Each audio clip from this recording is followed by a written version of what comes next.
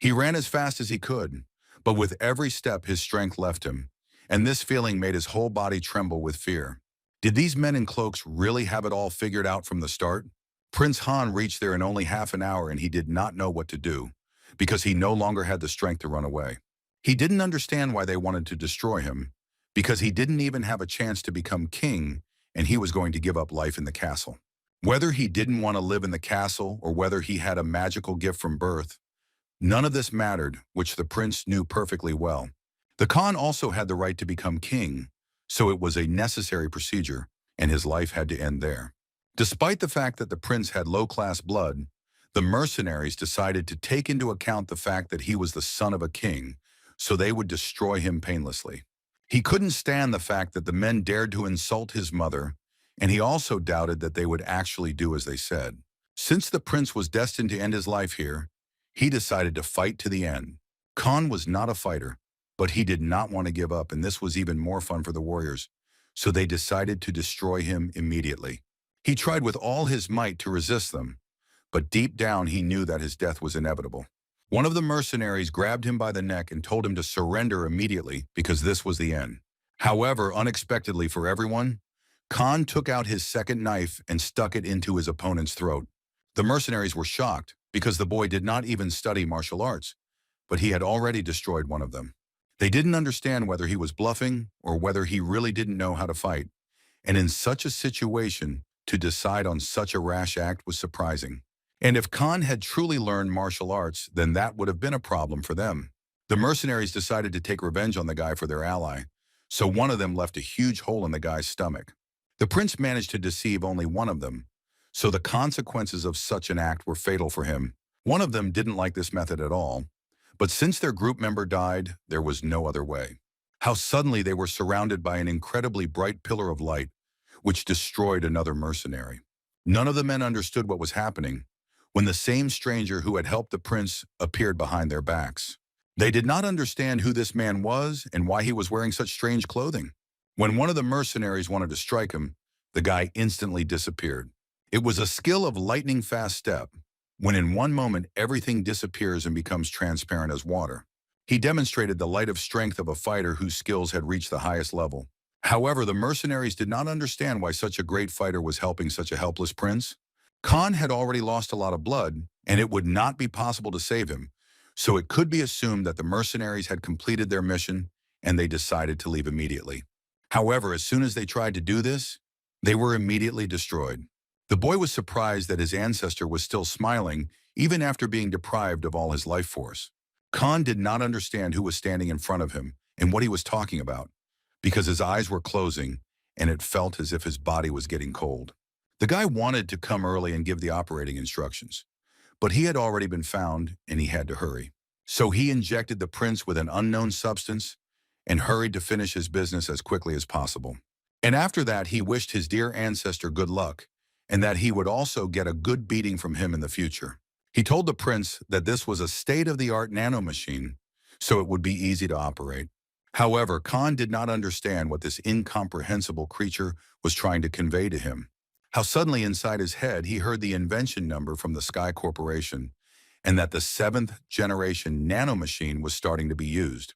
Long ago, the warriors of the Celestial Empire developed a martial art for their defense, and over time it evolved from a means of self-defense into a way of life, and now it was a complex system that included methods of nutrition, breathing, spiritual development, and much more.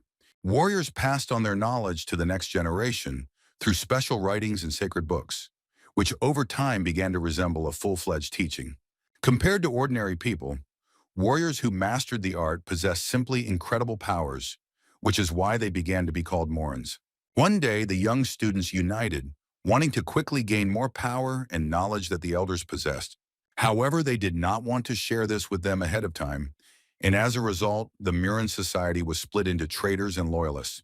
Being unable to defeat each other, a precarious balance reigned between them for a very long time, until a completely different third force appeared, who were called magicians, and their teachings were magic.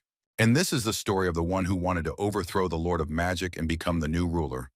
And he was none other than Han Wuyan. When the prince woke up, he could not believe that he was alive, because just recently a sword had been stuck into his stomach. He didn't know what happened to him and why he was wet, and his whole body was black and sticky and had an incredibly poisonous smell. How suddenly did someone start asking him, or did the user come to his senses? There was no one around, so the boy thought it was his inner voice. But this was unlikely, since the prince had heard it only once in his life, and it sounded different. The voice he heard came straight from his head, which was very surprising.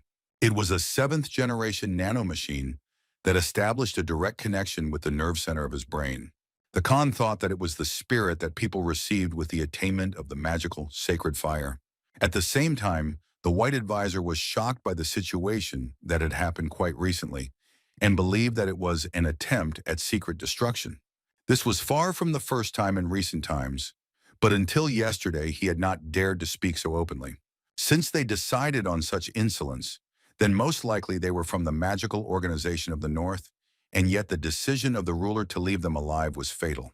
It was obvious that someone had helped young Master Han, but it was impossible to determine who exactly, and even with his status as a man, he could not have guessed it. What the man had recently seen was indescribably horrible, because on the cold ground lay pieces of bodies torn in half and scattered in different directions. Only one of the attackers was lucky enough to be unharmed, but the knife he had given the young master was sticking out of his neck. Suddenly, the man heard someone's breathing, and nearby lay a body almost completely covered in blood, and it was Han Wuyun. However, to the man's surprise, there was not a single wound on his body, and his breathing was even, as if he was sleeping. And although there were clear traces of a sword blow on the clothes, the body itself was clean without a single scratch. The white advisor could not understand who had helped the prince, since the heads of other factions would not have taken part in such a minor skirmish. This was very curious, so the men decided to first look at the young gentleman himself and his condition. Khan thought that it was the spirit that saved him, but if we talk about the enemies that threatened him then this was not so, but it was he who restored his body, preventing the onset of a fatal outcome.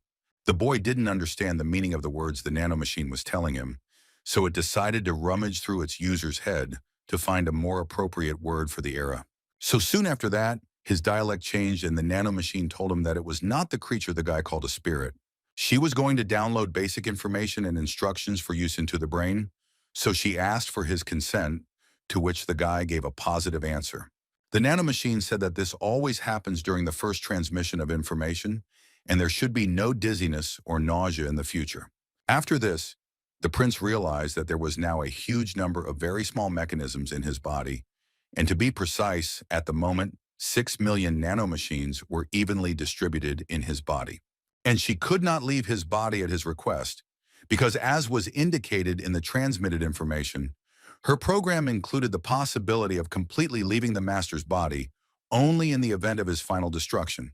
Khan realized that the mysterious stranger who dealt with the magicians from the north had inserted this very nanomachine into his body. The prince's thoughts were interrupted by a knock on his door, and the news that the white advisor had finally arrived to see him.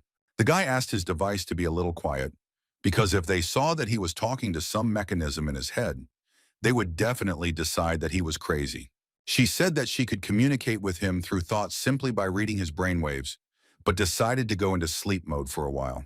The men thought that the young gentleman had not yet woken up, so they decided to be extremely careful. But as soon as they got closer to him, they felt an incredibly terrible smell that came from the guy. The white advisor was not sure that the young master remembered an old man like him, but Khan could not forget the man who answered the call and came to treat his mother. The man asked the young gentleman's permission to measure his heartbeat to check his health. The white advisor was incredibly surprised, and the bodyguard could not understand what the reason was, and whether the young master really had some kind of illness.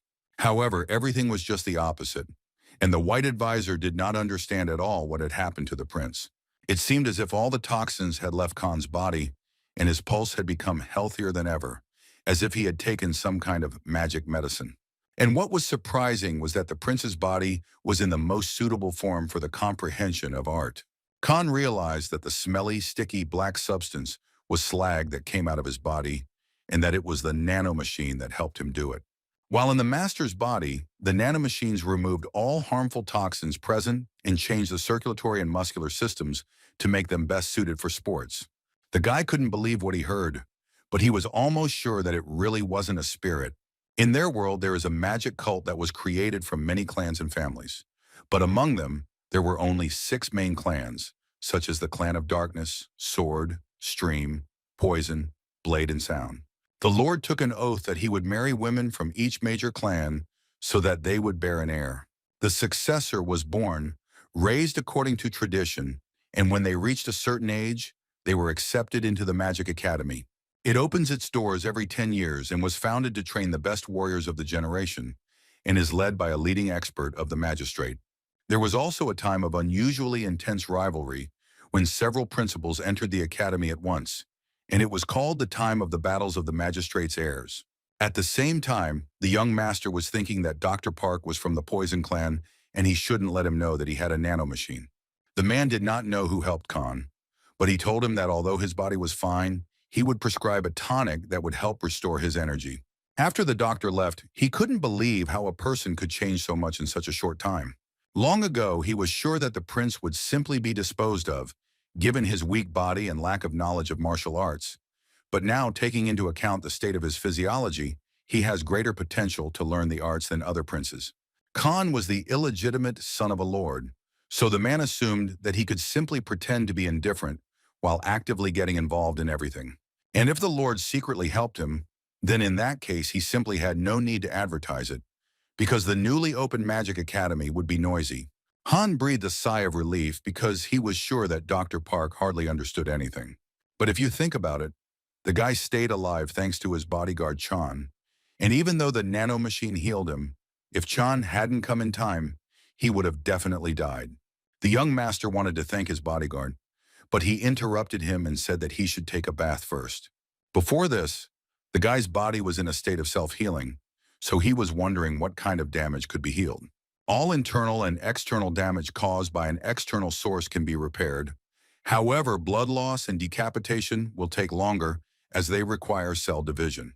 But all these words were very difficult to understand, so he decided to test it all in practice. He left a deep cut on his hand, but at the same time, the self-healing function of the left palm from the knife wound was activated. And literally a minute later, there was not even a trace left on the young gentleman's hand. Even seeing it with his own eyes, he found it hard to believe. But now he knew exactly how it worked.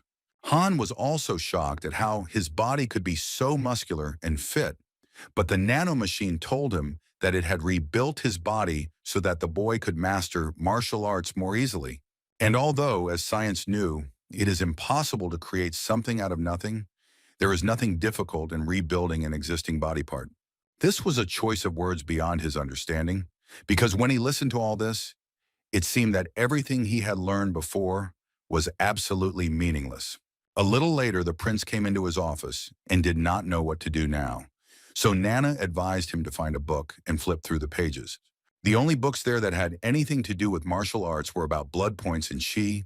Triju was a breathing technique designed to train the body and mind, but even with a lifetime of study, it is very difficult to reach even the lowest level. So Khan decided to read up on the blood points and warn Nana that he was starting.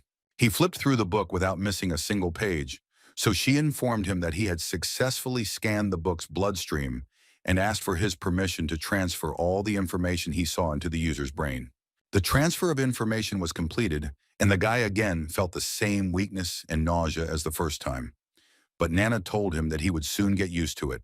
The young master didn't know what to do next, but the nanomachine told him that if he wanted to apply the knowledge he had gained, he simply had to think about a certain topic for it to appear. Blood points play an important role in the blood circulation of the human body and can also be simply called blood. There are 2 types of points, some paralyze and others can destroy, and if you poke at the point of paralysis, then the person's body will also become paralyzed. Khan thought that this was complete madness, because it was not just memorization, and he could fully understand the contents of the book. The prince could not believe that with such information, he would be able to learn and hone martial arts faster than anyone else. The candidates from the 6 clans had been learning many techniques since they could walk, and even watching those assholes, he still couldn't understand the 3-Jew method. But he heard that there were many of them in the Magic Academy. With this ability, he will become stronger, faster than anyone in the academy. So the prince decided for himself that this would be his goal. In the chambers of the heir candidate, in the southern castle of the demon cult of the Pakmajan house, the boy was very angry that he sent everyone to get rid of one boy, and they all ended up destroyed. One of the warriors realized that this made no sense and thought that someone had helped the young master. Prince Murim was furious because no one had the right to call him by his name at his whim. He thought that Han was a bastard with low-class blood, so it would be easy to eliminate him, but the young master had a couple of trump cards. Murim even tried to get rid of his bodyguard, but it seemed like there was someone else who could protect the guy. Therefore, looking at all these circumstances, the guy decided to destroy Khan already in the Magic Academy. All night long, Han couldn't sleep because of his nerves. So when the morning came, he firmly decided that today was the day he would enter the Magic Academy. Was he thinking about whether it would be better if he mastered Chan's dagger technique? But in that case, the people watching him wouldn't just leave it like that, because when his mother left this world, he swore that he wouldn't learn martial arts until he entered the academy. How unexpectedly, Nana asked him, or did the young master want to scan the movement of Chan's bodyguard? The guy was shocked that she could scan other people's movements, and that meant she could scan the bodyguard's training and transfer it all into his head. All of this was doable, and besides this, the program has many techniques of other martial arts that can be learned, and Nana could even pass this knowledge on to the prince right now. But Han wasn't sure if it would be okay if he borrowed Chang's bodyguard's technique without getting his permission. But after lunch, he had to go to the academy without any regrets, so he didn't have time to think about how he could protect himself. So he asked Nana to activate the scan of his bodyguard's movements. The scanning time lasted for about half an hour, and soon this entire motion scanning process was completed. Immediately after this, the transfer of information into the user's brain began, and this time the young gentleman endured it more easily than yesterday. He was still surprised that he could now also master the bodyguard dagger technique, but he knew that he had to be very careful so that the man didn't notice it. Han was shocked and delighted at the same time, because he was able to do almost the same thing as Chan's bodyguard after 20 years of training. The scan allows him to completely ignore all aspects such as daily training, holding a pose and honing his movements, which could not help but shock the young master. In addition, when the motion scanning was activated, muscle contraction analysis was also performed, so Nana asked for permission to transfer information to the muscles again. After that, his whole body was suddenly racked with pain, and the guy could not understand what was happening to him. Through long-term training, his body builds up specific muscles needed for specific movements, but it is not developed enough for this, so his muscles will become damaged. Master Han had not trained for a long time like Chan, and even if his brain had absorbed the information, his body would not be able to adapt. Therefore, the muscles of the young gentleman need stimulation, because in this way the movements will become habitual for the body, and only after the transfer of information will he be able to fully use these movements. If Han transferred the information to the muscles, the pain would go away, so he asked Nana to do it as quickly as possible. She warned him that this transfer requires every nanomachine in his body to work, so this process will take a couple of hours, and this transfer will be accompanied by pain, so the prince will be under the influence of anesthesia for some time. There have been 1 million recorded cases of loss of consciousness caused by muscle transfer, but Han decided to try without anesthesia, and if he couldn't handle it, Nana would return the guy to the option with her. The prince was very excited, and at first it felt like a tickle, but soon after he felt an incredibly hellish pain. Therefore, Nana made the decision to urgently administer anesthesia to her user. At the same time, Chan was thinking about whether he should prepare something special for his young master today, but ultimately decided to prepare the usual dishes that the prince liked. It had been 5 years since the man had learned to cook for him, even though he wasn't even a good cook. In the past, the young master's mother asked the bodyguard to look after her son. The man couldn't believe that it had actually been 5 years since Lady Sarvana died from poisoned food, and that today Prince Han was entering the academy, so he mentally turned to the woman to grant her son protection from the heavens. How suddenly he heard the cry of the young master, and dropping all his affairs, rushed to his aid. Khan was unconscious, but judging by his pulse, everything was fine. So the man was extremely confused and did not understand what had happened. To his surprise, the man saw strange marks on the floor that reminded him of his martial arts technique. Prince Han had been watching his training for the better part of 2 years and had already achieved what a man could achieve in 20 years of training, so this news shocked him. At this time, the young gentleman had already come to his senses because the requested transmission to the muscle fibers and anesthesia was completed. The guy decided that he would never repeat something like this again, even though Nana had warned him about it in advance. He wondered whether it was painless to use the dagger technique now, because due to the transmission to the muscles, it should have the same fiber structure as people who had practiced the necessary movements for 20 years. Khan used the same techniques as before, but his strength and accuracy increased hundreds of times. The feeling as he cut through the air was simply superb, which could not help but please the young master. That was all that was needed for the first formation. As for the first step of the second formation, even though he didn't use the light style, there were still traces left, and that was a bad sign. He had already mastered the heavy style, but if the bodyguards saw this, it would be really bad. He heard Chan heading into the room and trying to cover his tracks, but they wouldn't disappear even if he pressed on them. So when the man came in, he saw the young gentleman drag the table to the place of his footprints, which was very funny. The guy explained that since he would not be home for a long time, he would like to have a snack in the center of the room, which seemed completely stupid. The man prepared for him fried Chinese cabbage and pork, as well as egg on rice, which were the prince's favorite dishes. Han realized that the bodyguard was caring for him, as today was the day he entered the academy, and this could be his last breakfast that the man made for him. The guy decided to eat everything to the last drop, and the man asked him to do it more slowly, otherwise his stomach would get upset. After the young master finished eating, the man asked him when he had mastered his dagger technique. The guy pretended that he didn't understand what was being discussed and made a maximally surprised face. So the man decided to move the table and check if his eyes had deceived him. This mark was left by the first movement into the second formation of his technique and looks much clearer than the one he saw before.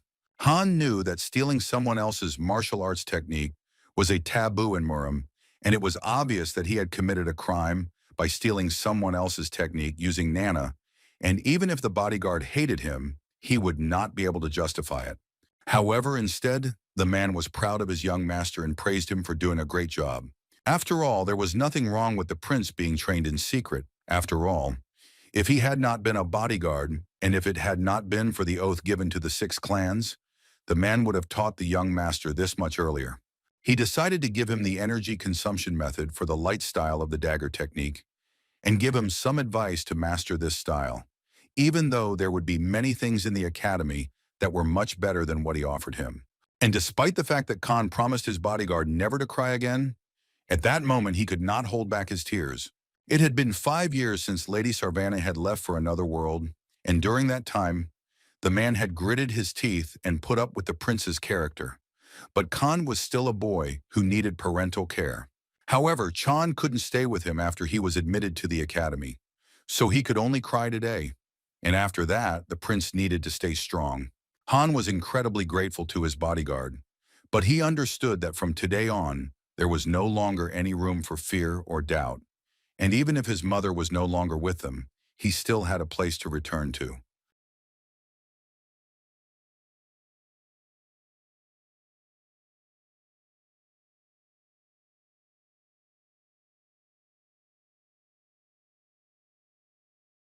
The man was angry that everyone gathered there was so noisy, because due to such disorder, he could not see any hint of their souls. The left bodyguard, Fire King Li Hua Myung, was very angry, because did they all come here without due determination, because this could be the place of their death? This red hair indicated that this man was one of the strongest of the magic cult. He also drew attention to the fact that all the heirs of the 6 clans stood in the first row. The first of the guys was from the Clan of Darkness, and number 1, Yung Mu Yon. The second in line was a guy from the Sword Clan, and also number 2 was Jong Kyung Woon. The Brook Clan was represented by the guy number 3, Chun Mu Kim, who was incredibly annoyed by what was happening around him. The fourth was an incredibly calm guy from the Poison Clan, and also the student number 4, Jung Yun Sum. The fifth in line to enter the academy was the young master from the Blade Clan, number 5, Chong Yu Chang. And the last in this row was the only girl from the Sound Clan, number 6, Jong Won Ryu. But when Hwa Myung tried to find the 7th heir from the main clan with his eyes, he couldn't do it, so he wondered where he was. At the same time, they didn't want to let Khan go ahead because he didn't have the 7th prince's name badge, so he would have to wait until the workers found him. The boy thought that it must have been the work of one of the 6 clans, because they did not want him to stand in the same row with them. Khan understood that nothing good would come of quarreling with them from the very beginning, so he calmly stayed away. These were the same bastards who had tried to destroy him at every opportunity, and it was obvious that they would be ready to do it again as soon as they saw him. Well, even despite this, the prince still came there, after their countless dishonest attempts on his life, and decided for himself, no matter what, to become stronger than all of them put together. When he finally got his badge, there were a lot of people ahead of him, and Han realized that it would be very difficult to get ahead. The people around were whispering that the black name badge with the number 7 belonged to a guy who was a candidate for the successor and did not belong to any of the 6 clans.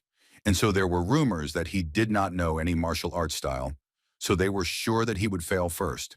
Although the young master did not hear what the people were talking about, it did not take much intelligence to understand what they were whispering about.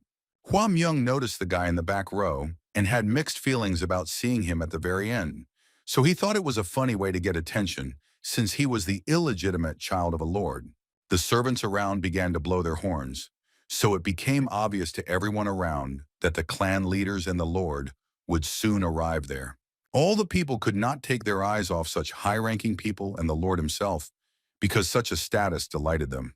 How unexpectedly one of them, namely the right bodyguard, the crazy blade Seo Myung, stumbled and became very angry at Hua Myung because he looked down on him after such an unpleasant situation. But the chief bodyguard of the great kings of the Guardians, American, ordered everyone to be silent and no one could disobey him. And finally, one of the 5 strongest in the Murim cult, Lord Chanma, the heavenly devil Chon Yu Chon, arrived at the scene. The man's presence overwhelmed everyone around him, as befits a master, and no one could even raise their head.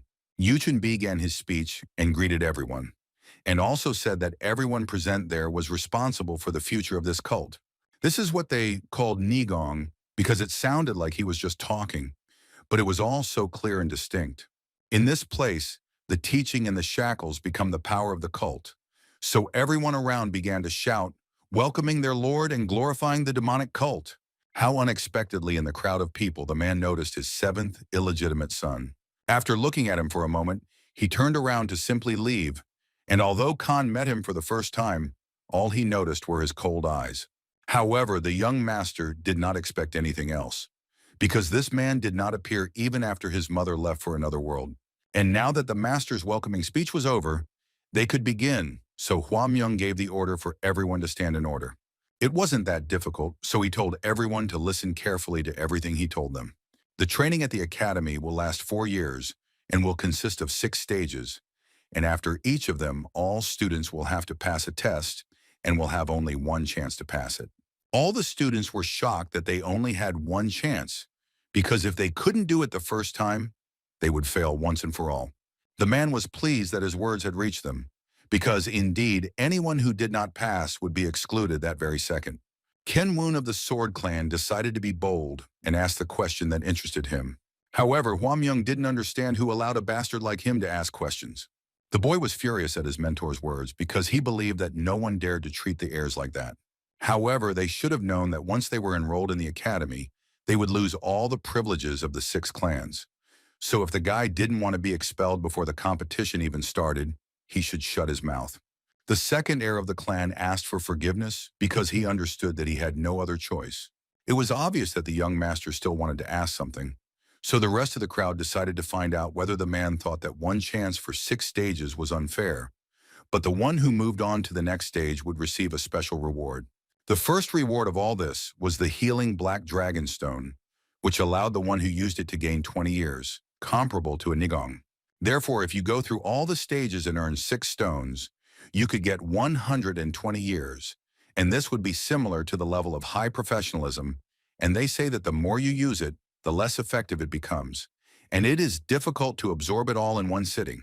Han understood that he didn't have any Nigong now, but if he went through all 6 stages, he would be able to increase his Nigong many times over. The second reward was a book of martial arts secrets, and although all the students were proficient in martial arts, they still understood the importance of such books. The library of the Demon Academy is located on 5 floors, and each time they pass the test, they will be given access to one floor. And depending on the effort they put in, they will have the opportunity to learn the secrets of the six clans and even secret manuals on various martial arts, such as the divine phonology of Master Murim. Han realized that martial arts books were much more important for survival than Nigong, so he decided to focus on them. But first, most of them won't make it to the fifth floor, even if they are resurrected, so the man advised everyone to come down to Earth. And the third and final incentive was that all the boys could achieve a rank they had not had before. It is for this reason that candidates there have no ranks or privileges, and everything changes after entering the academy. Because from that moment on, only the strongest will survive. Each time they pass a stage, they will receive a rank, a low warrior rank for the first stage, a medium rank for the second, and a high rank for the third, and the rank of team leader for the fourth stage and clan leader for the fifth. And the sixth, however, may not affect them. So the man decided to miss this moment. Most of them won't even pass 3 stages, no matter what they do. But still, even so, wouldn't it be a shame if members of high-ranking clans became low-ranking here? However, it was impossible to call the 6th stage a test at all, because it was practically impossible to pass it. And in the centuries that the academy has existed, not even a dozen people have passed this test. If the students can advance to higher levels, their rank will be counted, but they will all start at cadet rank, and later these ranks will vary. If survival was previously the main problem of the young master, now survival means rising in rank. With the explanations over, Huam Young told everyone to split into groups to check into the dorms and begin the first test. Everyone around them, including Han, were terrified that right now their first test was awaiting them because they all thought that they had to learn something first. However, Huam Young told everyone to immediately shut up and that those who failed the test would be expelled, and they didn't even deserve to be called low-ranking warriors, so the first test was to evaluate their fighting skills. They were required to have at least a basic level of Nigong to become warriors of their academy, and those without Nigong would be redirected into agriculture, commerce, or service industries. Han at this moment realized the reason why the ladies of the 6 clans made him swear that he would not learn Nigong, and if he did not pass now, he would become part of the lowest clan of the cult. And if that happened, anyone would try to destroy him. Mu Kim of the Stream clan didn't know whose idea it was, but it was clearly a good one because it would save him from having to destroy Han himself. How unexpectedly, the leader of one of the 5 oldest clans of the demon cult Sound Clan, Han So-yun, appeared before them, having come there to oversee the progress of the first test. And to be honest, this test was very simple, and if any of them failed here, they would never be able to become even a low-ranking warrior. Everyone understood that the leader of the Sound Clan did not just appear there for no reason, and most likely it was some kind of unusual test for such a great person to be present at it. To the surprise of the young gentleman, all the cadets around him began to cover their ears.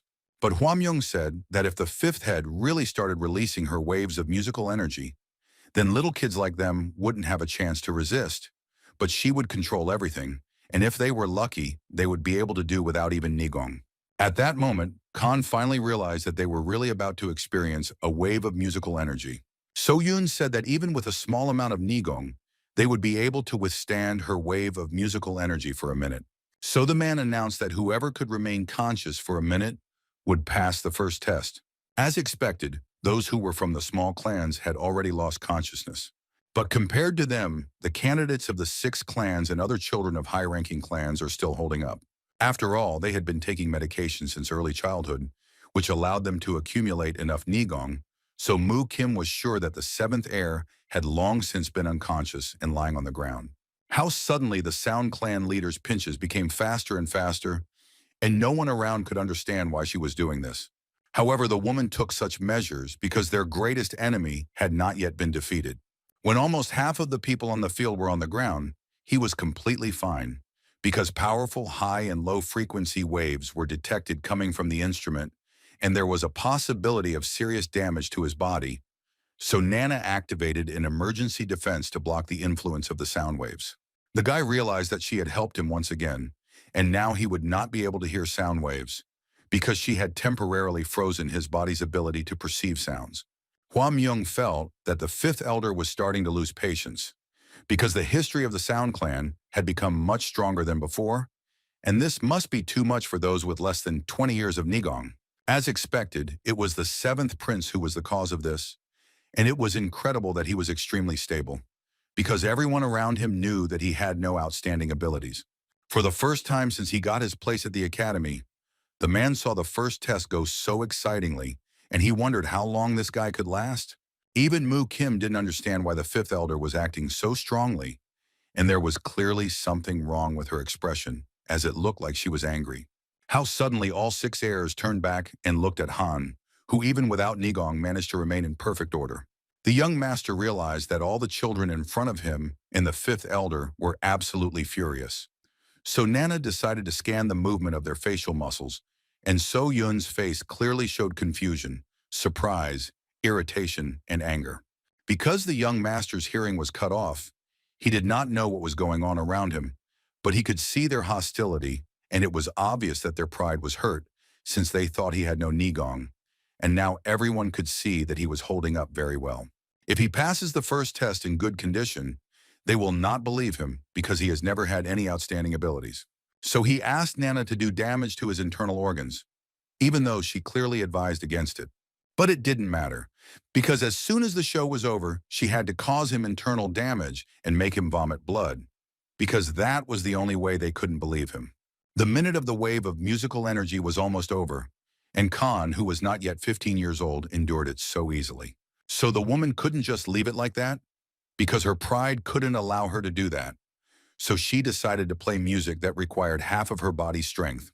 Hwam Young tried to stop her, because continuing such a concert would be dangerous for all the students of the Magic Academy. Finally, this terrible music ended, and everyone around could breathe a sigh of relief. The fifth elder herself couldn't believe what she had done, because she couldn't control her anger toward the seventh heir, and used half of her strength, and all of this was because of the enemy of the six clans. How unexpectedly the prince began to vomit blood in incredible quantities, which he clearly did not expect. But Nana said that the program was executed in accordance with the given order, and 30% damage was inflicted, which caused maximum bleeding. Hwam Young rushed to his aid, because if the young master died because of the test, then he would be the one responsible, and maybe the guy was not from the six clans. But you can't let a member of the leadership line die there. And although dizziness caused by the loss of 7% of blood was registered, and the self-healing mode of internal organs and blood supply was activated, Khan asked his assistant to hold off on this. She said that the master was in a very dangerous condition, but he persistently continued to mentally ask her to wait a little longer. And the man could only ask himself one question: how much Nigong must this child have to withstand such a test? Hwam Young felt that the seventh heir didn't actually have him, which was complete madness. And even though there were bad rumors about him and the man did not expect much, he still could not believe that the guy passed the first test only on mental endurance and willpower. When the man gave the order to take the seventh prince to the infirmary, Han finally asked Nana to treat him as soon as possible. So Yun was simply shocked that the child had endured the waves of energy as if it was nothing. But in reality, he had so much internal damage. Immediately after the boy left the battlefield, the man said that even for the fifth elder, this was all too much, because she almost destroyed him. So Yun wondered if by any chance this child didn't have at least a little bit of Nigong. However, Hwam Young assured her that he had nothing, and he gave Han a little stimulation. But he had no Nigong at all, and this meant that the guy really kept his oath. The woman was furious because it was impossible to withstand so much of her energy without distinctive abilities, and if he really didn't have Nigong, he would have passed out like the other children. The man said he was left with very serious wounds and that he had passed the test thanks to his own will. And if he weren't illegitimate, the man would want to raise him as one of his students. But nothing good would come of it due to the resistance of the six clans. I found this situation funny, because it was very funny to hear that the young master passed the first test thanks to his own will. Hwam Young said that it was none of his business, and so the man advised him to hide in a corner as usual and continue drinking. The man was very angry because the guy, who would have been destroyed already, if not for the bodyguard, seemed to like to pick on him. However, the guy who manages to speak even with a mouthful of alcohol, as he said if he weren't a bodyguard, he would have been destroyed long ago. How unexpectedly they released an incredibly powerful energy into each other, which was felt by everyone around, because this is how the right and left bodyguards collided. But still, Saab men decided to leave. And on the way, he mocked all the students because they were spread out on the ground from just one wave of energy. so he thought that modern children had no courage at all. However, despite everything, compared to the other guys, he couldn't help but appreciate Khan's efforts, so he concluded for himself that he definitely liked him. At the same time, in the main building of the Demonic Academy, on the second floor, there was an infirmary, where Dr. Baek Jong-myun was informed that a patient was being brought to him. He was incredibly happy that he actually got a patient on the very first day, and he knew that the Demon Academy was the best. Everyone around knew that this doctor was a student who was obsessed with medical practice. Well, when the young gentleman was finally brought into the infirmary, the man was very surprised at how difficult the test must be to be in such a state. He asked the men if he had been hit in the stomach, but they explained to him that the guy only had internal injuries. Chung Myung was very surprised, but the young master did not have a nigong, so the left bodyguard asked the doctor to take special care of him. He had seen various cases during his 10 years of studying with the teacher, but this was the first time he had seen so much blood from internal wounds. Previously, Han had not thought about being transferred to the infirmary and had almost healed his internal injuries, but he was still in pain, so he had to wait until the doctor finished. His pulse was obviously uneven and rapid, and it was probably because the young master had received a lot of damage, but it was still strange, because even if he bit off his tongue, there would clearly not be that much blood.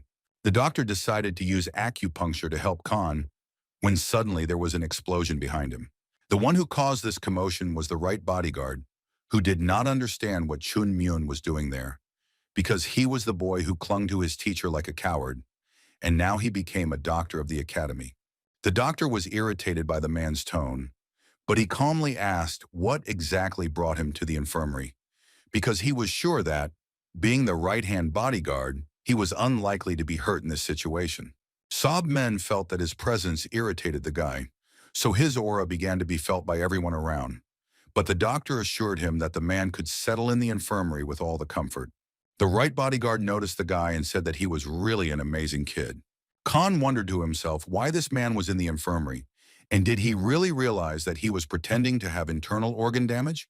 How unexpectedly the man moved closer to the guy, and a clear smell of alcohol was felt from him, but he continued to ask why the young gentleman was pretending to be asleep, because he felt that this was not the case at all. The right bodyguard, thanks to his abilities, was able to lift the guy without even touching him, which greatly surprised the infirmary doctor. Han realized that the man had lifted him up using Nigong, but he was unable to move as he was still not recovered. Sobmen said that if the seventh prince continued to pretend to be asleep, he would slap him in the face. It was obvious that the right bodyguard had figured him out, so the guy asked how he did it. The man started laughing loudly because this whole situation was extremely funny for him, because the guy dared to be so impudent and disgraced himself in front of his bodyguard. Sobmen called the young master strange, because any experienced warrior can determine whether a person is sleeping or not by the sound of his breathing. Khan was surprised, but the average number of breaths for a man between the ages of 15 and 20 is 12 to 20 per minute. But previously his breathing was 8 counts per minute, which was extremely implausible. However, despite everything, the right bodyguard said that he does not think that today's children have the same strong guts as he did, because the current generation had no endurance, and they want to take the easiest way out as soon as the situation gets difficult. But none of this could be said about the seventh prince, because he hinted that he had a will that others did not possess. When the man stopped the effect of the Nigong, he decided to get to the point and said that he really wanted Han to become his disciple. The boy couldn't believe his ears, so he asked the man again what he had just said. But Sobmen repeated to him once again that he really wanted to take him on as a student. Everyone around knew who Han really was, so if he accepted this offer, there was a chance that the 6 clans would hate the man if he took him in. The right bodyguard found it funny to hear this, because he was sure that they couldn't do anything to him, and besides, they would still have to compete with each other, with or without him. Khan knew that this was a great opportunity for him, but he was not sure whether such an offer was a trap for him. Beck thought that in front of him was indeed the famous seventh prince, and although he knew that the 6 clans would pull tricks at the Demon Academy this time, but forcing the guy to lose so much blood was too much. At the same time, the young master did not know what exactly he should answer to this, because it was so unexpected, and besides, he already had a teacher at the academy. Sobmen understood that this child had doubts, and this was expected, considering the kind of life he led. So, despite the fact that the guy was still unsure, he decided to offer him something that he couldn't refuse. He placed in front of Han what he needed most to survive in the Demon Academy, since he was stuck in the infirmary as soon as he got there. If he's afraid of falling behind others, then he'll obviously need it. And although he was able to pass the first test through sheer willpower, did he really think that someone without a Nigong like him would be able to pass the next test? Anyone who hoped to be a warrior had to be one step ahead of the rest. And if the guy planned to lie in the infirmary for these 2 weeks, then that could only mean that he would fall behind everyone from the very beginning. And while he was locked here, the rest, his most ardent opponents, would advance 100 steps forward, so the guy couldn't deny it. But he definitely needed to stay there to avoid suspicion. Sobman asked the young master if he knew why Hua Myung had sent Han here. The young gentleman suggested that the reason was that his internal organs were damaged. It was true that if a person was wounded, he was sent to the infirmary. But what was strange was that there were many other children with internal injuries, but the man did not send any of them there. Most Murima people can heal internal injuries through meditation, and of course it will be faster if they are treated by a doctor or with medicine. Therefore, the right bodyguard hinted that everyone else was able to heal themselves at least a little, so there was no need to send them to the infirmary. A child who cannot even be cured by meditation, could he possibly be cured of internal injuries in such a short period of time? Han understood that everything else was exactly as the bodyguard said, and it was clear that if he wanted to move on to the next stage, he would need Nigong. The young master heard that if he passed the first test, he would receive a healing stone and access to the first floor of the academy library, so he wanted to take advantage of it.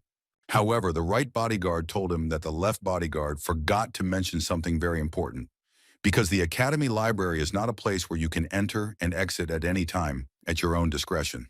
You can only go there once after passing the test, because no one would allow you to freely explore all the important books that were there, because this place was extremely protected. In addition, there was a time limit that one could stay there, and it was only 2 hours, but the higher the students rose, the more time they were given. Also, rewriting the contents of books was prohibited, and the cadets had to memorize everything before they left. And memorizing 2 books was already a lot. Han realized that this gave him a huge advantage, because with Nana's scanning skills in just 2 hours he would be able to scan not 1 or 2, but hundreds of books. The right bodyguard said that such a boy without a Nigong would definitely be tested for strength in 4 years at the academy.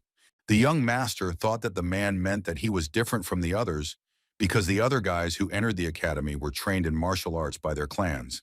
But he had no fighting skills, no Nigong, and in order to deal with the threat of the 6 planes, the guy really needed to become his disciple. At that moment, Han thought that the piece of paper near his head was the breath of the Nigong. The right bodyguard was pleased that the boy had figured this out. So if he became his student, the man would teach him the Nigong breathing right there and then.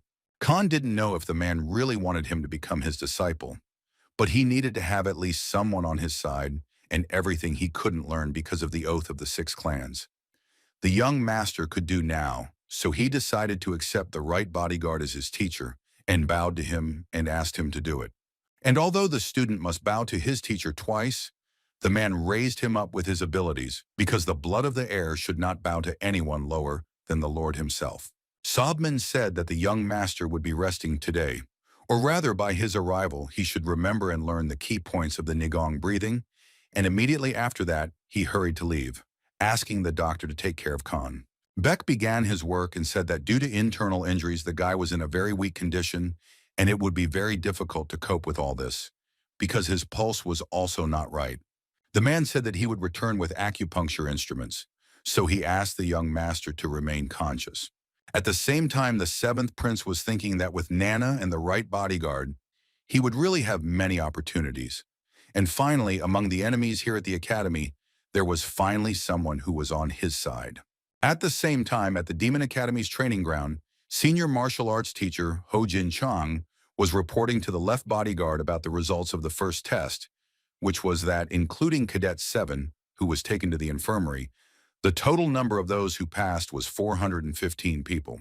This was 200 people less than the results of the first test 10 years ago, and as predicted, Elder Seo Yoon's energy waves were too powerful. Those who failed found this situation unfair, and did not understand why they were being excluded just because bubbles came out of their mouths. Therefore, all those who could not come to terms with the results of the first test were thrown out of the demonic academy that very second. Those people who were at the forefront have remarkable skills, and those who are excluded will not be able to resist them, and because of their stubbornness, they will not be able to learn a lesson from it. In their place, the left bodyguard would also consider this unfair, since because of Cadet 7, the difficulty of the first test was inflated. Therefore, for those who had no failures or skills, this loss became their destiny. And among those who passed the first test, there were many children with outstanding abilities. And even though many of them had internal injuries, they continued to meditate. The candidates from the 6 clans and the 8 people from the high clans easily passed this test, because they were originally on a different level compared to the rest of the cadets. After all, in order to not suffer any damage from the energy waves, Elder Seo Yun would need hundreds of years to wield such a Nigong, and it was obvious that they were indeed a level higher than the other candidates. The Dark Clan's number 1, Muen, and the Blade Clan's number 5, Yuhan, were the only ones to withstand the energy waves without sustaining any damage, and rumor has it that the battle between their clans will be incredibly exciting. Huamyan congratulated the cadets on passing the first test and told them that they would all receive a bronze medal, signifying the lowest rank in the academy, and they would spend the next 4 years as cadets of the Demon Academy. And after that, he decided to begin dividing them into groups. At the same time, Dr. Beck informed the young gentleman that his condition was very bad, and the guy would need at least 15 days to take part in the next tests, which surprised him greatly. He didn't know what he had to do now, because if Nana was put into self-healing mode, then the treatment would end before it even started. But if he recovered too quickly, then he would definitely be suspected. If the young master agreed to the usual treatment, he would fall behind in training, and even more so, he did not know anything that happened after the first test, due to the fact that he was carried to the infirmary. However, the man told him not to be so upset, because if the young master were treated by ordinary doctors, it would take months. But the period would be shorter because his teacher was Baek Young-woo. The doctor didn't know if it could help, but he said that he would pretend not to know that the 7th prince was learning martial arts from the right bodyguard, for which the young master was very grateful to him, and said that he would definitely repay him for it in the future. Beck was determined to do acupuncture, so he needed to get rid of Han's clothes, but when he saw his muscles, it impressed him greatly. And not even though the young master had not studied martial arts, his body was in much better shape than he expected. The doctor allowed the first needle to be placed in the middle of the chest, but Nana detected an attempt to cause damage to the user's body using a sharp iron needle and activated self-defense mode. Han managed to force Nana to stop doing it in time, so she deactivated her self-defense mode at the user's command, and it seemed like she didn't know the difference between attacking and healing. She explained to him that without prior knowledge of his body's actions, she would treat any attack as damage. So the 7th prince asked her from now on not to react to actions he took voluntarily. Since Beck started treating the boy, his stomach pains have become much less, so Nana decided to bring out information related to acupuncture of the embedded systems. Acupuncture needles enter points on his body such as the lower sternum, under the heart and arms, and the 5th and 6th are points that enhance regeneration in the abdominal area. Nana could heal his internal injuries, and the healing could go faster, but if he recovered too quickly, she wouldn't necessarily suspect anything. So he asked her to heal him and make it look like he was still injured. Nana told him that after his self-healing treatment was complete, she could change his pulse rate in such a way that it would create the illusion of internal organ damage. Although Han asked this just in case, he was glad that it was possible, and if he could fool the doctor for 2 weeks, it would be his chance to learn Nigong with the right bodyguard. Immediately after that, he asked Nana to cure him now and deceive Beck when he came to check on him, so she began the self-healing process at the user's command. After a while, the man gave the order for the cadets to line up and then began to explain to them what the next test consisted of. Before the 3rd test, all cadets would be tested at the same time, and in order to pass the 2nd test and become a mid-level warrior, they needed to have basic knowledge of tactics and strategy, and they only had 20 days at their disposal. There were 20 groups there in total, because after 3 weeks, only 10 groups would be able to move on to the next stage. Everyone around was shocked that they were given so little time, because it was almost impossible to remember all the tactics and strategies, Most of the groups didn't have a single strong cadet, and so half of the cadets were eliminated before the third test, and 6 clans had an undeniable advantage in all of this. This will be the first and last test that requires teamwork, so if they wanted to compete against each other as a group, they might all fail together. With that, he concluded today's meeting and told everyone that they could return to their dorms and rest. After all, starting tomorrow, all cadets will be trained under the guidance of the mentors who stood before them, and they will kindly teach them tactics and techniques. The instructor of the 8th group, Peter, asked the cadets under number 3 why he was still there. Brook Clan candidate Murim knew that his teacher couldn't answer questions regarding training, so he had a slightly different question. He was almost certain that he would be the leader of the 8th group, and the cadet number 7 who was assigned to his group was in the infirmary. So due to one person missing from the group test, he didn't want his entire team to fail. And since he wasn't at the ceremony, cadet number 7 doesn't know anything about the upcoming events, so the guy wanted to enlighten him about everything he learned today. Well, in fact, he was thinking that the illegitimate prince's luck had deserted him the day he found himself in the same group as him, because Murim personally decided to come to the infirmary to finish him off. The teacher thought this was a great idea because he saw that the young master had already mastered the basics, so he decided to congratulate him on his first day. However, the man decided to take the boy's advice into account, and as the group's instructor, he would go to the main building to pass on the information to cadet number 7, which surprised Murim immensely. Peter suspected something was wrong, and so told the insolent student that children were not allowed into the main building except in special cases, and his was clearly not one of them. The young master was very upset because he didn't even think that he wouldn't be able to get into the main building, and everything didn't go according to his plan at all. He was a candidate of the Brook clan, but he couldn't even use it here, so he had no other choice and asked the instructor to do a favor for him, and after that, the man told him to return to his dorm immediately. But finally, he asked him if the man could at least let him know when cadet number 7 would join them. It was not a problem for Peter, but he said that it was too late today and he would give all the news tomorrow. And if everything turned out exactly like this, then Murim will have to wait until Khan returns to the hostel in order to quickly make him suffer so much that he himself wants to go to the next world. A little later, in the main building of the demonic academy, Peter was shocked that it would take 14 whole days to restore the 7th principal. However, his internal injuries were so extensive that this was the minimum amount of time he could remain in the hospital. The teacher knew that if the boy stayed there for so long, it would not be easy for him to reach the highest level, so he asked the doctor if there was any way to speed it up. Beck also wondered about this, but cadet number 7 didn't have any Nigong at all, so it was impossible. Peter couldn't believe that he was being hospitalized for 2 weeks because the second test was starting in 3 weeks, and he didn't want his group to be excluded just because of this guy. So he asked the doctor for permission to talk to cadet number 7 because he had a lot to say. However, the doctor said that the young gentleman was currently sleeping, so the man decided to come tomorrow. He thought about how Han had barely managed to pass the first test, and that must have been where his luck really ran out. Early in the morning, Sobman burst into the hospital to see the young master to check how his new student was doing. The Khan was so surprised by such a night visit that he didn't even know what he was supposed to say. So the man asked if the boy had finished the homework he had given him yesterday. And although the 7th prince was taken away by the presence of the Lazarus only yesterday, he still said that he had successfully learned everything, because it was clear that the man was very impatient. The right bodyguard was completely shocked that the guy did this even when he was sick, because in fact he only said this to provoke him. And such an early visit from the teacher was justified by the fact that he would only be able to teach him for 2 weeks, which greatly surprised Khan. The man will be able to visit him while he is in the infirmary, but once he returns to the dormitory, he will no longer be able to contact him. And he has to teach during the day anyway, and he can only come very early, otherwise people will become suspicious of them.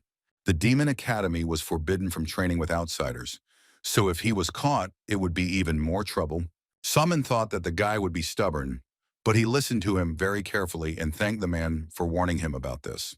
And since their conversation was already over, they had enough time left to finally start their joint training right now. Before Khan could rejoice at all this, Sobman began to burn with rage and said that they had too little time, so the young master should not relax. He told the 7th prince to immediately turn around and sit on the floor, and not to test his patience. Khan wanted the man to explain to him why he was doing this. The teacher praised the boy for memorizing the breadth of 1,000 martial arts. But since they were short on time, he decided to force his flow into him. This difficult path was created by his great-grandfather, so he asked Khan not to worry because his teacher will do absolutely everything for him. He asked the guy to clench his jaws, because if he screamed, the guards would come and it would be considered over. And in the next moment, non-material energy was included in the user's bloodstream, so Nana began an analysis based on the available data. The energy was detected and identified as chakra, so further analysis was carried out into the effects of this power on the user's body. Han understood that the teacher's Nigong was making his veins bulge and it was too much for him. At the same time, Sobman was incredibly surprised because it seemed that no one had really taught this child anything, because there were no obstacles or hindrances in his circulation. The young master's muscles looked very toned, but as far as he knew, the boy had not studied martial arts. Of all his 7 wives, the Lord was only concerned about Lady Sarvana, so he assumed that perhaps the man had secretly taken care of this child as well. But in any case, everything was going just fine, because with such a state of the body, it would only take 7 days to create a sufficient amount of Nigong. At the same time, in the dorm of the demon fortress, one of the guys attacked the prince, and his classmates were incredibly angry because they were sure that after attacking Yunsum from the Poison Clan, he would definitely be in trouble. However, the Demon Academy is based on strength alone, and now that the number 18 cadet from the top clan, Baek Gi, has won, he will be the one to lead Group 12. At the same time, Sobman asked the guy if he remembered the flow exactly, and although it was quite painful the first time, it was the best way to hammer knowledge into people like him without Nigong. The guy had only 7 days to collect enough Nigong during this time. Judging by how tired the man looked, he must have used up quite a lot of his own strength, so the guy needed to be able to withstand at least that much of a load. Khan promised that with the care of his teacher, he would try to do everything he could, so the man said that the training was over and asked the guy not to forget about the breathing method and the flow, because he should know them just perfectly. After Sobman left, Han was determined that he would be able to accumulate a huge amount of Nigong within a week. The next day at the Demon Academy's practice grounds, Woman was looking at the leaders of all the groups. As expected, the heirs of the 6 clans had indeed become the leaders of their groups, and many children were seen with their faces spoiled by yesterday. The reason why the instructors were not in the dorms on the first day was because it was necessary to give the students a chance to fight among themselves to determine their ranks. In the 12th group, the leader was supposed to be a candidate from the Poison Clan, but to his surprise, their leader was cadet number 18, and looking at them, it was clear that they had a hard time. The guy dared to attack the prince with the black name badge, which meant that not only did he know what was what, but he was clearly not a coward. It was time to begin training the cadets, so the senior teacher said that for 7 days, starting today, every morning in the classroom to their right, they would learn basic tactics and strategy, and in the afternoon after lunch, they would train here on the training ground. When everyone had absorbed the information, they began to move to the auditorium, and a conflict arose between the 2 princes because Murim said that the guy had fallen very much in rank because the Poison Clan without poison was a non-entity. Junsum thought that because of this upstart Baek Gi from the top clan, he was insulted, so he definitely needed to take revenge. The young gentleman firmly decided for himself that everyone around him could have fun and play a stupid game called Who's the Boss, but his opponent would clearly regret being in the same group with him. After some time in the dorm of the Demon Academy, the instructor praised Mukim for showing himself quite well during the group training. And after that, the man told him that cadet number 7 would remain in the infirmary for another 2 weeks, which could not help but shock the guy. After all, even if he remembered the theory, the practice would be problematic, and it was interesting how the young master without a Nigong was going to catch up with everyone else in his group. But he decided to visit him again anyway, and the rest of the guys in the group would have free time, so he asked them to try their best. Immediately after the instructor left, Mukim began to destroy everything in his path, even despite the fact that it would be even more difficult for everyone if he began to show his bad character. The guy couldn't believe how Khan could remain in the infirmary for another 2 weeks because he wanted to destroy him as soon as possible. Cadet number 80 from the Loyalty Clan, Ja Hyun, tried to calm the young master down because if the doctor said so, then it wasn't a lie. However, Mukim did not want to believe this and was sure that his opponent was simply pretending to be ill, and the mere thought that this man with his dirty blood would lie quietly drove him crazy. And instead of getting angry for no reason, one of his group suggested that he do something that would clearly harm their enemy. 4 days later, the doctor was incredibly upset because for the last 5 days he had not had a single patient and he was simply dying of boredom. Suddenly, Peter burst into his office, informing him that one of his cadets had gotten hurt while training with real swords and that he hadn't pulled out the sword just in case it made things worse. So he had brought the guy in as is. So the doctor set to work and they got through it pretty quickly, as befits someone who had learned from the best. But it was all because the instructor hadn't pulled the sword off his back in the first place. Peter was worried about his student, but fortunately his vital organs were not damaged and the guy was clearly lucky. There seemed to be no reason to worry, but the instructor was indeed worried about the students, because until the second test, they were all under his responsibility, and 2 of them were already in the infirmary, which could not help but disappoint the man. The doctor stitched up the wound, but it was deep enough that the boy needed to be hospitalized, but not for as long as cadet number 7, so 3 days would be enough. The instructor said that he would come later when the evening training was over, so he asked him to take care of cadet number 23. But at the same time, he couldn't believe that this happened right after the students switched to real swords, so an explanation was definitely needed. Late at night, the same wounded guy decided to damage the young master's body, because from the very beginning, this was their plan, but the guy did it for the sake of his survival, so he asked Khan in advance not to blame him. However, before the boy could even touch the young master, he jumped up and delivered an incredibly strong counterattack, because such an attack was very much expected. After some time, Bond came to his senses and could not understand why he lost consciousness and was tied up. Khan explained to him that it was he who dealt the boy a crushing blow, tied him up and sat him on the bed. The guy thought about how he could have passed out, but the more important thing was that the prince should have had internal injuries, but the guy looked very healthy. The prince kept calling the guy bald, but he couldn't figure out what it was about, so Khan showed the cadet a reflection of his face, and he couldn't believe that he no longer felt the smoothness of his beautiful hair. Because Han's opponent began to panic, he slapped him in the face and told him to shut up immediately, causing Bond to pass out instantly. After a while, the guy calmed down and came to his senses, and also began to say something unintelligible because there was a gag in his mouth. Initially, the prince seemed so innocent that when the guy first saw him at the ceremony, he couldn't even believe that he was actually like that. Hans asked him how he thought he was still alive when scum like him were always trying to poison or destroy him. There were so many of these attempts that the young master got tired of counting them, so he decided to ask his opponent another question, or did he know how painful it would be if this knife was stuck into his body?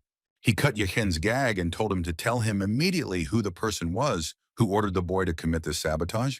Bond told him that he did not understand what the young gentleman was talking about, and if he stabbed him in the hospital, he would definitely be blamed for everything.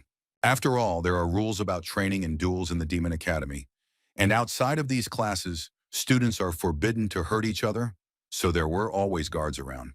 Han realized that it would be difficult to get information out of the guy, because it was obvious that even if he tortured him, Bond would not answer him. His opponent was proud of himself for not falling for his provocations, and he was wondering what the young gentleman was going to do next. Khan decided to check whether the guy would be able to open his mouth after what he did or not, so he stuck the gag back into him again. There was little where the young gentleman lived, but here in the infirmary there was so much that he did not know where to start, so he first took needles to experiment. Bond was so afraid that he clenched his hands with all his might, because he didn't expect that a moron like the 7th Prince with no martial arts skills could be so strong. He did not understand why the young master was trying to open his hand and did not even suspect what he wanted to do next.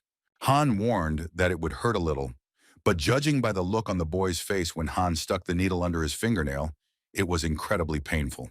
The boy could not stop crying and mentally begged the young master to stop this torture, although he himself had recently claimed that he would not speak even under it. During this entire time, he passed out several times, and again, Han kept telling him to think of it all as a place. Therefore, after another awakening, Khan decided to move on to the next hand. But the guy shook his head with all his might, begging him to stop all this. Khan realized that the boy finally felt ready to talk, and it would be easier if he agreed to it right away. Bond thought that the seventh prince was just a psycho, and he definitely wouldn't survive or go crazy after all this. So he decided to tell him everything he knew. The boy's mouth dropped open in surprise when the young gentleman himself told him that Mukim was the instigator of all this. He thought about it thanks to the sensitive care of the great Mukim, because their instructor comes to give him lessons every day. So the guy knew exactly which group he was in and who else was in it, and so he immediately guessed everything, but wanted to hear confirmation. Besides this, he knew perfectly well that in front of him was cadet number 23, whose name was Bon.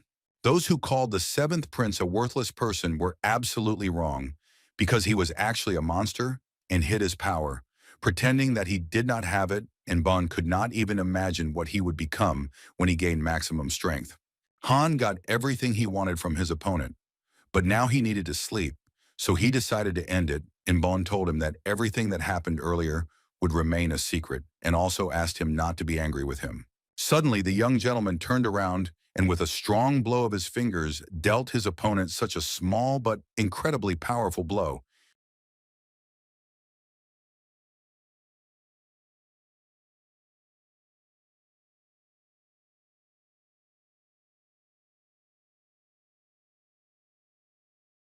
The day before, Sobman had not expected that his student would learn everything so quickly, because in just 5 days he was able to gain Nigong, and usually it takes 2 to 3 weeks, or maybe even a month. Khan not only did this, he exceeded all of his teacher's expectations, because he truly was amazing. The man originally planned to help him gain Nigong within 2 weeks and then teach him the basic breathing techniques, but he had to change his plan. The next morning, Khan wished his teacher good morning, but the man immediately asked him where he had put the thing he had given him. He put the black dragon stone under the bed, and it was the same healing stone that students who passed the first test receive, and it was made by the Demon Academy from medicinal herbs. After proper use of this stone, it allowed one to acquire 20 years of accumulation of Nigong. However, after its assimilation, the body becomes resistant and becomes less accustomed to subsequent doses, and besides, it smelled terribly. But if the young master accepts him, he should receive the full maximum of 20 years of Nigong and will finally be able to take care of himself. Unexpectedly, Sobman noticed another person present in this room, and it was that same Bon who was completely unconscious.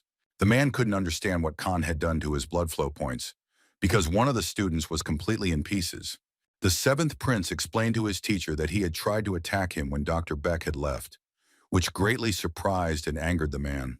Han heard that since yesterday, just 5 days after they had enlisted, they had started using real swords in training, and he thought that the boy had deliberately allowed himself to be hit in order to get closer to him.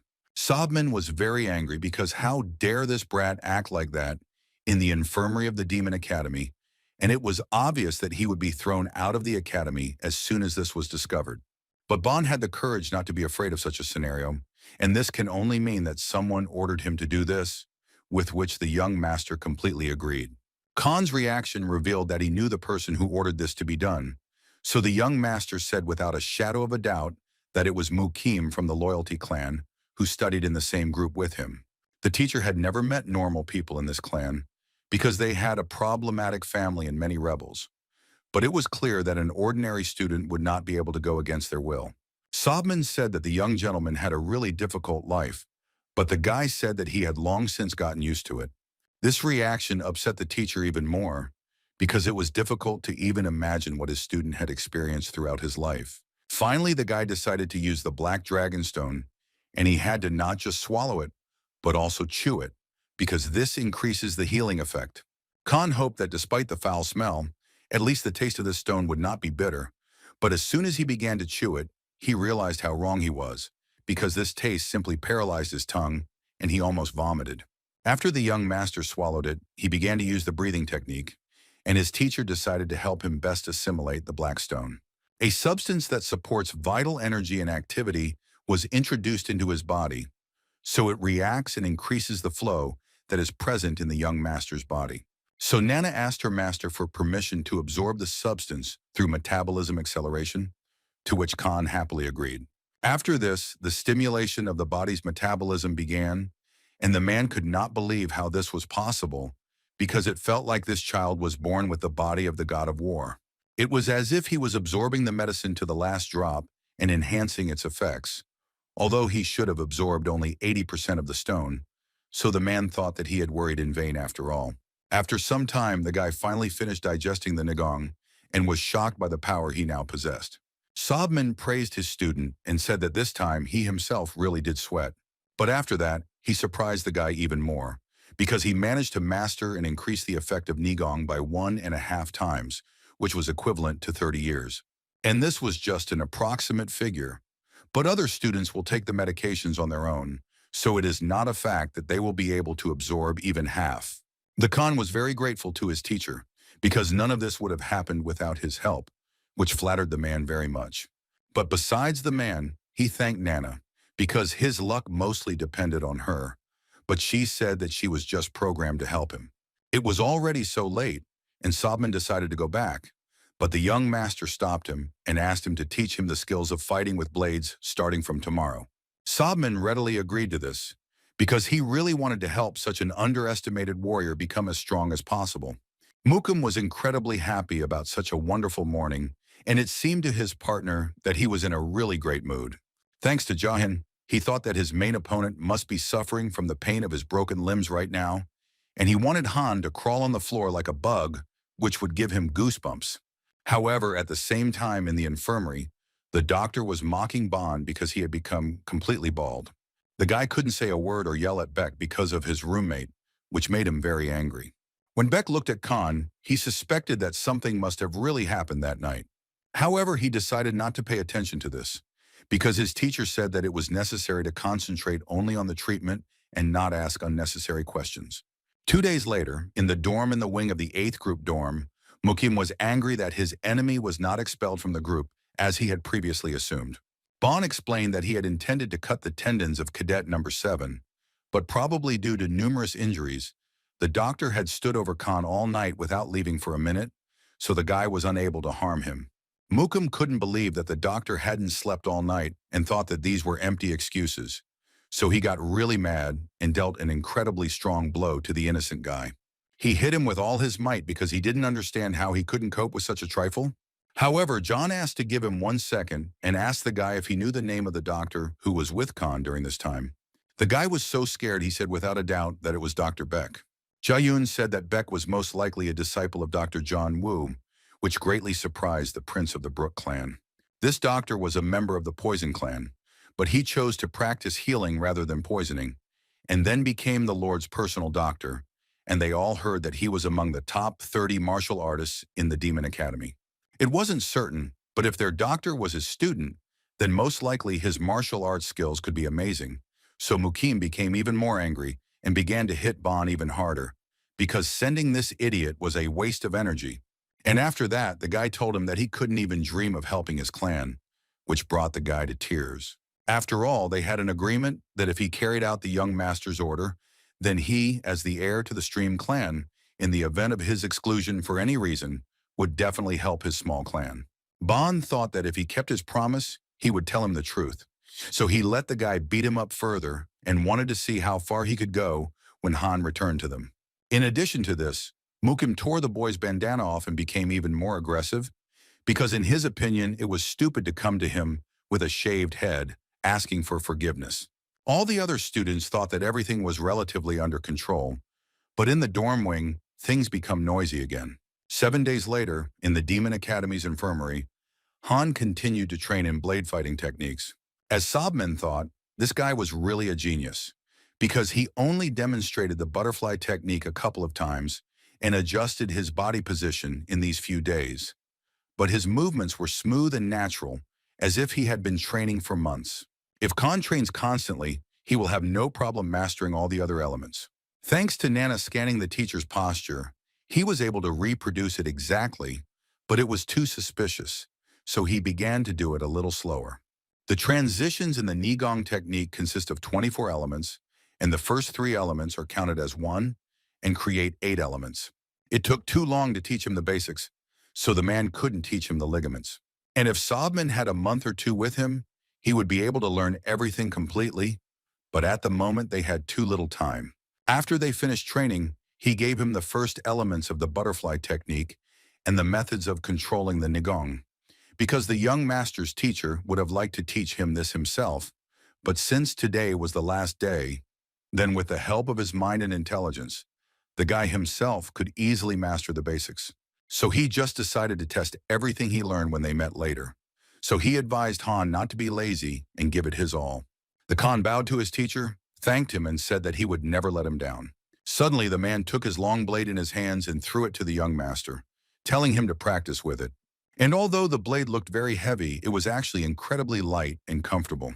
Normal swords weighed 2 kilograms, but the priceless swords of the Submenya clan were ideal combat swords and weighed only about 1 kilogram.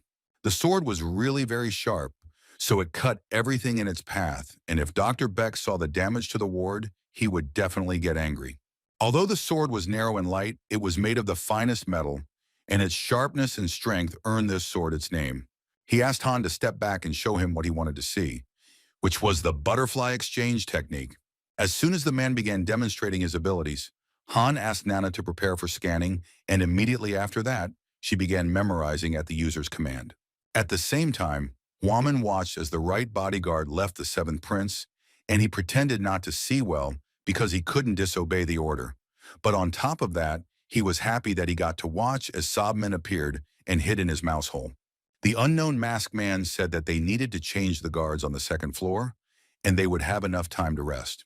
The man turned to leave, but Huaman asked what was the reason for his concern about the seventh prince. The masked man said it was obvious because the situation was simply fair. The left bodyguard asked, "Or was there really a finger that wouldn't hurt if you bit all 10?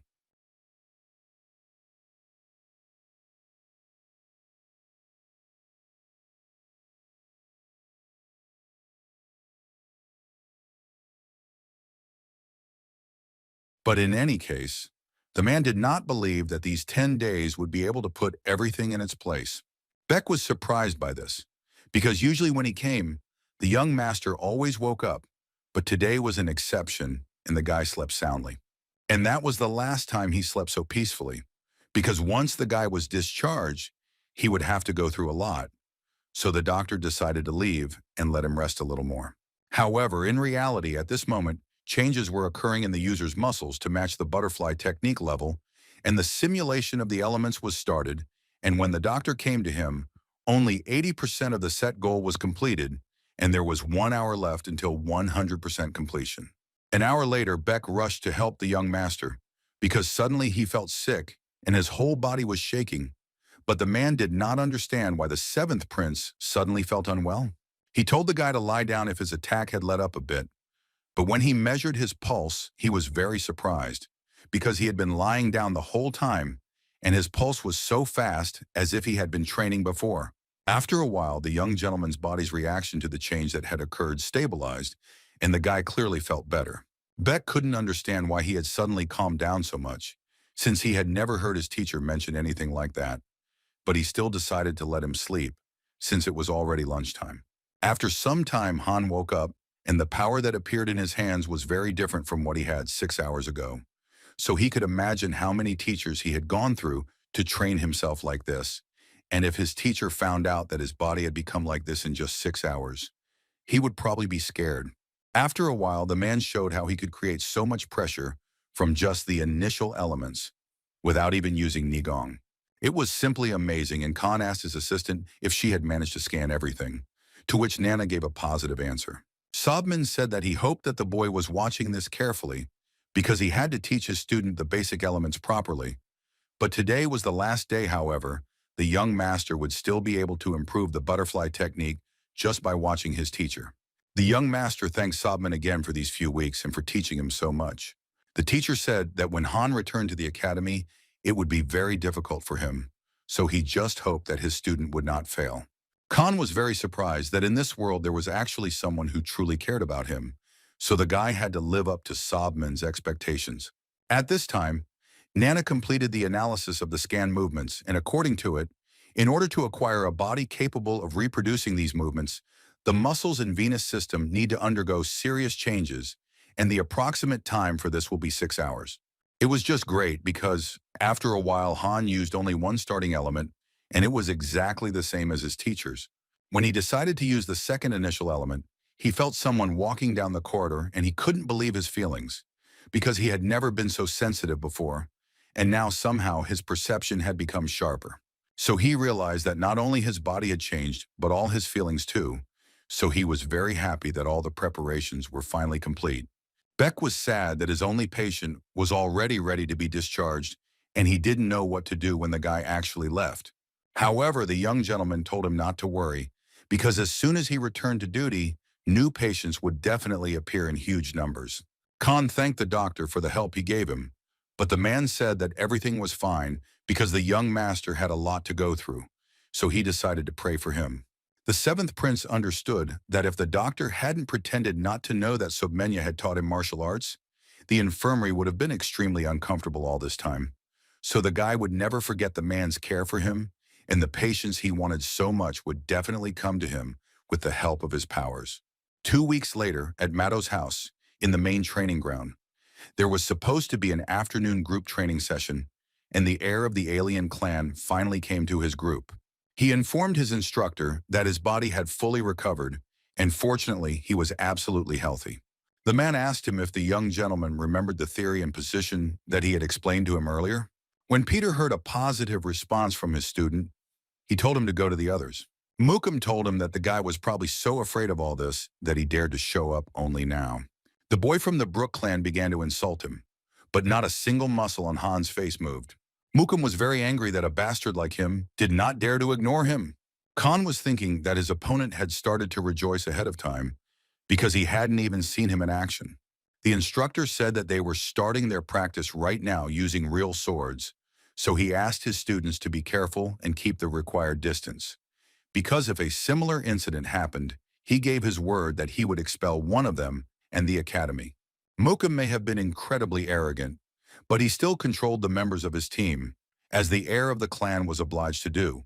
Peter thought the problem was with Han, so he put him in a position with the least amount of movement on purpose, and he just hoped that the guy wouldn't make a mistake.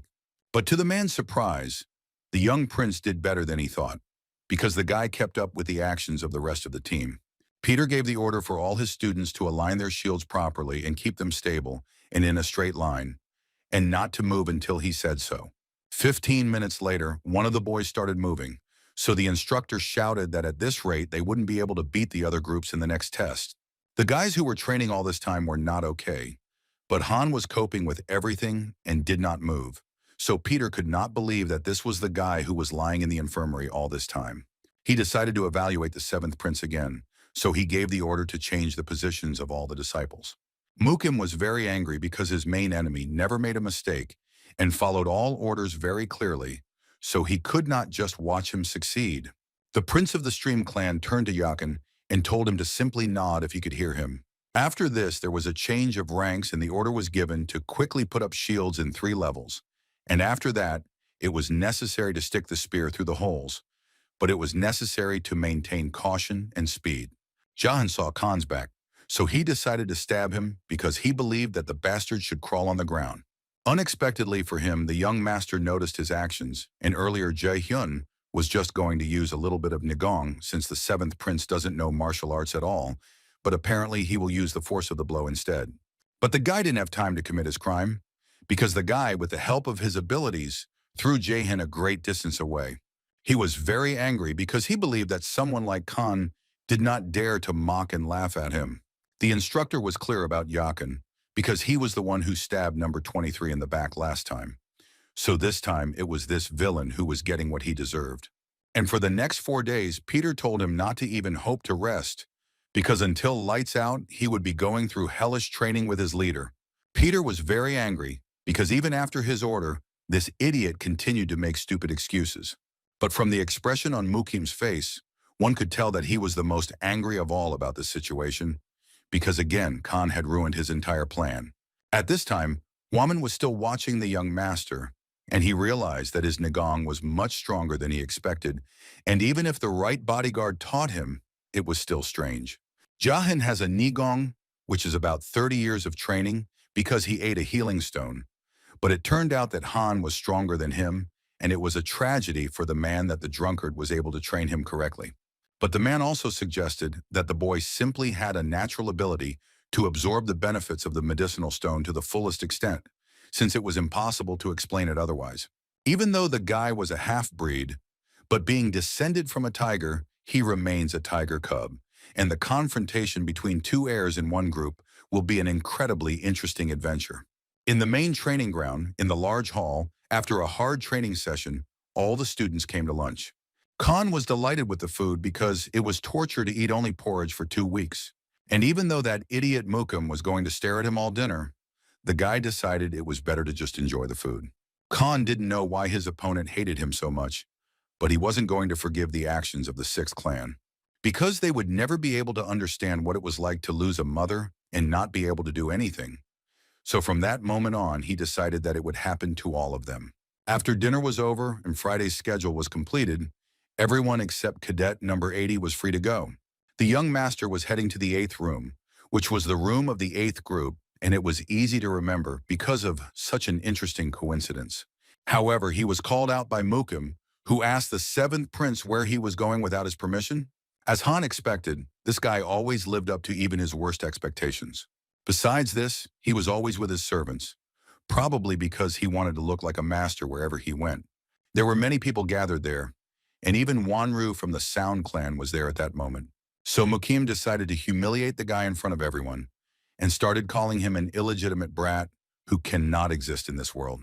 He told the boy that he hadn't really tried hard since he was just lying in the infirmary and continued calling him dirty blood, but the young master asked why he was insulting the Lord.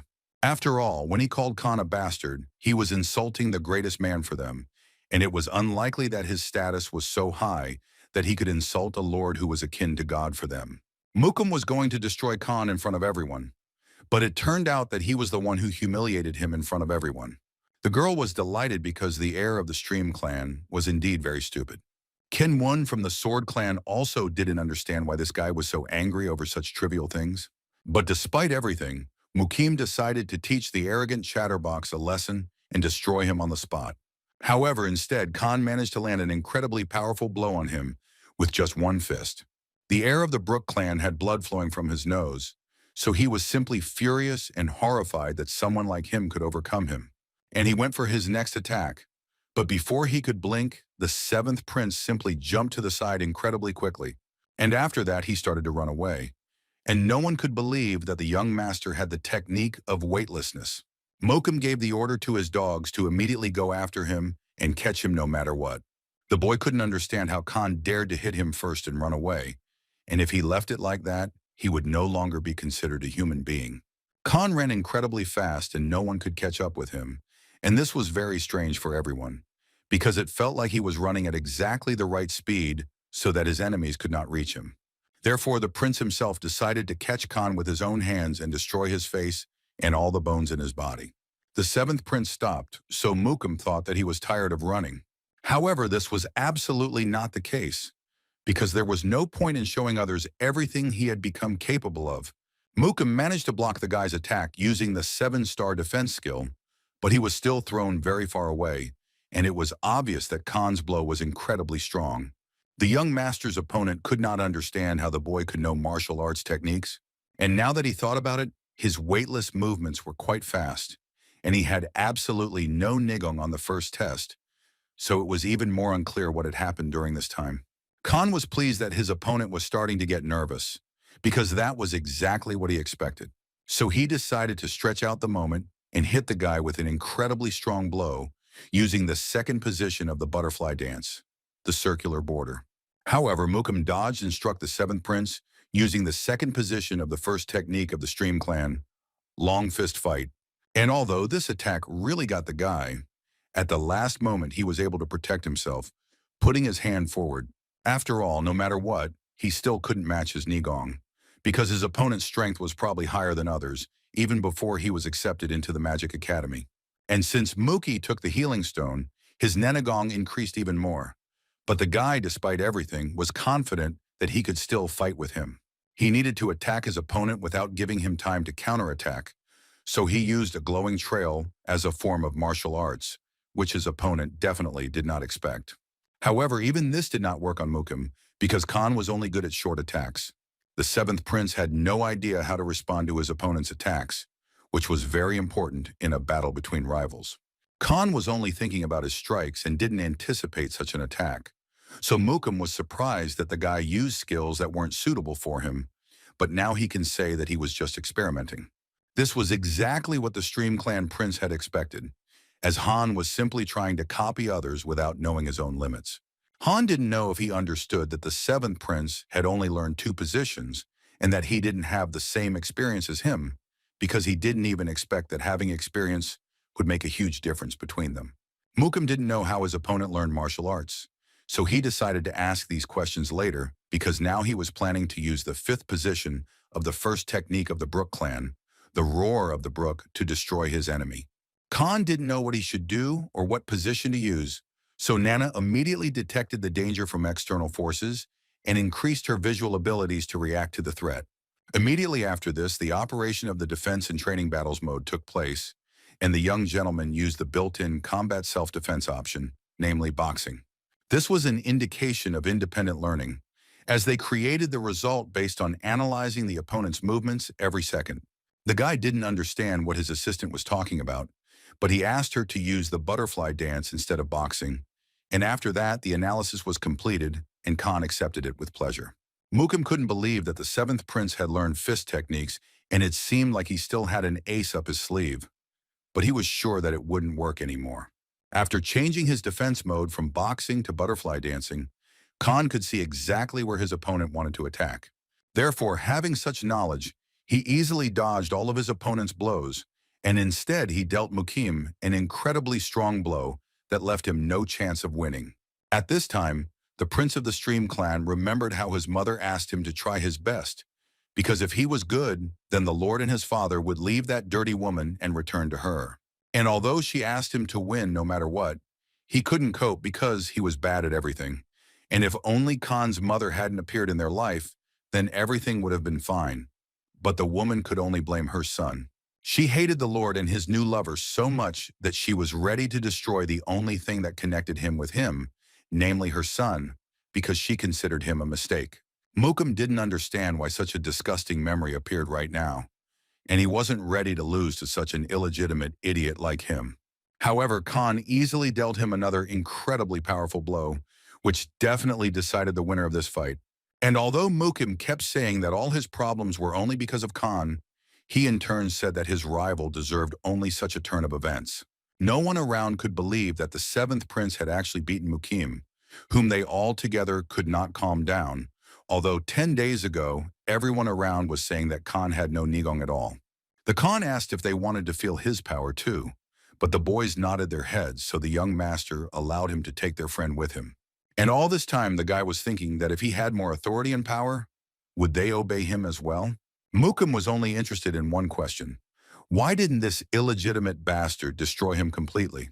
However, if the second test had not been a group assignment, Khan would have definitely smashed his head into the ground. The heir of the Brook clan thought that these were stupid excuses from a weakling, so Han suggested that he test it out for himself because he could actually do it if he continued to attack him.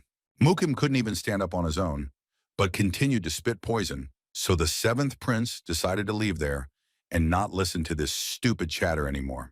His opponent was so angry that it could be seen both in his facial expression and in the tension in his body. Han knew that it was dangerous, and if it weren't for Nana, he would have definitely lost, and even though he learned martial arts faster than anyone, he couldn't discount experience and couldn't compare himself to his teacher just because he had perfected the butterfly dance stance. If he wanted to reach a higher status, he needed Nigong and experience, but the 6th clan wouldn't leave him alone while he got into shape, so he first needed to learn how to use what he already had. Therefore, the young gentleman decided to ask Nana how many of her functions he had already managed to use, to which she replied that after checking the user status, he was currently using 3% of all the functions of the nano machines. The guy was simply shocked by such information, but he really did not exceed 3 out of 10 functions of the nano machine, according to the data stored in the internal memory. Then this meant that there were functions he could use, so he asked Nana to tell him in detail about the functions she presented. In order for Han to understand everything more accurately, Nana downloaded a manual on the functions of the 7th generation of nanomachines as well as additional language, into his brain. She gave him much more information than usual, but she felt only slightly unwell and he did not feel sick at all. An incredible number of abilities that he could use in battle opened up before him, which could not help but surprise the young master. These were repetitive battles in virtual reality, so he could get all the experience he needed. The motion analysis had to be completed in order to create a simulation, so Khan decided to try it with Mukim, and even though there wasn't enough information, the avatar could be created with the fight in mind earlier. Khan was very sorry that there was not enough information, but he still decided to try it right now, because everything should go well, and it seemed like there was no one around. Immediately after this, Nana activated the avatar simulation in her user's visualization. It was a virtual reality avatar and only Han could see it, which was really surprising.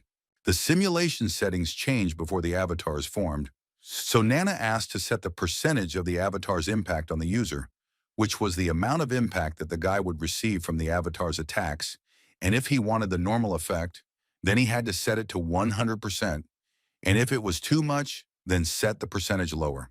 Khan decided that the simulation would have a 100% effect, so the real Mukim appeared before him. The seventh prince couldn't crush his head because of the second test, but here in the simulation, it didn't matter at all, because he was just an avatar.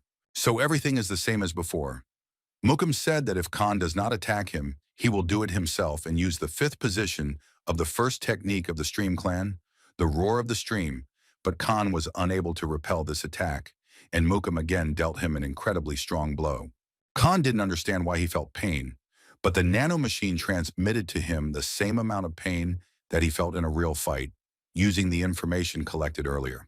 Their fight continued for a very long time, and the young gentleman decided to rest a little, so he asked Nana what time it was, and she told him that at the moment it was quite late, because it was deep night. Khan fought the avatar 15 times, but only won the last round, and the first battle ended after 5 positions. He couldn't even defend himself properly, just by using his body, and if he had fought Mukim properly, he wouldn't have gotten anywhere near his head, and would have simply lost on the spot. Han's skills increase according to experience, and if he continues to train, his movements and the frequency of his use of the butterfly dance stance will also improve. He lost to a guy who used the same 3 positions and a few basic moves over and over again, but in his mind he told him to wait, because in 7 days Mukim's avatar would be nothing to him. A little later, in the Mato dorm house, the boy was looking for his bed to finally rest after this hard day. He had just defeated the clan's heir, but everyone around him was dispersing, which couldn't help but surprise Khan. However, only Bon was friendly and pointed out a place where the 7th prince could rest. No one around understood why the guy started to behave like that, so the young gentleman asked him why his attitude had changed so much. Mukim had already abandoned Bon, so he had nothing to lose and decided to take a risk and asked the 7th prince to serve him as his master. No one around, including the 7th prince himself, could believe that this guy was ready to serve someone who had no powers. Bon said that he was extremely sorry for his past terrible manners and repented, so he asked to be accepted as a servant and allowed to serve the Khan as faithfully as he could. Khan didn't know how to take this because he was a man who always had trust issues. The one who wanted to become his servant impressed the boy because he was not forced to be his protector, and also called him young master, so he nodded in agreement, agreeing to all this. Bon was very happy and said that he would try his best to serve the 7th prince. Mukim was very unhappy because, as soon as he left this place unattended for a short time, something stupid happened. And also Jockin could not understand why Bon decided to express his loyalty to Khan. These two scared Bon, but he decided for himself that he should not show his fear. Khan became very angry because someone like Jayan had no right to call someone else's servant an insect, because he himself was one who kissed someone's ass. This angered the boy so much that he decided to attack the young master with his powers. However, Khan managed to react in time and dealt the guy a crushing blow in return. After all, this guy couldn't even come close to being comparable to the avatar he fought earlier, so defeating a moron like him wasn't difficult. At the same time, Bon was thinking that he had made the right choice, because the 7th prince was really cool. Khan asked, "Or does the prince of the Stream clan also want to get some extras like last time?" However, Mukim told him that nothing would change just because Khan had a servant and hurried away. No one could believe that this evil Mukim began to leave and did not answer the young master. It looked like the Brook clan was losing its authority, and the seventh prince would bring great changes to the Demon Academy. A week later, the day of the second group test arrived, and at Mato's house on the main training ground, the instructor told his students that he had taught them everything they needed to know, and now the responsibility for their performance lay solely with them. Before they could begin, they had to draw lots, so each of the four groups would draw lots among themselves to see who they would be fighting. Therefore, Hwaman asked the leaders of groups 1 through 4 to come forward immediately. The leaders of group 2 and 3 had changed, but in group 3, Moon of the Dark Clan was still the leader. After the group leaders drew lots, it was decided that the first match would pit group 1 against group 3, and the second match would be between group 2 and group 4. So next were the leaders of groups 5 through 8, and they came forward. And just like before, there were changes in the two groups, namely that Khan became the leader of his 8th group, which surprised everyone around. The heiress of the Sound clan was very angry because she warned Mukim so many times about the danger, but still it didn't turn out the way they wanted. After finishing training on the last evening, Mukim watched everyone else still continuing their group training and thought they were complete idiots because they didn't realize that their strategies were visible to everyone else. So he decided that he had nothing else to watch and decided to train. How unexpectedly, when he was about to leave, Wonryu appeared behind him, wanting to talk to the guy. However, Mukim had no desire to talk to the girl, so he hurried away from her. But the girl managed to catch up with him. Wonryu was upset that the guy ignored her, even though she called him after so much thought, but he spoke to her in a bad tone. However, the girl had previously said that all the guys from the Brook clan were complete idiots, so he had no desire to talk to her. She really thought they were all narrow-minded, so she decided to speak quickly and asked the guy to listen carefully, because when the girl was training last night, someone attacked her and injured her. Mukim found it funny that the girl had actually been attacked, because he couldn't understand who could have had the courage to do this. Wonryu said she couldn't answer that question for sure, because all of those people were wearing masks. The guy thought she was being attacked because she was careless, but this made the girl very angry because he started twisting her words, although she was not careless with those masked bastards. Mukim thought that she was warning him to be careful because the girl was hurt, which made him laugh. However, he became more serious when she told him that he should know that there was a chance that he would be next because they were in the same group. After all, they were told that they would be divided into groups of 4, and then they would draw lots to determine their opponents, and she asked the guy why they were divided into groups of 4 when they could have just made them fight each other. He became irritable because he did not understand what the heiress of the Sound clan was leading to. Mukim was really not that smart, so she told him that since they told them which teams would be in which group, then everyone knew exactly who they would be up against. He assumed she was implying that they had announced all this in advance for a reason, but to make the leaders a target. And this was a correct assumption, because if there is no leader in the team, it will be difficult to maintain positions.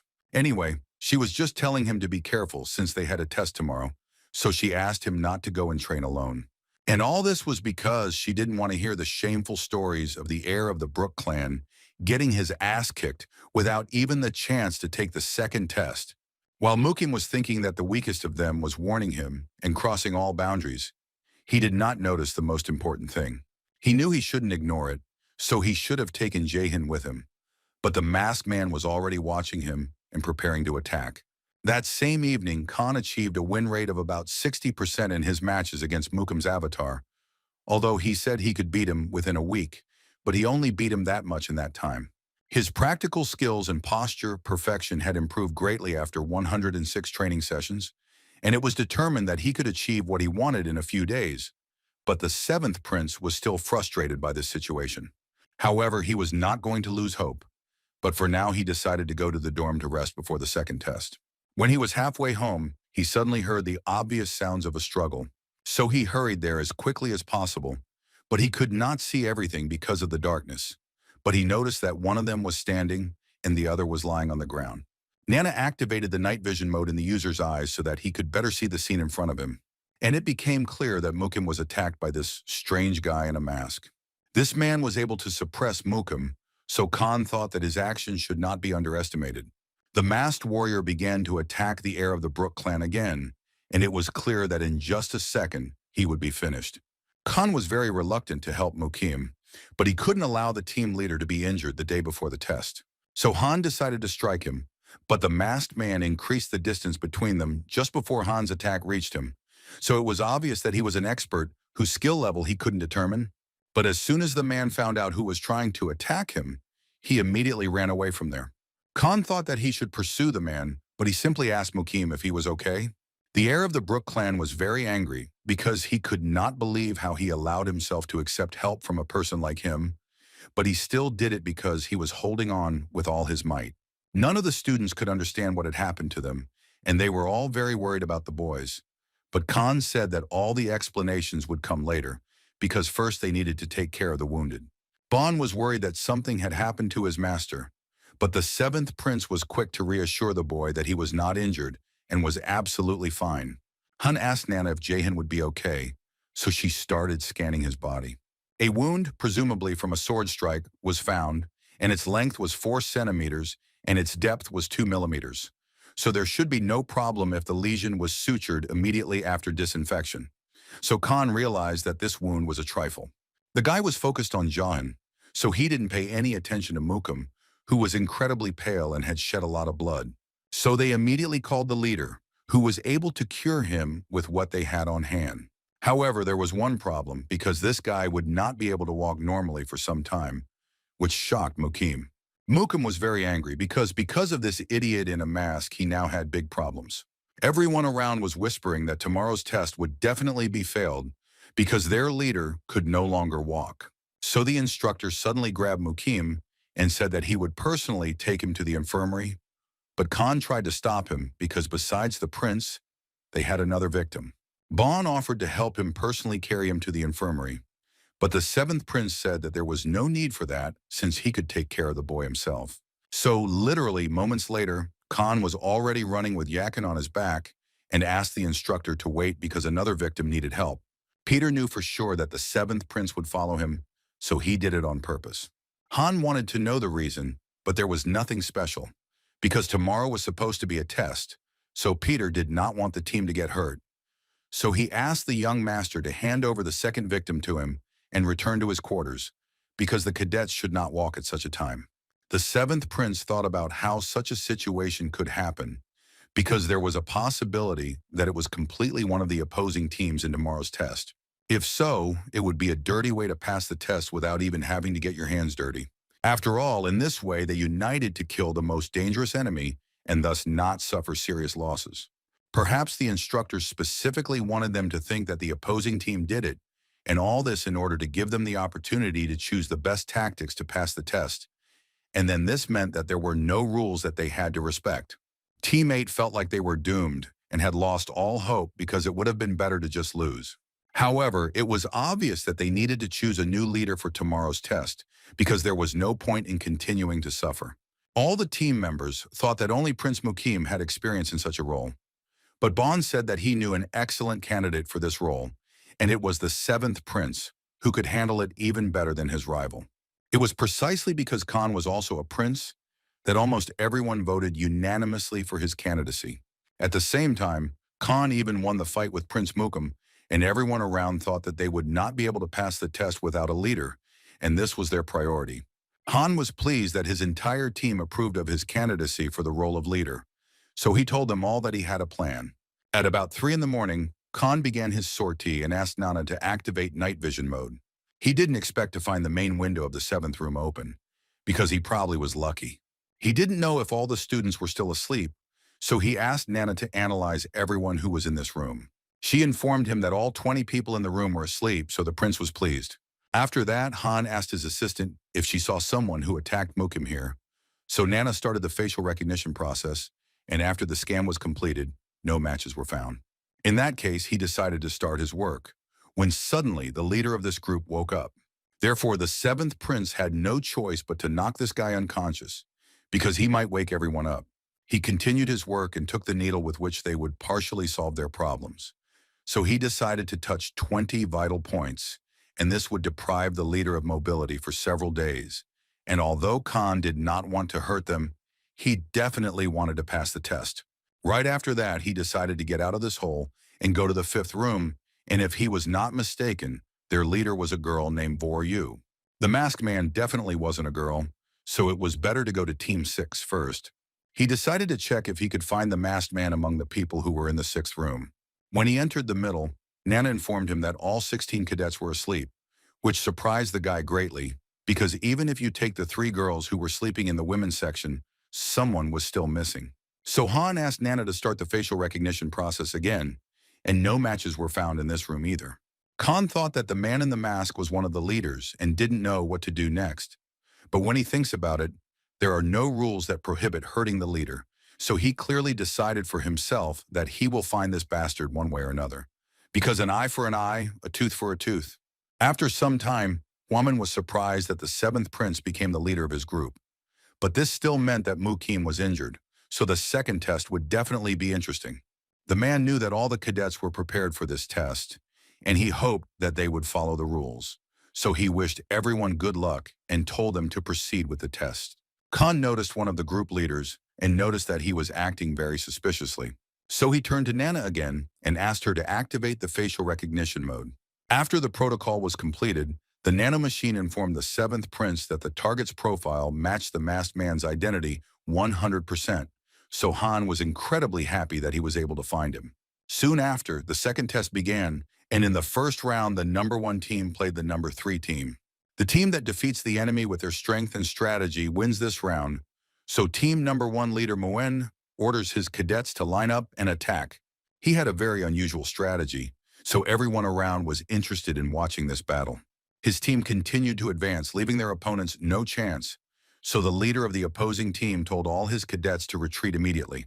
However, Moen managed to get him and told him to surrender immediately before he took any damage. The guy didn't have a chance, so he said he gave up, and the match ended very quickly because their strengths were not comparable. Next up was Team 5 versus Team 8, so Han was really glad it was finally their turn. He didn't understand why his team members looked so scared, and it felt like something was wrong. Han said that he knew they were worried about what happened earlier and that things were changing too quickly, but he intended to pass the test or they would be expelled from the Demon Academy. That's why he wanted to become one of the strongest in this academy of mysterious history, and it seemed to him that this was the dream of everyone around him. So he told the cadets to shout with him that victory would be theirs, because they couldn't afford to lose today. Huaman thought that although the young master had managed to raise the team's morale, it was still not enough to win this battle. But still, the man really wanted to see who the 7th prince would become, the victim or the hunter. Team number 5 leader Wanryu was unhappy because she had hoped to fight her brother Mukim. But instead, she had to fight this mixed blood guy, and even if he didn't have a Nigong, she wasn't going to hold back. When the girl went on the attack, Han asked Nana to activate the training battle, so she immediately followed his order. Immediately after this, the guy shouted to his entire team to stay in their places. Nana reported that the opposing team had changed their formation and was preparing for a spear attack. As the 7th prince thought, they would immediately lose if they attacked head-on, so he gave the order to his team to stand in the 6th position. Huaman didn't understand why the young master made such a stupid choice, because such a formation was only acceptable if the leader was unarmed, and his mind must have been clouded to think that the boy was training with an old drunk. When the girl screamed and asked how Han dared to greet her like that, Han put up a block and fed his shield with Nigong. Huamyan was in complete shock because he couldn't believe how the 7th prince could keep the girl for so long.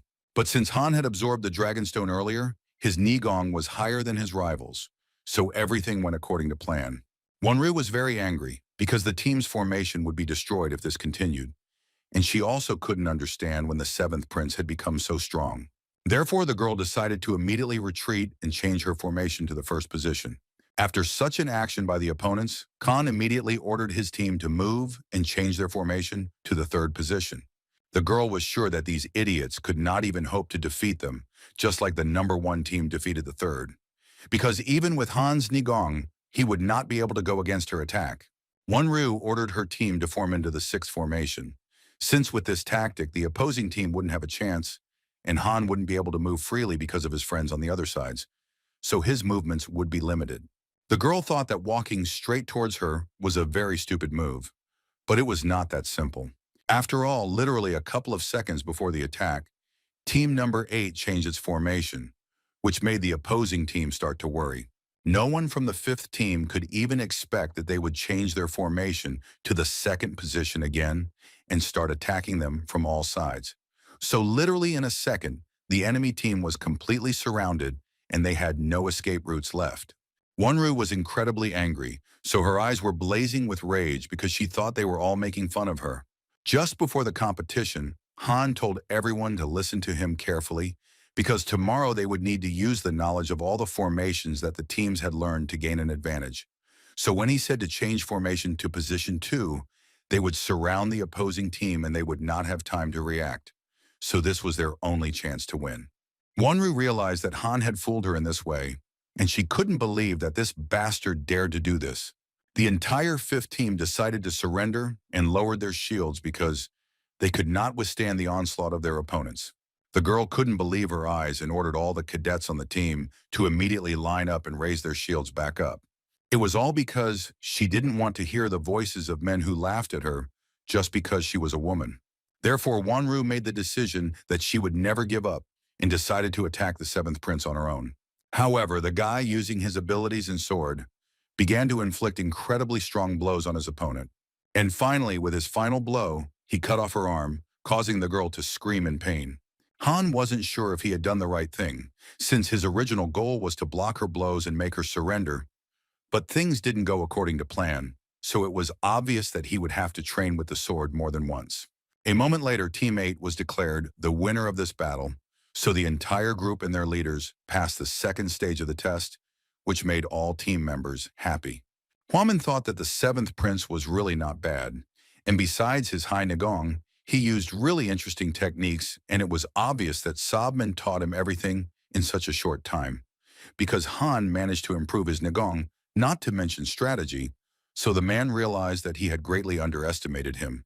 He regretted that he couldn't take Han as his student, and maybe they were faced with a martial arts genius, and he wondered how far he could advance. The third battle was about to begin, so the teams began to move forward, and the leader of the first group could not even think that Khan would dodge his attack and even counterattack him.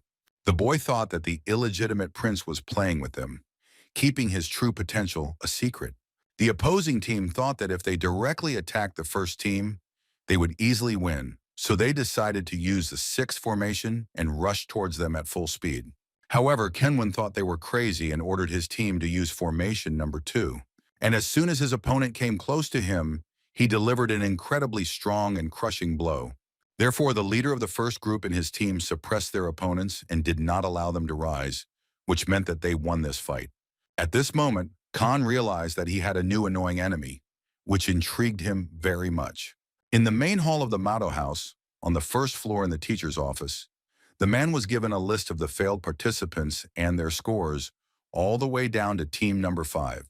Many failed this time, and the disciples without clans aim to become guards of high or middle-class clans, so there will be no problem here. But the heirs of high clans will feel that something is wrong because they would have reached the 3rd round if not for the group test. None of this would have happened if they had followed the old rules of the Demon Academy, but nothing could be fixed, and if they didn't reevaluate the failed participants and duties based on their performance, the higher clans would rebel against them. The heirs of the high clans will be fine with their own martial arts systems, but unfortunately, the middle and low clans will not have access to the healing stone and the sacred library. But on the other hand, all those who passed the second test must have gathered right there now. At the same time, those students who were able to win in the second round actually go to that very sacred library of the Mado House. This sacred library seems to look more majestic than the main hall of Mado's house. The other candidates were already on the first floor while the 7th prince was in the infirmary. So logically, they should have been given access to the second floor today. A little earlier, Sobman told the boy to devote himself entirely to swordsmanship and the breathing method of the stream dance into the butterfly dance, without wasting time on other useless things, because he needed to increase his chances of passing the test. And by useless things, he meant that very sacred library that everyone wanted to get into. Han had already learned the art of the 4th and 5th floors, thanks to his teacher, so the man told him not to be upset that he didn't get to the first. And all this was because there was nothing there that could even come close to his martial art. However, the 7th prince was determined because he had Nana, with whom he could scan everything possible from the 1st and 2nd floors. So Khan went to the 1st floor of the sacred library And for the first time he saw so many books, it was also obvious that he was there completely alone. The guy only had 2 hours to stay on the first floor, so he needed to hurry. He told Nana that he would be leafing through the sanctuary books and that she should continue scanning them all, to which she responded positively. In just 1 hour, including Swordblade Mastery, breathing techniques, and other books, 56 textbooks were scanned. Han asked Nana not to send them to his brain at the moment because he did not have time for that. The guy only looked at the outer row of books, so he decided to check the inner shelves as well. How suddenly he noticed a man who looked like an expert, and probably he was the warrior who protects and controls the first floor of the library. But the guy did not understand why such a huge stone was in the middle of the library. Suddenly, a man spoke up and said that this was a tombstone left by the library's main founder, the ancestor of the heavenly demon. He carved it on graphite, and it looked like a poem that was carved on top of the stone. And the seventh prince was also incredibly surprised that it was all done with fingers. It was amazing, but the ancestor concentrated his Nigong and his finger to carve us on sapphire, which is difficult to scratch. That you got drunk and immediately everything went away, even with a sword and a huge amount of gong. The man said that people are usually busy reading books and do not pay attention to such things, but the guy was able to find the great trace of the ancestor, perhaps because his blood flowed in him. However, Khan also almost passed by without noticing this stone, and this was expected because who would pay attention to the tombstone on which an ancestor carved a poem when there are so many books around? The warrior said that he had been protecting this place for about 20 years, but no one had looked at this tombstone, including the descendants of the heavenly family. The man had already taken up the young master's time, so he told him to continue doing what he came there for. Suddenly, Khan noticed traces of scratches from something sharp on the back of the stone, as if they were hiding something behind them. Therefore, he immediately ordered Nana to analyze the marks on the surface of the tombstone, and after finishing, she informed him that according to the analysis, the marks were left by a sharp sword, which greatly surprised the young master. He didn't know who would do such a thing on the tombstone of the ancestor of the heavenly demon, but according to the analysis of the depth of the traces, there were 2 people who could have left them. After this, the 7th principal asked his assistant to show him the sword marks in a 3-dimensional virtual reality, so Nana turned on the additional reality for the user's vision. There was a huge difference in the force and angle of the sword strike, and now it was obvious and easy to miss the fact that the marks were made by 2 people, so it was possible that they were trying to hide the original scratches by leaving useless scratches on top of them. Nana said she could tell the difference between the tracks from 2 people, so the guy asked her to get rid of all the tracks except the ones that were there originally. And after she did this, as the prince suspected, these marks were unusual because it was the movement of the sword formed by an unknown bundle. It was difficult for Khan to determine what these movements were because he lacked understanding. So he again turned to his assistant for help and asked her to analyze the traces and create a simulation in virtual reality. And it was possible, but before that, the hardness of sapphire was a way to measure a person's strength. The library guard approached him again and said that there were rumors that the ancestor of the heavenly demon left his insight into sword technique here. And although they won't know who did it or why, it could all be because they wanted to be the only ones who could use their ancestors' legacy. The guy couldn't believe that all this was just evidence of vandalism. The man said he needed to make his rounds, so he advised the boy to look around before leaving, which the young gentleman was very happy about. Nana said that the hardness of the sapphire could be measured by the young master placing his palm on the surface, so he hurried to do so. The hardness measurement was completed, and if the hardness standard is set at 10 units, then this sapphire has a hardness that is equal to 7. Using hard sapphire analysis, the sword marks were created in virtual reality, so the simulation of the marks being applied to the tombstone began immediately after. The analysis ended with all the connections being put together, and according to the young master's martial arts, it was just one movement. This couldn't be because even the butterfly technique consists of 8 strands and is complex enough to take half a year to perfect. But that doesn't even compare to what the young master saw in front of him. He didn't expect much from the first floor of the library, but he encountered such an opportunity, so he asked Nana to save these movements and transfer them to his brain a little later. The guy might have missed such a treasure because of the messy tracks above, and he didn't know who did it, but he was obviously angry. But only Han got this move, so he should be grateful. Nana continued to tell him that according to the analysis of the sword marks after removing the surface marks, 45 intertwined movements were discovered. The seventh prince couldn't believe his ears, because the analysis showed that 45 movements were carved at different times, and they weren't traces to hide the technique, but were the movements of the sword. So the boy asked Nana to create an additional simulation in the order of the sword's movement, and he saw that the movement became more and more perfect with each strike of the weapon, which could not but impress him. He turned to his assistant again and asked her to imagine the originally saved sword movements and the 45 movements copied right now as a fight in virtual reality, which she did a moment later. After Han saw everything with his own eyes, he realized that the first movement that seemed to him to be perfect with distinction in the first sequence was not an attempt to get rid of their original movements, because the 45 sword marks were a record of a long process to simplify the original movements. So Khan hurried to the caretaker of the library and asked him if such a sapphire tombstone was only on the first floor. The man didn't know for sure because he only worked on the first floor, but he heard that such a stone was on all floors of the library of Mato's house. The seventh prince was incredibly happy to hear this information, so he told Nana to cook because he was ready to go to the second floor. Once on the second floor of the Mato House Reserve Library, he began to look at the other students who had not yet finished reading, apparently because 2 hours were given for the first floor and 3 for the second. He was very surprised when he noticed the heir of the Blade clan, Yuchen, because the other clan heirs did not even come there, as they were too confident in the martial arts of their clans.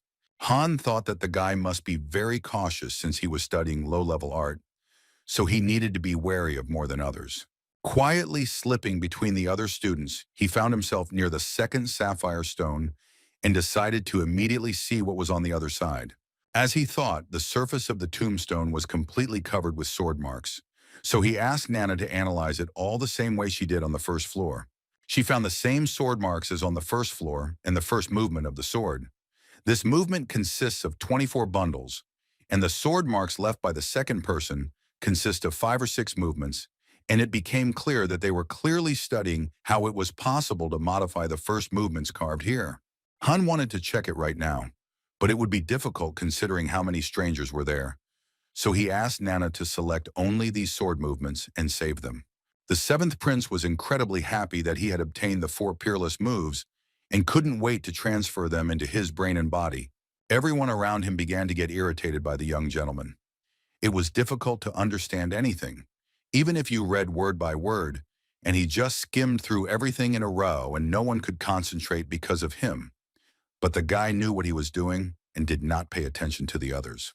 The actions of the seventh prince also interested the heir of the Blade clan, Yu Han, so he began to secretly observe Han.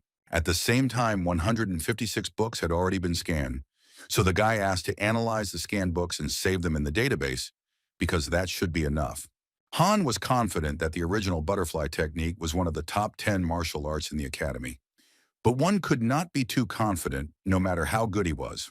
After all, his understanding is exceptional, but in order to be able to achieve mastery in martial arts, one must practice the combinations and movements hundreds and thousands of times. And experience was also quite important. So the seventh prince just had to try out Nana's augmented reality ability, and if everything went according to plan, he would be able to get a wide variety of experiences. When the boy was about to leave, the library caretaker told him that someone had asked him when the seventh prince would leave the library. The Khan did not know who might be waiting for him, but that was not the most important thing then. They said that the individual training rooms would be open after the second test, so the guy wanted to get there as soon as possible and translate all the special moves. Soon after, he came to the Mato House private training building when suddenly a guy appeared in front of him.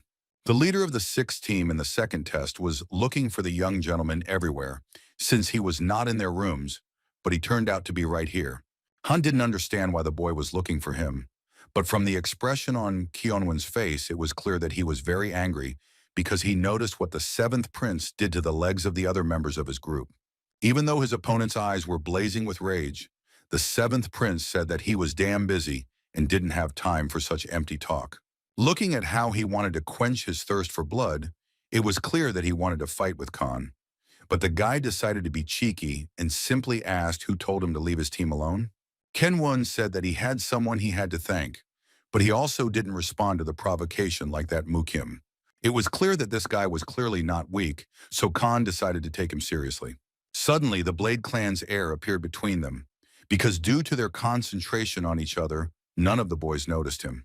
Johan said they both had excellent concentration as expected of the leaders of the groups that passed the second test. He told Kyungwon that he had waited enough, so he asked him to deal with Han first and that it would not be for long. Kenwon felt very sorry to see the clan heir bowing his head to another cadet, which was wild to him. However, he didn't want to pay attention to the fact that the guy wanted to be first, because he had been looking for the seventh prince all day, so he told Yuhan not to anger him and to leave there immediately. However, the Blade Clan's heir didn't react to this at all, so the boy decided to attack him because no one dared to look down on him. He was quite daring, but Johan easily stopped his attack. He had only slightly modified the move that Han had first seen, which meant that his skills were incredibly advanced. Kavun couldn't believe that this guy was able to suppress him so easily even with the wrong stance. Johan said his opponent was off balance and his arms were tense when he made his conclusion, so he assumed he had a bruise on his ribs or something similar.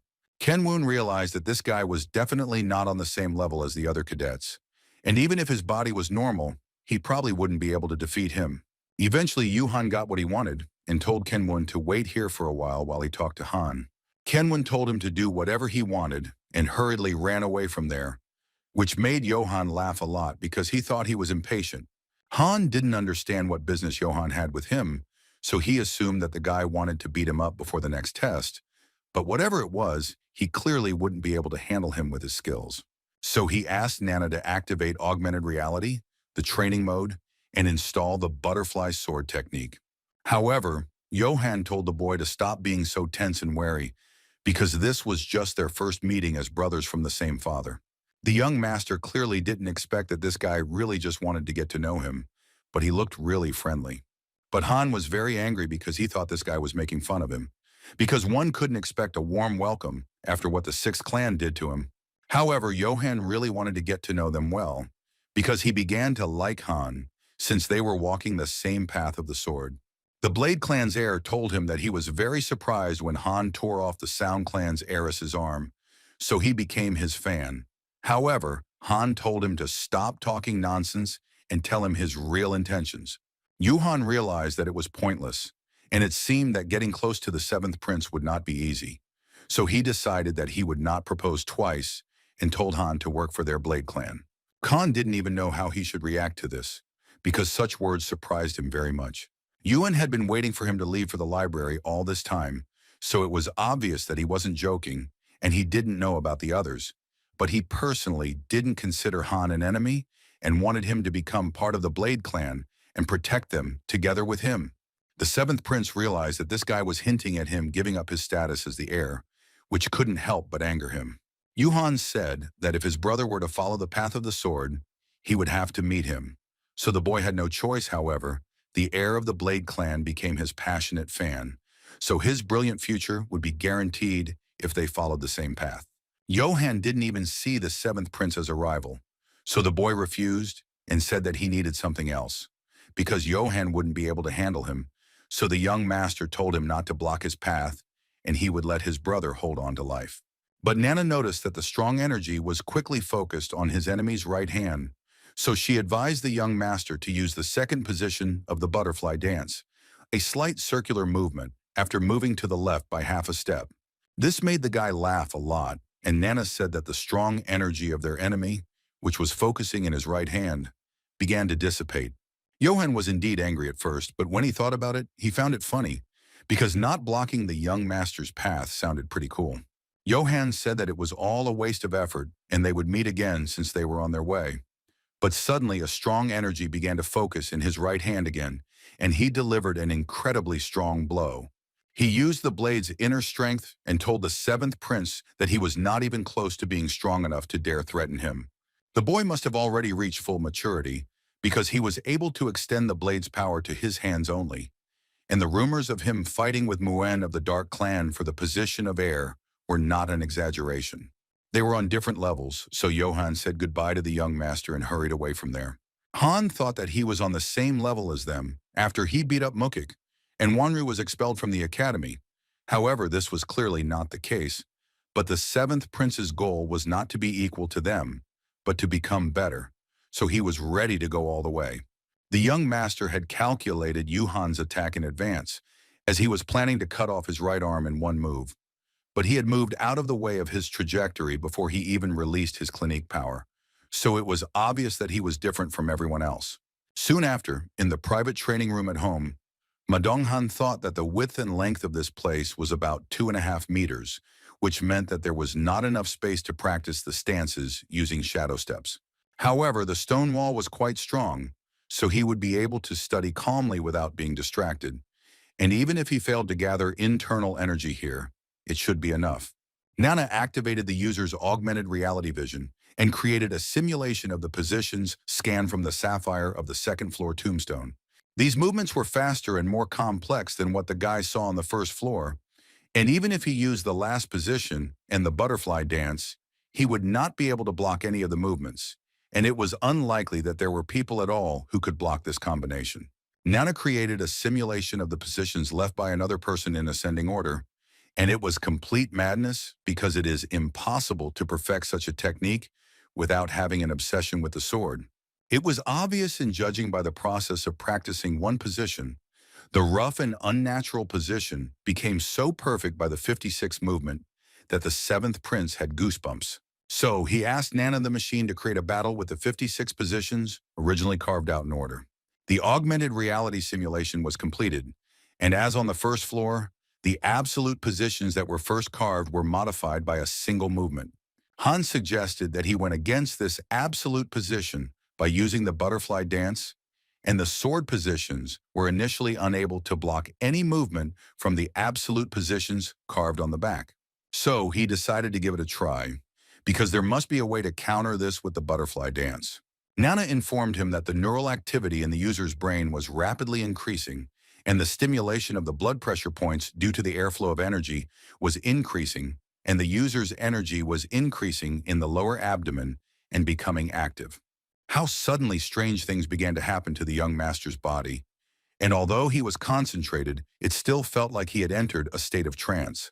His internal energy was 30 years old, and suddenly it increased to 40, and this at first meant that he finally reached the realization, which could not but please the guy. Accumulating strength without Nana's help was truly worthy of the title of the best among Murim's martial arts. So the boy thought that he would be able to use the butterfly dance better now. His movements now cut the air differently, and the awareness he achieved increased not only his internal energy, but many other things as well. Khan realized that he was able to materialize his internal energy, which surprised him quite a lot. Although he couldn't manifest it into a solid sword form due to the lack of internal energy, but he would be able to have energy equal to 60 years after taking the medicinal stone very soon, and when that happened, the difference between him and Yuhan would rapidly decrease. It would be difficult to transfer all the information into his body, so he needed to return to the room and ask Nana to transfer the positions that were originally carved into the sapphire tombstone on the first and second floors, as well as the 45th and 56th positions into his brain. He didn't know when his headache would finally end, but Nana said that according to the analysis, the process of changing his muscles and energy flow would take about 10 hours, which was too long compared to the butterfly dance, even though the level of martial arts had changed. When the guy returned to the dorm of teammate at Mato's house, not all the students were there yet, and they probably hadn't returned to their rooms from their training yet, but Bon was already there and greeted his master. He noticed papers in their hands, and this meant that they were all studying the materials they found in the library. So he asked his new friend if the guy found something useful. Bon said that it wasn't much since it was only second-grade martial arts, but he studied the step technique because he wasn't strong in pure fist techniques. This was the moment when everyone was fully committed to their work, and the 4 days they were given to rest were not worth wasting if they all wanted to move forward even a little. At sunset the next day, in the private training room of Mato's home, the process of transforming the user's muscles and energy flow was 100% complete. After the sleep mode was canceled, the young master began to feel incredibly nauseous, and Nana tried to stabilize the body's biological reaction to the transformation. After a while, the guy finally felt better and was able to breathe a sigh of relief, but he still couldn't get used to it, even though it had happened many times already. The strength in his hands has become on a completely different level, And it seems he has become much stronger now than when he was perfecting the butterfly dance. When he undressed and looked at his body, he was simply shocked at how much all his muscles had changed. At the same time, in the next room, Kenwon was thinking that his skills were not enough, and he was too self-confident when he injured Mukim, and knowing the terrible difference between him and this guy from the Blade clan, he needs to learn so much to regain his honor. He decided that he needed to forget about Khan first and set his sights on something bigger. Suddenly, an explosion of incredible power thundered, which was noticed by everyone around. Kenwon couldn't figure out who dared to attack him, but he guessed that it might have been a mercenary who was asked to eliminate one of the heirs. However, Khan did all this without calculating his new powers, which left him in complete shock. Soon after, the instructor was scolding his student, and even though it was his personal training room, he couldn't punch a hole in the wall where everyone else was training because he might destroy someone on the spot. So he had to be thankful that Cadet 108 was still alive, or else he would have been expelled from the academy, which the boy felt very sorry for. The instructor said that he is now banned from using the training rooms on the first and second floors. He can use the rooms in the basement instead, but if he breaks those two, he will be banned from using the rooms for personal training forever. But still, the guy managed to break through a wall of stone that had stood for decades, so this meant that his internal energy exceeded the permissible limit. Han became so strong because his muscles and the flow of mastery energy reached their maximum, and his body was greatly transformed to the point where he can leave marks on the sapphire with his physical strength, which surprised the guy incredibly. The power he possessed was limited by the limit of his body, and it was the result of slightly changing his body in such a way that it would not affect his physical growth, according to the assessment of his physique. So the guy had to wait until the process of his growth was completed, and then he could become stronger and change his current state. A little later, Han came to the basement floor to the private training room and thought that with Nana's help, a technique that had been practiced for decades had been transmitted to his brain. But he was a little worried because he would be practicing the Ancestor Heavenly Demon's insight technique for the first time. So he decided to start with mastering the sword, but something was wrong, and no matter how many times he tried, he couldn't do it. However, after a while, he was still able to perfectly work out the first and second movements of the sword, which could not but please Khan. However, he still had the feeling that the absolute sword technique was somehow incomplete, and it was completely different from what he saw in the recording. So he asked Nana to compare his movement in 3D with what was in the video. He realized that his technique looked unnatural, and he was simply connecting the movement, and also his rhythm was lagging at the end. But he couldn't understand why this happened. Maybe it was all because it was a normal technique. But even if he was out of breath, the techniques themselves didn't come together, which made the guy very nervous. If you think about it, the last secret martial arts method also didn't work properly without energy rotation. And if that was all true, then all that training was meaningless. Khan was very tired and concentrated only on the sword technique, but missed one of the most important things, namely breathing. As unexpectedly as the seventh prince asked Nana to show him the stone facade on the first floor in 3D, the nanomachine decided to try to search for the saved videos using the user's visual data. But she still found the saved information and showed him only the appearance of the tombstone, and the guy decided to read what their ancestor left there. A strong wind rises, the clouds fly high. He returned to his hometown and dreamed of becoming a brave warrior and defending his homeland. The young master tried to find some hidden clue in this text, but Nana got ahead of him and said that it was a tale about the state of Han, and this poem was written by the future founder of the state of Lubang when he returned home after the defeat of Xianyu. However, the nanomachine still decided to check if there was any small clue in this text, and as a result of the analysis, it checked every letter, including the small holes at the bottom, and the number of dots was different. Han thought that these holes might indicate acupuncture points, but this was not accurate. The first book he scanned through Nana was related to acupuncture, and all the points there were numbered in order, and this was strange, because for normal breathing you need to start from the Giho point, and for this you need to open only 7 points. However, suddenly Han realized that there were 3 large lines and 4 dots, so it was obvious that there were 7 in total. After some time, when the young gentleman analyzed all the lines and dots, he was very happy because he found the hidden airway. So he decided to quickly return to the training room and try out the technique along with the breathing, when suddenly someone called out to him. It was Chan, student number 200, who told the boy that if he wasn't busy, could he agree to spar with him? The seventh prince did not understand why this was necessary, because they were not at an exam and he saw no reason to fight him, and he did not want to waste time on this. So he hurried away. Zhang told Han that if the young master were to win the duel between them, he would share with him information about the third stage exam and give him something as a gift. Although the seventh prince agreed to this, he still couldn't understand what the reason was for such stupidity, exchanging information for a duel. Zhonggom told him that, to be honest, he wanted to test his strength, and he couldn't deny that the seventh prince's moves when he cut off Wanryu's arm weren't that bad, but he wanted to show his opponent a technique that his clan of strength would be proud of. And literally a moment later, the seventh prince's opponent went on the attack to show off his abilities in all their glory. However, Khan had become incredibly strong, so with one blow of his hand, he was able to destroy his opponent. But he himself did not expect that he would put so much strength into this blow, so he began to worry that his opponent might not survive. Zhang himself didn't expect that he would lose so stupidly, but when he saw his fight with Wanru, he thought that he would be able to use thousands of techniques. However, it was still amazing because it was immediately obvious that the blood of heaven flows in Khan. And although the guys suspected that he had the ability of a first-class warrior, he still did not expect such a turn of events. But as he promised, he shared information with him. The young master asked the boy not to rush because he was interested in why Zhang wanted to fight him, because regardless of the outcome of the fight, it was not beneficial for the boy. As the guy suspected, Khan didn't believe him, but as he already said, he just wanted to test his strength. He spoke not only about his own strength, but also about the capabilities of the young master, because there was a high probability that in the third test they would all be divided into teams. But the young gentleman was sure that this would not happen, because they had been told that there would no longer be division into groups in any of the tests.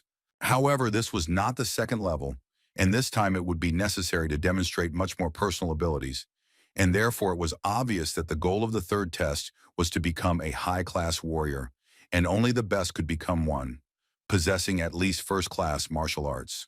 Among those who passed the second level, there were very few of them, which meant that to compensate for the missing skills, they would have to borrow the powers of the Order of the Magic Dragon. And with their help, a fair number of students can lose a lot of energy, but there is another more serious problem. It was about high-class martial arts because the library on the second floor only had them. So if this continued, most of the students would fail the exam.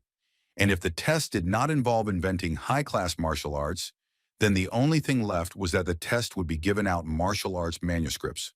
But if it were only that, then the test would be too easy, and only about 80% of students would be able to master martial arts. So if Zhongnom's father is right, then these manuscripts will contain the secrets of the Chol sword technique, which is owned by the strongest warriors. There is a rare technique that was invented by a sword master, and this martial art was originally created for the Shaolin 18 and 36 step school. And although it is meant to be the best, there is one oddity about it. 12 people use 12 techniques, and 36 people use 36 techniques. And if a technique is used by 108 people, it will expand to a sword fighting technique. And this meant that usually the martial art turns into a dangerous technique, and the martial artist gains the strength to resist. Father Chonam said that back then, there were 12 people in each group, and they were able to master the Chol sword technique. This was the standard number of bean art sword techniques. But even those who have mastered the Chol technique are not so easy to master the sword technique, and unless they are outstanding warriors, it will be difficult to understand even the basics. That's why the guy wanted to find out the young master's abilities through a duel, because it's impossible to see the whole picture from just one technique. Khanum needed to test his abilities to see if the boy could trust this test. But the guy didn't say the most important thing, because in this test, the cadets act at their own discretion, starting with mastering martial arts, and the group leader can give some advice based on the results of the second test. This meant that the established leaders chose their team members, although there were some who refused to join the group. And it was possible that the third test was aimed no longer at ordinary cadets, but at those from the 6 major sects or nobles. It turns out that the third test is a fight for the place of the head of the school, And if the cadets cannot master the sword techniques within a certain time, they automatically fail the test. However, it was possible to refuse to join the group, but the cadets have no choice but to hope for the leader of the group if they want to pass the third test. That's why Jung-nam mentioned trust, because it's the basic prerequisite for assembling a team and preparing for the test. So it's natural that the cadets will seek out the most capable leaders, even if they use methods like confrontation or refusal. Therefore, the promised gift after winning the duel was that very student number 200, Chan. Han said that it was not a fact that he would become the leader of the group, but the guy thought that he would definitely become one, and it would be more profitable for him to take a skilled person like Chan than inexperienced cadets if he was going to pass this test. Khan thought that this guy was still kind of weird, and even if he was right, he would have to use that same method. So he asked Jongam why he chose him, because according to him, there are already candidates for leadership or those who have already passed the second test. However, initially Jongam did not say so that the seventh prince would not be upset, but to be honest, he had already made the same proposal to the other two princes. Khan realized that he was a backup option, so he didn't like it much. He turned to leave, but the boy told him that he was not asking the seventh prince to accept him, but simply wanted him to take him in, even if only for a short time, to pass the test. However, Khan was determined and told the guy that he would not accept his offer no matter what. Khan couldn't detect a lie 100%, but if he saw something strange, he would ask Nana to turn on facial recognition mode. There are slight changes in the guy's facial muscles, and the probability of deception on the part of the interlocutor was 45%. Immediately after this, the guy's facial muscles continued to tremble, and the probability of deception on his part increased to 62%. It was just a possibility, so Han wasn't entirely sure about it, but the guy was talking about the path, and he had already suggested the same thing to others, which was very funny.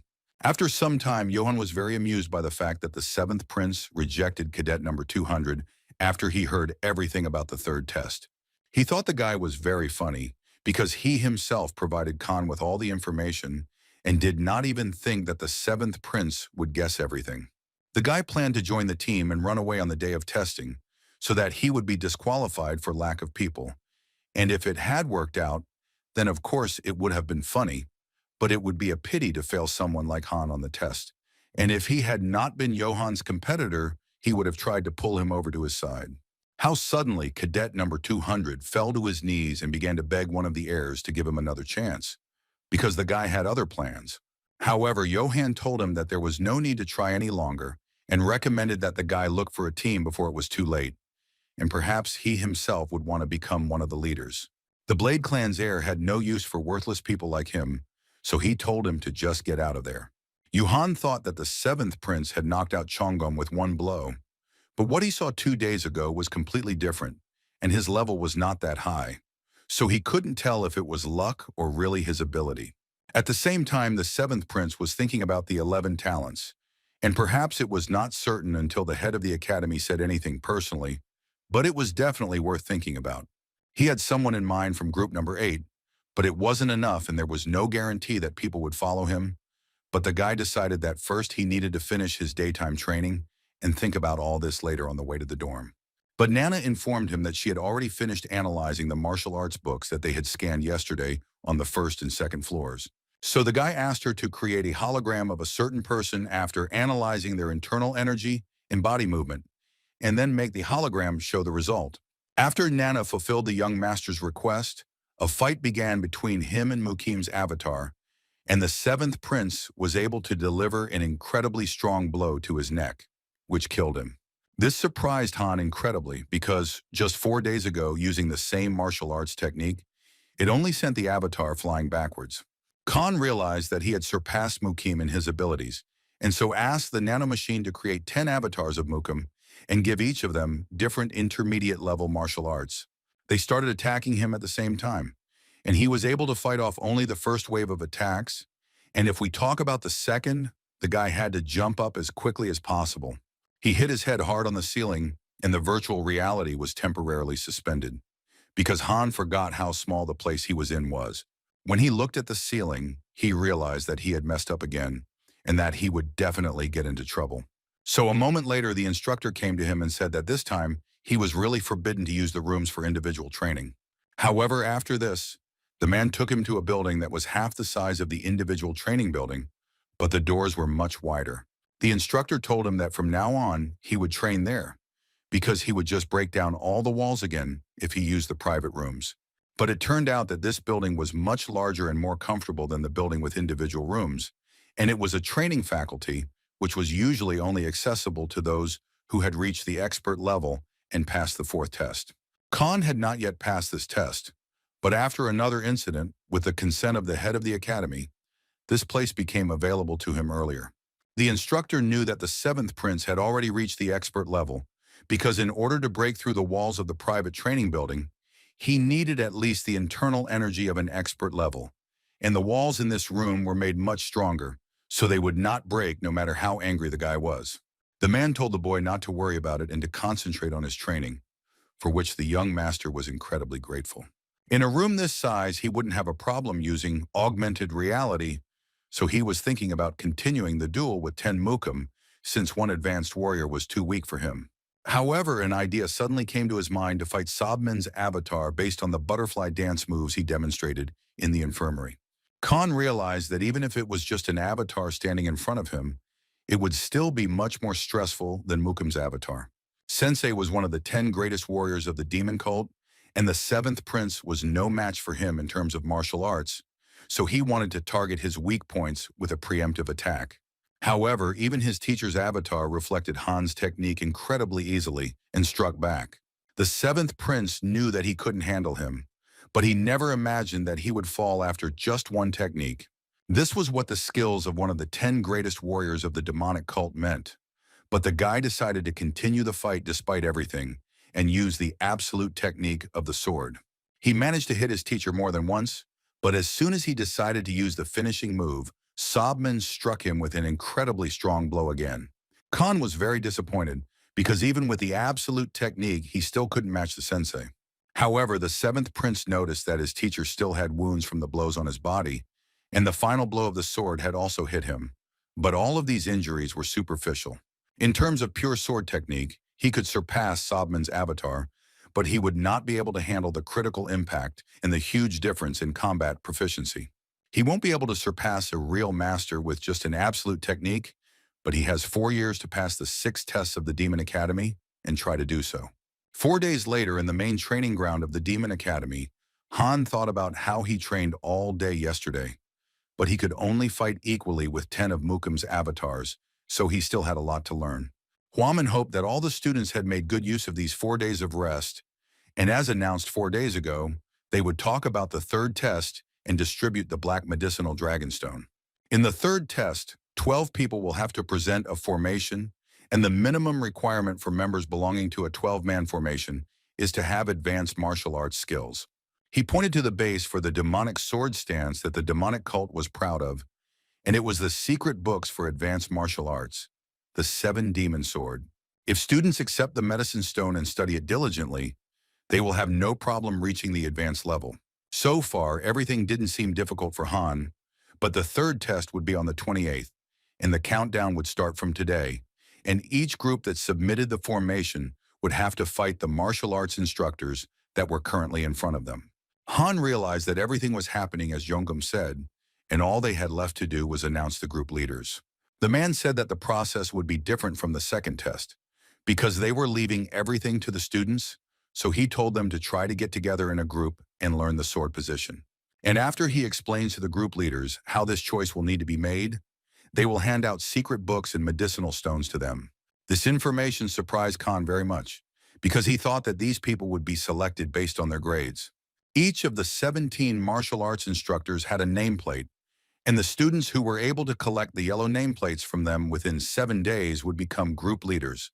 This meant that if they couldn't get all the nameplates, the number of groups would be reduced, and there were only 207 people there, so with 17 groups of 12 people, 3 people were already inevitably doomed, so it was clear that they wanted the students to start stealing the instructors' nameplates before the main test even started. Huaman told the students not to worry so much because the instructors with yellow nameplates will not use special techniques and will only use the 7 Demon Sword. But this did not make it any easier for anyone, because the instructors will use advanced martial arts anyway. The teachers actually had hidden intentions, because in order to be able to counter the 7-demon sword in a short time, one must have a deep understanding of the sword's movements. So they decided to use this method not only to increase the difficulty. 7 days is a very short time to learn the 7-demon sword, and they did it on purpose to put the cadets into a state of stress and despair.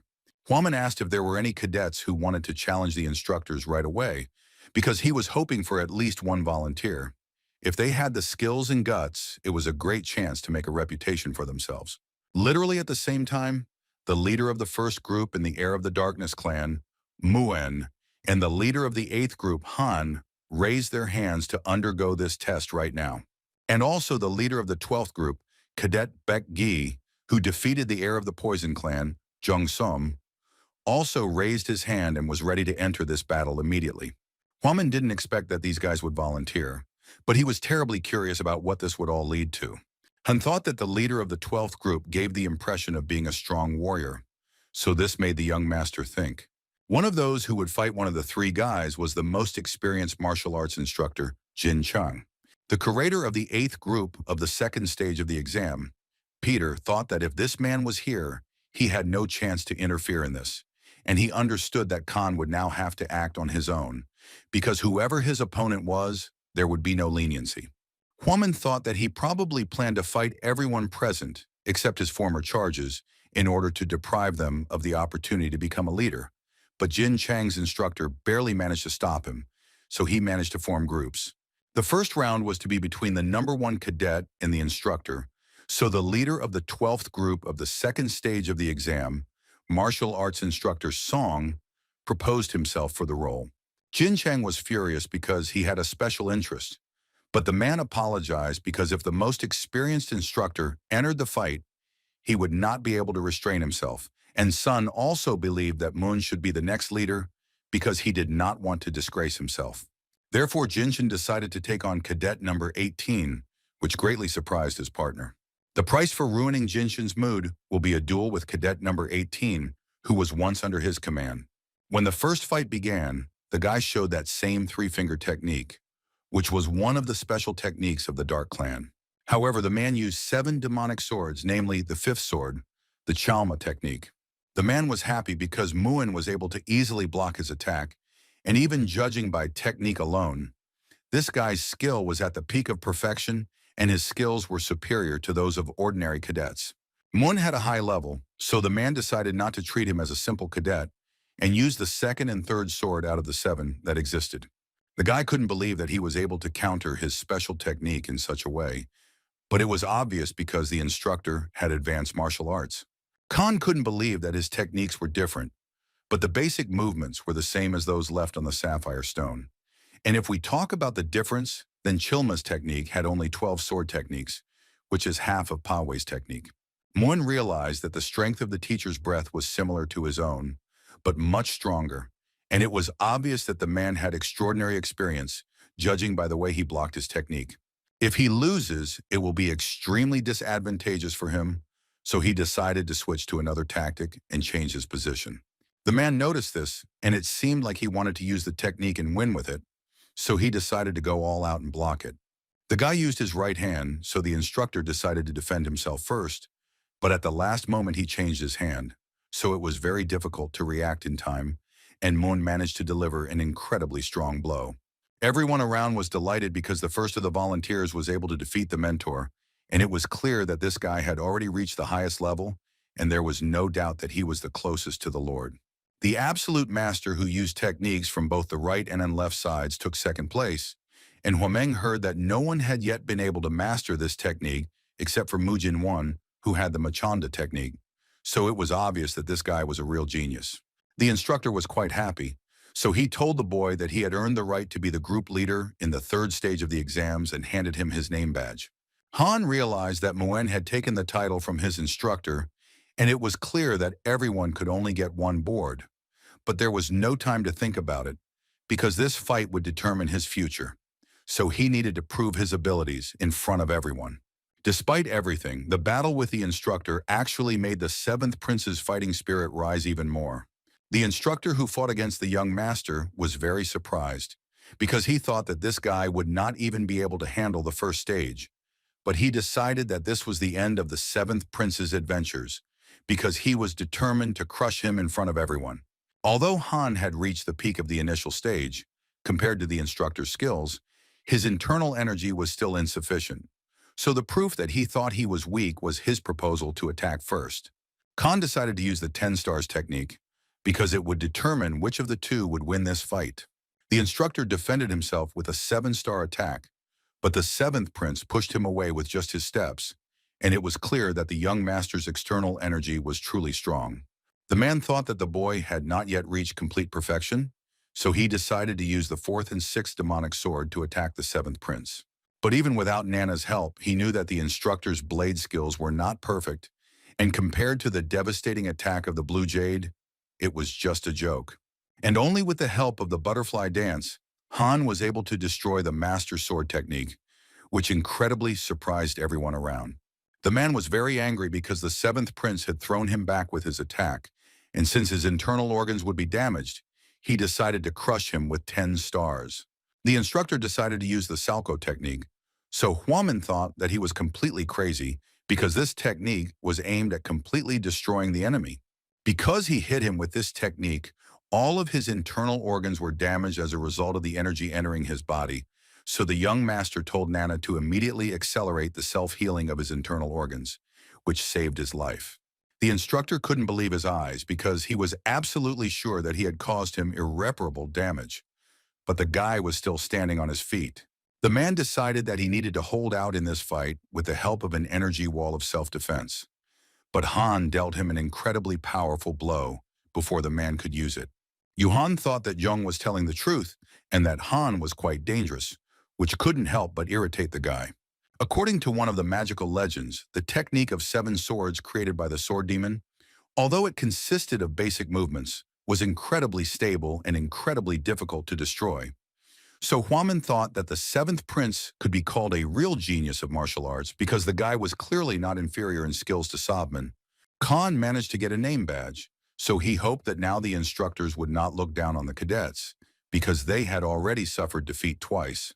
Jinshin thought that with such skills and the natural character of a fighter, one could easily defeat all the instructors, and despite the joy of the birth of such young talents, all this did not work in their favor.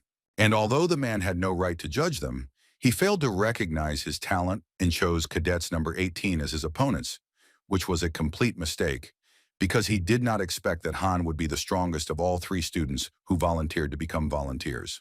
There was one last fight left, and all the instructors were thinking that they shouldn't lose face, but it was hard for them to even imagine that Jinshin would lose in this fight. However, before the fight began, the guy told the instructor that his abilities were not yet sufficient, but he wanted to get a good lesson from him, so they both decided to give it their all. An unimaginable power emanated from Jinshin. Although literally a second before, he was calmly smiling at the guy. Baek-gi decided that he shouldn't have any regrets, so he decided to use the leg attack technique. However, the instructor easily dodged his attacks with just his upper body. When Jin-chan noticed that the guy's leg was open during his next attack, he decided to aim for it, but the guy was able to predict this and dodged his attack. And immediately after that, Baek-gi decided to take advantage of the moment and tried to attack the man with the element of surprise. However, Jinshin was able to create a sword in such a short time and was able to deal damage to the guy, so it was obvious that he was able to reach the highest level. However, the instructor only used simple swordsmanship, and even the 7 demonic swords technique did not work properly, because he sealed his right leg using the method of representing the shape of an object, and this was much more painful than 2 fractures. The guy knew that he couldn't defeat him with such a difference in skills, but he decided to win by using a clever trick. This guy was determined, and even with a wounded leg, he was still strong, so he used a false target to deceive his opponent. The instructor really thought this kid was the best of the best, but it was clear that he wouldn't be able to beat him with such tricks. So Jinshin used the afterimage and dealt the guy a crushing blow. The man made a perfect kill, and he didn't spare Baek-gi at all, and just punched him in the chest. However, if Cadet 18 hadn't fought against a top-level master, he would have had a chance, and Han thought that the other masters would be freed after this defeat. The instructor said that if the students could gain the enemy's trust, they would be able to intimidate him even more. so he was looking forward to it. Han noticed that Baek Gi looked strangely pale, but his entire neck was very red, so the guy asked Nana to scan him. He told her to get ready so that he could test it immediately after completing the third stage of testing. After that, the wooden swords for the third stage were ready, and they were calculated one for each person, so the instructor asked to handle them carefully and not to break them, and also reminded the students that if any of them can get a yellow plate, then they immediately become leaders. Khan decided that he needed to take a pill first and then check something, but other cadets began to surround him from all sides. Khan did not understand what the other guys wanted from him, but suddenly Bon appeared in front of them, who decided to distract everyone and pretended that the young master had some business with him, which the guy was very happy about. Last night in the 8th group dorm, the 3 guys were talking about how they didn't think the 7th prince could change like that, but it was still too risky because everyone around was afraid of the 6th clan. However, rather than being a weak clan for the rest of their lives, Bon would rather risk everything with Lord Han, because people like them should have hope. And since the boys sincerely believed in this, Michiel, Unchan, and Damon also decided to join him in this gambling game and swear allegiance to Mr. Han. It was for this reason that Bon decided to stand up for his master at the Demon Academy training ground. But Han convinced him that everything was fine and asked him to step aside for a second. Therefore, cadet number 857 Van Hill introduced himself to the 7th prince and thanked him for his valiant service. This guy was a straightforward person, so he decided to get straight to the point and said that he really wanted to be on the 7th prince's team. Despite his incredibly cool victory, Khan still did not expect that people would want to fight hand in hand with him.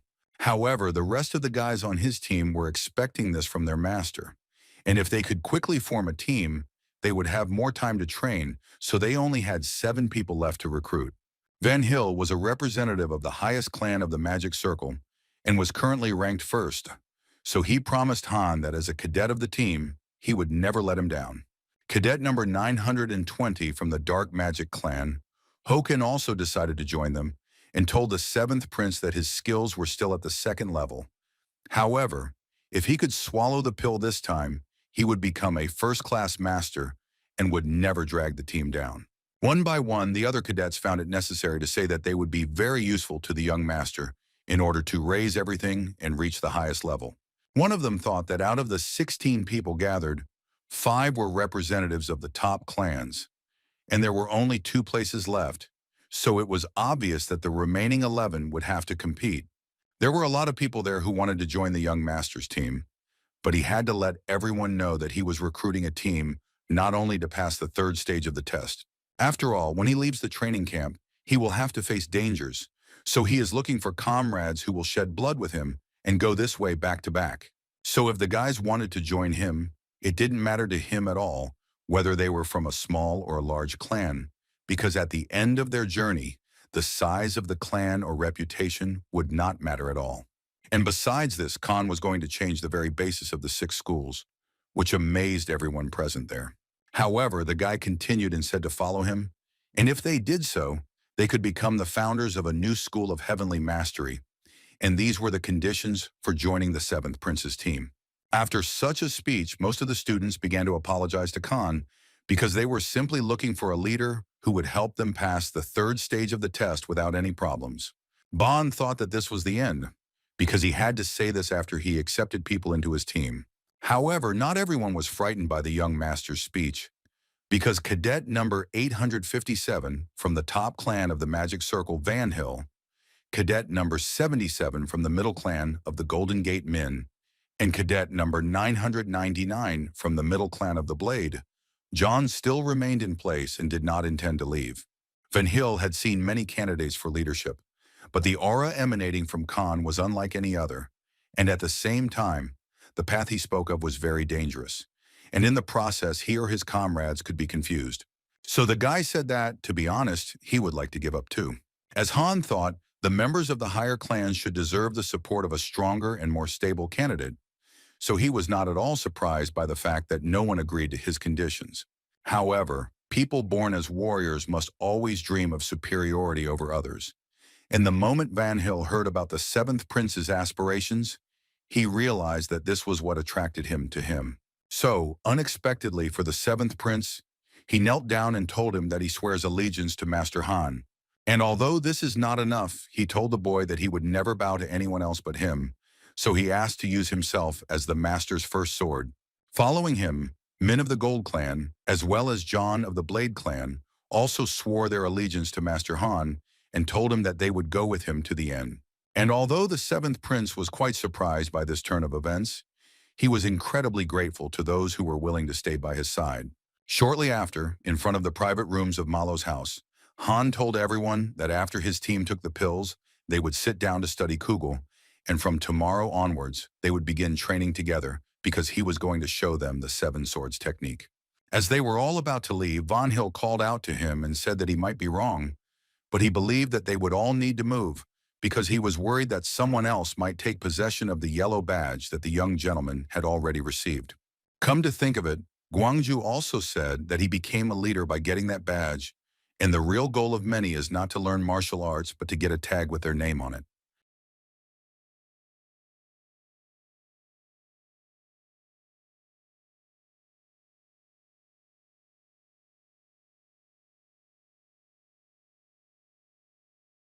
Van Hill also told him that he was using the room next to his master, but Hans said that it was no longer his because he had moved to a room with stronger walls for advanced fighters. The guy was shocked and delighted at the same time and told the young master that he would try to reach his level as soon as possible so that they could use the neighboring rooms. Soon after, Han finally realized what the highest level actually was, as this technique was over 60 years old, and if used in combination with a sword, it would be possible to increase the depth of the strike. The young master also did not forget to praise Nana, because thanks to her help in absorbing and controlling the body's resistance, he was able to do this. Right after that, the guy asked Nana to show him the saved videos of the last fight, so she opened an extended version of the video recording of reality at the user's request. As he wanted, he decided to see what exactly happened to Baek Gi. So he asked the nano machine to stop the video and zoom in on the boy's face and neck.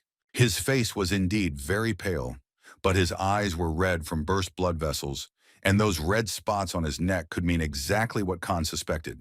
At the same time, martial arts trainer Du Wei was fighting against Yuhan because his abilities surpassed those of many cadets, and he was at his peak just like a man, and he was also not someone who could be attacked by the seven swords technique. Like cadet number 7, he was not as famous, but he was able to correctly react to changes in the battle. Although before the man did not even think that this guy would be able to pass the first 2 tests. However, he managed to learn the seven swords technique in such a short time, and it was clear that this guy was as brilliant as the 2 cadets who were in front. The man said that there was no point in continuing and that he thought that they could stop there and that he would give him his badge because he hoped that he and his comrades would achieve great success, for which Johann was very grateful. At the same time, in the dining room of the Mado house, one of the Sogeja candidates from the Blade clan, number 2, Young-Woon, sat down next to Baek Gi and told him that he enjoyed watching his fight with the martial arts trainer. However, because the boy was enjoying his lunch at the time, he told the Blade's heir not to miss him. He was a cheeky guy, so Kyung-Woon told him that they were just talking because his skills impressed him and the guy had already begun to reach the highest level. So instead of being the leader of some pathetic group, Ken-Woon suggested that he go further, but the guy didn't pay any attention to him, which made him very angry. However, he decided to keep his cool because if he lost his temper now, his plan to attract talent would fail. So he simply asked the guy to think carefully because he would only benefit from this situation. Baek Gi thought that this was already the second time, because that guy from the Blade clan also came and asked the guy to become his right hand. However, he was not interested in the position of commander or a higher position, and he certainly did not want to return to being under someone's command, because his goal was to become as strong as possible. Suddenly, someone else sat down next to him and apologized for interrupting his meal, but he really wanted to talk to him. But Baek Gi said that he was not interested in that and asked him to leave him alone. However, it was Han who said that if they didn't talk now, then Baek Gi might not be alive anymore. However, the guy told him that he was even more impudent than the previous 2 guys, although he was not the heir of the 6 clans, and the 7th prince would definitely not be able to recruit many people into his team like this. Han said that the guy must have misunderstood something, but this phrase made Baek Gi even more angry because he took it as if the seventh prince was first threatening him and then saying that he had misunderstood something. However, the young gentleman did not mean this at all, so he decided to get to the main point and said that someone was trying to poison him because he had seen his fight recently and the guy had a pale face and red spots appeared on his neck. However, Baek Gi couldn't believe it. After he became the commander of the 12th group, he had always been very careful with the guy from the Poison clan. Besides, he couldn't understand why Han was even telling him about this. Because even if they really were trying to poison him, the seventh prince shouldn't have any business with it. But despite this, Beck apologized to him for jumping to conclusions. But if they really were trying to poison him, he would have noticed it during breakfast. When eating, one can feel the poison, and it seems that the seventh prince did not know about it because he had not studied martial arts before, but the symptoms he saw were definitely similar to my toxin poisoning. Suddenly, the young gentleman noticed Dr. Peck, who had not seen him for quite some time, so he decided to ask if Khan had already had lunch. However, the seventh prince apologized and asked the doctor to examine his friend because he felt that he had been poisoned. The doctor dropped everything he was doing and went to the second floor of the Demon Academy in the infirmary and asked Baek Gi to inhale the vapors through his mouth. The more the better. When the boy did as the doctor asked, he began to choke, so it became obvious to everyone around that he had been poisoned with toxins without a doubt. The doctor explained that toxin is not a poison that spreads through the blood vessels, but a poison that is activated over time, accumulating in the stomach or lungs and can be poisoned through food. But it can also be ground into powder and allowed to be inhaled during sleep. If you use a small amount, it's almost impossible to notice. So he asked the student if he had any guys in his dorm who knew about poisons. On the first day of the Demon Academy in the 12th group dorm, Baek Gi defeated Yunsun of the Poison clan and said that the Demon Academy is a place where strength decides everything, and if he wins, then he can take the place of the leader. Junsun told him to enjoy his fleeting victory, but told him to remember that even his nails were laced with poison and would only get thicker with time. So, remembering this now, Baek Gi became incredibly angry because what his opponent said was probably true. Peck said it was good that everything was discovered quickly, and that if the medication was taken regularly for 7 days, all the poison would come out.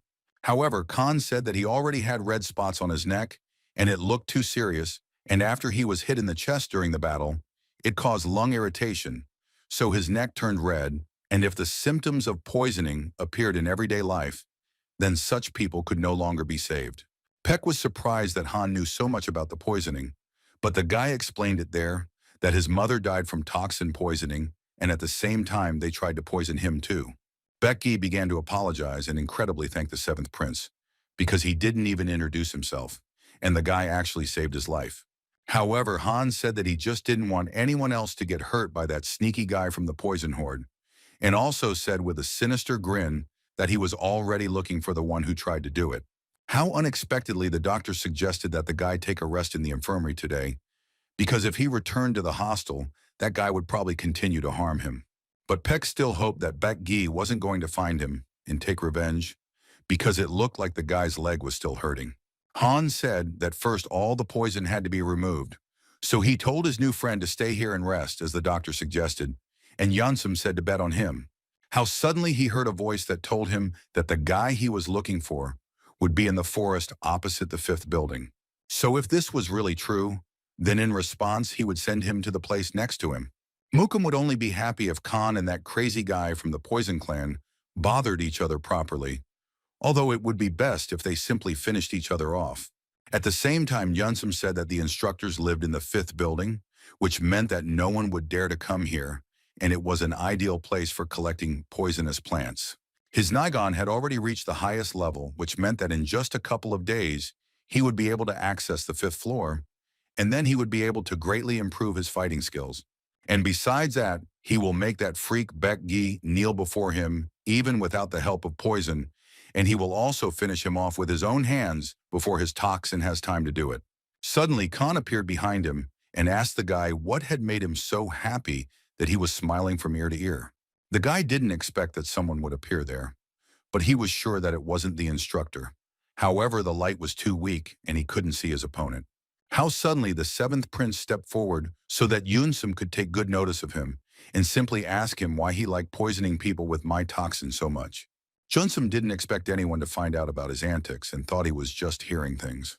However, immediately after this, the guy began to burst into laughter and said that the mother of the seventh gentleman was poisoned in the same way, but he did not have time to finish his speech, as Khan dealt him an incredibly strong blow.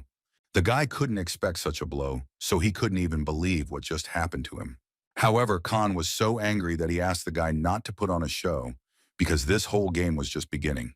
The seventh prince said that Jun had gone too far and also dared to insult his mother and mention her name with his filthy mouth.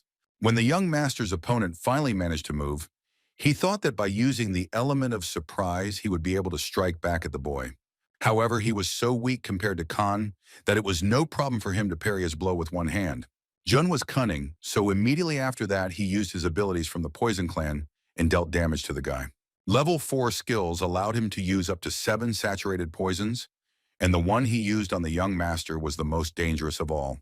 Although he was told not to use it against the other cadets, he had no choice now because the young master had decided to take his life first.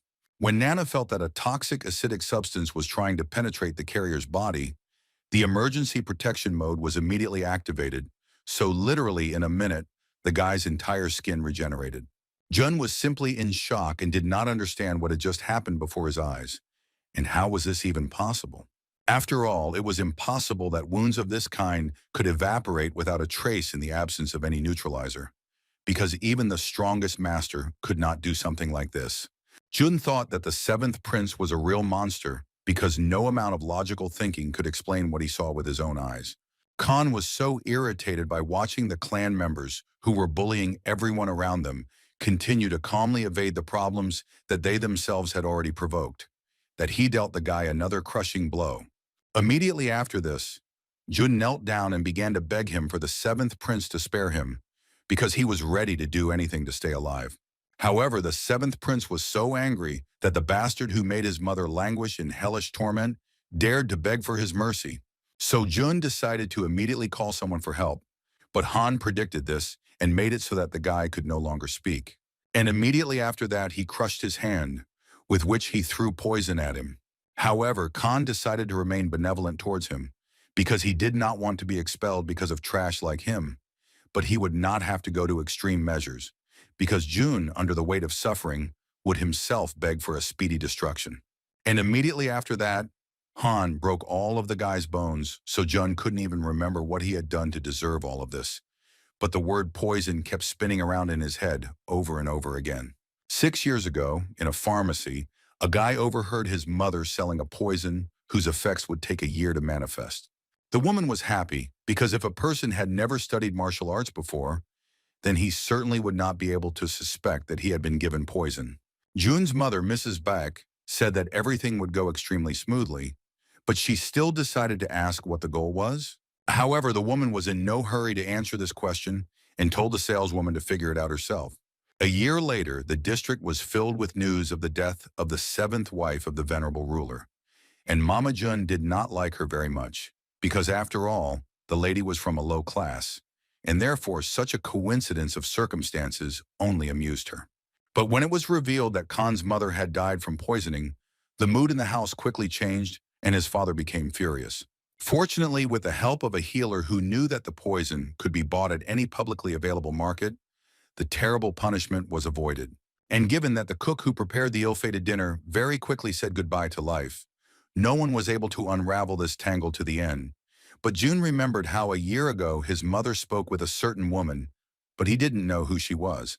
After that incident, the grandfather, who had already held the post of elder of the Poison Clan for the 6th generation, was immediately expelled, and the boy's father forever broke off relations with his wives. However, Jun's mother was sure that she was not guilty of this, because she simply sold this poison to that woman. But it was enough to tell anyone about this, and she would immediately be listed as involved. So she asked her son to keep this information a secret, because otherwise his father would despise them for the rest of his days. A few years later, Mrs. Beck passed away from this life, and the boy was suddenly overcome by a crushing feeling of despair, and he wanted to tell everyone that that old crime was the work of a certain woman from the outside. But he still couldn't do it, because he couldn't break his mother's last promise. Instead, he only swore that he would definitely take the place of the ruler and find out the name of that vile woman and avenge her. And he thought that Khan's mother and her carelessness were to blame for everything. So in addition to everything, he decided to find and destroy the seventh prince with his own hands. However, no matter how hard Jun tried, he couldn't fulfill this promise because he simply couldn't defeat a monster like Han. Khan said that if his rival stayed in Madakwan, he would definitely send other students too, so he decided to throw him into the dungeon, because from there he definitely wouldn't be able to cause trouble. Suddenly, the seventh prince noticed that the boy was trying to say something. So after thinking for a moment, he returned his voice and tried to figure out what Jun wanted to tell him. So Nana started doing an analysis and said that the guy told him that the Poison clan was not to blame for the destruction of his mother.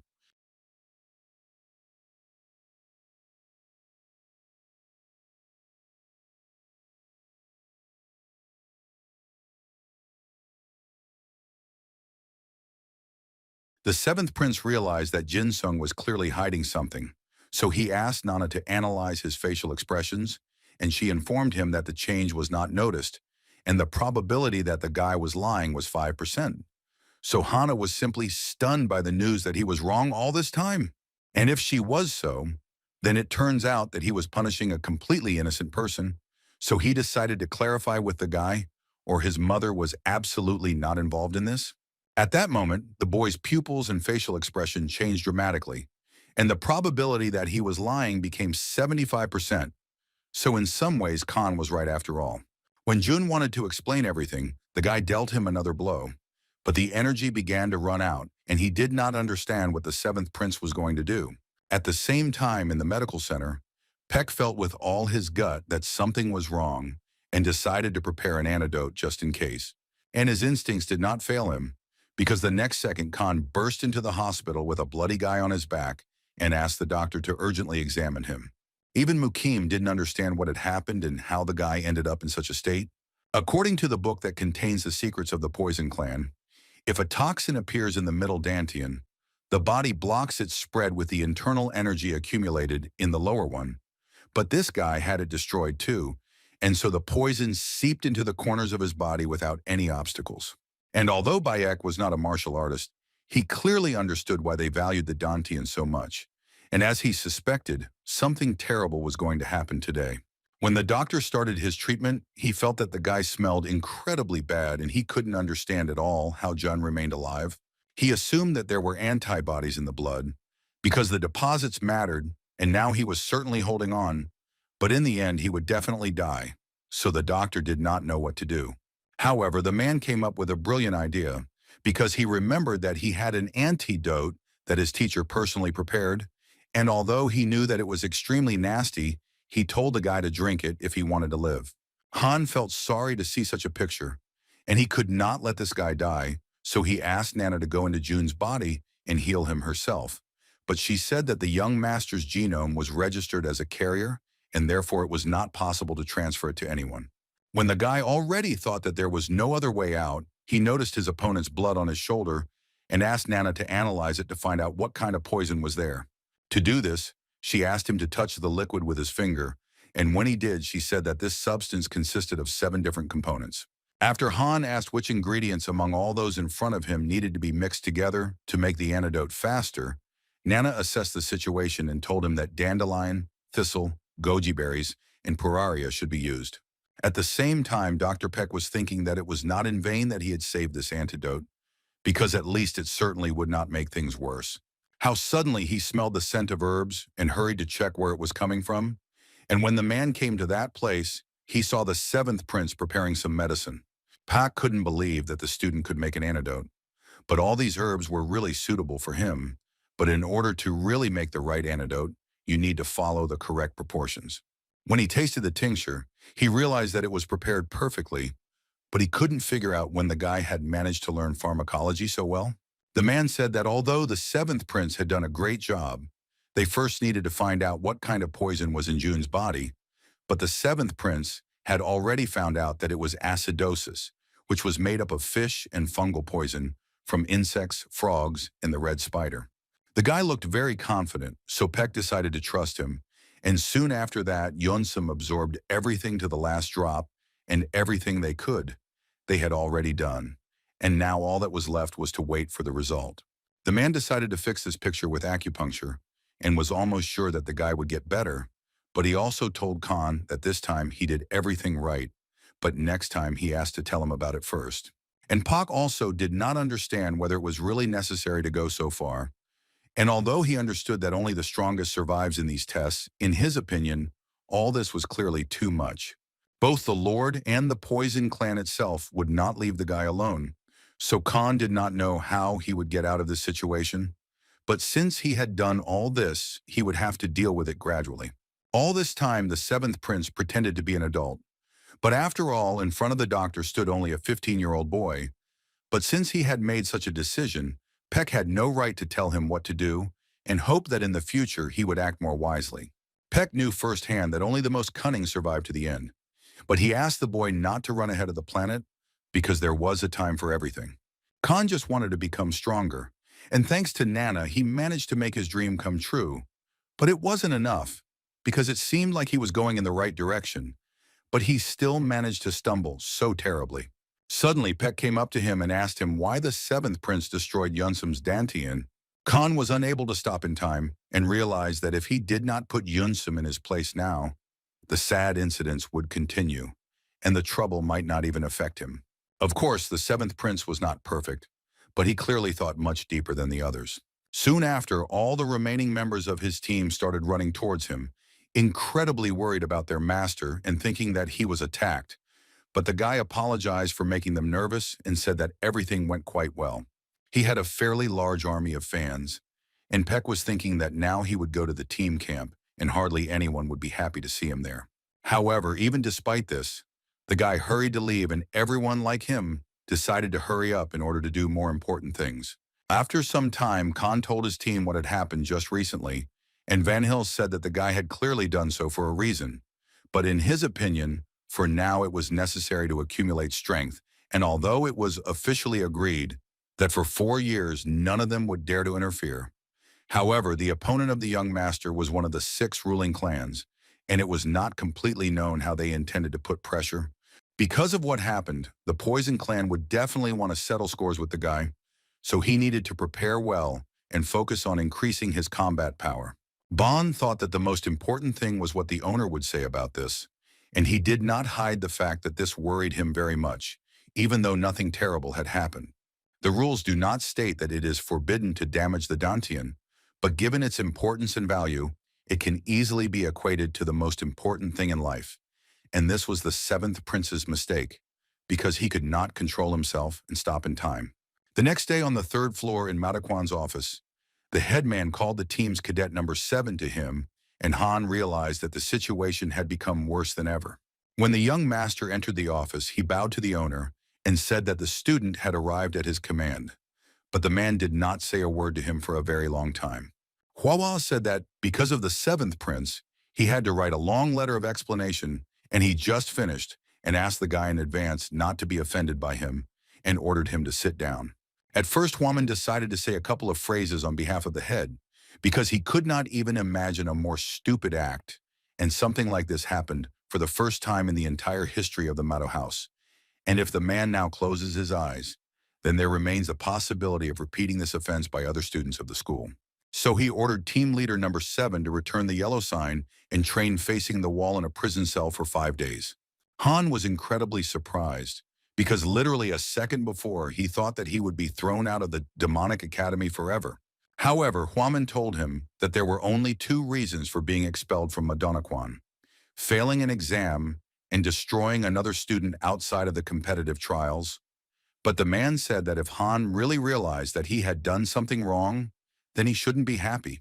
Khan agreed with this, but still, if he gave up the yellow plate, then at that very moment he would cease to be the group leader, and thus, given the 5-day confinement, he would only have 1 day left to return it. So Khan was afraid that the teacher would not wait for that time and would simply find a replacement for him. The man said that according to the rules, the offender should be sent to prison for a week, but in that case, the guy would simply not have a chance, so he said to consider it a gift. At that moment, Khan experienced incredible power, and he was not even able to determine its true greatness. Huaman, as the master of Madaquan, had his say, and now he decided to move on to friendly instruction. So with the help of his powers, he blocked the possibility of eavesdropping on them, because there was no need for outsiders to know what they would be talking about now. Khan said that he thought that the seventh prince was worth more, but it was a complete disappointment, and he could not act differently. But since he had done something wrong, he had to somehow get out of it on his own, but apparently he did not have enough brains. The director knew that Yunsum used poison on him, and he thought that he was related to his mother, so the guy suddenly decided to take revenge and destroyed his Dantian, but only then realized that he could die, so he dragged him to the infirmary because he was afraid of being expelled. Khan shouted that since the seventh prince had started something, he needed to see it through to the end, and if he was counting on leaving the guy alive, he needed to use another method, because now the people from the Poison clan would definitely not let Khan live. And henceforth, if the guy doesn't gain his wits, he will fall and will not rise on his own. So he needs to be smarter if he wants to continue on his way, and he needs to think not one step ahead, but 3 or even 4. When Healer Peck told him the same thing, the boy thought that he was making some kind of mistake and nothing more. But after the words of the head, it finally dawned on him what exactly his problem was. When Huaman asked why the young master had joined them at Madaquan, Han replied that it was all in order to become the strongest. Anger and hatred are certainly the main catalyst for his development, but the position of junior master is at stake. The man asked if the guy really was going to conquer him with such vile vices that he couldn't help but be surprised. His feelings would set fire to not just one tree, but an entire forest. So he had to be careful, otherwise Khan himself could end up in a ring of fire. And the last thing the man emphasized was that if student number 7 wanted to survive and rule this place in the future, he had to keep his heart warm and his head cold. Otherwise, the path would end before it even began. Khan was consumed by rage, but the ultimate goal was more important, and each of the existing 6 clans was obliged to bear punishment. And then, revenge was not his main attraction, because he had to think more globally, and it was clear that composure was exactly what he lacked the most. The 7th prince was not a fool who turned a blind eye to everything, and if he understood what he really lacked, he would be able to overcome any obstacles and become an invincible monster that the magic cult had never known before. The Khan said that now and forever he would carve into his head all the words of his teacher, and also thanked him for everything. Suddenly, men appeared behind him, and Huaman gave the order to lock the 7th prince in a prison cell. But the guy began to ask for at least 2 minutes to explain himself to his comrades. However, the left bodyguard said that the order for his punishment would be posted for everyone to see, and they would know about it anyway. And now he was a former headman for them, so there was no need to use formalities. These were the consequences of the 7th prince's actions, which he had to simply come to terms with one way or another. The next day, a chart was put up for everyone to see that student number 7 had destroyed the Dantian of student number 4, thus throwing his future to the winds, and as retribution, the head ordered that he be stripped of his position in the group and locked in a prison cell for 5 days. So let this one serve for all the lessons in that case. When everyone around started discussing this incident and were simply shocked, Yuhan started laughing as hard as he could and considered Han a complete idiot for thinking of destroying his opponent's Dantian.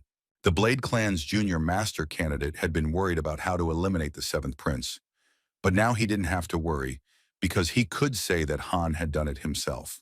Kenwon, the number 2 disciple and the candidate for the position of junior master from the Sword Clan, was also happy about this news because it was clear that the 7th prince's stay in the Demon Academy was over. At the same time, all the members of the 7th prince's team gathered together and were simply shocked by what was happening.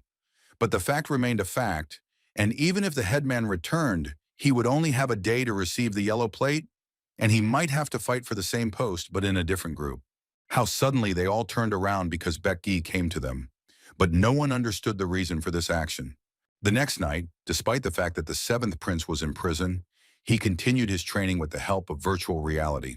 When the augmented reality simulation was completed, Khan decided to have some food and thought about how the conditions in this prison were terrible, because the stuffiness and dampness did not give him even a minute to breathe, and he assumed that an ordinary person would not last a day there.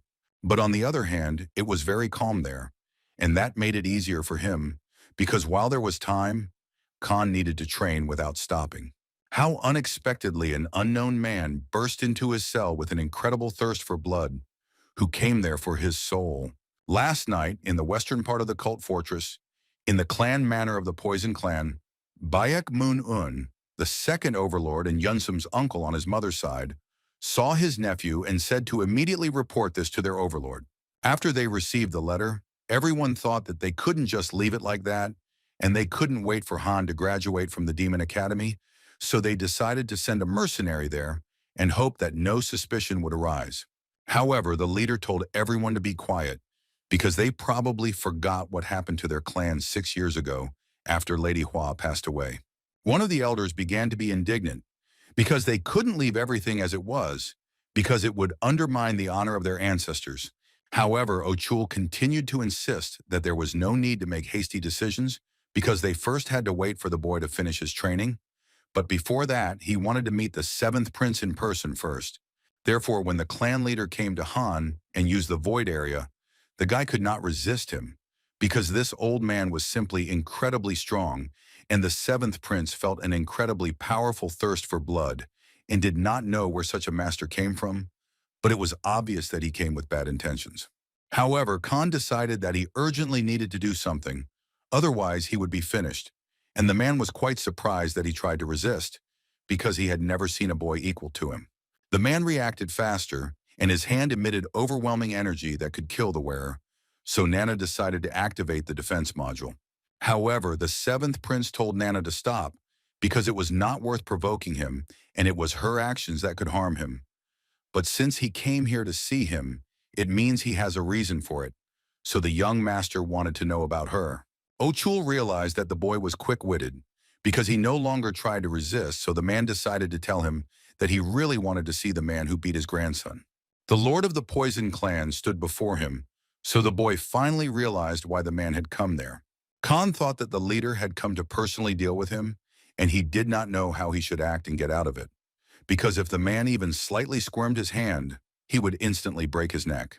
And although he was only a child, before his destruction he did not convulse in fear, but on the contrary, he exuded only anger. The man thought that it seemed that the seventh master's light instruction was not enough, so he dealt an incredibly strong blow and wanted to see if his face would become obedient. However, even despite this, the guy was still filled with rage, and the man, of course, assumed that he had a reason to hold a grudge against his grandson, but to have such pure hatred, you have to be a monster, and you can't leave him like that, because he will grow up to be a strong threat to their clan. Khan asked the elders if he wanted to break the rules of their school and destroy him on the spot, but the man only needed to pour acid on his body, and there would be no trace left of him, so obviously no one would know that he was the head of the Poison Clan. However, Khan knew that if he disappeared from Madaquan without a trace, then their clan would be the first to be targeted.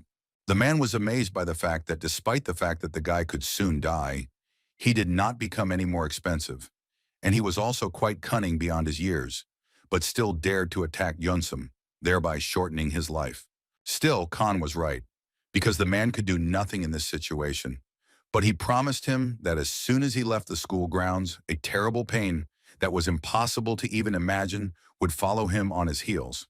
He said that he would break every bone of the seventh prince's mortal body and give his skin to be torn apart by monsters, as well as destroy his Dantian and force him to plunge into a world of complete hellish torment.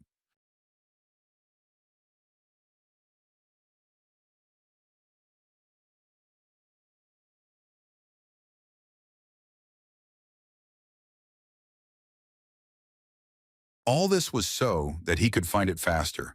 And even though the balls were smeared with poison, it is not at all life-threatening.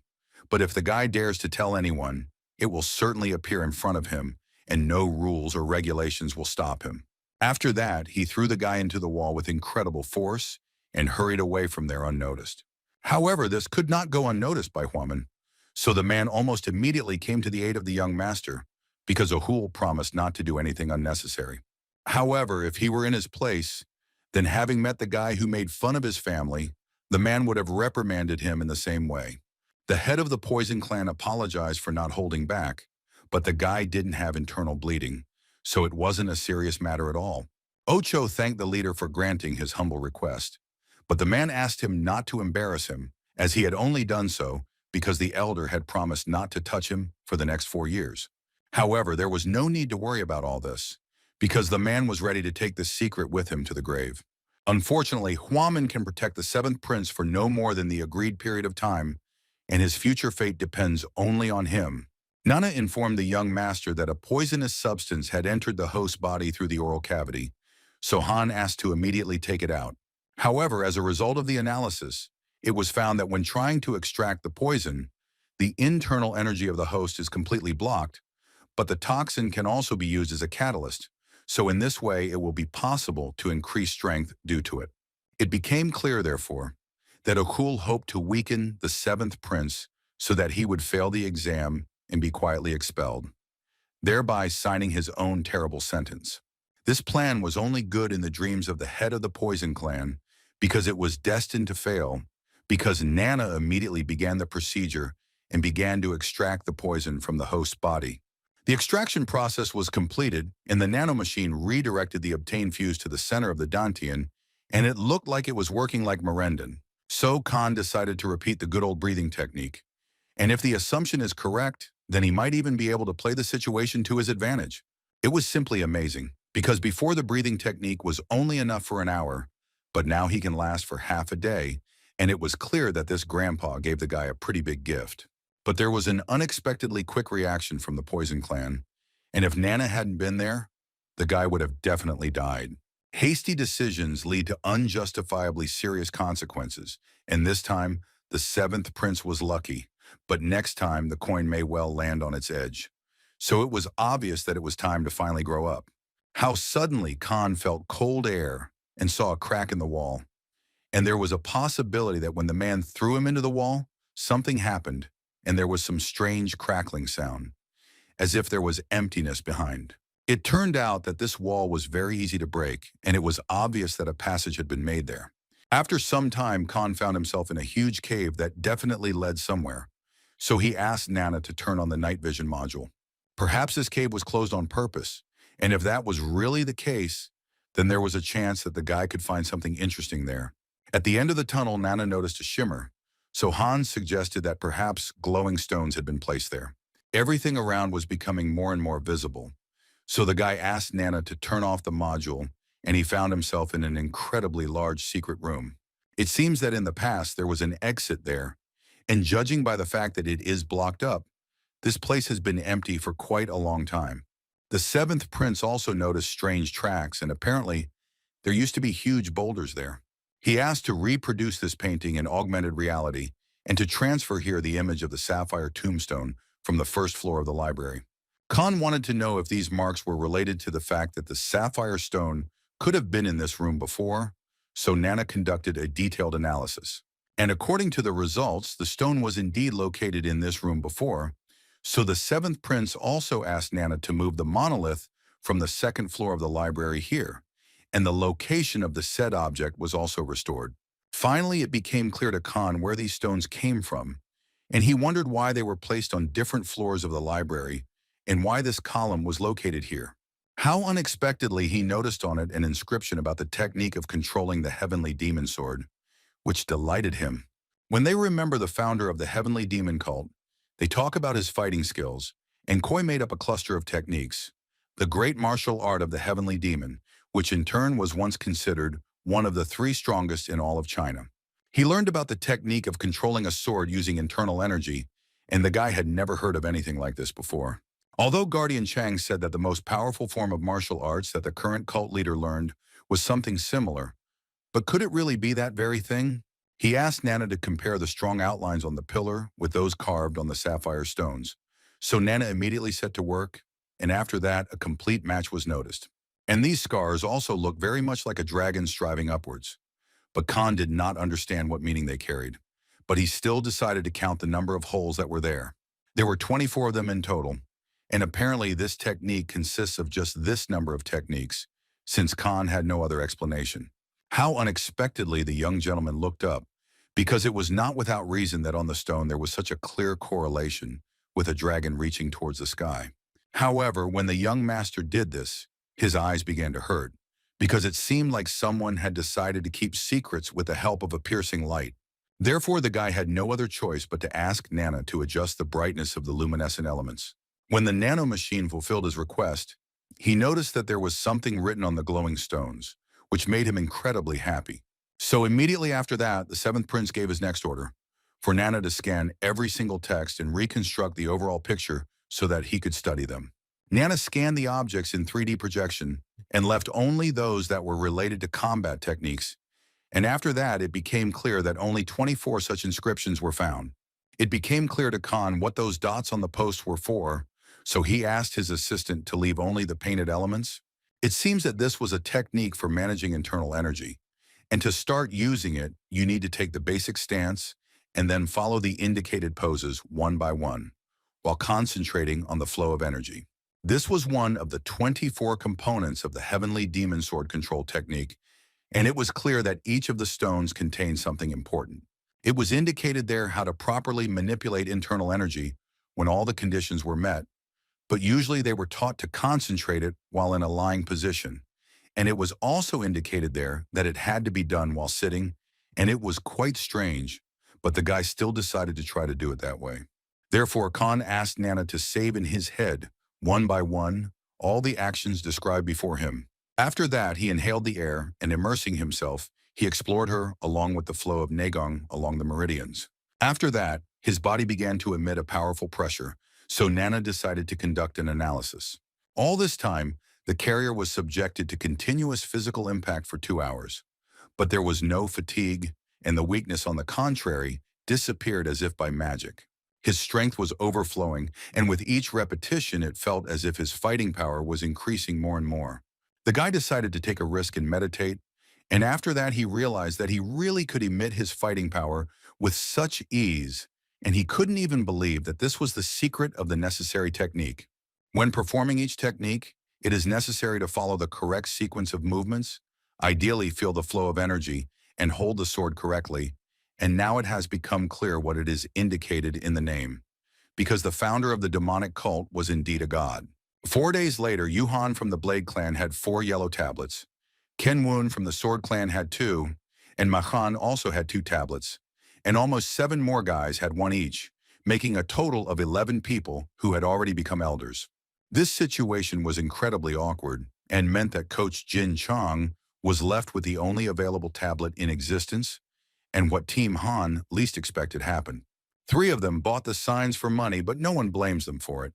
But the skill of these guys is truly superior to the rest. According to rumors, they have already reached the highest level, and of course, the most important thing is that each of them has been expanding their influence for a long time, so the guys realized that they were in a dangerous situation. However, perhaps this whole situation was for the best, because now they knew for sure that only their own people remained. Unchun and Dae-myung turned out to be traitors and went to other groups, and on this path they finally diverged, and they behaved strangely when they found out that Han had destroyed Jun's Dantian. They said that they might have liked to go through with them until the end, but unfortunately there were many reasons not to. As soon as the headman was punished, they immediately rushed to leave, and as soon as the headman was punished, they immediately rushed to leave. It seemed like everyone was losing heart, so Van Hill tried to support them and asked all the guys to think as positively as possible, because instead of the 2 traitors, Beck-gi, who was damn famous, joined them. And he was right, because if their new ally, the situation could have turned out even worse than it was now, because if Becky hadn't won the sign 4 days ago, their group would have been disbanded long ago. So all the guys were extremely grateful to him. He said that he simply owed their elder, so he decided to do so, although he himself does not know what Han will think about all this. But the guy told him that if they had not become friends, then Beck would not have helped them. However, they decided that they had enough of talking to each other because it was time for them to practice. Because tomorrow their headman was getting out of prison, and everyone would have to prepare to help him somehow. That evening, during dinner in the courtyard of the Matakwan dining hall, Beck said that he usually did not have lunch, but just ate in the evening. But today, thanks to them, he would not mind having a drink. Although it was temporary, Beck was currently the leader of their group, so all the boys were obligated to protect him. However, Beck-gi said that he was going to a private room, so he asked everyone not to worry about him, because after his training, he would be moving around in the crowd. However, the guys still decided that they and Bond would follow their temporary leader so that nothing would happen to him for sure. They decided to go at any cost because the last thing they needed was for someone to beat Beck up. And the guy himself was thinking that he couldn't even imagine how they would take care of the real leader when he appeared. In the courtyard of the building for individual training, the guys came to a closed room, so they were sure that no one would get in there. But suddenly they began to be surrounded by a crowd of other students, and judging by the fact that they were holding wooden swords in their hands, they had already arrived there a long time ago. And the leader of this gang was none other than Ha-Men, who took Baek Gi's former classmates with him. The guys from Khan's group didn't understand what these guys were doing, but it was obvious that they came there to get that yellow nameplate. Ha-Men said that if the guy didn't go to the meeting in a good way, then he would have to act in a bad way. But Baek Gi assured him that he would never give him his tablet. Therefore, Ha-Men, with an incredibly angry expression on his face, said that since they were all following the seventh prince around the construction site, he actually had no thoughts of treating them well. Baek Gi didn't know what he had to do, because no matter how high his skill level was, he would have to fight against as many as 30 fighters. And yet among them was Kamen, with whom he was approximately equal in his abilities. Baek Gi told John to take the yellow sign and run away from there as fast as he could, while the guy himself would hold them back. His new comrade was against this turn of events, but Beck told him not to play the fool, because if they couldn't save it now, the group would fall apart, and then Han wouldn't have a chance. Because no matter how strong he was, he wouldn't be able to defeat the teacher. Kamen guessed that it seemed that his opponents were communicating through Chinim, and that there was definitely something unclean there, and that they were going to escape, so he gave the order to all the students to immediately attack them. In all this confusion, the temporary headman handed the tablet to Bon, which the guy certainly couldn't have expected. And even though Baek Gi failed as a headman, he couldn't forgive everyone for such dirt, so he immediately went on the attack. The energy coming from his blows was not that powerful, but Ha-Men was confident that Baek Gi would definitely not yield to him in this battle. After the temporary leader defeated most of the students, he gave the order to his team to escape from there immediately. When the others noticed that Bon was the one with the yellow nameplate, they decided to stop him and take it away immediately. And despite the fact that they ran as fast as they could, Bon was too slow, so there was a small chance that he would still be able to escape. Therefore, without thinking twice, John asked to give the tablet to him, and after that he ordered Bon to immediately run away from there and get to the dining room as quickly as possible and call Van Hill at any cost.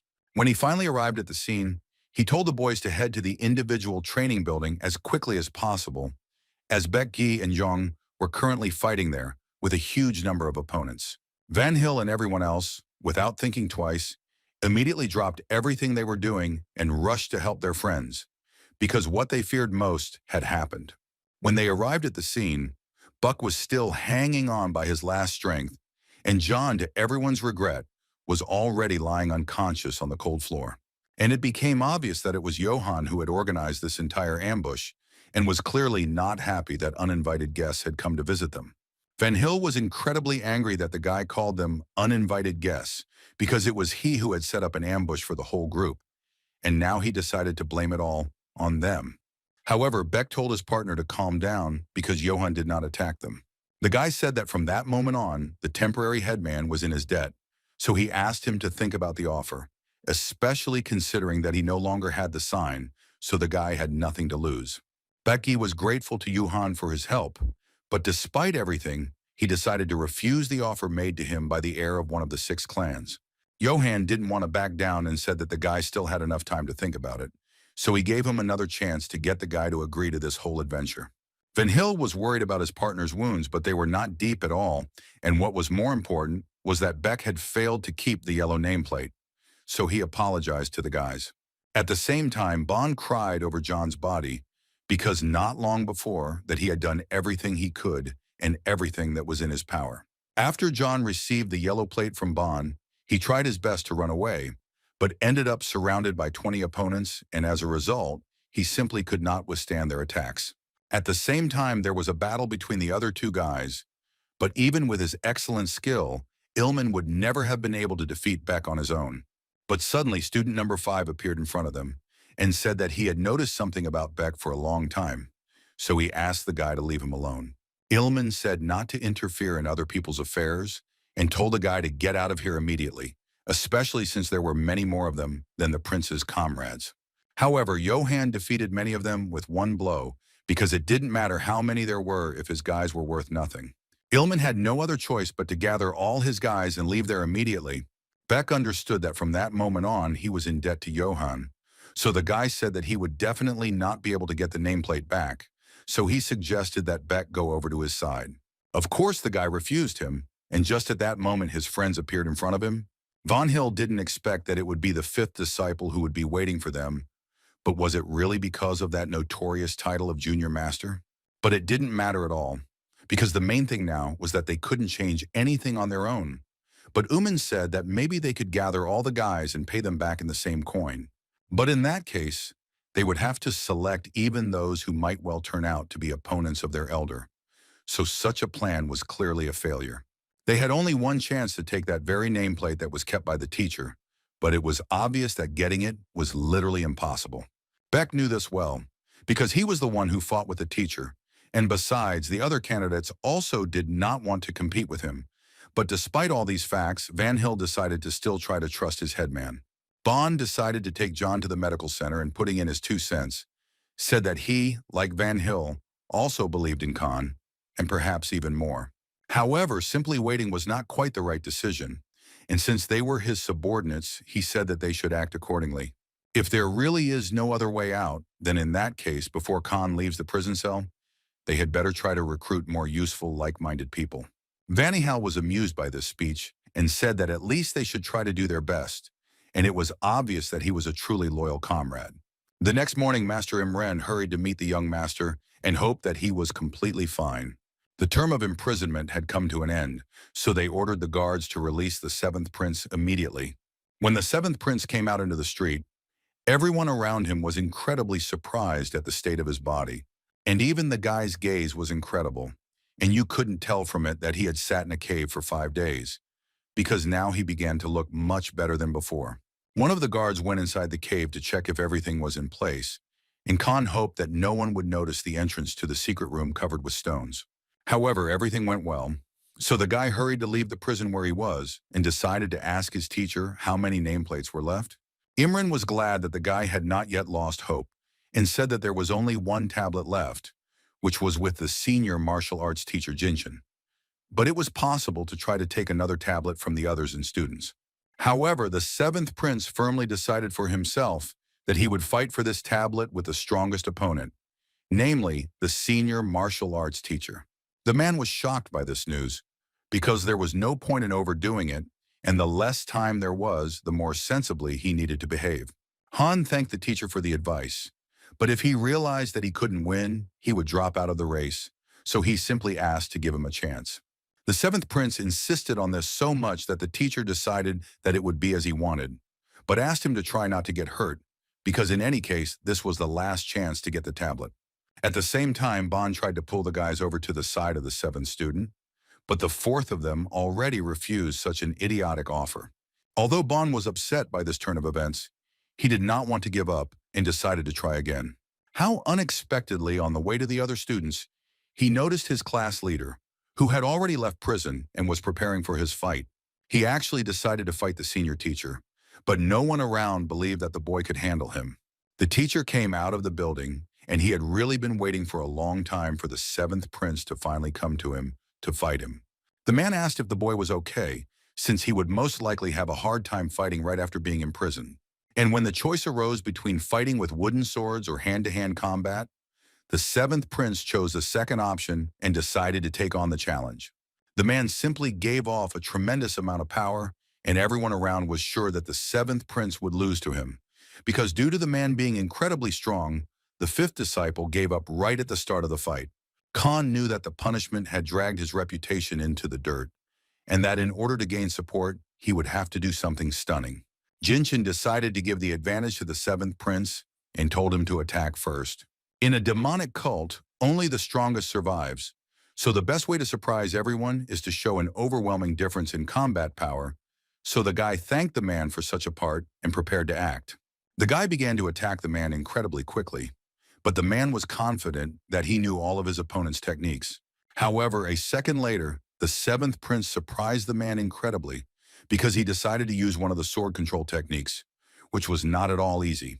The man was very pleased with this fact, and to be honest, he did not expect anything like this. So he decided that he would have to increase the intensity of their battle. Immediately after that, he used 4 techniques at once, and everyone around was shocked by such an incredible combination, because this is what the owner of the highest level of the demonic sword looked like. However, the seventh prince had no intention of retreating and used the heavenly demon sword control technique to counter the man's strike. Jinshin couldn't do anything against him, so he decided to quickly strengthen his control over his internal energy. But he didn't have time to do this because Han managed to get him with his attack. The young gentleman was incredibly happy because he had finally managed to recreate the complete sequence of this technique. And yet, compared to what he had seen, the man's tricks were worth nothing. However, the coach's enthusiasm had clearly not died down yet, and it was clear to everyone around that this fight would continue. The man was glad that he had managed to strengthen his body, because if they had fought with real swords, he was sure that he would have definitely died. The man knew that putting all his cards on the table was just stupid, but he didn't try to spare the seventh prince. But since he decided to fight to the end, Jinshin wanted to show him all his power. Khan was incredibly shocked because at that moment the man got rid of the alien energy, and the guy could not understand why he did this. And although he had heard that masters of the highest order were capable of such things, he realized that it would only get harder. However, unexpectedly for everyone, the man calmed down very suddenly, and that incredible energy stopped emanating from him. Khan could not understand why this happened, but the men told him that day by day the seventh prince was advancing further and further. And who knows, maybe in the future he will become as all-powerful a monster as his distant ancestor. So the man said that in today's fight he definitely lost, so he handed Khan the nameplate because it was rightfully his. The Khan could not contain his delight and thanked the senior teacher with all his heart. How unexpectedly Bon, who had been waiting for his elder to return for so long, ran up to him with tears in his eyes. The seventh prince was very glad that despite everything, he still had this guy's support, and he apologized for making him worry. They were also joined by Beck, who surprised everyone present on the battlefield by kneeling down in front of the seventh prince and thanking him. After all, it was thanks to Khan that he managed to avoid death at the hands of a student from the Poison Clan and thus saved his worthless life. Beck knew that the seventh prince had ended up in the prison cell only because of a simple desire to help him, and although he had asked for forgiveness, he now definitely admired this act to the depths of his soul. The other students were shocked by the news that the seventh prince was punished for standing up for another student, and it was clear that it was definitely true, because otherwise Becky would not have bowed his knee to him. The boy owed his life, so he decided to swear his boundless loyalty to the seventh prince right now in front of all these people. The rest of the guys on the team were smiling at everything that was happening, but still Beck was playing absolutely terribly, and the guy realized that this was the first and last time he was drawn into such adventures. At the same time, the young master's instructor was asking Jinshin if he was okay, since it was obvious that the man could be grieving because he had lost face in front of the other students.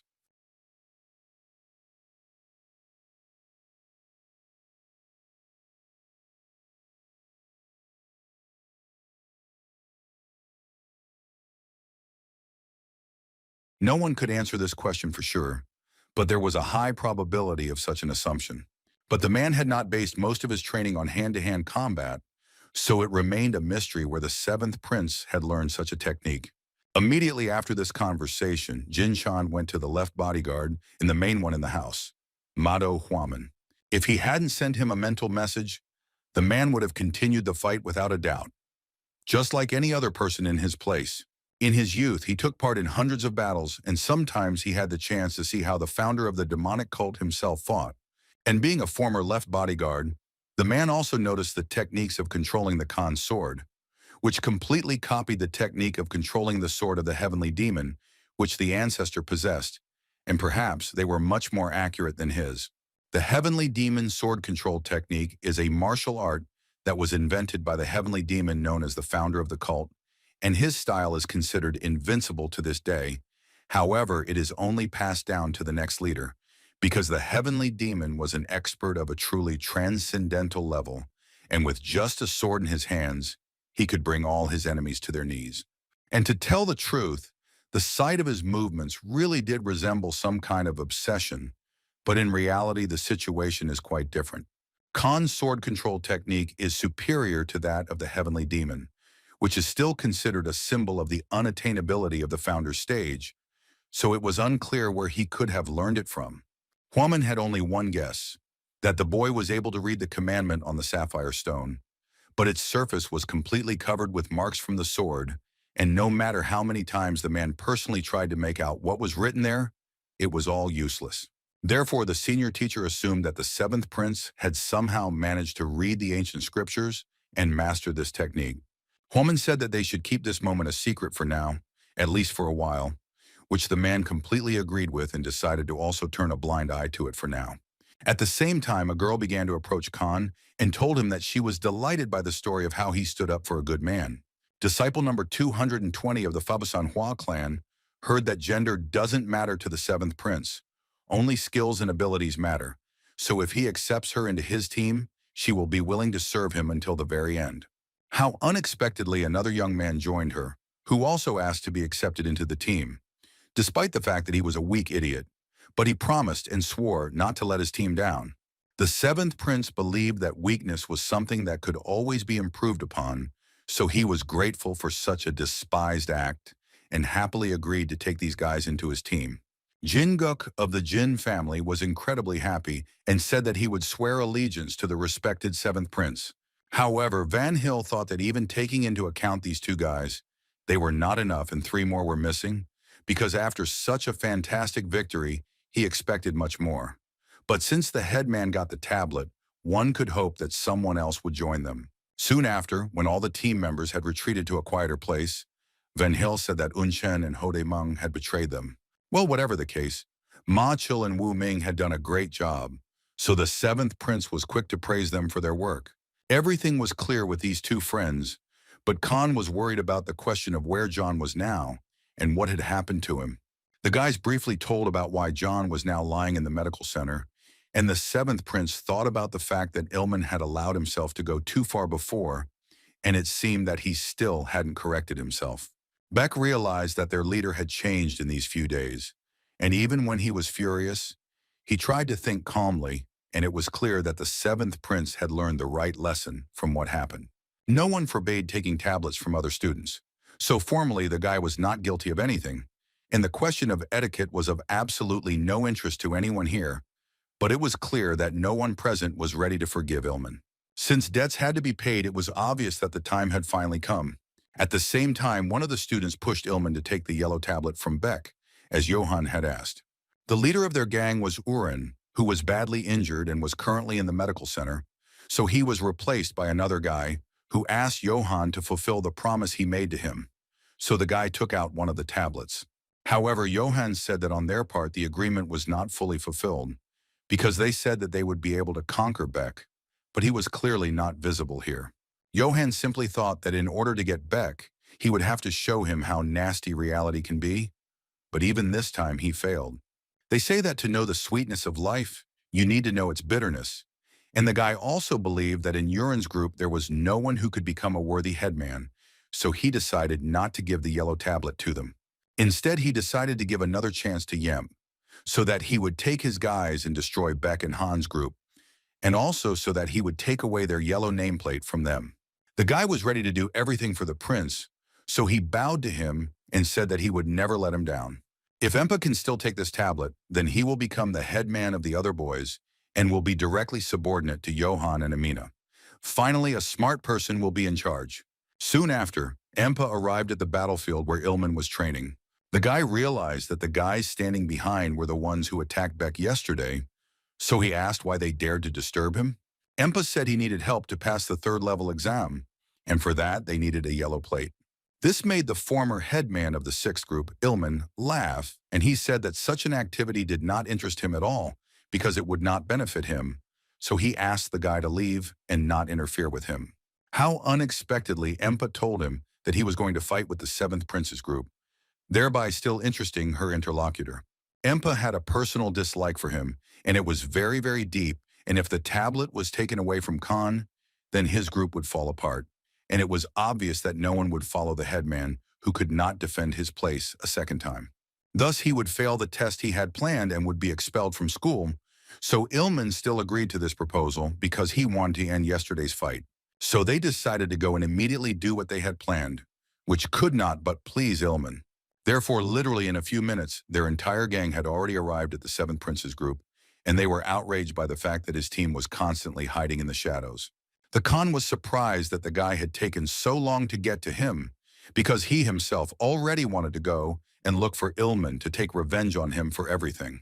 The guy was outraged that Khan was laughing at him, because it seemed the guy had not yet realized what was happening here, because he was sure that the seventh master was not capable of anything, and he would easily defeat him. How suddenly another crowd of people appeared in front of them and ordered the boys to immediately drop their weapons. The young master's opponents did not understand what was going on here, but Khan simply decided to ask them who was really the idiot in this situation. 4 hours ago, in the backyard of the training camp, Ren Hak was about to go get a nameplate because he was asked to, but his comrades were not happy with the whole situation. If they get the sign, they will be able to organize their own group. But one piece is clearly not enough, because there were 20 of them, and perhaps, on the contrary, they will fight with each other for such a chance. However, it was impossible to sit idly by. To survive here in Mataquan, one would have to fight to the end. The guy didn't want to win at such a price, but there was no other way, so his friend suggested that he think about his own skin first. How unexpectedly Khan appeared in front of them, who noticed that the guys were incredibly frightened by his arrival. Also, the seventh prince was joined by his entire group, and Bayek himself, so the guys thought that he came to take revenge on them for yesterday.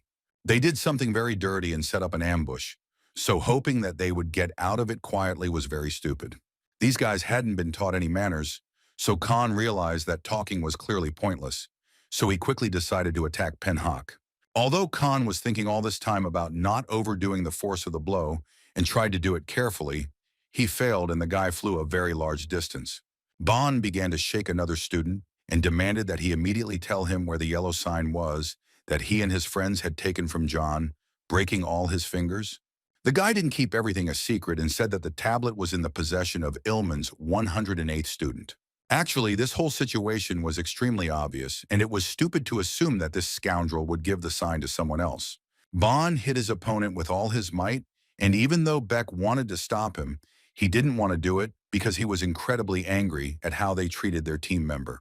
However, a couple of minutes ago, the guy said that they had made some kind of deal with his participation, so Beck demanded an explanation on this matter. The guy explained that Yuhan from the Blade clan had ordered that the yellow tablet be taken away and that Beck be driven into a corner in order to force him to switch to his side.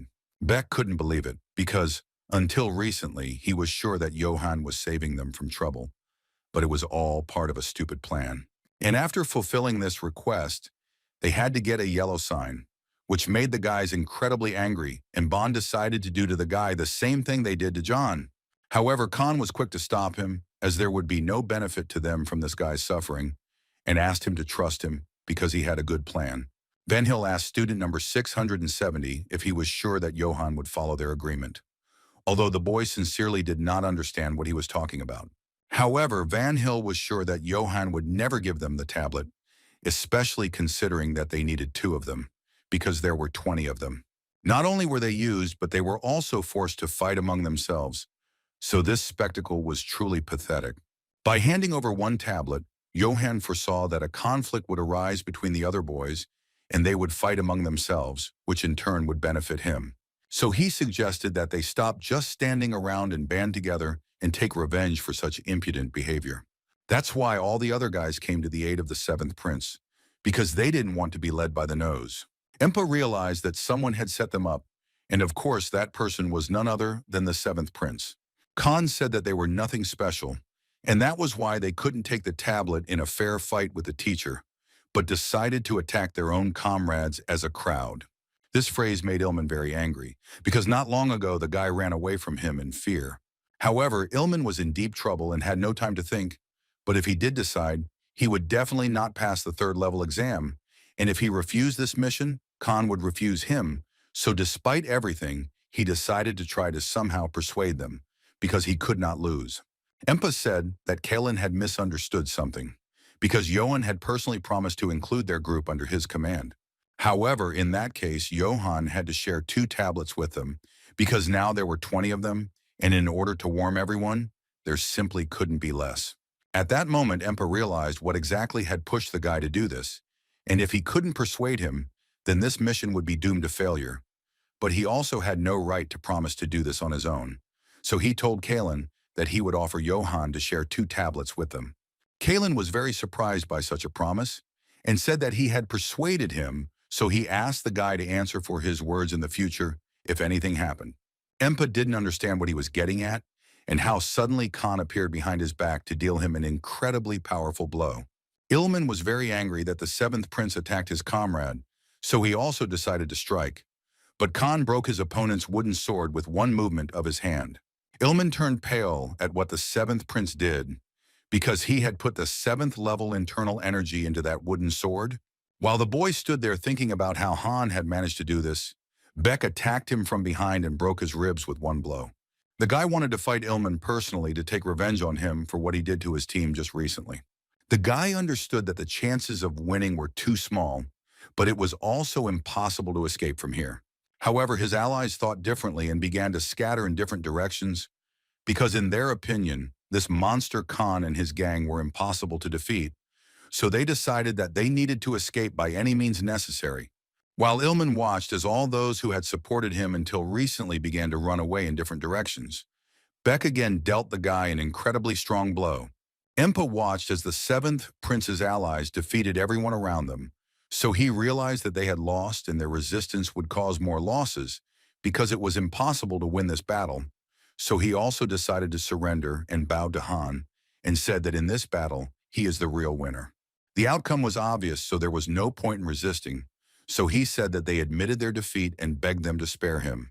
At this time, he himself was thinking that no matter how strong the rage of the 7th prince was in his chest, he still would not be able to hit the person bowing at his feet. Khan didn't think twice before grabbing the guy by the hair, and he didn't understand why he should spare him, because if he didn't want to fight, he shouldn't have started such a scam in the first place. Empa thought that if he surrendered, the 7th prince would not touch him, but this was clearly not the case because a second later, Han slammed the guy straight into the ground with incredible force. 7th prince felt no pity for trash like him because he had to answer for all his actions and sins. Empa hated the 7th prince and began shouting at him that Johan would never turn a blind eye to his actions. But such a phrase was clearly said in vain, because at the present moment, the 7th prince was the most powerful disciple in Madokan, and Empa completely forgot that just recently Han almost destroyed Junsum, so he definitely shouldn't have threatened Yuhan. When Empa lost consciousness, Khan regretted not pressing his head with full force so that it would burst in his hands. At the same time, Ilman resisted for a very long time, so Beck blocked his meridians, and Khan decided that he had nothing more to talk about with him. Since Ilman had broken the fingers of cadet number 999, John from the 7th prince's team, Khan decided to do the same to him, which caused the boy incredible pain. The 7th prince asked Ilman to calm down, because he had only broken one of his fingers, but soon after, he would do the same to all of his other fingers. At that moment, Ilman hated the 7th prince and considered him a real bastard. But John was in just as much pain as he was now. Or rather, he was in much worse pain, because now he was half dead lying in the medical center. And although the guy didn't say a word, all he could dream about was that he would definitely destroy the 7th prince in the future. However, at the moment, he couldn't do anything. So Han, watching his evil expression, decided to wipe away that grin and dealt him another incredibly strong blow. After this, the 7th prince announced the punishment that Ilman and all members of his group had to break the fingers of both hands, as well as one leg. Kalen realized that if he had agreed to Emp's terms a couple of minutes ago, his entire group would have been included in their number as well. How suddenly Ilman stood up and with an incredibly crazy look, decided to attack the 7th prince in order to carry out his plan. At the same time, Yuhan trained with his team, but they were unable to do anything similar to the technique from the Forbidden Book of the 7 Demonic Swords. All the guys who were there were excellent students, and therefore learning the sequence of techniques was definitely not a difficult task for them, so Johan did not understand why they all could not combine energy. He ordered all the boys to take a rest because he needed to check the book again, And he also asked Kim Phil to come up to him and asked him how they all looked from the outside and whether they had managed to make at least a little progress. The guy from the Double Blade clan didn't even know what to answer his young master because he was very afraid of his reaction. Johan told the boy to speak frankly and promise him that he would not be angry. So the guy said that to tell the truth, it seemed like everyone was just doing the same movements at the same time, and he had never seen the results of combining energy, so he couldn't even tell what it should look like. But it was still an unsightly picture. Suddenly, a guy with a bandage on his face started walking towards them, carrying someone unknown on his shoulders.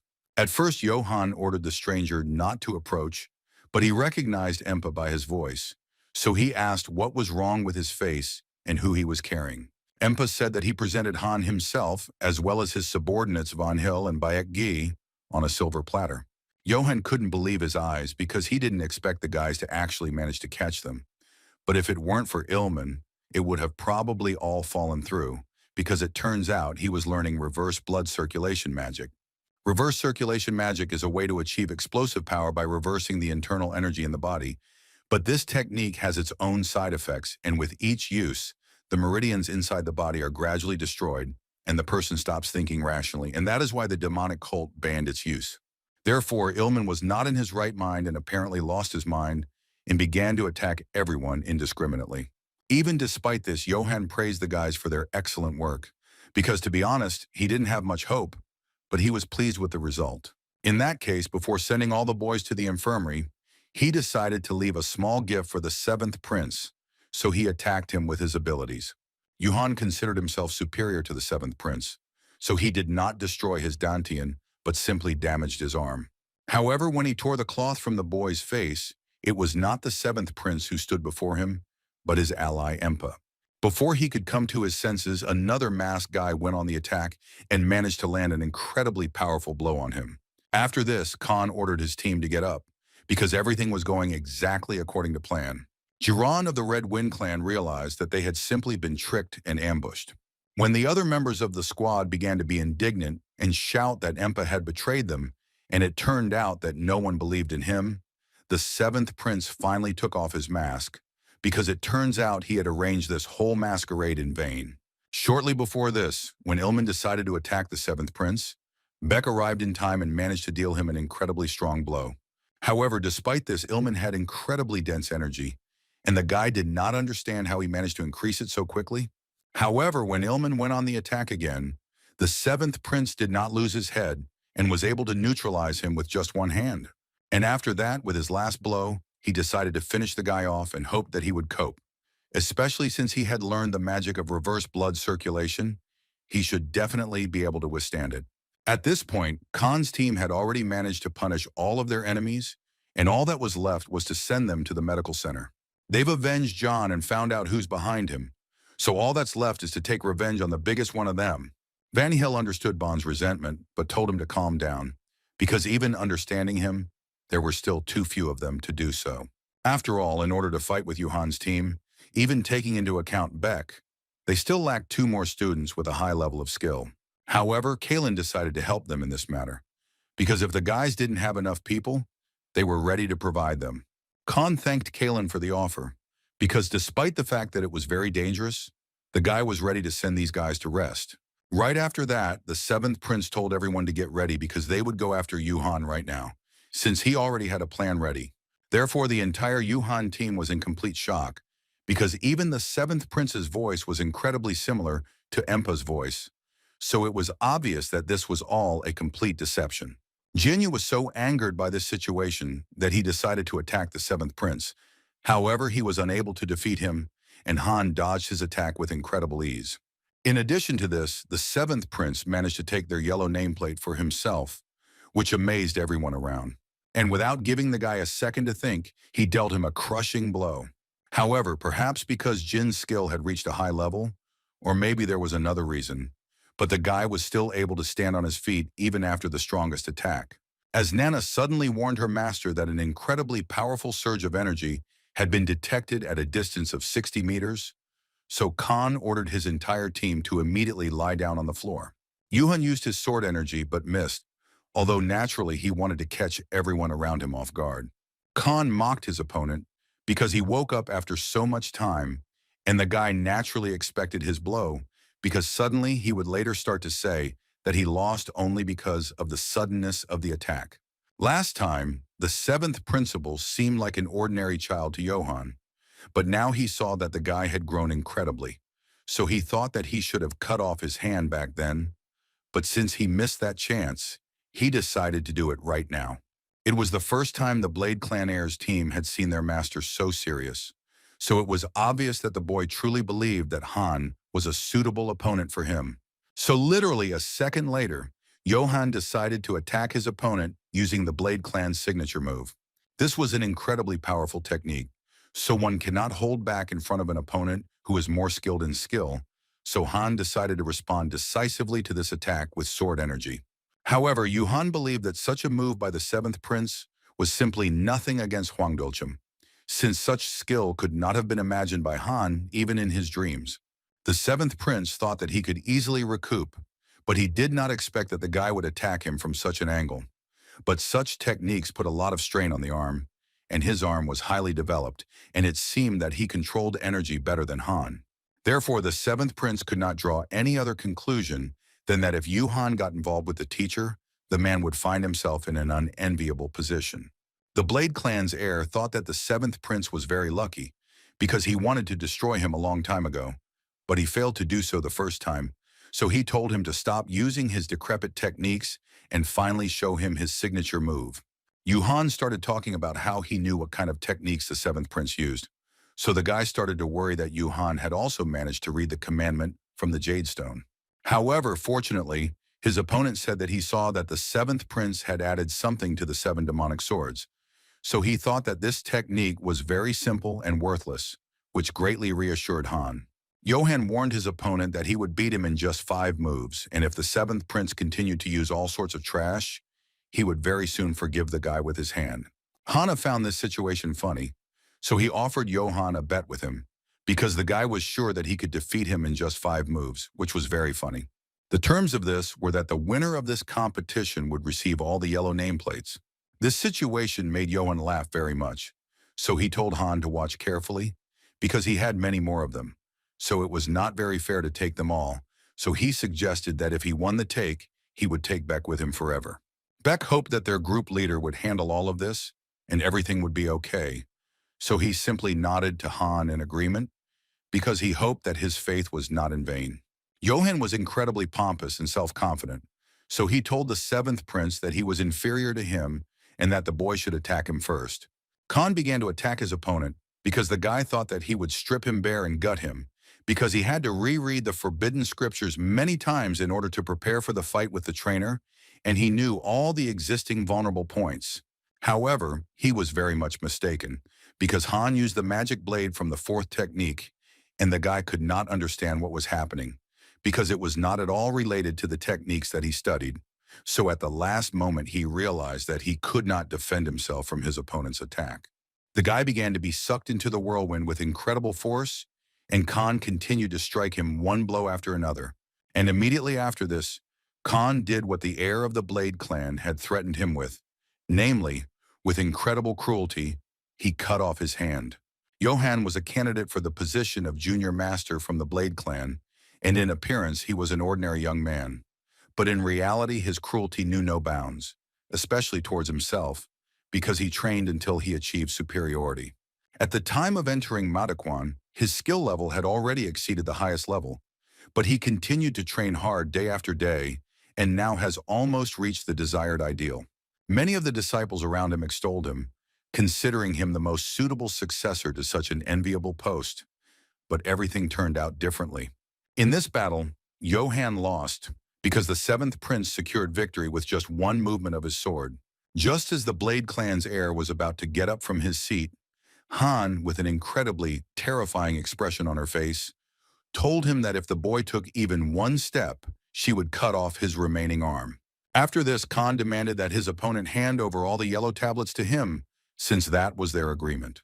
Johann was incredibly angry because he did not understand how the 7th prince was able to do this and how he was able to defeat him using such poor techniques.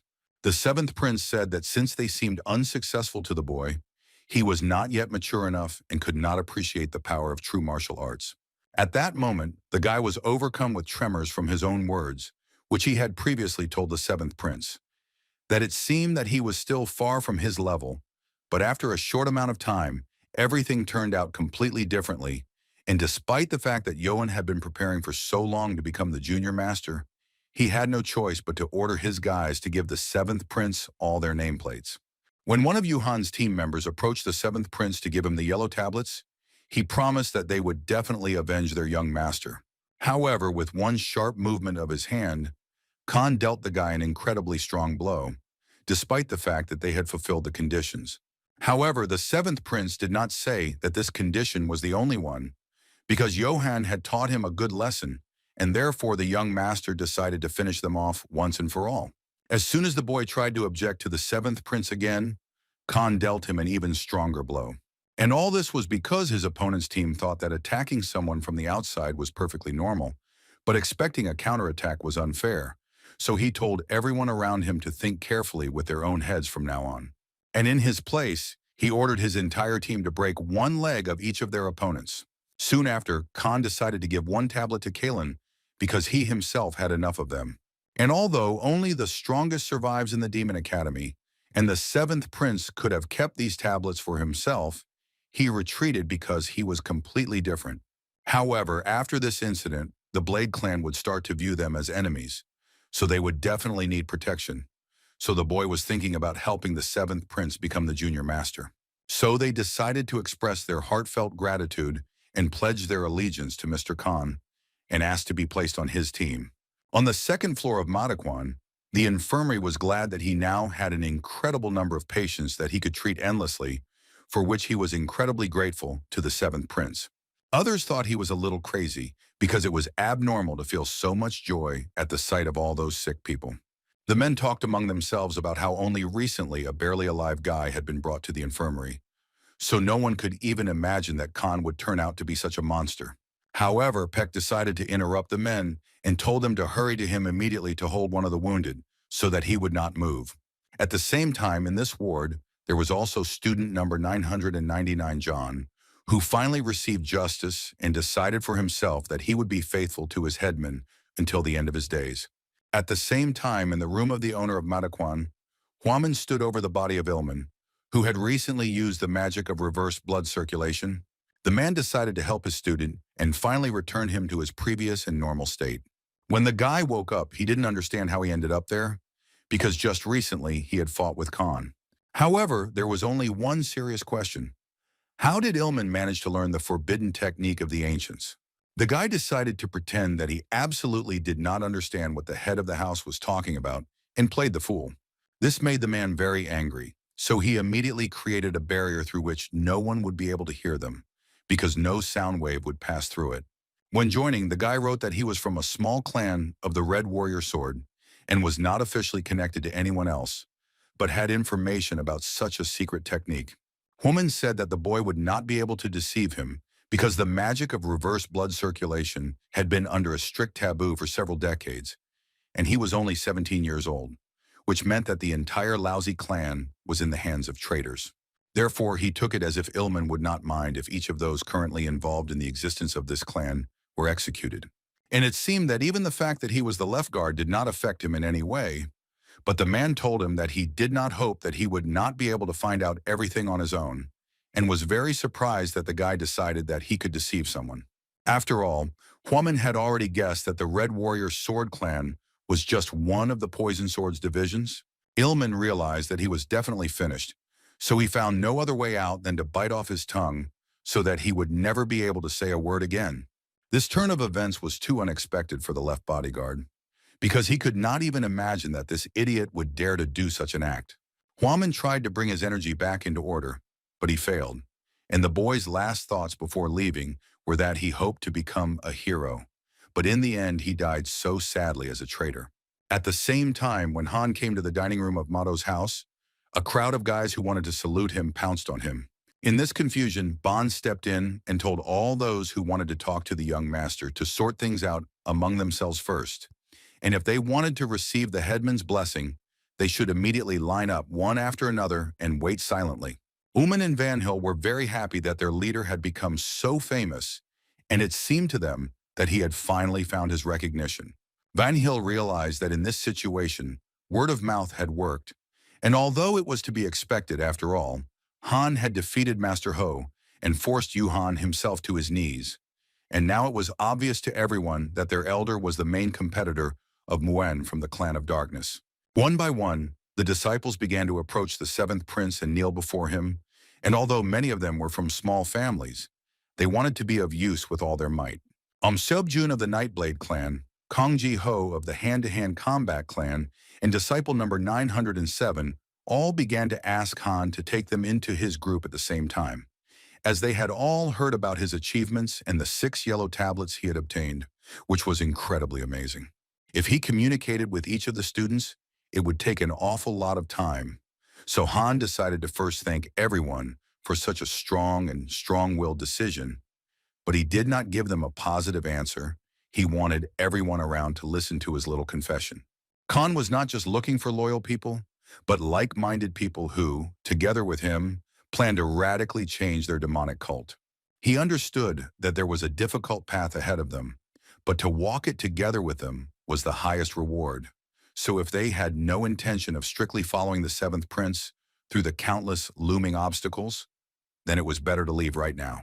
Van Hill felt that the young master had grown a lot during this time, because before he was only possessed by bitter hatred, but now he began to think about the demonic cult as a whole, and also gave the newcomers a chance to leave, and showed himself as a candidate for the position of junior master.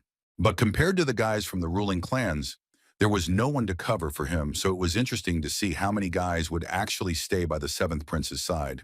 Soon after, one by one, the boys said that unfortunately they could not stay because their plans were very small and were part of others. Even though most of the students decided not to join the seventh prince's team, there were still quite a few who wanted to.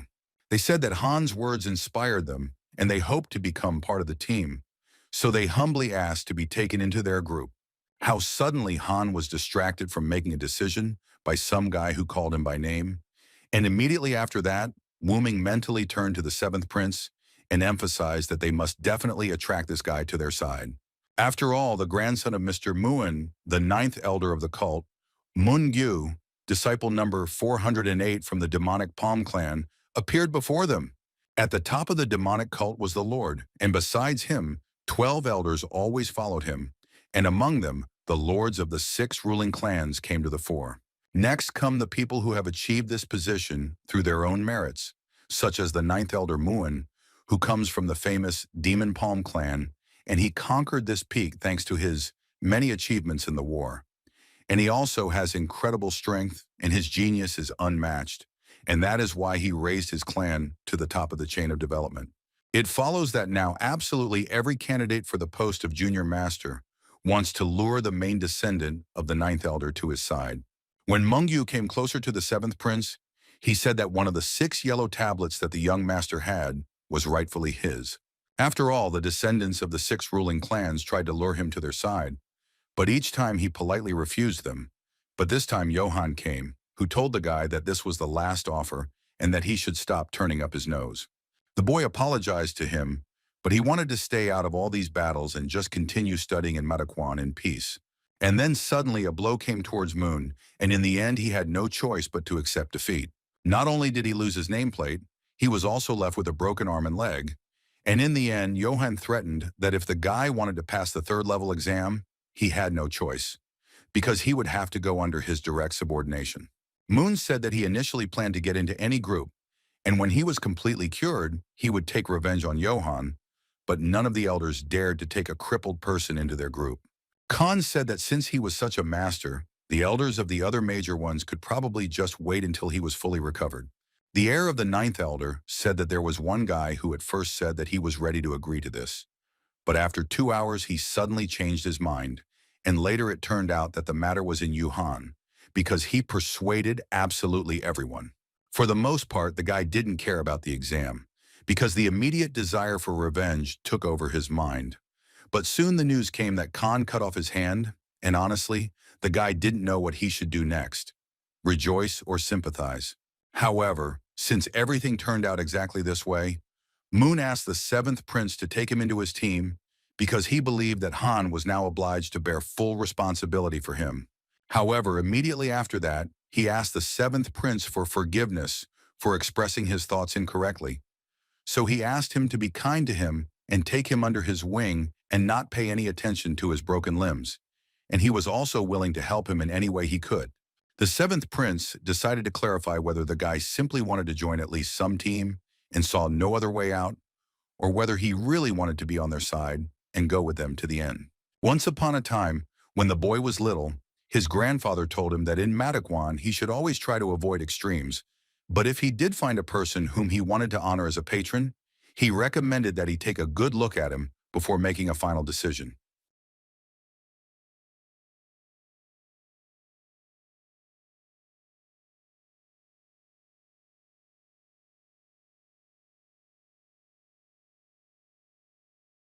Khan said that he had no use for such a proposal, but Uman asked his young master to think about the proposal again.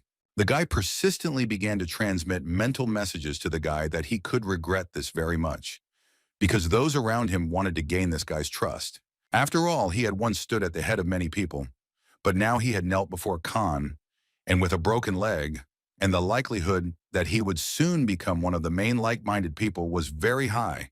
So the guy insisted that the seventh prince give him shelter. However, Khan believed that in this case, he was no better than those who had to be refused on the same principle, so he could not renounce his own words. When Moon started begging him to give him 3 or 2 or at least one day, the boy asked Nana to activate the facial muscle analysis module and asked the boy why he wanted to join his group specifically. When Moon started to say that he just wanted to get to know the seventh prince better, Nana said that there was a mistake because she was unable to connect the system because the artificial skin was not subject to its analysis. Han realized that the texture and color of his skin was slightly different, so he assumed that he was wearing a mask, and as a result of the body structure analysis, it shows that the subject was about 15 to 17 years old, and also that the gender of this subject was female. Moon began to worry that Han was looking so hard at his ears and neck area. So he thought that the young master was able to notice the truth, but even the left bodyguard couldn't do it, so he didn't believe that the young master was capable of such a thing. However, unexpectedly for him, the seventh prince simply asked him if he was actually a girl, which stunned everyone around. How unexpectedly the guy began to say that he was ready to obey and asked the seventh prince to forget all the recent nonsense that he had said, because from that moment on, he was ready to join the team and give his life for it without moving. Han had no choice but to agree to this, so Uman began to welcome the new cadet to his team, and the other guys also decided to introduce themselves to him. Khan realized that there were now quite a few members on their team, so he thought about how it would be better to divide them up. 26 newcomers joined them, and there were 53 participants in total, and they were all divided into 6 divisions, and accordingly, 5 new leaders were chosen. The head of the first group was Van Gil, the head of the second was Beck, and the head of the third group was Manhwa, a representative of the female group. Also, the headman of the fourth group, Khan, decided to make Uman because he believed that the guy was worthy of this role, as well as the other candidates. The headman of the fifth group became one of the newcomers, Kalen, who was responsible for the 12 guys who came with him, and thus at the moment Khan began to enjoy the greatest authority.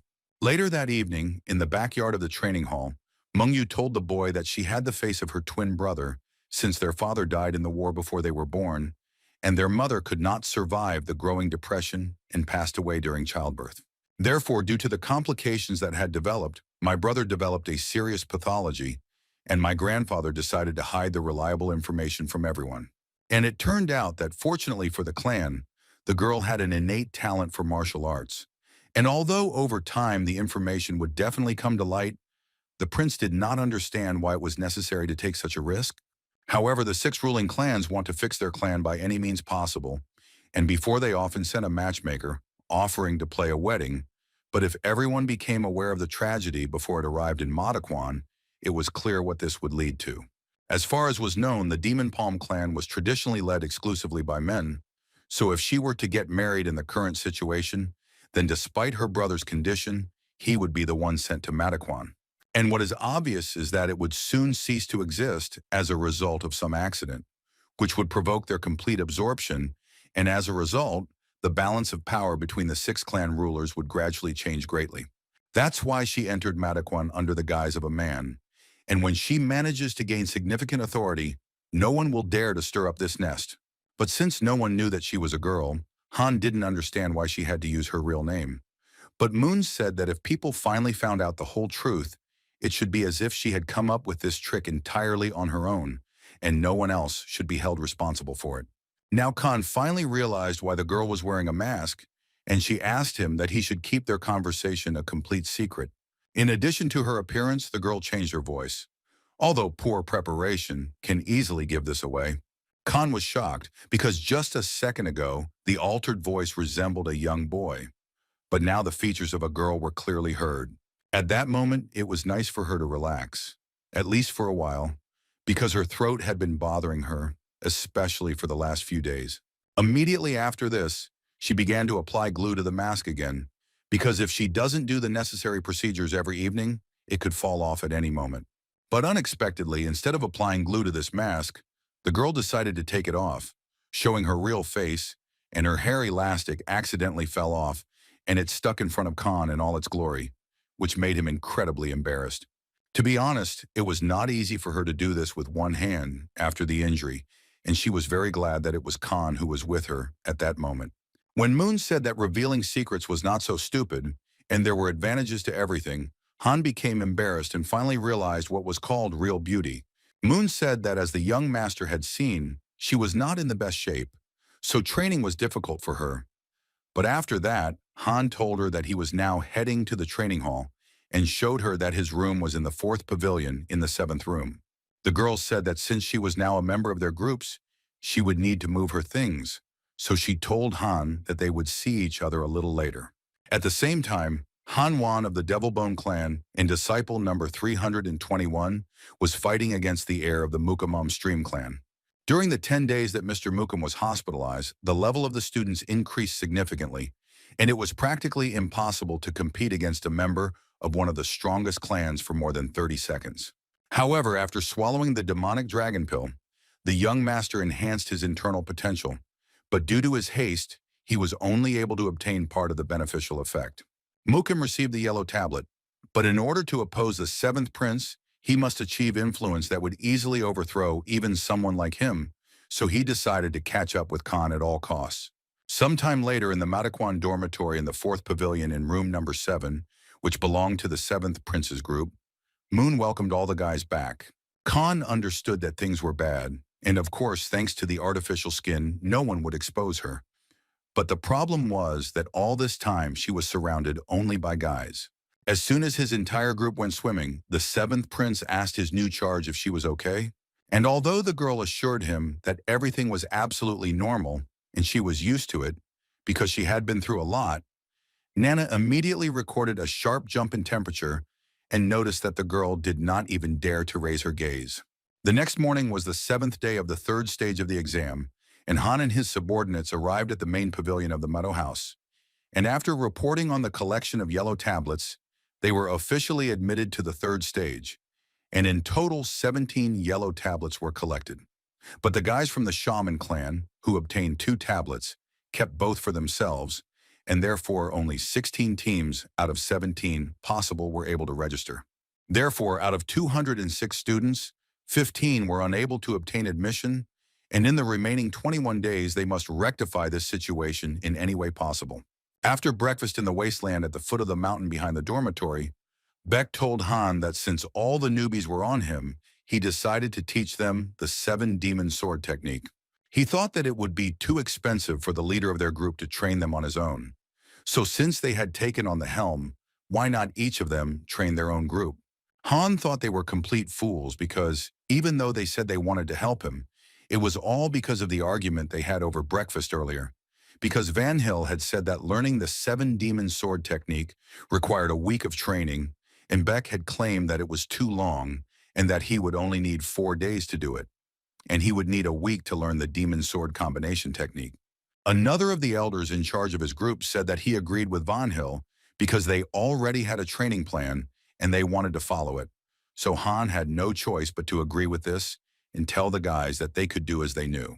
Woman and Sangwa had to recruit people for their team, so they apologized to the young master and told him to take care of their teams until they found new members. Finding people wasn't easy, because first they had to be convinced to join them, and that would take some time. And if you think about it, Beck was still recruiting people for his team, and since he didn't like accepting help from others, the seventh prince was confident that he would figure it out himself. After some time, Han gathered his personal team, and the boys thought that due to such a large number of people, it would be difficult for the young master to pay attention to each of them. But they were also happy that the headman would be teaching them martial arts for the first time. Han had never been a teacher before, so it was a little nerve-wracking for him to step into his new role. To begin with, he decided to demonstrate the technique to everyone by deliberately slowing down, so he asked everyone around to watch very carefully. Everyone around understood that it looked exactly like the pictures of secret exercises, and they could not understand how it was possible to implement a new, barely mastered technique so precisely. Moon couldn't believe her eyes because she had heard that Han had been imprisoned for 5 days out of 7 and trained in cramped conditions. But his movements were still impeccable, and no matter how outstanding the girl's mind was, she would not be able to so skillfully repeat the barely mastered fencing style. Immediately after the seventh prince finished demonstrating his technique, he announced to everyone around him that he would now give each of them instructions on how to use the seven demon sword technique. Everyone around thought that he would train everyone individually, but Han said that it would be much faster if they all performed the seven demon sword technique at the same time, since it would take them many years if they watched each one individually. This information shocked everyone around, but Han ordered everyone to show him the technique of the seven demon sword.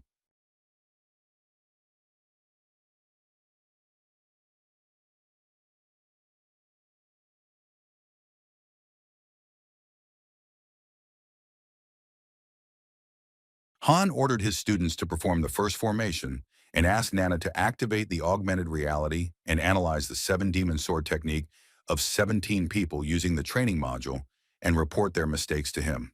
Overall, everything looked as it should, but as expected, most of the guys in the group had mistakes in their stance. And although Moon didn't notice many mistakes, she still decided to report them to the young master. Khan said that during training he would call his students by numbers, so he told the guy number 31 that when he performed the first formation on the first sword step, he put little strength into his hand, so the rest of the steps were weaker, and that was the reason he asked him to be more careful. He told student number 95 that he had lost his balance during the first formation, and that in the third sword step, the right foot should be in front, but he had the left, so he asked him to watch this, because if he made the wrong move, the entire technique could collapse. To disciple number 23, the seventh prince said that when he takes each step, he lowers the blade down, and at the third sword step, when he puts his right foot forward, he only controls his wrist and his back moves by inertia. Moon was completely shocked that the young master was able to notice all the mistakes of his students, because she watched Bond most closely, but the young master pointed out the shortcomings of everyone. She knew that one island of gaze was not enough for such a complete analysis. But Han continued and told student number 508 that when he took a step, he kept bending his knee, and this puts extra strain on the body during the next movement. After this, he ordered all the students to repeat the first formation again and slow down their pace to pay attention to the shortcomings he had pointed out. Even after this, many things still needed to be adjusted, but the seventh prince decided that the boys should get used to the movement for now, and they could be corrected a little later. It was clear from Moon's expression that she thought Han was truly an incredible person, because in such a short time, the students' stances had improved significantly and were incomparable to their original ones. Khan hoped that all the guys were not so stupid as to repeat their mistakes, and he was sure that with such methods, a week to learn this technique would be quite enough. However, mastering the first formation of the seven demon sword technique took much longer than expected, and the disciples of the famous clans completed it within a week, but the rest were stuck at the last step of the seventh sword, which has a complex structure. John, who spent almost a week in the infirmary, joined the training late, but fortunately, thanks to his outstanding abilities, he mastered the seven demon sword technique in just 5 days. 10 days later, Beck admitted his defeat, because Van Hill managed to train his students in just a week, although even Kalen took 9 days to do it. However, learning the 7 demon sword technique is not the only thing they have achieved in these 10 days, because Bayek, Xianghua, and Woman have finally assembled their teams, and among them there was even a master who is not inferior in level to the headman. It was the disciple number 708 from the Westgate Taehyung clan who came of his own free will, who told them that the stagnant water would definitely darken, and he did not want to watch the cult waste its strength on the fight between the 6 clans, so he thought that the 7th prince, as a descendant of the Zhong clan, would be able to change everything. Xianghua also took her friend, who was student number 52 from the Flame Demon clan, Wu Sojung, who believed that power rules this world, so she told Han to convince her with his abilities, and only then would she be faithful to him all her life. In the end, she lost to Han, as it only took him 3 steps of 1 butterfly technique formation to defeat her, and thus the 7th prince gained 2 more skilled disciples as his subordinates. And in 10 days, even Beck and Sanghua, who had failed to hone their acquired skills, had embarked on the path of masters. But despite everything, the 7th prince hastened to congratulate the 2 of them on entering the path of masters. The guys were grateful to him for this, but they understood that they still lacked a lot. But Van Hill, as his best blade, would improve so that no one would take away this title. Suddenly, one of the crowd of guys said that although he was not trying to start a big argument, their elder Beck or Mungyu would be more suitable for the title of First Blade, because judging by skill, these 2 are most suitable for this role. However, another of the students said that their elder's skill was quite sufficient for the title of First Blade, and considered such words simply a mockery of them.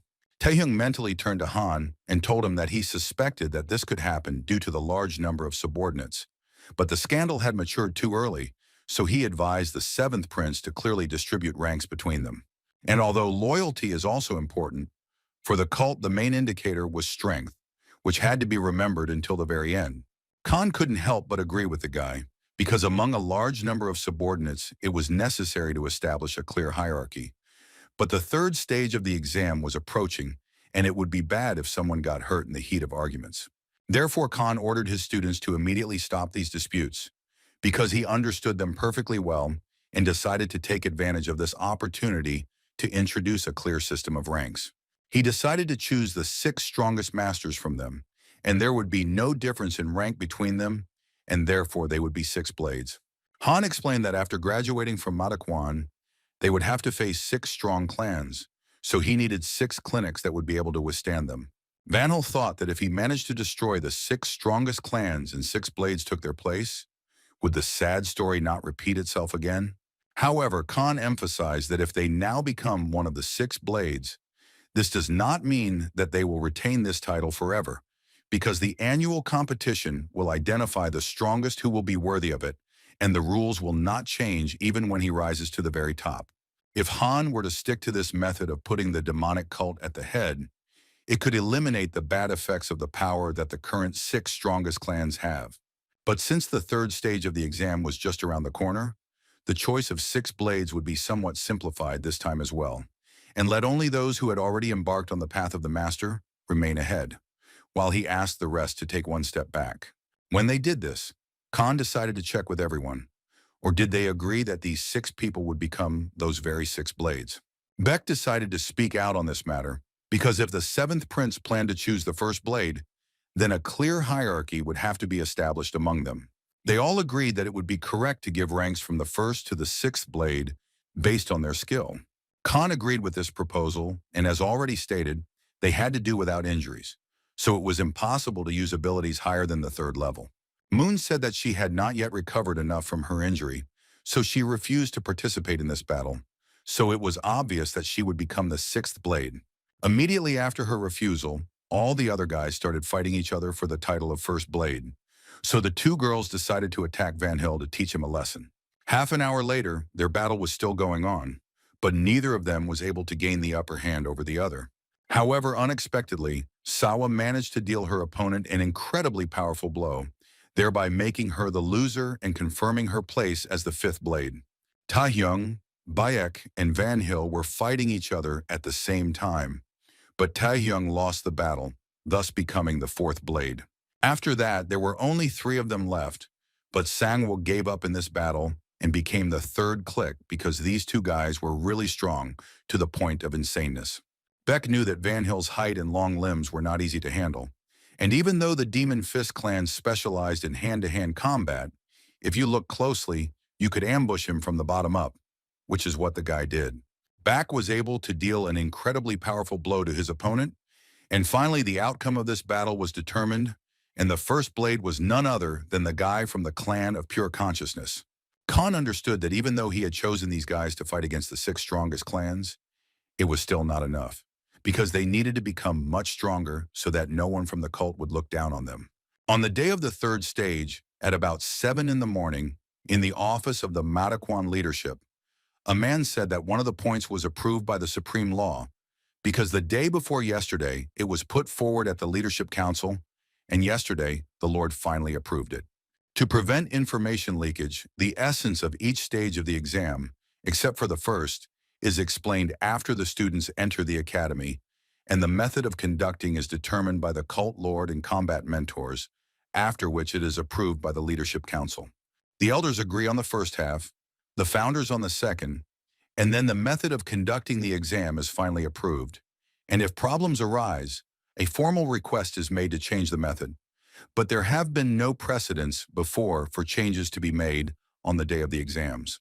The man felt that making changes because the method was too idle was too much, and moreover, the cult lord who was implementing the policy of restraining the strongest clans had personally approved of it, so he had doubts. The man understood that the six strongest clans had something planned and wanted to do it during the third stage of the exam, and no matter what it was, trying to stop them would only make the situation worse. Around 11 in the morning, in the main martial arts arena of the Motto House, Han thought that it would not be easy, but everyone had mastered the combined technique of the demonic sword, so they were confident in their abilities. However, he found it strange that they had been waiting for quite a long time for this exam to start, since even the mentors who usually came before them were not there. Suddenly, the seventh print noticed that their teachers were leading strange people in cloaks, and judging by the fact that their hands were tied, it could be assumed that they were prisoners. Han didn't have time to think about it for long before Huaman appeared in front of them and said that before the exam began, he would announce one change in this stage. Originally in the exam, they had to attack the mentors with the combined technique of the demonic sword. So the difference in changing the method of execution would be small because defeating the enemy with this technique was the same. The people who stood before them were renegades from the Murim clan union, so in order to pass the exam, they had to not defeat them, but destroy them completely. And in other words, this would be their first real fight. The enemies would be pardoned if they were defeated, so they had more than enough motivation. So Huaman said that the students' negligence would cost them their lives. When Han turned around to look at the reaction of his students, he saw that not only Jin, but everyone else's faces had changed, and now the task was to fail this exam or be expelled. And now it was a matter of life and death. The first battle was about the team of student number 700 from the famous clan of shamans Simso. Immediately after this, one of the prisoners had his acupuncture points removed, but when he saw that he was surrounded by ordinary boys, he could not believe that he had to do this. But if he defeated them, he would be freed. Immediately after this, disciple number 700 ordered all of his students to begin attacking their opponent with the third sword formation, opening. At that moment, the man realized that these guys were serious, so he decided not to stand aside. Looking at how they perform the steps in sync, you can tell that the guys have mastered this technique, and if it is presented incorrectly, mistakes can be made even in the same formation. The man's body froze, so he couldn't perform his formation, so taking advantage of this chance, the disciples used the second sword formation, openings, and were able to destroy their opponent on the spot. Immediately after this, the mentors announced that 7 of them had successfully passed the exam, while all the rest had failed it because some of them had collided with each other during the formation and made mistakes.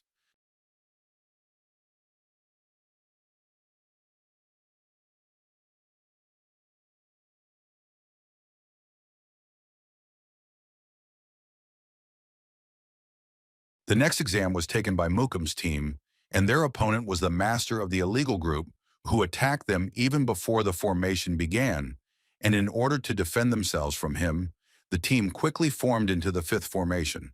but he still managed to cut off the hand of one of the students. Taking advantage of the weakness of the disciples who retreated back in fear of annihilation, the group master attacked them and successfully destroyed the demonic sword technique that had been introduced.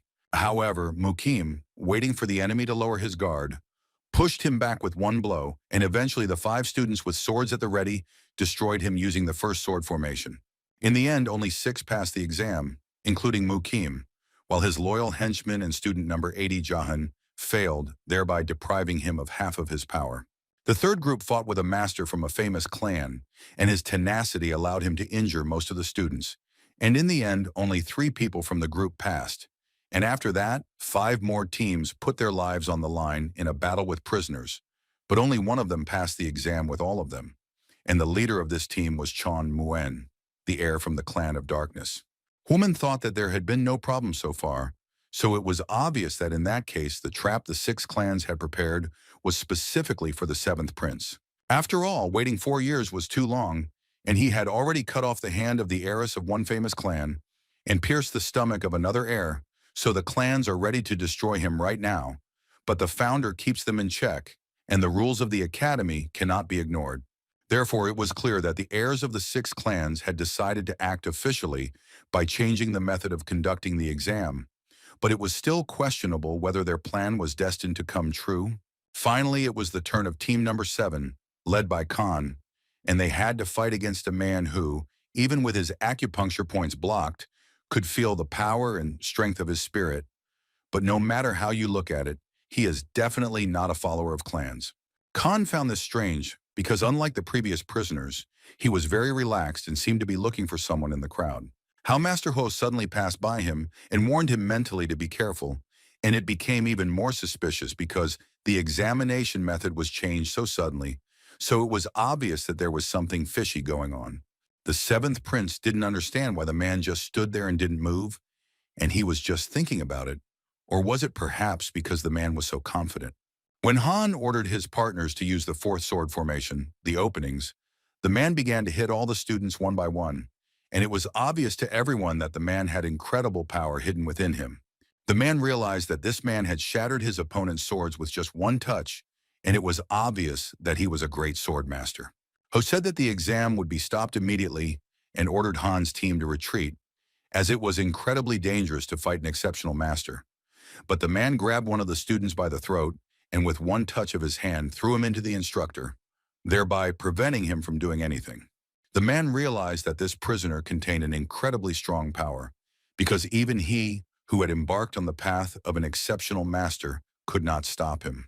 No one could believe their eyes because the prisoner used reverse blood circulation magic and simply went crazy, because he believed that now there were no more obstacles and nothing would stop him from destroying the 7th prince. However, the prisoner did not understand what was wrong with Khan, because he had heard that the boy was only at the beginning of his path to becoming a great master, but there was not a drop of fear in his eyes. But on the contrary, it burned him with anger. He thought the 7th prince was an incredibly impudent guy, so he began his attack by promising to tear him to shreds and make him suffer in pain. However, Han used the heavenly demon sword technique, the first formation, and was able to deal an incredibly powerful blow to the man. However, as he expected, the recoil was stronger than it should have been, and the sword entered the man too deeply, so he became even more enraged and said that he would destroy the guy immediately. Powerful high and low frequencies were detected in the sound vibrations, so Nana activated the emergency protection module to block the sound waves that penetrate the body and eardrums. The prisoner realized that since the guy had managed to put out his growl, it was understandable why he had been ordered to destroy the 7th prince on the spot. When the prisoner went on his new attack, the right bodyguard appeared in front of them, who asked the man if he knew who he dared to raise his dirty hand against. Immediately after that, Sobman cut all of his opponent's muscles and blood vessels in an instant, and it was obvious that this was a butterfly dance sword technique that was only available to a perfect master, and it looked twice as strong compared to what Han experienced in the augmented reality. After such an incredibly powerful attack, the prisoner could no longer move, so he realized that he would have to take extreme measures. However, Sobman managed to prevent this, because he guessed that the man would decide to blow himself up by reversing the flow of internal force throughout his body. After this, one by one, a security detachment began to appear under the command of the founder, which was assembled exclusively from great masters. Huaman ordered them to arrest and take away all the criminals who used reverse blood circulation magic.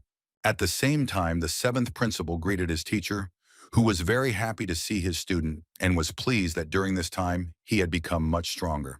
The right bodyguard began to tell his disciple that it would have been better if he had used the butterfly dance sword technique in this attack. But his technique was also cool. Huaman didn't let him finish his sentence and mentally told Sobman to keep his mouth shut because this technique couldn't be revealed in front of everyone. And besides, the third stage wasn't over yet. Sobman listened to the left bodyguard and told the seventh prince that there were too many eyes here. So he decided to say goodbye to him and hope for a good result. So he wished him good luck in the battle. Khan assumed that he would meet his teacher in 4 years, and then he was sure that he would meet him as the heir to the cult. When Sobman left there, he thought that he did not understand the true motives of the Lord at all, because he thought that he considered Khan only a tool and was using him as bait. But watching the guy from the shelter, he was unable to see for sure, but he was sure that it was definitely similar to the Lord's technique, and he understood perfectly well what Huaman wanted to tell him, which meant that he also saw it and there could be no mistake. So he just decided to watch and find out everything. And if suddenly the Lord really has some hidden plans for Khan, then the demonic cult is waiting for reforms. So he decided to deal with the remaining matter and told his subordinates to immediately go to the estate of the sword clans. At the same time, Khan was thinking about how the heirs of the 6 clans had become so bold that they were attacking him in front of everyone. Because to do something like that in front of the left guard, who was considered the Lord's trusted person, was incredible. This meant that even the teacher had guessed the situation since he had waited for the right moment. So Han finally realized that in this whole situation, he was just a pawn. His mother had never doubted the Lord's love until her last breath, and he had not come to her even when her life was drawing to an end. So if he really had used him and his mother only to suppress the 6 clans, then Khan had finally decided for himself that he would make the man regret it. However, the head of the Sound clan and also the 5th elder, Han Soyu, succumbed to emotion during the first exam and received a punishment of 1 year. And by breaking the unbreakable rules of Madaquan and feeding Han a pill with a toxin, the head of the Poison clan, Beck, was sentenced to imprisonment for 2 years. Also, the clan of great swordsmanship that supervised the prison of the demon cult and the secret ally of the Sword clan was involved in the precedent in the exam, so even the Sword clan will lose its power for its involvement in the forbidden magic of reverse blood circulation. And the Lord achieved all this using his 7th son, but it was all too disgusting. The 6 elders were worried about Khan's unconditional victories in the battle for the title of heir, so they decided to take extreme measures and carried out this massacre, just like when they poisoned Lady Sarvana. After some time, Huaman said that the 7th prince's team had mastered the given technique perfectly and was passing as a whole team. And despite some delays, the exam would continue, and from now on their opponents would not be prisoners, but combat instructors. Von Hill thought that it was good that 4 teams had Khan's subordinates, but he was wrong in his calculations, because the teams were judged much more strictly and the fight was often difficult, since the mentors were familiar with sword techniques. So out of 206 participants, only 120 passed the 3rd stage, and since Khan chose subordinates based on their loyalty, 38 were eliminated due to weak martial arts skills. Immediately after this, the teachers congratulated all the students who passed the 3rd stage of the exam and declared them to be first-class warriors of the great cult. And now the ban on the rare weapon with which they entered the academy was lifted. Everyone around was incredibly happy that their favorite weapon was now with them, which gave them more confidence.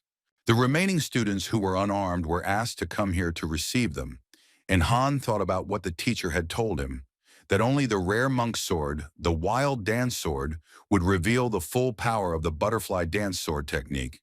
So the boy thought about whether there was a similar weapon that was suitable for the 7 demon sword technique. All the students arrived at the Demon Academy as completely green youths, but now it was not embarrassing to even look at them. So Huaman decided to tell them about the next stage of training, because after the 3rd exam, there are no more time limits. They could take the 4th exam whenever they wanted, but he was referring to the next 4 years they would spend in Madaquana. He said that the 4th stage of the exam was the easiest, because this time they were free to choose weapons and the art of combat, and there were no restrictions to pass it. They just had to defeat the mentors who were in front of them, using any means. To defeat a martial master alone meant only one thing, that all of them should at least reach the level of the great.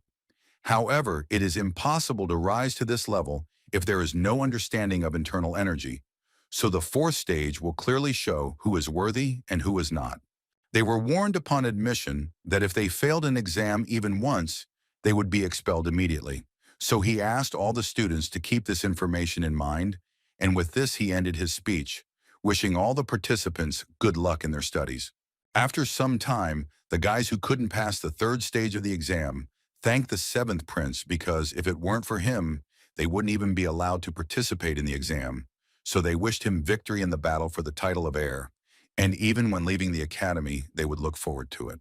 Khan was annoyed because he wanted to spend as much time as possible with all the guys and thank them for all the time they spent together. How unexpectedly the seventh prince was called by the mentor Sun Mune, whose rib the leader had broken, after which he lay in the hospital for about 20 days.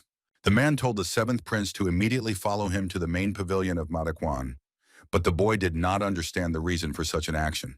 They came to an area that was still unused, and Khan realized that no leader had called him. Sun Moon took out his sword and told Han to listen to him carefully, because this is where his attempt to pass the fourth stage of the exam would take place, because the man was only waiting for the guy to finally pass the third stage of the exam.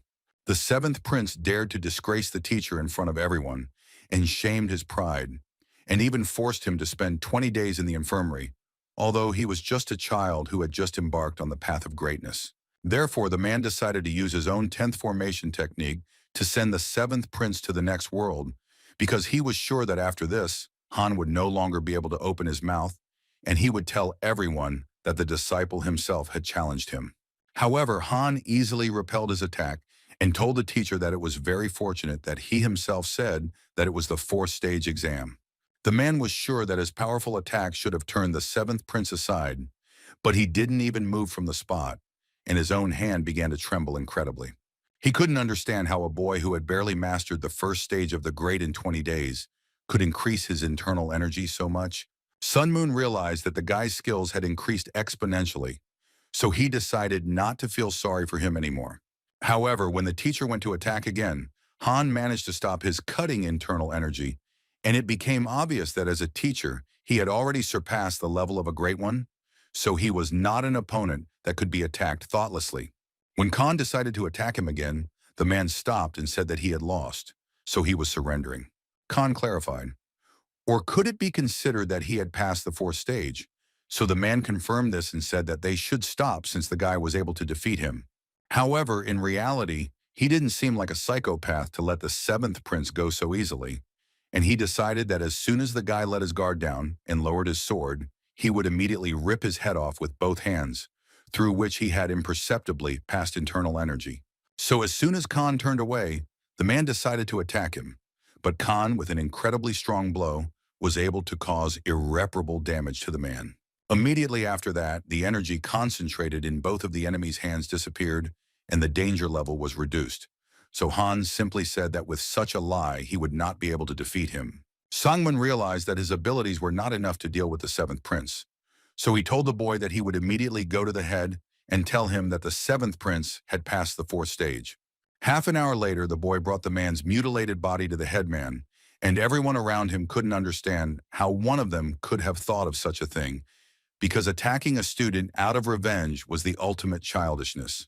Hwaman thought that this time Simun wouldn't even have to be listened to, since the fourth stage of the competition with the mentor was held within the rules. And the man was glad that this time Khan did not overdo it, and despite the sudden attack of the teacher, he did not cripple him too much. Otherwise, he would have caused hostility among half of the teachers. So he only crushed his ribs on both sides so as not to stand out too much. So it was obvious that the guy had become much smarter and was now acting in accordance with the situation. But be that as it may, the exam was to be passed, and it was still only a matter of time. So Khan gave the order to take Sanmun to the infirmary. Immediately after that, the left bodyguard congratulated the seventh prince on passing the fourth exam early, because in just 2 months he had regained his name and stood in line with the mentors, which surprised the guy incredibly. A little later, the seventh prince's mentor also congratulated the boy on passing the fourth exam and handed him a demonic dragon pill. He also told him that there were two more rewards for completing the fourth stage. Firstly, he would be given a personal room, and secondly, tomorrow morning he asked the guy to come to the northern forge of Manhwa. He was told that for the leaders who passed the fourth stage, the cult would make the weapons they wanted. So this was the privilege he needed most. Khan was very happy because two of his problems were solved at once, such as rare weapons and housing, because it was inconvenient to share one room with Moon. Immediately after this, Waman decided to tell the guy about the third stage, because its essence was to pass the sealed demo cave, and the evidence of passing the exam would be the guy's mastery of the exceptional level.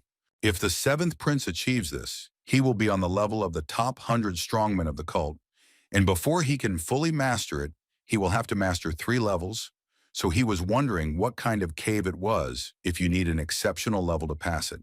The man said that it was rare for anyone to pass the 5th exam, since only 1 in 10 warriors could do it. Therefore, the left bodyguard decided to give him advice not to rush, because haste will not bring understanding. Khan thanked the teacher for the advice and told him that he would live up to all their expectations. After some time, Han came to the library of Mado's house and was incredibly happy that he could finally see the sapphire stones on the 3rd and 4th floors. When Khan walked inside and showed his name tag, the library security guard was simply shocked that the guy had already passed the 4th stage of the exam. It was simply incredible, because in the previous generation, the best result was 5 months after admission, and here in just 2 months, the 7th prince passed 4 stages. So immediately after that, the man asked the new leader to forgive his ignorance, as he did not expect the guy to be able to do it so quickly, but Khan assured him that everything was fine, because he himself did not expect that this would happen. Immediately after this, the guy went to the 3rd floor of the library and had 4 hours to read books, which was an hour more than on the 2nd floor. He noticed that his friends were deeply immersed in studying the teachings, so he decided to do the same. Soon after, he came to the sapphire stone and decided to analyze it all thoroughly a little later. So he asked Nana to extract and preserve the sword marks on the tombstone. Then the guy, as usual, with Nana's help, began scanning all the books at incredible speed, which irritated everyone around. But after some time, 179 first-rank martial arts training books were scanned on the 3rd floor. So the guy decided to go to the 4th floor of the library to another sapphire stone, and judging by the smooth cut of the corner on it, it was clear that it was somehow connected with the movement of the sword. However, the 7th prince still did not understand why the tombstone was so badly damaged, because the scars from the sword cut much deeper into the stone. How unexpectedly Nana told him that the force with which the blows were struck was twice as great as that which left marks on the previous tombstones, which was even more interesting. The guy would like to look at them in augmented reality right now, but he will still have time to sort them out in the training room, so he just asked Nana to scan them. After that, he began to study new books, and the higher the floor, the smaller the rooms and the number of teachings on the shelves, although the noblest martial arts are collected here, and there should not be so many of them. The secret sword technique of the Dantian school, the breathing technique of the Kulin school, the plum blossom techniques of the Huashan school. This whole half here were the teachings of the strongest schools of the cult, and the remaining teachings of the famous clans and various groups. This knowledge could be useful in battles with recognized masters. So because the guy had 6 hours to spare, he decided to start by scanning the cult teachings, and after that, on the 4th floor, 112 high-level heavenly demon cult combat teachings, 83 school combat teachings, 50 occult clan combat teachings were scanned, which amounted to a total of 245 books. Han thought that it was not necessary to keep the great-level teachings a secret and decided to distribute them to the subordinates from the middle clans. However, it was already too late, so he decided to do it a little later. A little later, Khan came to his friends and all the members of his group were shocked that the guy had been on the 4th floor all this time, but they hastened to congratulate him on the task of the 4th exam. Moon found it incredible that the boy had overcome the 4th stage in one day, and she felt that young Master Han was the strongest contender for the succession out of the 6 clans. The 7th prince also said that today would be the last time he would spend the night with us, because after completing the 4th stage, a personal room is given out, so tomorrow he decided to move there. The next morning, the boy came to the northern forge of Manhwa to get a rare weapon. A man appeared in front of him who had no eyebrows, no hair on his arms, so it could be assumed that because he worked so much in the brazier, he burned everything. The man started laughing because he noticed that the guy was staring too openly and said that it was all just a production cost. After this, the man introduced himself and said that he was a descendant of Kuyaja, and his name was Sonnen, and he was very happy to meet the seventh prince. Kuyaja lived in the kingdom during the Chunkyu era and was the one who forged the fishgut sword. And half of the swords he forged were called famous, and such swords as Jalnu, Chunjun, Dragon Pool, Great Curve, and other weapons were created by his hands, which even the people of Murim dreamed of getting. The man asked not to look at him like that, because this man had many descendants, and he considered himself not so skilled. But Han told him that the man had incredible skill, which could not but please the blacksmith, since it was clear that the seventh prince was well versed in people. So he said that he would make every effort to forge his weapon. He noticed that Khan used a sword and a dagger, but told him that he could only forge one for him. Khan did not notice the prisoner using reverse blood circulation magic immediately after the battle, but later when he looked closely, he found a small crack on the blade of the sword, and most likely it would have crumbled into pieces if he had also used the second formation. So after thinking carefully, the seventh prince told the blacksmith that he was choosing a sword, and the man was delighted with this excellent decision, because in truth, his main specialization was precisely in the manufacture of this weapon. However, before starting work, the man said that he would like to see Khan's fighting style in order to forge a blade that suits him, because only then would he be able to estimate the required blade length, hardness, and shape. Therefore, the seventh prince immediately decided to show his style and incredibly surprised the man with his power. When Han finished, his Sonnen told him that unfortunately, he would not be able to forge a sword for him. After that, the man asked the seventh prince to lend him his sword for a minute, and instead of breaking off together where the hammer hit, all the blades shattered into pieces, and Khan did not expect it to break so easily, because it was not even a fight with a person. Sonnen explained to him that a normal sword would not be able to withstand his incredible techniques, because his power was truly incredible. The seventh principal wondered if it was possible to make the sword more durable, because if he could compensate for this with skill, then that is exactly what he would do. But the man said that for the sword to withstand his technique, it would have to be forged from at least cold iron. Cold iron is a metal tempered by the icy energy of the northern sea, and its hardness is many times greater than that of ordinary iron, but the material is too unique and is only available to rare cult masters of the clan leader rank. Han knew that the heavenly demon sword control technique was very powerful, but he didn't expect it to be so inaccessible. Sonnen apologized to him and said that looking at the incredible abilities of the seventh prince, he as a master felt the blood boiling in his veins. So he offered him to forge at least a saber and asked the guy to show him some other technique of his. Fortunately, after seeing the butterfly dance sword technique, Sonnen confidently declared that his skill was quite enough and told the guy to come for his weapon in half a month. Soon after, in the training hall, Han thought that he felt more traces of presence than usual, because the number of disciples who had risen to the first class, Great Master, had greatly increased and he could not lose. So he decided that he needed to rise to the exceptional level. Therefore, when the seventh prince was faced with the choice of consuming 1 or 2 dragon pills, he decided to choose the second option because he had very little time. Immediately after that, the guy decided to try out the heavenly demon sword technique and asked Nana to help him master the demonic dragon pill. She informed him that a large amount of substances had entered the body that promoted energy restoration, and they reacted to the energy circulating through special points, and the generation speed had increased incredibly, so the energy prevented the substance from dissipating. But with the increase in the speed of metabolism, acupuncture could greatly expand, and to put it simply, it would be very painful for Khan.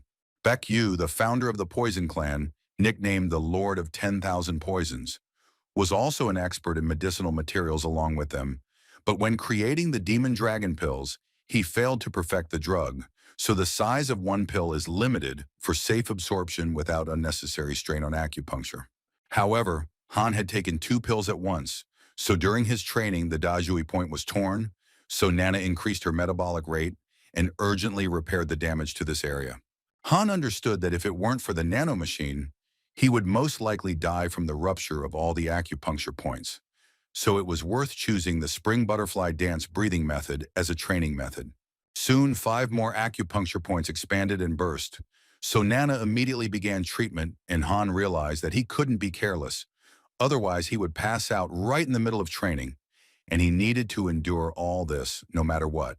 However, in the case of Han, who had consumed 2 pills at once, it was clear that the energy circulation of the meridians would go out of control. The seventh prince had indeed almost died during his training, so he decided that he would no longer abuse these pills. But he was curious about how much his internal energy had increased, because with Nana's help, he should have received energy equal to 40 years of accumulation. When the boy sat down to meditate, he realized that his internal energy had increased by 60 years. But these were not the only changes that had occurred. His energy flow had stabilized significantly, and it seemed as if the points had become denser and stronger after the cycle of breaking and rebuilding. It became clear that in this case, the guy increased the power of his attack more than twice. And also his sword from internal energy became purer and increased in length, so now his chi is several times stronger than Mentor Ho's. Although the boy was still short of a breakthrough and could not reach the exceptional level, but with his current internal energy, he had successfully formed a basic foundation. So he decided that it was time for him to learn the second component of the Heavenly Demon Sword technique. Immediately after that, he asked Nana to extract the internal energy cultivation breathing technique from the tombstone on the 3rd floor and extract the formation that allowed the Heavenly Demon Sword technique. So she immediately began downloading the information and techniques into his brain. After the download was complete, she reported to her master that the 3rd formation and the Heavenly Demon Sword techniques had been destroyed in just 93 steps, which left the boy incredibly impressed. It is for this reason that the traces of marks on the tombstone were scattered more chaotically than the previous ones, because the 3rd formation is many times greater in power than the previous 2. When the 7th prince asked Nana to implant the 3rd formation into his muscles, she said that he had reached his limit at this point, so she strongly discouraged him from implanting it, as the additional strain on his muscles could hinder his further growth. Nana said that she could do it if the guy wasn't satisfied with his current speed of development, and despite the fact that his physical body was overloaded, he could still perform the formation once. Therefore, since the 2nd formation was much more powerful than the 1st, the guy was incredibly interested in trying it out at least once. However, as soon as he tried to do this, the muscles throughout his entire body were torn due to overload, and Nana began emergency recovery, because without the introduction of information directly into the body, it would be incredibly difficult to repeat this. When Han began to look around, he saw that from the energy of the formation alone, the floor had crumbled into pieces. Therefore, he realized why this technique had been increased to 93 steps. Although it was still unclear how great the power of the 3rd destructive formation was, so he decided that he would have to test it once all of his muscles had recovered. As expected, it was incredible, because the combination of simple steps completely destroyed the 3rd formation of the Heavenly Demon Sword technique. And although the burden on the body was great, but the formation of the steps was very complicated. So Han thought that there was a limit to how much ordinary swordsmen could master it. If it took so many steps to break the 3rd formation, the guy couldn't even imagine what he should expect from the 4th. Therefore, he asked Nana to implant the technique in the destructive formation from the sapphire tombstone on the 4th floor into his brain as soon as possible, which she quickly did. However, all this was very strange, and the guy could not come to any conclusion, so he asked Nana to launch augmented reality and simulate their fight. When Han saw it with his own eyes, he couldn't believe it, because the destructive formation couldn't break the Heavenly Demon Sword technique. No matter how many times he repeated this fight, the result was still a draw. But it was strange because the final move of the Heavenly Demon Sword technique had a spin added to it, which provided a powerful attack, but it was completely blocked. After the destructive formation, there were approximately 130 scars left, and at the 24th step of the last formation, a corner was cut off by a tombstone.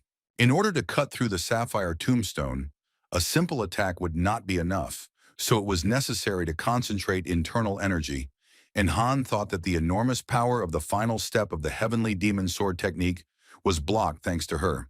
However, it could be that the chip was some kind of outburst of anger from the impossibility of breaking one last step with a set of simple steps. Through the scars on the tombstone, they seemed to call out the strongest of the past times to battle, and it was unclear how much one had to immerse oneself in one's work to become angry, not finding a way to break the technique. Khan did not rule out this possibility, but he could not yet understand these formations. So he could only become stronger, but strengthening the physical body or expanding consciousness to break through to a higher level had its limits. The next day in Madakwan's dining room, Han was pleased to see the excitement of everyone being gathered around one table, and it was truly a good idea. Van Hill said he thought it would be a good idea for them all to have dinner together every night. However, Khan was sure that all the guys would be busy with individual training, so they would not all have time for this. The guys said that for this reason, they should gather everyone even more. And although personal training was important, but as the seventh prince's subordinates, they should first and foremost cultivate a sense of team spirit. It was not for nothing that they said that one cannot become stronger alone, so they all had to grow together. Soon after, in Madakwan's inventory, a man informed the seventh prince that as the leader of the squad, he could use the inventory at any time. But he wondered why the boy needed so many sheets of paper and writing utensils. The seventh prince said that he was going to rewrite the teachings, and perhaps that would not be enough for him, so he might return to it again soon. Half a month later, the guys were discussing that their leader had said that he had an important announcement, but they couldn't understand what it would be about, but whatever it was, they just had to trust him. Moon thought that Han had been acting a little strange lately because he always had some kind of spots on his face. He explained that he needed to rewrite something, so the girl thought that this announcement could somehow be connected with this. After some time, the seventh prince finally appeared in front of his boys and said that he had gathered them all to tell them about the next steps, because from tomorrow onwards he would devote himself to solitary training. Everyone was shocked by this news, because now they did not understand what would happen to their training and what they would have to do next, and how long it might take.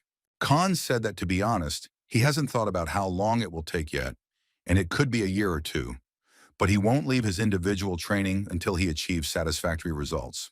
Judging from his gaze, the seventh prince was determined, so Van Hill told him that he wanted him to reach a new level and return to them as soon as possible. Beck thought that this wasn't just Han's problem, since they might also have to go into seclusion after passing the fourth stage. However, before this, the seventh prince said that he would have 2 orders for his boys, and the first of them was that by the time he returned, they all had to pass the fourth stage. All those who went to the list of 6 blades were incredibly happy about this and said that they were pleased to achieve such a result. Of course, they had confidence in their own abilities, but the disciples from the ordinary clans were quite disheartened.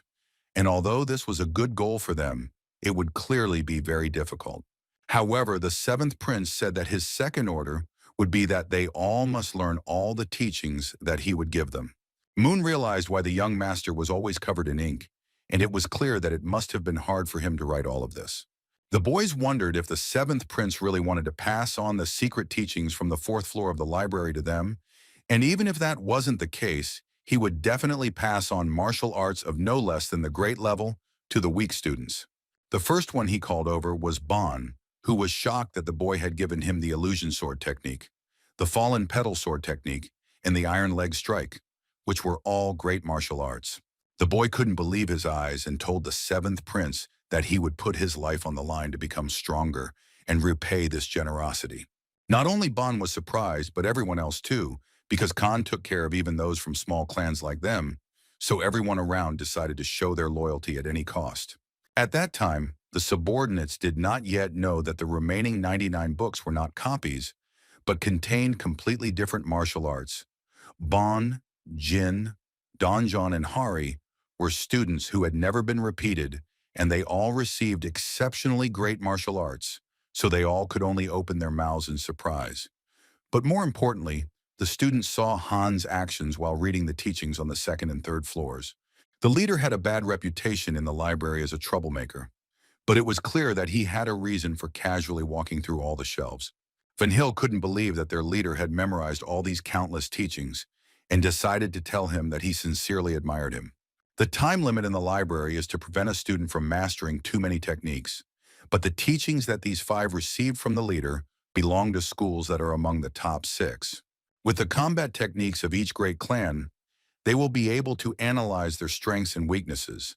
And all this time, the guy thought that he knew his leader, but it turned out that this was not the case, because compared to them, he sees a much broader picture. Han gave all the boys his teachings, but Beck said that there was one problem left, because even though they had already mastered breathing training, boys from small clans like Jin still needed it. One by one, all the boys suddenly found in their teachings a strange breathing technique that they had never heard of. Moon couldn't believe how such teachings could exist, because she would never have thought that using the internal energy of acupuncture, one could achieve such an incredible effect, and it was hard to admit, but it was far superior to her clan's breathing training. Khan quickly explained that this breathing technique was hidden on the tombstone on the fourth floor, which surprised everyone around. 2 days ago, Han had almost finished rewriting the teachings, so he began to think about what breathing technique would be best to teach his guys. The analysis of the energy generated through breathing was still in progress, since the existence of energy was not indicated even by future technology, and it would take some time. But Nana could scan for training methods that could improve energy. The most effective cultivation of internal energy would be the heavenly demon sword technique. However, Hans said that just like the stream dance breathing technique, this technique would not work. However, Nana suddenly said that there was a sample that was compiled according to the results of the analysis of the book called Origins of Internal Energy from the First Floor and the reference materials from the first to the fourth floor. Han couldn't believe his ears because he thought that Nana had personally developed the breathing technique for internal energy, but she said that it was a byproduct created during the analysis process. Nana said that she had created it 40 hours ago after completing the analysis of the breathing techniques from the fourth floor, so the seventh prince asked her if she had also managed to analyze the heavenly demon sword breathing technique. The analysis was not yet complete, since the technique was a complex combination of movement and breathing energy formed by the process of steps. So Han said that she should tell him about this pattern first. Khan used it for a very short time, but the technique was almost as good as the stream dance breathing technique, and on the contrary, just from the breathing method alone, it was clear that it was more stable, which meant that it would go well with any martial art. So the guy told his team that this was the first yin-yang breathing technique created, which was top secret and hidden on the fourth floor of the library. The next day, at the secluded training pavilion in the northwest part of Mataquan, the six blades came to see their master off, and he told them that they all had to help their lagging comrades master the martial arts. The boys were completely in agreement with this and asked their leader not to worry about them and focus on their training. And they also heard that teaching was also part of the training, so they would do everything right. Khan believed in his team and wished them incredible success, and they in turn wished good luck to their leader and told him to come back as soon as possible. When Han entered the place of solitude, it turned out to be even larger than the training hall, and although the guy asked for more food, they even overdid it, because with such supplies he should not worry for a couple of years. Immediately after that, the seventh prince asked Nana to first transfer all the great martial arts from the fourth floor into his brain, so 245 great teachings were downloaded into the user's brain. Although these teachings exist in their school, they are not comparable in level to the butterfly dance technique and the heavenly demon sword. But by mastering various martial arts, the seventh prince broadens his horizons. He decided to split the day's training into 3 stages, which included training his formations before lunch, a fight with an avatar and augmented reality after it, and breathing training at night. It was already lunchtime, so he decided to start with a fight, so he asked Nana to activate the augmented reality with Johan's avatar. Immediately after that, she introduced augmented reality into the user's vision and formed an avatar for the simulation. And although Johan was now alone, the seventh prince later planned to increase both the number of avatars and their skill level. After all, his ultimate goal was to defeat the teacher's avatar in the first place, and he was prepared to surpass the moves he used against the prisoner. At that time, no one could have imagined how long Han's secluded training would last, and even he himself. And on the 7th day of the seventh prince's training, the candidate for the successor of the Clan of Darkness, Chonmuan, defeated the mentor and passed the 4th stage of the exams. And excluding Han, this was the fastest result in the last few generations of Madokwan. On the 10th day, Moon of the Demon Palm clan defeated the mentor and became the 3rd to overcome this stage. And on this day, the students first saw a happy girl who received a personal room. The fourth was the candidate for the successor of the Sword Clan, Kenwon, who planned to pass this stage before everyone else. But for the sake of an unconditional victory over the mentor, he approached the issue wisely, so this period was slightly delayed. In the second month of solitary training, Hana, Jungmoon, and Kyungwon went into solitary training, and Moon, like the boys, felt the need for it. But she put it aside for the sake of teaching martial arts to subordinates from weak clans. After that, the fourth stage was passed by the first blade, Beck, and Han's subordinates were glad that they had a second one who passed this stage. But the guy, having passed this stage later than Moon, was not so happy. In the fourth month of Khan's solitary training, the candidate for the successor of the Murim Creek clan passed the fourth stage and soon went into solitary training. Among the 6 blades, 2 more failed, the second blade Von Hill and the fifth blade Sojong. And after that, 5 students failed the fourth stage and were expelled. And for some time, no one challenged the instructors. In the 5th month, the remaining 6 blades, namely Seonghwa and Taehyung, passed the fourth stage, which pleased their entire team. After 6 months, the people from the middle clans, Ja Wuming, John, Yuhwan, and Jinho, broke through to the initial level of the great, and in the 10th month, 2 of them finally passed the fourth stage. But the number of excluded students increased to 15, and exactly 1 year later, a new duel for the title of 6 blades took place among Han's subordinates. The first blade was Mung Yu, the second was Beck, the third was Wang Gil, the fourth was Sojung, the fifth was Sanghwa, and the sixth was Taehyung. And after the distribution of the ranks of the 6 blades, and the breakthrough of a third of the comrades to the original level of the great Moon, Beck, and Wang Gil with a calm soul went into solitary training. It was the second year of the 7th prince's secluded training, and most of the disciples had challenged the 4th exam, and out of the 120 disciples, 71 had passed the stage, and the rest were expelled. And among the 34 subordinates of Han, 19 people were on the list of those expelled. Bon, who trained harder than anyone, completely mastered the level of the great in just 2 years, and within 2 years, 1/8 of the students who had passed the 4th stage went into secluded training, and in the second year, the competition for thrusting 6 blades was postponed, and thanks to this, the most peaceful times came to Manhwa. Excluding Han, 70 disciples had completed their individual training and emerged from seclusion. But during this time, there were less than a quarter of the disciples who had broken through to the exceptional level.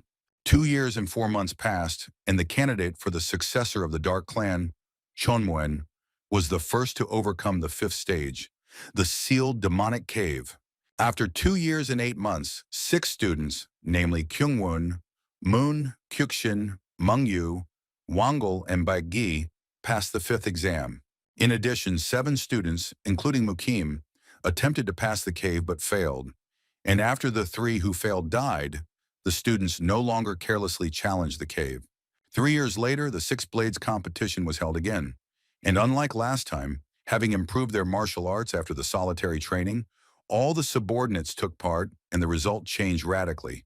Because the best blade was Van Hill, the second was Moon, the third was Beck, the fourth was Sanghwa, the fifth was John, and the sixth was Wuming. And again, 2 months passed, and the guys thought that Moon and Bon would be sent to that place again, namely to the pavilion for secluded training. But at least it was good that there were at least 2 of them. However, with Moon's abilities, there was nothing to worry about. However, recently, the struggle for the place of the heir has intensified, and the guys clarified or Beck recently tried to lure the heir to his side in the dining room. The guy began to deny everything, because he never even thought about going over to the side of his rivals. But Van Hill hastened to calm him down, because he completely trusts him, but they do not know exactly what their enemies are really up to. Van Hill had a bad feeling about this, so he suggested that everyone else hurry up and get their friends from there.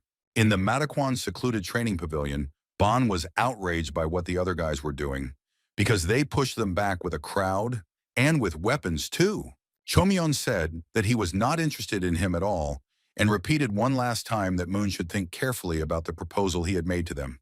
The girl said that she had already rejected this offer many times and would not change her decision, because she already had a leader whom she followed. The heir of the Clan of Darkness expected this, and in order for the pawn to become useful, it is necessary to teach her a lesson a couple of times. So he told the girl that if she fights him and wins, then only then will he let her go. But if he wins this fight, then she will become his subordinate. Bond started shouting that it was all complete coercion, and even for the candidates for succession, it was too much. The guy was very angry that this guy had interrupted their conversation again.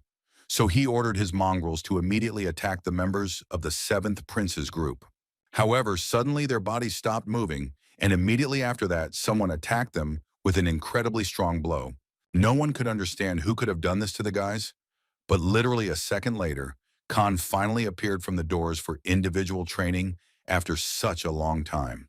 The Dark Clan's heirs' comrades couldn't believe that if objects were moving using such dense internal energy, then it could only mean that it was a spatial object movement technique.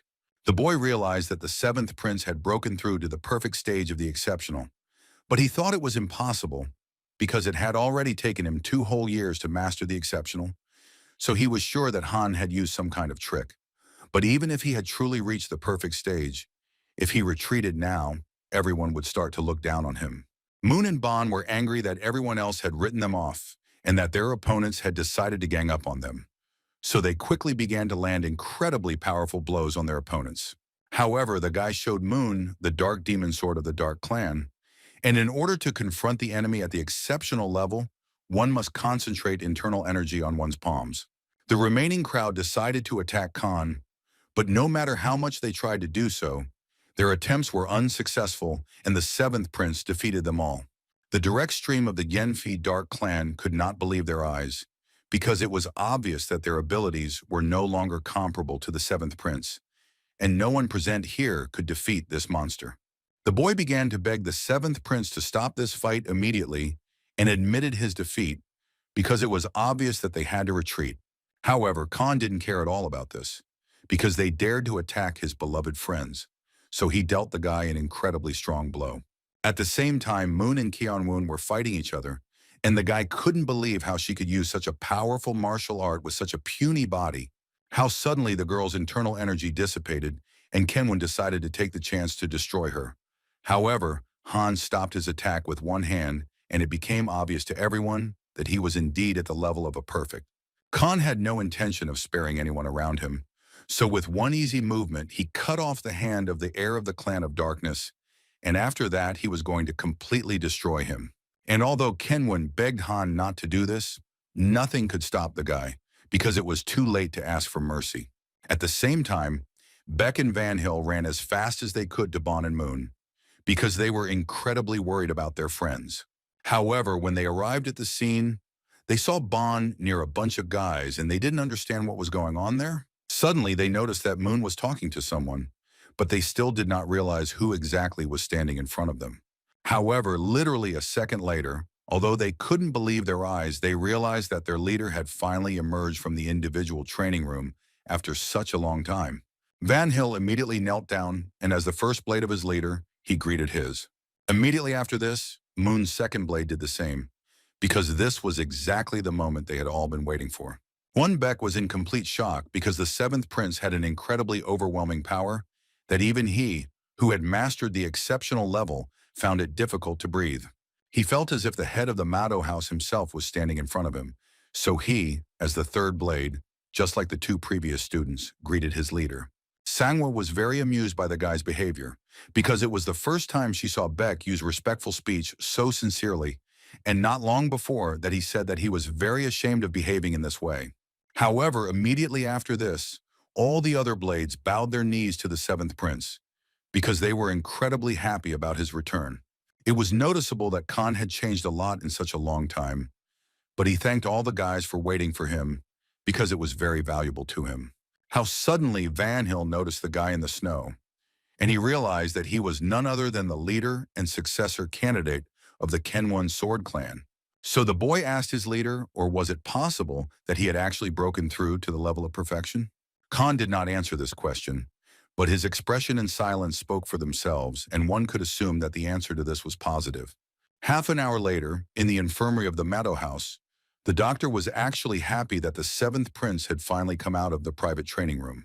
Along with the news of Han's return, the news of the total defeat of Chunwen's detachment spread throughout Madaquan. and thus 5 of the 6 candidates for succession from the great clans fell at the hands of the 7th prince. And for the first time among the disciples, the thought arose that someone else who did not belong to the 6 great clans could become the successor. The subordinates of the remaining candidate, Chongmun from the Dark Clan, had to endure a lot of pressure, but the guy himself was not interested in this and focused on improving his own martial art. In the office of the head of the Malo house, Ho-young was wondering if they really thought that Han was currently at the stage of perfection. And to be honest, this is not a guess, but a statement of fact, because one of the teachers saw his technique of movement with his own eyes as soon as he came out of solitude. The 7th prince's training lasted longer than Huaman thought, but according to his calculations, he should have only broken through to the initial stage of the exceptional. However, this was not so important. After all, for several generations, there had not been anyone who had reached the cultivation of the exceptional without passing the 6th exam, and such a thing simply could not be explained by simple innate talent. How suddenly there was a knock on the door of the headman's office, and if it weren't for the report, he would have decided that one of the elders had come to see him, because his sense of internal energy, covering the entire motto, revealed overwhelming power. The next second, Khan entered the office, and the man told him that he had indeed improved significantly, and also asked the guy what really brought him here. Shortly after, near the sealed demon cave, Master Huo was surprised that not even 4 hours had passed since Han came out, and he was already leaving for the 5th exam. So the man thought that the guy was in a hurry. However, while he was undergoing solitary training, his subordinates had already entered the 5th stage, so he decided that it would be better not to waste a minute. This really surprised the man, because he also honed his skills for 3 years and broke through to the level of the exceptional, but his success pales in comparison to the 7th prince.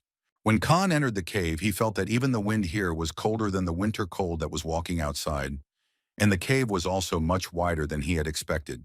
The 5th exam consisted of going through a sealed cave, and his task was to pass all the traps in pitch darkness, relying only on the sense of internal energy, and after he entered there, they would wait for him at the eastern exit for 2 hours.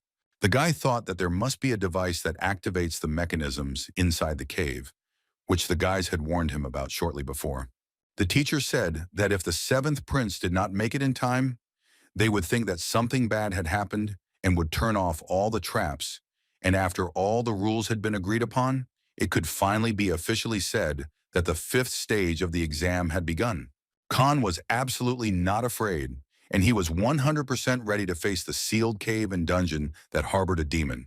As soon as the guy found himself in pitch darkness, he asked Nana to activate night vision mode, because he would have to go down for a long time. He smelled some kind of oil, but soon realized that it was more like the smell of blood. But in this cave, so many smells were mixed that it was difficult to understand what exactly it smelled like. But suddenly, in the middle of his thoughts, the guy saw a passage. He realized that this was most likely where the trap started, and since he had seen everything, he decided to use a combination of techniques that allowed a martial artist to move with amazing speed and jump high to quickly overcome them. However, as soon as he tried to do this, incredibly sharp arrows began flying at him from all sides, which was quite a surprise for the guy. And although he easily fought them all off, he still thought that in such pitch darkness and with a low level of skills, it would be easy to fall into a trap, so he decided to ignore his superpowers and walk. Suddenly, he stepped onto a tile with one of his feet, which activated a new trap. And although he was also able to avoid her masterfully, he still realized that one wrong step would activate all the mechanisms, and it was important to watch his step. Because with Nana's night vision, this was a mere trifle for him. About half an hour later, Khan found himself at a fork in the road, and it was clear that there was more than one passage in the cave, so if you didn't watch the airflow, you could get lost. How suddenly he felt something very familiar to him, and it seemed to him that he had definitely seen this structure somewhere before. About 3.5 years ago, in a secret cave in the prison, Khan bowed to his ancestor and asked him to accept the gratitude of a worthy descendant. It was a great stroke of luck that he had the chance to study the technique he had left behind. And if the head of the Poison Clan had found out about this place, he would have definitely exploded with indignation. This guy only had to erase the traces indicating the formations of the Heavenly Demon Sword technique and the breathing technique, since he had no intention of sharing this knowledge with anyone else. Suddenly, something started to fall from the ceiling, and the seventh prince managed to jump back in time, but he did not understand what was happening around him. But immediately after that, he noticed 24 balls, which were the description of the formation of the Kui technique, and he realized that it was in them that the device was hidden. On one of the balls, he noticed a crooked line on the back, so he laid them out in a certain order, and from the line on the back, a map was formed, which was a real treasure map, indicating the location of some treasure. Previously, the seventh prince couldn't figure out where exactly the indicated place was, so he asked Nana to scan it and save it. And now it became obvious to him that the map in the cave had the same shape, and as the prince suspected, this was the treasure map of the sealed cave. Nana said that the coordinates of their location were currently marked on the map, but even after such a long time, Han never ceased to be amazed at her capabilities. The seventh prince understood that in order to find this treasure, he would have to go back, but he still had enough time, and it was unlikely that the great ancestor would have indicated this place without a reason, so he definitely should go there. On the way to the treasure, the guy suddenly heard a very strange sound and remembered what Moon had told him recently. The girl said that it was a little creepy to be inside that cave. However, it wasn't because of the darkness, but because of the very strange sounds she heard. When Van Hill heard this story, he said that he felt the same way. The sounds were too distinct to be attributed to hallucinations, but Khan felt no trace of anyone's presence, even with the help of internal energy. However, the road he was walking on was definitely strange, because it did not lead to the exit, but there were many more traps here. When Khan arrived at the place indicated on the treasure map, he expected to find exactly what his ancestor had left behind, but he was faced with a dead end. But how suddenly he noticed a seal and sweeping writing, so he thought that the heavenly demon and also the great ancestor had sealed something under this rock.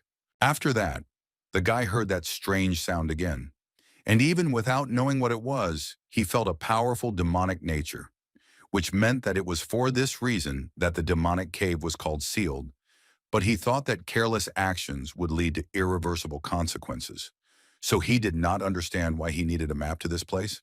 However, he still realized that he did not have time to dwell on it, and if it was a heavenly demon that had left it, it was unlikely that there was anything there that would cause trouble. Therefore, Han, using the sword technique of the fifth formation butterfly dance, the execution of the butterfly, decided to first destroy this wall. However, after he did this, he couldn't believe his eyes because his technique only left scratches, and the marks weren't as deep as the heavenly demon sword, so he couldn't figure out what was behind this wall. Nana said that the strength of this wall matched the sapphire tombstone, but she clarified that it not only matched, but it was a real sapphire, and only in appearance it seemed like it was a different material. The human body is unable to withstand this, so Han had to break through to the stage of perfection, and only then did he master this formation with difficulty.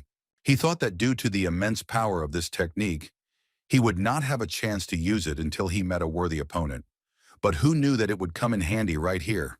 Therefore, immediately after that, he used the heavenly demon sword technique, the fourth formation, to completely destroy that wall. It was with such great technique and strength that the guy finally managed to punch a hole in this wall, so he hurried as quickly as possible to see what was inside. However, when he came closer, he smelled a disgusting smell, and it was at that moment that he had a bad feeling and thought that maybe he was making a mistake. And literally a second later, his weapon broke. And after all, the blacksmith Sonin had put so much effort into this saber that he would only use it once. So once again, it was clear that ordinary iron would not withstand the technique of the heavenly demon sword. How suddenly Nana began to sound the alarm and warned Khan several times that a surge of chaotic plasma energy had been detected ahead, and an atmospheric phenomenon was approaching the seventh prince. How suddenly something dealt Khan an incredibly strong blow and simply slammed him into the wall. The seventh prince couldn't believe it and didn't even understand what exactly was in front of him, because he couldn't do anything and couldn't even block his opponent. However, his opponent did not give the seventh prince a break and dealt him new blows. And after that, he finally showed himself in all his glory. In front of him was a water dragon, which was a sacred spiritual creature with pure and bright scales that lived in lakes. But the guy in front of him was simply a ruthless monster. Khan understood that at this rate the entire cave would collapse, and if its inner walls were made of sapphire, Then he decided that he could lure him inside, and that would be the end of it. So as soon as Khan managed to lure the dragon out of its lair completely, he hurried to go in there and seal the dragon there again. However, when he jumped to the bottom of the sapphire ball, he could not understand what kind of black liquid was underneath him, and it also smelled incredibly strong, which gave the guy a very strong headache. As the seventh prince expected, the dragon followed him, but because of this viscous liquid, he could not fully use his qinggong, which could not help but frighten the guy. However, despite this, he decided to use the heavenly demon sword technique formation and deal an incredibly powerful blow to the dragon. However, even such a serious trick did not work, and Khan's abilities did not leave a scratch on the dragon, but instead, he threw the seventh prince aside with his incredible roar. And judging by the sound, it felt like the guy was hit by metal, so one could assume that the dragon's body was stronger than the sapphire itself. How unexpectedly Khan noticed that the water under the body of such a powerful creature did not even move. And if you think about it, when he entered inside, the level of black water should have risen, but nothing changed. So he asked Nana to turn on augmented reality for him. She activated the user's augmented reality vision and confirmed an abnormal surge of dark plasma energy throughout the cave. The energy in the atmosphere increased abnormally and reached electron ionization. However, there is no scientific confirmation of this, but the phenomenon is also called spiritual. Immediately after this, she warned her master that an atmospheric sprite was approaching him and that he should be careful. As the boy suspected, when the dragon rammed such a huge head into this lake, the water did not even stir, and he only heard some kind of cracking from below. According to the analysis results, 24 pieces of iron were hanging in the air and emitting powerful plasma energy. But Khan did not understand what these pieces were and what was being discussed at all. So he asked his assistant to urgently illuminate these pieces of iron that she had spoken about, which Nana did urgently.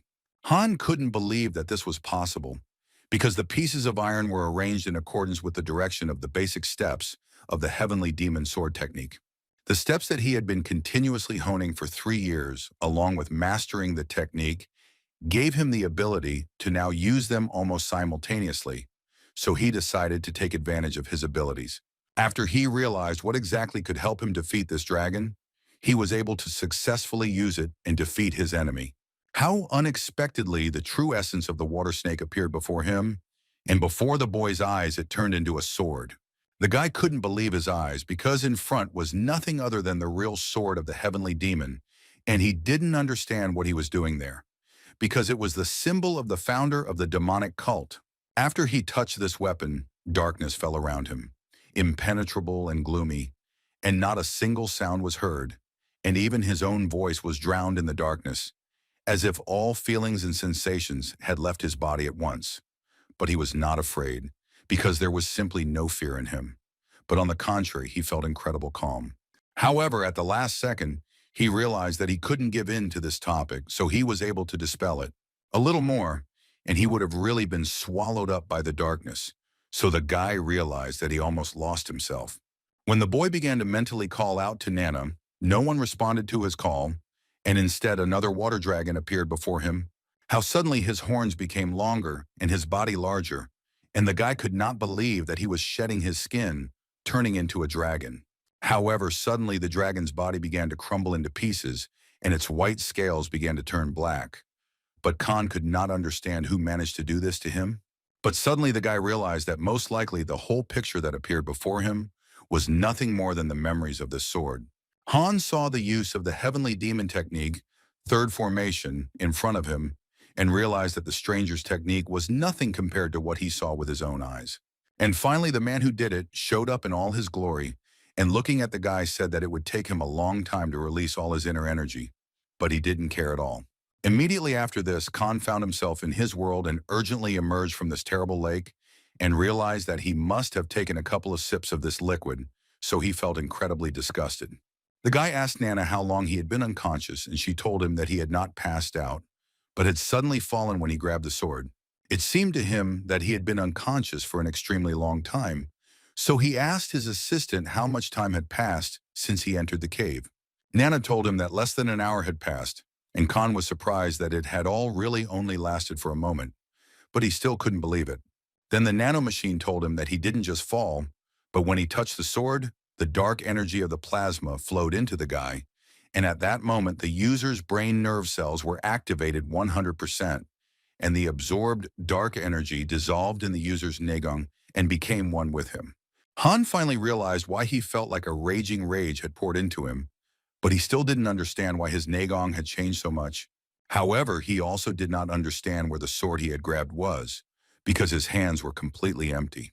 At the same time, at the exit from the sealed cave, the teachers were saying that all this was very strange, because considering the level of the seventh prince, passing this stage would have taken him less than an hour, but almost 2 hours had already passed, and it could not be that something happened. The cave is known for having a demon sealed in it, and since Mataquan was founded here, it has become the fifth exam, and the man heard that before only the worthy could enter it, and was Han really that worthy? But soon after, Han finally came out of the demon cave, and everyone around was shocked by the terrible smell that came from the seventh prince. Instructor Ho congratulated the boy on passing the fifth exam, and also noticed that in the hands of the seventh prince, there was something similar to a fragile deer horn. Soon after, Han was enjoying his bath, and at least he didn't stink much anymore. Although that wasn't surprising since he had been soaking in the water for almost an hour now.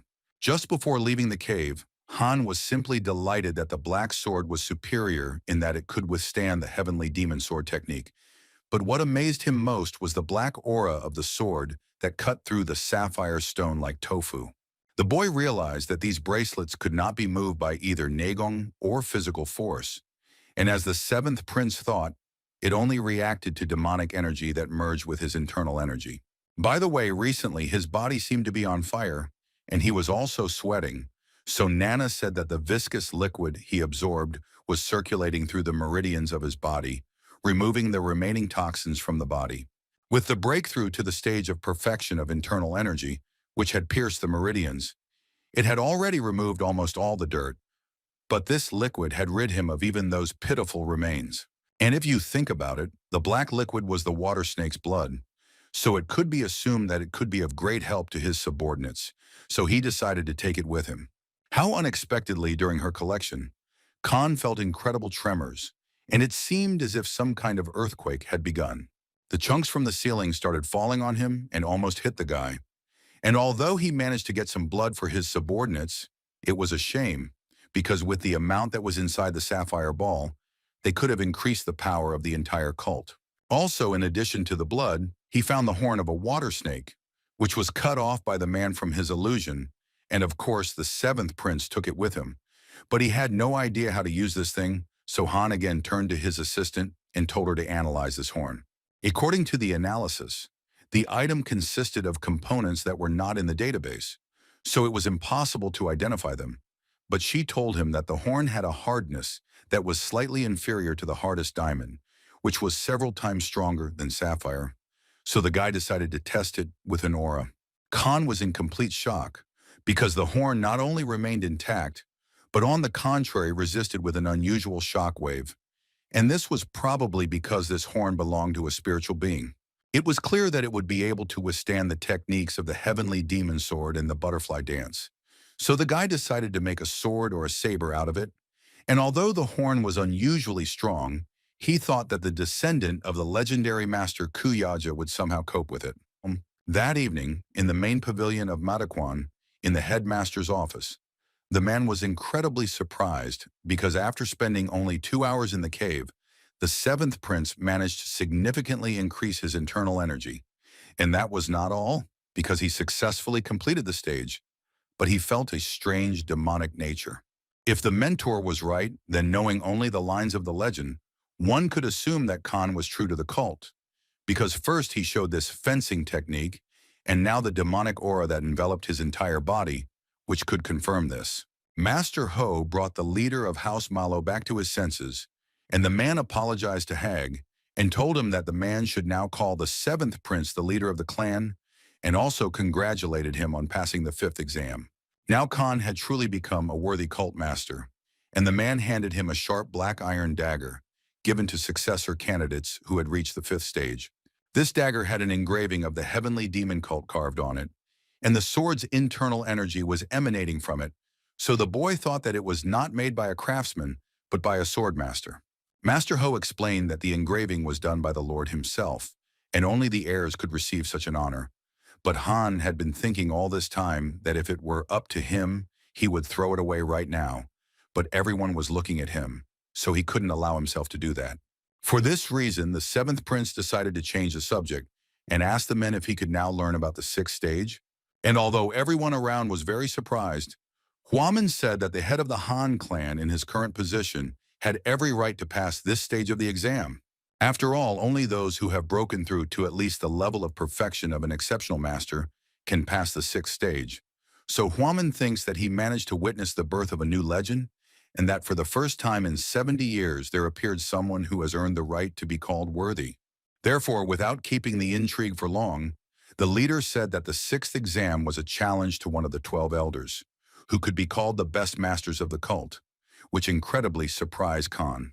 Soon after, the seventh prince came to the library of the Mado House and could not even imagine that the sixth stage would give him the right to challenge one of the 12 elders. But in any case, after the end of Madoquan, a kind of struggle with the six strongest clans would begin. This exam is the same as giving the opportunity to eliminate one of the leaders before the fight even begins. So he must crush the six great clans, and to do this, he must master the final formation of the heavenly demon sword technique. At the same time, Huaman was thinking that the seventh prince had become quite an adult because he thought that the guy would choose the head of the poison clan without hesitation because of Lady Skirvana. But he did not do this. Instead, he asked for some time to think about it, and it was clear that he had become much more reasonable, considering that he could officially challenge him. But on the other hand, it was quite dangerous to enter into a fight just because of a banal thirst for revenge. The 4 years in Madaquan where he could receive protection were almost up, and who knew, maybe the six clans would be the first to unleash their sharp claws. And when that happened, the cult would be flooded with rivers of blood. So the man could only ask himself in his mind, how would the seventh prince be able to overcome all this? At the same time, on the 5th floor of the library, Khan was discussing the fact that there were only 20 books here, which was surprising. As the teacher said, the teachings on the highest techniques were indeed on the 5th floor, but the long-awaited moment had finally arrived, and the final formation of the heavenly demon sword technique appeared before him. So Han asked Nana to immediately scan the writing and analyze the breathing technique. But when he walked around the stone on the other side, he was shocked to find that there were no scars on it. He did not understand why there was nothing on this stone, because if the ancestor did not leave traces, then this meant that the destructive formation did not exist. However, Nana said that there was a sword scar on the tombstone, presumably left by one person, so she urgently activated the augmented reality. Therefore, after she did this, Han couldn't believe that this trace was the next step of the heavenly demon sword technique, and it could be used even like this. He assumed that there could be something like this on the backside as well, and in fact the mark was on the sapphire stone, so he didn't notice it. But the hole really was through and through. However, it was clear that practically no force was applied to this blow. Perhaps the sword power from the simple formation was concentrated together and then burst out like an explosion, forming such a power, and most likely if more force or internal energy was applied, the tombstone would have turned into a pile of stones. There is no destructive formation on it, not because they were unable to discover the formation of the heavenly demon sword technique, but because they were unable to find a way to destroy it with ordinary techniques. And the deep meaning that the heavenly demon realized in the last years of his life was that it was necessary to unify swordsmanship, not expand it, and gather the sword aspiration embedded in the technique. The aspirations that are put into this sword are the will of the swordsman, and when it all comes together, then exactly what Khan expected will happen. Everything that happened in this room could not go unnoticed by the teachers, but they decided to keep in line and communicate with each other through thoughts. Undoubtedly, this picture that they saw before them was nothing other than the unification of the internal energy of the 5 organs to create harmony of both body and spirit, and none of the men around them could believe that they would be able to see this with their own eyes. When breaking through to the level of exceptional perfection, the vital energies of heaven, earth, and man are united and combine the 3 treasures of the body shell, life force, and soul, thereby clearing the meridians. But such a breakthrough can only be considered half complete. Only when, through the unification of the internal energy of the 5 organs, Even the energies of the five elements within the body merge. Can one reach the limit of the stage of perfection, which is what was happening at the moment with the seventh prince? Watching Khan, no one around had any doubts that all this was undoubtedly a breakthrough to a new level. And it was simply amazing, because just now the guy was enveloped in incredibly powerful internal energy. But now the men did not feel anything, as if he had simply taken control of all the ki in his body, and perhaps now even the head would not be able to feel the internal energy of the leader of the Han clan. After the boy opened his eyes, all the teachers around him started congratulating him on his breakthrough, because it was something simply incredible. Khan himself could not believe that he actually felt this, and that he had managed to reach the truth of the peak of the stage of perfection, because this was the first time he had experienced this without introducing information into his brain. Ham in turn thanked the men for the fact that the three of them must have guarded him while he was in meditation, so it was worth a lot. Also after this, the guy asked for forgiveness, because of him, there was a complete mess in the library. But the man told him not to worry about it because it was absolutely a trifle. Since Han had made a breakthrough, the slight disorder in the library was completely unimportant. But at the same time, he told the other man to be incredibly careful with the secret teachings, which made everyone around him laugh. Khan realized that this was his chance, because while everyone else was busy with training, he decided to deprive the others of the opportunity to master the technique of the heavenly demon sword, just in case. Immediately after this, the man informed him that everything was absolutely fine with the teachings, so the guy could start reading them. The first teaching that Han scanned was naturally the martial art of the 6 strongest clans, such as the rebellious spirit sword technique of the Sword Clan, the hand-to-hand combat technique of the Stream Clan, the hidden breath technique of the Darkness Clan, the sound attack art of the Sound Clan, the poisonous hand of the Poison Clan, the ghost spirit sword technique of the Blade Clan, and their techniques cannot be called the best, but they are considered the strongest martial arts of the demonic cult. After that, Han noticed the teachings about the Red Flame sword technique, and it seems to be the martial art of the right guard, which goes well with his name. After that, he took up the postulate of the Wind Spirit, and apparently this teaching relates more to breathing techniques than to martial arts. And that was just great because his Qigong was not up to par, and the guy was curious about who donated these teachings to the library, so he asked Nana to scan it. After some time in the 7th Prince's private room, all the guys congratulated him on passing the 5th stage. And although none of them could believe that monsters really existed in their lives, Khan decided not to talk about its existence because it would only raise more noise. But in addition to this, he gathered them all for the sake of that very bloody liquid.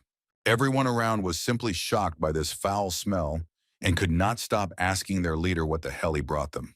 It would be hard to explain if the guy said he brought them snake blood, so he said he accidentally discovered it when he got lost in a sealed cave, and right after that, he ordered everyone to drink it immediately. He said that he accidentally drank it, and this liquid removed all the toxins from the meridians, cleansing his internal energy, and it would be a big mistake to spend it only on himself, so he brought it specifically to his guys. All the guys couldn't stop grimacing when they looked at this liquid, because drinking something like this was too much and they were sure that it was impossible. But Bond decided to give his speech and said that he was ready to drink it, because the leader did it for all of them. And after some time, exactly what the leader said happened to Bond, because his body became unusually light and his circulation accelerated incredibly. Finally convinced of the effect, all the students drank the blood except for Sangwa, who flatly refused, and Moon, who was worried about her disguise. The next day, at the northern forge of Madakwan, the blacksmith was in complete shock at the strength of this horn, because even his weapon broke when he tried to break it. And although Khan could not say where exactly he got this horn, in principle it was no longer important, because with such a magnificent material, a man would be able to create a weapon that has no equal. The 7th Prince decided to trust the man because he wanted to make a saber out of the horn, and Sonnen also told him that in addition to this, the guy needed cold iron, so he also offered to forge another sword for him. All this time, Khan thought that the man could only make one weapon for him, but he said that unlike the squad leader, this did not apply to the clan leader, and although there was a limit on the amount of cold iron delivered there, since he had obtained the material himself, there would be no problems. Looking at these circumstances, the seventh prince asked the man to also make a sword, and that was just fine. And he decided to hide the black sword until he found out why it was the heavenly demon sword that was engraved on it. So it was better to get something to replace it. Sonnen said that given the excellent quality of the materials, it would take about a month to make one blade. But the seventh prince was not willing to wait that long, so he asked the man to make a saber for him first.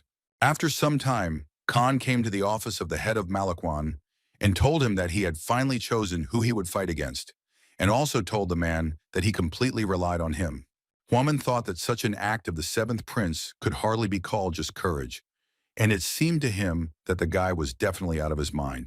After all, he chose as his opponent the head of the clan of darkness and the first elder of the 12, Mu Jin-won, who had reached the pinnacle of the stage of perfection in the distant past and was also considered the strongest master of martial arts, along with the chief guard Marakun, who occupied the second and third places in the cult. The man thought that the boy must have planned to eliminate the head of one of the 6 strongest clans first, but it was clear that this man was beyond the boy's capabilities because he had only just broken through to the stage of perfection, and Huaman had already decided that he had begun to think more deeply, but his actions were still reckless. But he still told the boy that he would order an official document to be sent to the Clan of Darkness. It would seem that everyone was following their own plan, but the world was not going to adapt to their wishes, and on the 10th day since Han submitted a petition to hold the 6th stage, for the first time in 10 years, a messenger from the Murim Association arrived at the residence of the heavenly demon cult located on the Shiwandashan Ridge. What happened was so significant that it could have raised the whole demonic cult on its ears. But Khan, who was in Matakwan, cut off from the outside world, could not have found out about it. A week before the 6th stage, Han came to the head of the Mato house because he heard that the man was urgently looking for him. Huaman apologized to leader Han, but he told him that the guy would have to change opponents for the 6th stage. The 7th prince was completely shocked and did not understand why this happened, but he assumed that the elder might have changed his mind. The left bodyguard explained that this was not the case, and immediately after that he used the primordial internal energy to separate them from the outside world. So it was clear that this was some kind of secret. The man couldn't reveal the details to the boy, since this was a significant matter for the cult. But at present, there were only 4 elders left in the area, from the 9th to the 12th. Khan realized at that moment that this meant that all the strongest elders were absent, and it was clear that he would not be able to fight the heads of the 6 strongest clans. Although I didn't want to suggest it at all, there had been changes in the elders' positions recently, and the Poison Clan leader Beck had been demoted to the 12th elder. After this phrase, it was clear from the guy's expression that from that moment on he was choosing chicken instead of pheasant, and it was even better than what he had come up with before. The next day in the office of the Poison Clan leader, this news was too unexpected for the man because he still assumed that Elder Mu would deal with the annoying boy. Now Han is like a cup filled with poison, and in the past 3 years, the Dark Clan has become much more powerful compared to the Poison and Sword clans, and if he tried to eliminate the 7th prince under the pretext of sparring, the Lord would do everything to weaken the power of the Dark Clan. However, while the other strongest clans, including the Poison Clan, were eagerly awaiting the duel, the entire Murim Association had radically changed the situation. The man shouted that the clan leader should refuse this offer because it had only been a short time since he had been released from prison and reinstated as an elder, and it was clear that the Lord had not taken his eyes off them. Another man said that he thought the same, and if they continued to put pressure on them, it could upset the balance between the 6 strongest clans. However, one of the elder's assistants said that refusing would mean admitting that they had become weaker because their nephew was still lying dead, and the man wanted to draw attention to what their clan had become and that they could no longer tolerate this. Another assistant sided with his elder brother and said that the 7th prince had not even graduated yet, but had already risen to the level of perfection, and they had nothing in common with him, so it would be better to eliminate him at least now. However, all 6 clans adhere to the same position, and even if his skill is growing daily, he does not yet have the authority that can give him support, so the man believed that the guy would not become a threat to them, but on the contrary, it was just the lord of the cult himself. A dark aura began to thicken around the head of this clan, and he told everyone to immediately shut up because he, of course, was burning with the desire to destroy the guy with his own hands. But if they interfered with this now, they would suffer huge losses. So in the end, he decided to reject this offer. A little later, Ochul came to his grandson Junsum and apologized to him for being completely helpless in this situation as his grandfather.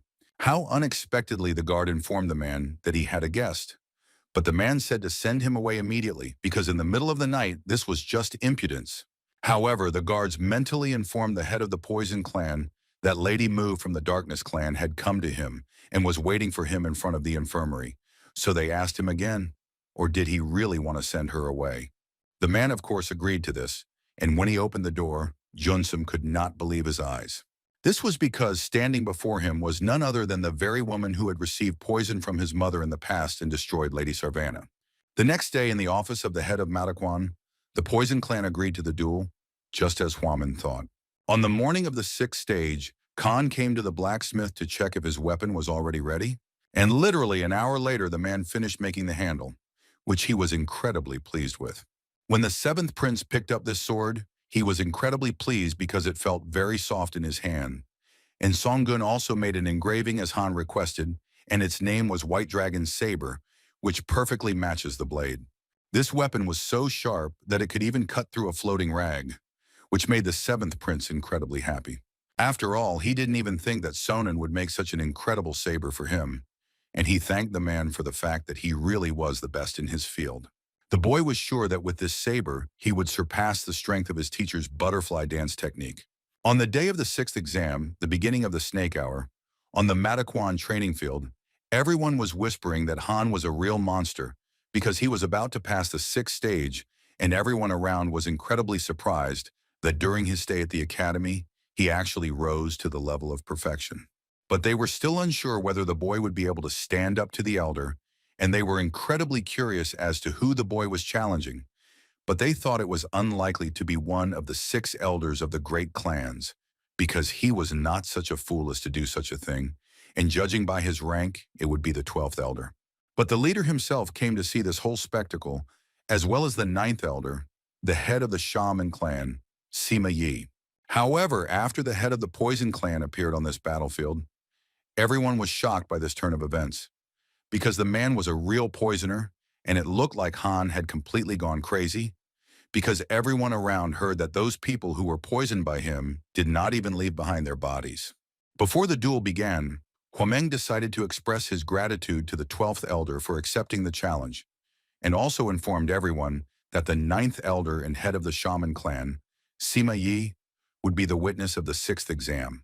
It was clear from the aura around Ochol that after 2 years behind bars, the level of his poison had increased significantly. As soon as Huaman gave the order that they could begin, the Poison clan leader acted very low and started attacking the guy without any warning. However, this could not come as a surprise to the 7th prince, and he used the ability of the wind step, which was the rapid movement technique of Maragam, the king of the wind. Everyone around was shocked and could not believe how this was possible, because this was the Guardian's main technique, and it looked like his movement technique really was on the 5th floor of the library. And although the man tried to hit the guy again and again, the 7th prince figured it out pretty quickly, and his imitation was absolutely worthy. Therefore, the head of the Poison clan decided that he would immediately use his abilities to paralyze the 7th prince's legs. However, the boy used the explosive staff because he expected Ocho to target his legs to immobilize him. Immediately after that, the guy started using the butterfly dance sword technique second formation, as well as the butterfly surrounding warning and several other greatest techniques at the same time, which amazed everyone around him. The man simply could not understand what kind of wonderful saber was in the hands of the 7th prince, because despite the thin blade, it not only did not break from contact with his black iron staff, but also left scars on it. However, it wasn't just that, because he had assumed that even at the imperfection stage, the guy would lack experience in combat, but he was like a warrior who had gone through countless battles, and most importantly, the man couldn't believe that the guy had actually just recently reached the perfection stage. From the very beginning, the Poison clan lord had attacked him 10 times more powerfully than he should have, but he had not even managed to dispel the power that was enveloping the 7th prince's saber. Besides this, Ocho understood that the 7th prince still wasn't fighting at full strength, and it was the first time he had seen such a monster that was developing his fighting skills so rapidly. And now, only after starting the battle against Khan, did the man begin to understand what Madame Mu's words were about. After all, 6 days before the sixth exam, she came to him. But the man did not understand what kind of sudden request it was, so he said that it was a complete abuse of power, and even if she was the Lord's wife, she had no right to order him around as the head of another clan and an elder. However, she came there because she knew the location of the ghost, which could not help but shock the man. She knew that the head of the Poison clan had heard about him, about the best healer of the plain, capable of raising everyone except the dead to their feet, and she gave him hope that perhaps he would be the one to save his grandson. As soon as the man began to get indignant and say that no one had the strength to find out where he was, the woman showed him the sign that her grandfather had received from the ghost doctor in the past and told Osholu that with its help he would be able to meet him wherever he went. In exchange for this, she asked to destroy Khan, and even if this situation becomes widely known, her clan will personally eliminate all the consequences, because she believed that the future heir had already been determined. The Poison clan chief realized that the woman had a reason for choosing him over the other elders, because no one other than the first three elders could stand up to such a skilled warrior, and it was clear that one mistake, and the six great clans would have the worst of enemies. It was for this reason that the man was ready to gather all his strength in order to destroy Khan here, once and for all, at any cost. Huaman and the ninth elder of the Shaman clan were outraged that the man had released poison, and it was clear that he was going to really destroy the guy. Immediately after, the Poison clan's leader used the seventh-degree demonic wave intoxication to put his plans into reality. The man was sure that this would be enough to burn even the bones, and believed that the seventh prince had brought trouble upon himself. However, Oshul was incredibly wrong, because Khan managed to repel even such an attack, and it was obvious that now it was his turn to deal an incredibly powerful blow to his opponent. The man was simply shocked when he saw his flesh melting and immediately regenerating before his eyes.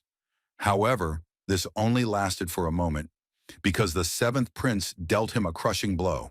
Bon was crying and didn't understand what was happening, because nothing could be seen because of the smoke, but he was almost 100% sure that their leader had really come to an end. Vanel thought that the guy had really made a mistake, because no matter how strong his Negong was, such a powerful poison would corrode even bones. When everyone around was sure that it was practically impossible to defeat the clan chief with poison in this fight, they noticed that it was the man who was lying on the ground completely motionless, and not the seventh prince. And it was simply amazing because Khan was actually able to put the clan heads up against the most powerful poison. Sima Yi saw the chief's poison art during the war with the Murim Association, and its power was so terrifying that it was worth calling the spectacle a bloody massacre. Moreover, Master Oka Myung of the Wudong School, who had mastered the perfection realm, did not even leave behind a body after being subjected to the art of poisons. So no one could believe that the seventh prince was able to put up a fight against this, even though they had all seen it with their own eyes. At the same time, the head of the Poison clan was thinking that even with the protective energy wall, Han still broke all of his ribs, and not only his internal energy, but his power was beyond reason. And the guy also had this amazing power of regeneration, so the man was sure that he simply could not call himself an ordinary person. The seventh prince noticed that the man had managed to get up after his attack, so he quickly decided to strike him with the butterfly dance sword technique, 10,000 dancing butterflies style. The man couldn't reach his staff, so he decided to use his last ace up his sleeve. Nana reported that the enemy was removing the toxic substances that had leaked into the body and restoring the damaged areas. And although the white dragon blade managed to reflect the poisoned internal energy, it was becoming stronger. Khan realized that all this time, he had not been using his poisoned internal energy to its full potential. And it became clear to everyone around that since the man had used this ability, it was too late, and now none of those present would be able to stop him. The very last, 8th degree of the demonic wave chi current is the level of a poisoner, when he himself turns into poison, and compared to the 7th degree, which controls 100 types of poisons, in the body they are harmoniously intertwined 3 times more, and they strengthen the entire body like a count, generating poisonous ki of unimaginable power, capable of melting a huge rock in the blink of an eye. The man himself couldn't believe that such a brat had forced him to use the 8th degree of intoxication, so he wanted to see how the guy could stop him with his vaunted saber this time. Khan realized that in this situation, the White Dragon's blade would not help him in any way, so he urgently needed to come up with something. The Poison Clan chief noticed that the boy had started using the primordial internal energy, and he realized that it was incredibly dangerous, so he decided to attack the 7th prince first. However, his plans were not destined to come true, because Khan turned into a real demon, and using the symbol of the founder of the demonic cult, the sword of the heavenly demon, was able to destroy the man forever. Everyone was simply shocked because Han was holding the head of the Poison Clan lord in his hands. The man thought that cutting the throat of an elder, who had turned into a poisoner, was something beyond belief, because even he was not confident in his own strength, that he could really withstand close combat against such a strong opponent. And the boy, who had barely begun to master martial arts, in just 4 years grew to become a master of the cult, which can be counted on the fingers of one hand. At the same time, watching the 7th prince's stunning victory, Chun Mun was incredibly angry, because Han really turned out to be incredibly strong. Teacher Ho seemed to just open his mouth in amazement, because this was exactly what the blood of the Chan family looked like. And although there were enough grounds for destruction, since the elder used a trick in front of everyone, it was unknown what the Poison Clan would do in the future, having lost its leader, and it was also unclear what the other great clans would do. Han was going to fight the man using only the butterfly dance, but his poisoner form made him fight seriously, and he also thought that all his other enemies, like the head of the Poison Clan, could keep a few aces up their sleeves, so the guy needed to become even stronger. For this reason, he firmly decided for himself that from this moment on, he would avenge his mother with all his might. However, be that as it may, Huaman congratulated the head of the Han clan on passing the 6th exam. And although this state of affairs could not help but shock everyone around, the 7th prince's team also joined in the congratulations. At this time, Sima Tso was distracted from congratulating the 7th prince because he was finally able to meet his father, who was the head of the shaman clan. In order to keep their conversation as secret as possible, the man began to communicate with his son mentally and decided to ask him if he had really found a leader he would join in the fight for the place of heir. The guy just wanted to talk about this before his father left and apologized to him, because he was trying to find a leader among the contenders from the 6 great clans. But no matter how much he thought, his soul still lay with Khan. Sima Qi did not expect such a reaction from his father. However, he told him that he fully respected his son's decision, and joining the Han was a worthy choice without a doubt.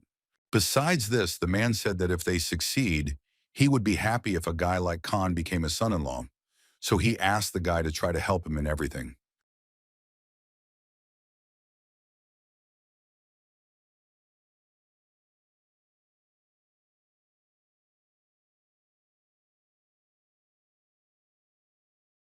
Immediately after this, the man got down on one knee and told the young master that he had done a lot of hard work, so he congratulated him wholeheartedly on passing the 6th stage.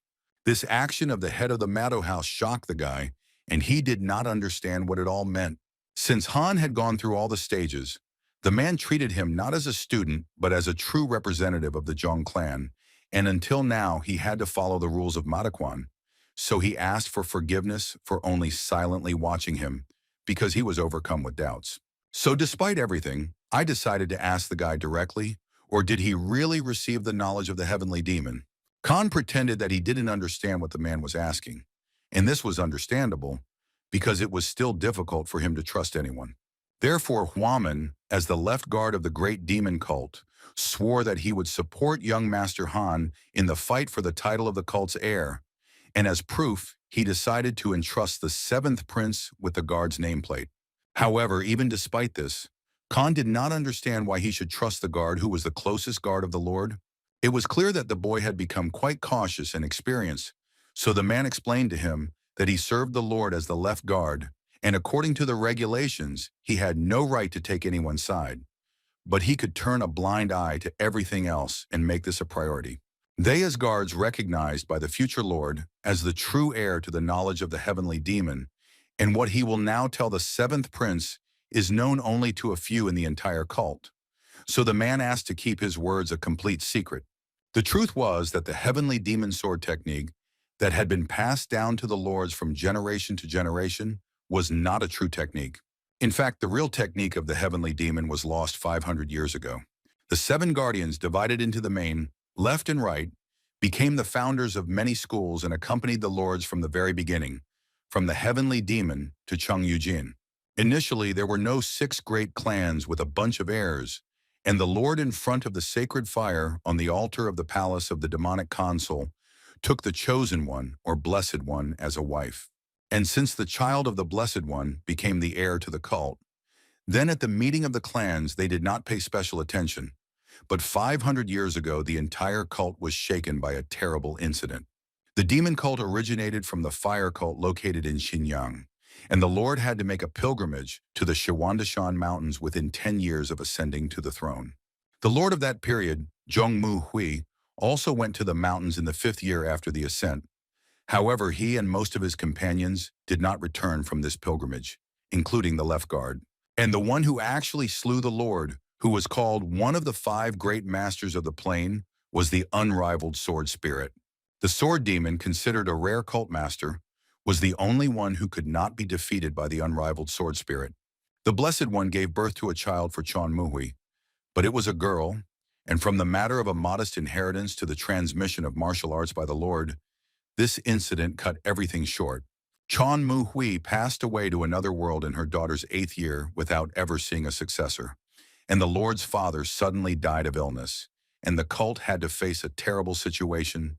And then, in order to solve the problem, the Council of Elders chose the Sword Demon Lord, who was the first elder, as a replacement for the Lord. Fortunately, the Sword Demon turned out to be talented, not only in martial arts, and very soon stabilized the situation in the cult. And then the most important issue became the lost techniques of the heavenly demon. But it is impossible to restore knowledge without knowing the breathing technique in controlling the Negong. Back then, the Sword Demon was the first to enter the demon cave without being related by blood to the Zhong family. But for several generations now, even after entering the cave, the lords have not been able to obtain the knowledge of the ancestor. The same fate befell the Sword Demon, and from the traces of the weapon left on the tombstone, it is possible to reconstruct the formations. But without the technique of breathing and control of internal energies, they cannot be put into practice in their original form. 3 years later, the Sword Demon emerged from the prison cave, and using the scars above the blood as a basis, he formulated his understanding of the technique, and a new technique of the heavenly demon sword was born. The new technique was not inferior to the lost one, so all the elders of that time recognized it and decided to pass on the knowledge to the Lord's daughter. And the Sword Demon transferred all the teachings from the cave to the secret library of Madakwan. It was clear that the 7th prince had seen all of this with his own eyes, but the chaotic scars on the back were left by the Sword Demon himself. The boy didn't understand why the man did this, so he asked if there was any other reason other than to ruin the legacy left by the heavenly demon. By that time, the Sword Demon had already copied the scars on the tombstone and personally arranged the formations, leaving them in the library, and damage to the tombstones was inevitable anyway. Later, or more precisely 2 years later, one of the 5 great masters, the monk Sorim Gong Yu, was destroyed on Mount Song by the unrivaled spirit of the sword. And 2 years later, the unrivaled two-sword master showed up in Zhonghu and brutally dealt with another great master, the king of hand-to-hand combat, Yuk Chongam, and perhaps he fell into a trap, but his body was found only 10 days later. Therefore, after the story, it became clear that the unrivaled spirit of the sword was targeting the 5 great masters. With the destruction of 3 of the 5 great masters, his fame skyrocketed, and although the only ones left alive were the immortal Taoist Chung Myung of the Wudong school and the deputy demon lord of the sword, everyone in Murim already recognized the man as the strongest. Although the sword demon was an extraordinary master, the cuts left on the bodies contained a power beyond imagination, and one could only admit that with his current skills, he was unlikely to defeat the unrivaled sword spirit. To win, he needed a technique that was superior to the current one, and that was precisely the scars left on the sapphire tombstones, and the elders, who decided that they could not lose the demons of the sword, allowed him to hone his skills on the tombstones. Khan realized where the destructive formations on them actually came from, But he didn't understand why they all consisted of simple steps. 4 years later, the unrivaled two swords appeared on Mount Shiwan Dashan, which meant that he had first eliminated the swordsman from the Wudang school, and it was clear that the sword demon was left for him to finish. Their battle lasted 4 days and 4 nights, ending in a draw. But the sword demon suffered an invaluable loss. He lost his right hand, which is a great treasure for a warrior. After that, the unrivaled sword spirit no longer appeared in Murim, and some said that he left this life due to the exhaustion of internal energy, while others believed that he disappeared because he had already received the title of the best and last swordmaster in Murim. But after what happened, the cult changed, and the sword demon, having exhausted his internal energy and lost his right hand in the fight, left the post of lord. By that time, the daughter of the previous lord, Zhongmu Hua, had already turned 16 and assumed the position of lord, and the leaders who were faced with a female lord for the first time advised many times to change the selection system using sacred fire. Even after becoming a lord, she did not have any power. So the era of clan rule began, which continues to this day, and the woman had 5 husbands in her life, and 2 of them were students of the sword demon, who adopted his knowledge. So they founded the clans of Darkness and Sword. The other 3 were the first, second, and third elders and founded the current clans of Poison, Blade Sound, and then, in order to raise the young generation, the sword demons founded Mataquan. The 7th prince realized why the man was telling him all this, because his words meant that Mataquan's true purpose was not simply to raise disciples. And that was true, and to be more precise, he was pursuing 2 goals. The first was to find a successor who would inherit the true knowledge of the heavenly demon, because the sword demon himself did not have enough understanding to fully recreate the heavenly demon sword technique. However, he believed that one day someone would be born in the family who would be able to do this. So in order to protect the prisons in the sealed demon cave, he founded Mataquan here, thereby hiding them from interference from the clan, gaining more and more influence, and set a goal for all of them: to promote to the post of Lord the one who has the true knowledge of the heavenly demon. More than 500 years passed, but the demon sword's command was never fulfilled, turning into the will of the deceased, passed on by all the guards and word of mouth, until the 7th prince appeared. Huaman said that he had often accompanied the Lord and had seen the heavenly demon sword technique on the battlefield, but he felt as if this was the first time he had seen Han's technique.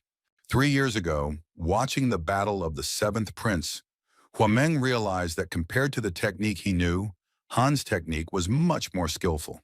Well, back then, he wasn't sure that this was the last true teaching of the heavenly demon, because it was only one formation, and that this knowledge could have been passed on to the guy by the current lord.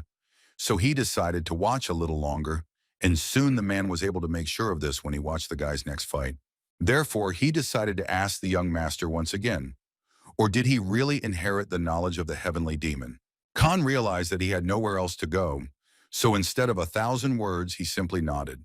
The next second, the man fell to the ground and began to bow to the guy, because he, as the left guard, greeted the true heir of the heavenly demon.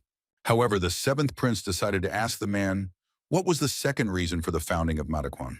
So instead of explaining, they went to the library with the 7th heir and told one of the guards that they wanted to go down to the underground treasury. And although Khan had previously heard that there was another floor under the library, it was still surprising to be there. When they got to the very bottom, the guards greeted the head of the Mato house, and he in turn ordered them to open the doors of the underground treasury. Everyone around realized that this young man had indeed passed the 6th stage, and he looked like a person from a noble family. However, you couldn't say that he was an expert in martial arts, but he still came at the moment that the doors would open, and they would be able to see such a breakthrough.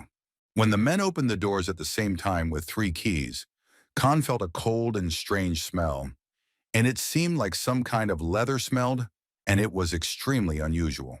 Huaywaman showed the second reason for the development of Mataquan, because in front of the 7th prince lay a severed hand and fragments of skin, and the room smelled of embalming preparations. The Khan realized that there were wounds and scars from saber strikes on the skin, but they could not be called simple cuts because a subtle energy emanated from them. So Khan imagined in his mind how these strikes would be carried out, and could not believe how such a formation could exist. The level of this technique was so high that with the butterfly dance he could only parry 2 attacks, and the guy was only sure that this was not a resolving sword formation and a heavenly demon sword technique, because he had never seen anything like it before. Khan wondered if it was possible that the owner of the hand was the sword demon, so the man told him that he was quite insightful, because it was the true truth, and it was the right hand that he lost in the battle with the sword spirit, and the pieces of skin belonged to the Lord and his guard who were attacked 500 years ago. In addition, the library's lower floor contained secret teachings left by the sword demon himself. In this box were books called Demon Sword, 24 Demon Sword, an analysis of the unrivaled sword spirit saber formation, and realized that Madakwan existed not only to find a true successor to the heavenly demon who could master his technique, but also to find a disciple who would also learn the teachings of the sword demon. But to be more precise, all this was for the sake of raising a successor who could destroy the saber technique of the unrivaled sword spirit.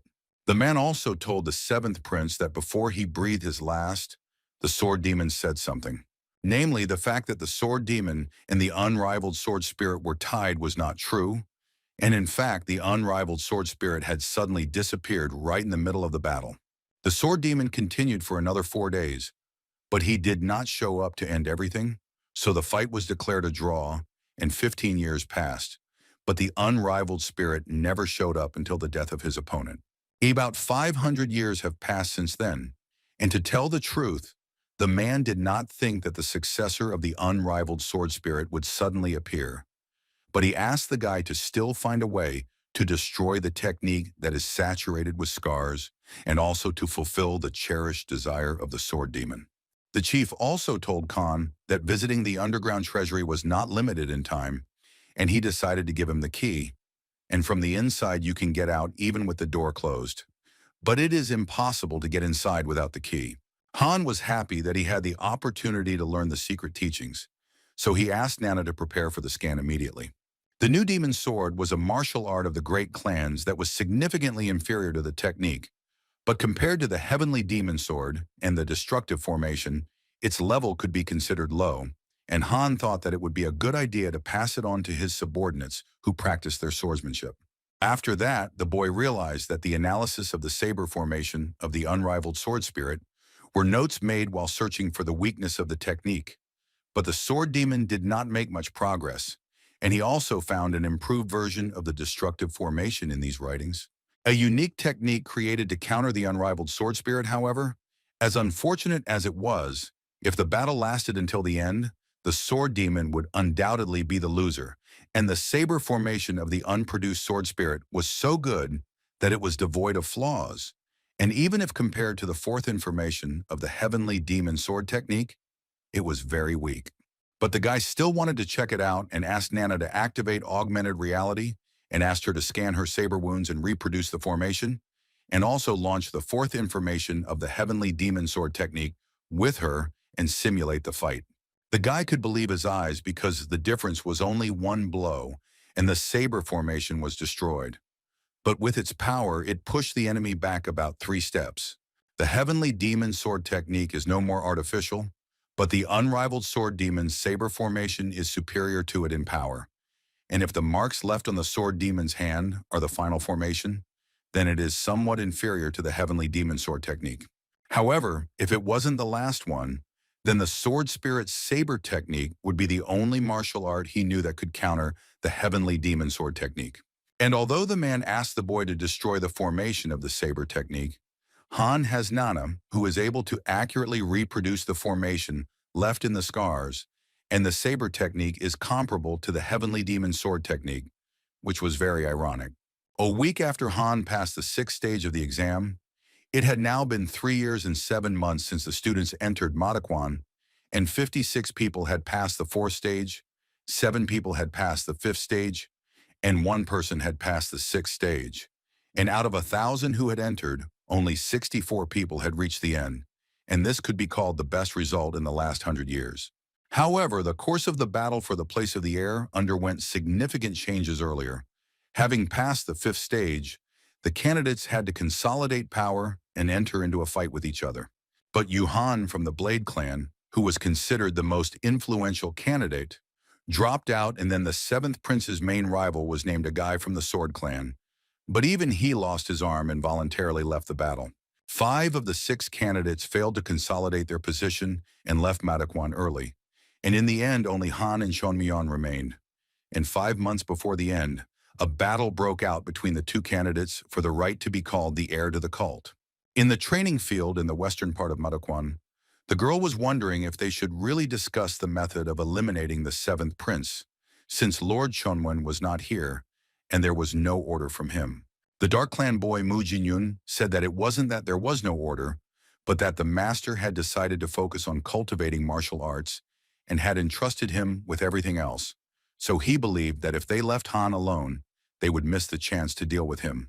Kikshin agreed with what his partner said. But what could they do against the guy who defeated the head of the Poison Clan? So he thought it would be better to focus on recruiting the remaining neutral 10 students.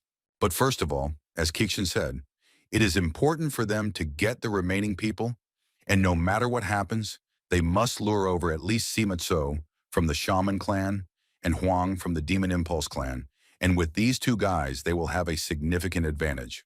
Sima Tso and Huang's fathers were the 9th elder Sima Yin and the faceless 11th elder Na Huang Yi, and accordingly, if the guy could still somehow be lured to their side, then this second candidate would be very difficult.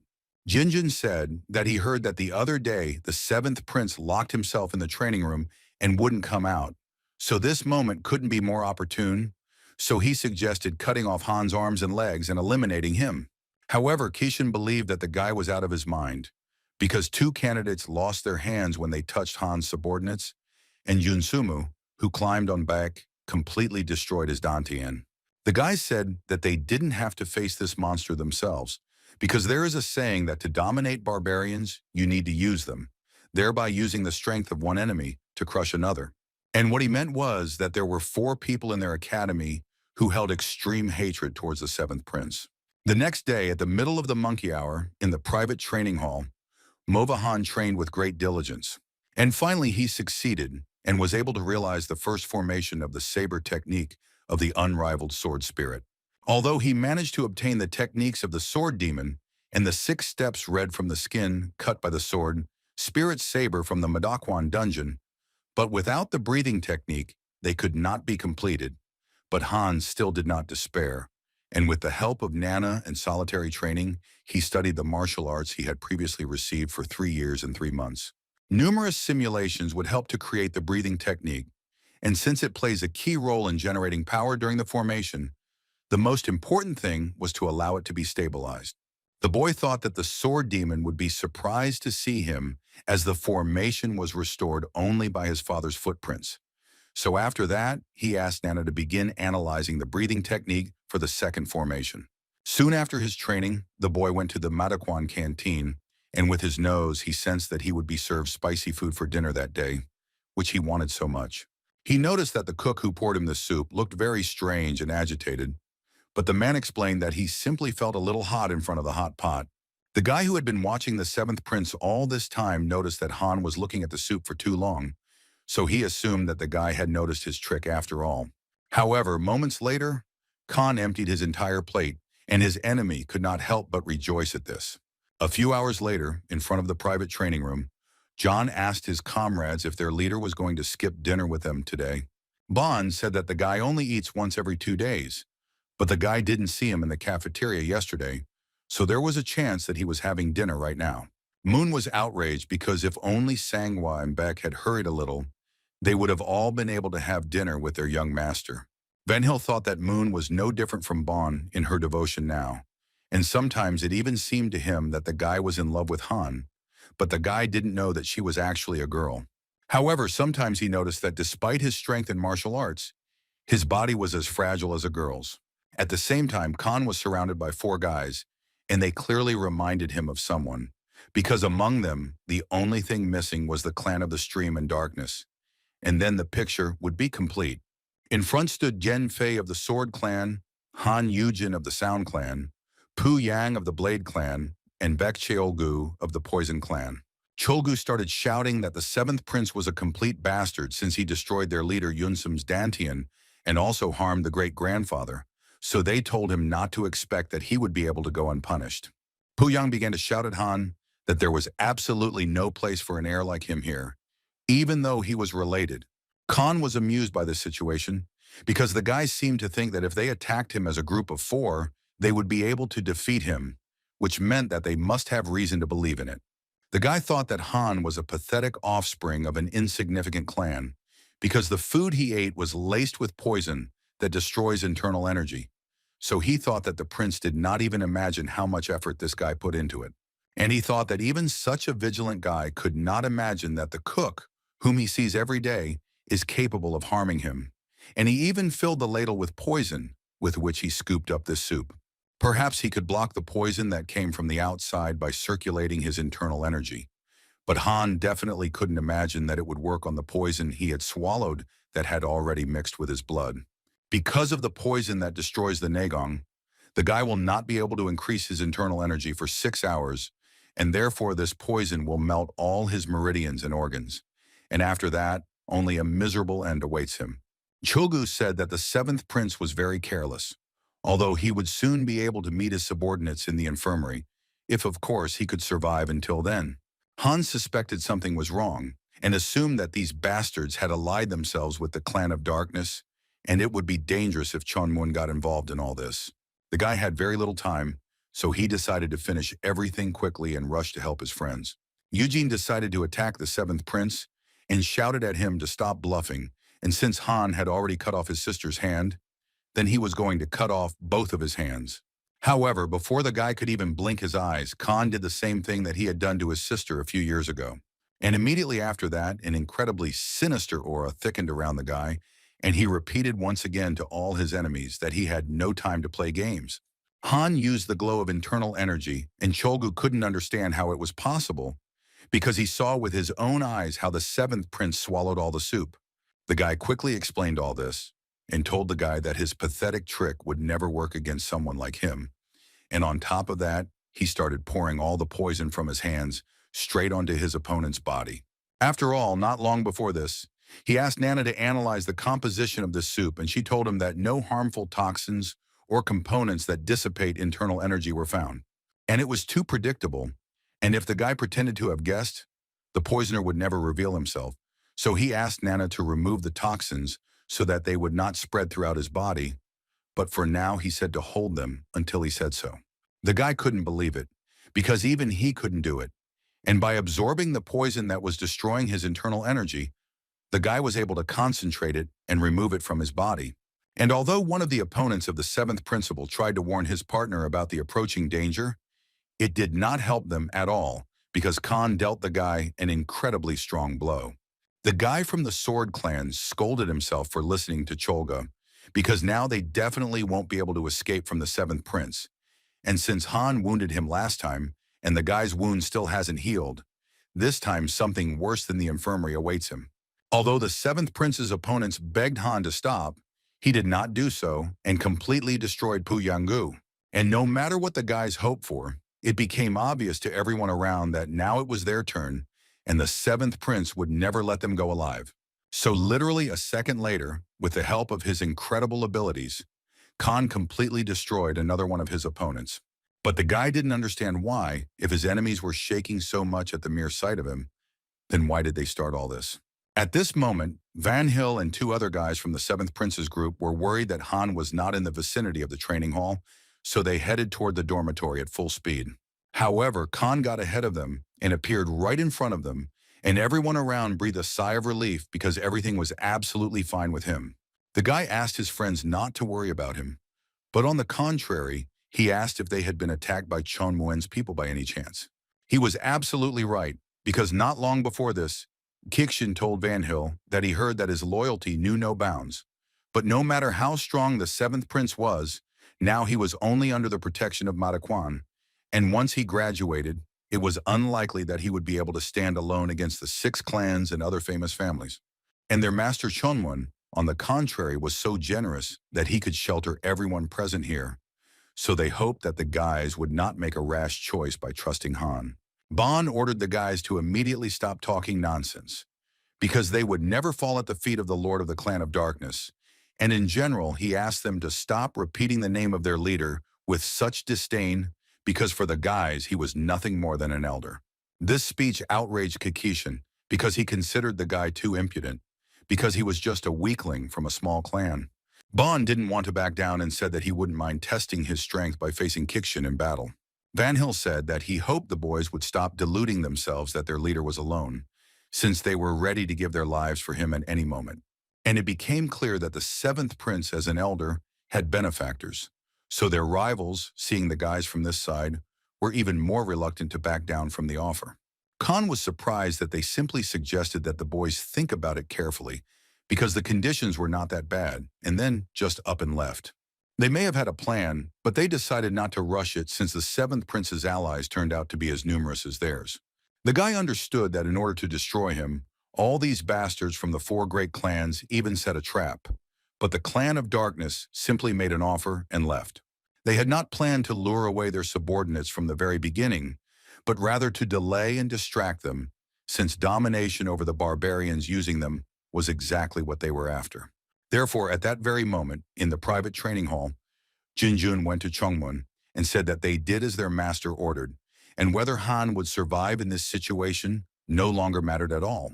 However, it was difficult to predict the outcome since the seventh prince had managed to put the elder himself against the poison.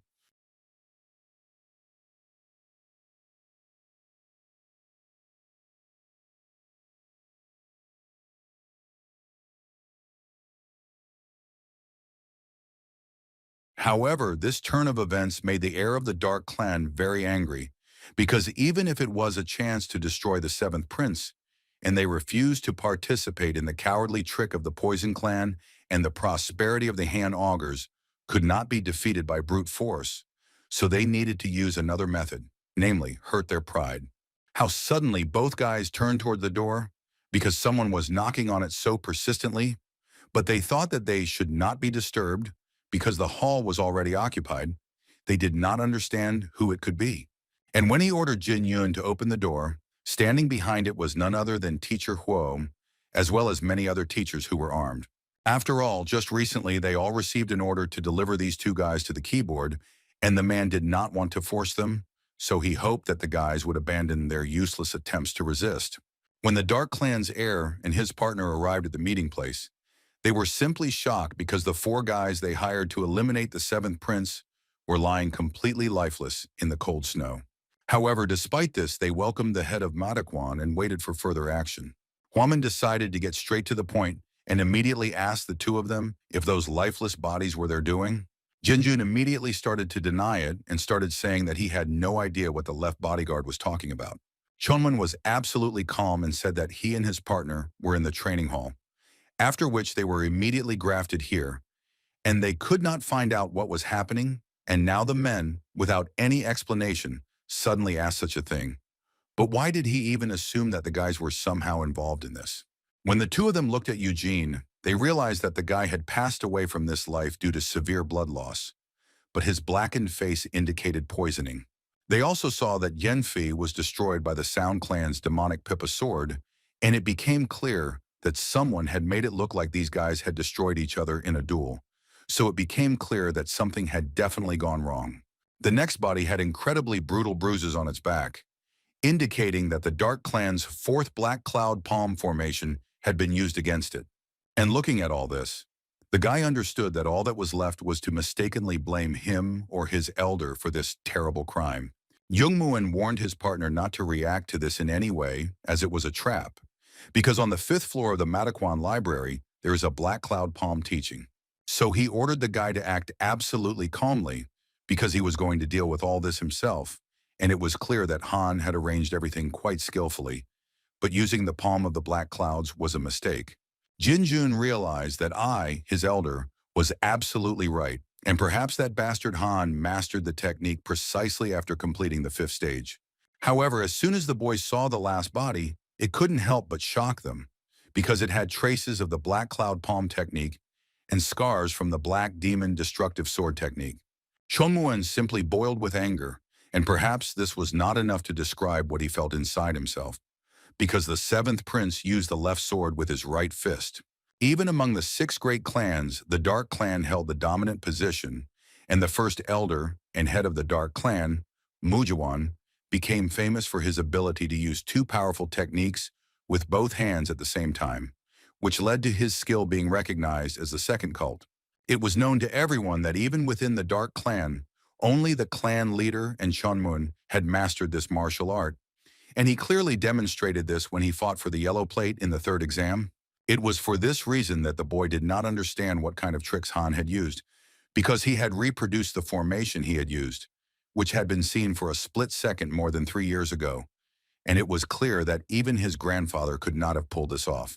Jinjin just started shouting at Mataquan's keyboard that this was probably some kind of trap, because the leader of their squad had been in the training hall all this time, so there was no way he could have destroyed all these guys. The man caught the strange explanation from the boys, and it seemed like they knew why they were all gathered there. Jinjin knew that this was a complete failure, because in order to fully explain themselves, they would have to admit that they were accomplices in this incident. And besides, if all this forced the elder to leave Madokwan, then that bastard Han would become the unconditional winner in the fight for the place of the heir. The guy didn't care about the rest, so he decided to at least prevent the expulsion, but he said that their empty excuses without evidence only aroused more suspicion, so he ordered all the mentors to immediately capture these two criminals. Jinjun no longer saw any other way out, and although Chongmun advised him to hold back, he still said that all this was done by none other than the seventh prince. Because in truth, Baek Chulgu of the Poison Clan had planned to poison Han quietly, and when he was weak, it would be a good idea to attack him with a crowd, and he offered them to take part, but they simply rejected the offers, considering this cowardice, and he swore that they knew nothing more about the death of all these guys, and they will find out about it for the first time. At the same time, Han had a clear reason to destroy all his enemies, so the guy asked to call the seventh prince and the other disciples, because it was completely absurd that only the two of them were considered suspects. Huamyan realized that Deputy Leader Chomyon seemed to have no regard for the current leader, and although the dead were no longer talking, so they could say anything, he simply asked them who they thought had discovered the bodies. After all, it was Elder Han, along with other squad leaders and their deputies, who discovered the crime scene and personally reported it to the chief. Jinjin simply shuddered from this shock and did not understand how this could be, because he continued to claim that it was Han who was the real criminal in this situation. Suddenly, Khan himself appeared in front of them and decided to personally ask the guys why they considered him a real criminal. Everyone around began to greet the elder, but Chunmun and his deputy did not want to show their respect. However, Huaman, as the left bodyguard and head of the Mado House, ordered the boys to immediately show respect to the visiting elder. Therefore, the guys had no other choice but to put their pride aside and do exactly what the man who was actually higher in rank than them ordered them to do. Khan was amused by the situation, that they assumed that the Blade, Poison, Sword, and Sound clans had set a trap for him, and he destroyed them all on the spot. After that, the boy asked if he could take a better look at the body, and it was clear that Han Yujik's hand had been cut off by Pu Yang and Saber technique from the Blade clan, and he had been exposed to Baek Cheolgu's poison from the Poison clan, and Yenfi's heart had been pierced by the blade of the demonic Pipa sword belonging to Han Yujik from the Sound clan. And presumably, Pu Yang was inflicted with internal injuries using the palm of the Black Clouds, after which his head was smashed, and finally the leader of the squad, Baek Chulgu, was struck by the secret technique left sword right fist, which belonged to the plane of darkness, and he died from internal injuries and profuse bleeding. Han told Deputy Chonmyon that it was very strange, because if everything was as the guy said, and it was Han who destroyed everyone, then he would have to know a lot of martial arts to do this, not counting poison. If we take into account everything that the mentors said, then we can only assume that they destroyed each other among themselves. At that moment, Yongmuen realized where he got that unpleasant feeling from, because the seventh prince had planned from the very beginning to not only eliminate the only remaining contender for the place of the heir, but also when these bodies were returned to their clans, the traces left on them would definitely point to the criminals.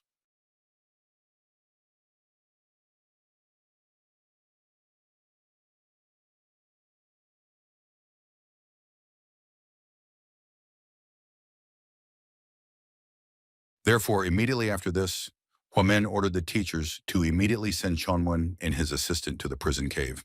Soon after, in the office of the head of Mataquan, Master Ho spoke about how the bodies of the four descendants had been handed over to their clans and along with them, An official document was also sent to keep Chongmun and Jinjun in custody until the lords and elders returned. However, the men understood that this was an incredibly graceful maneuver, and it was difficult to guess everything just by looking at these bodies, so they themselves were interested in how everything actually happened. After all, even his level of skill would not be enough to ideally reproduce a formation seen once in a lifetime. And moreover, this is not some ordinary formation, but a secret technique of the Dark Clan. Left sword, right fist. In any case, the five great clans have no choice but to start a war by any means, and it turns out that the Lord, although he tried to weaken the forces of the clans, but this only worked on the territory of Mataquan, but now they are fully ready, and the man was sure that the true heir will appear, as the sword demon wished. In the west of the heavenly demon cult territory, in the courtyard of the Poison Clan, a mother cried over her son's body and called on everyone around to stop enduring all this horror.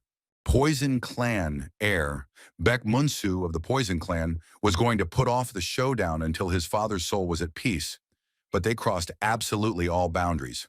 Outer Pavilion Chief Baek Chao said that this time, the words of the heir apparent were 100% correct, and they could no longer tolerate the Dark Clan's antics. Everyone knows that the Dark Clan's leader responded negatively to the fight, but changed his mind after Madame Mu's visit. And despite that, she had the audacity to show up at his funeral.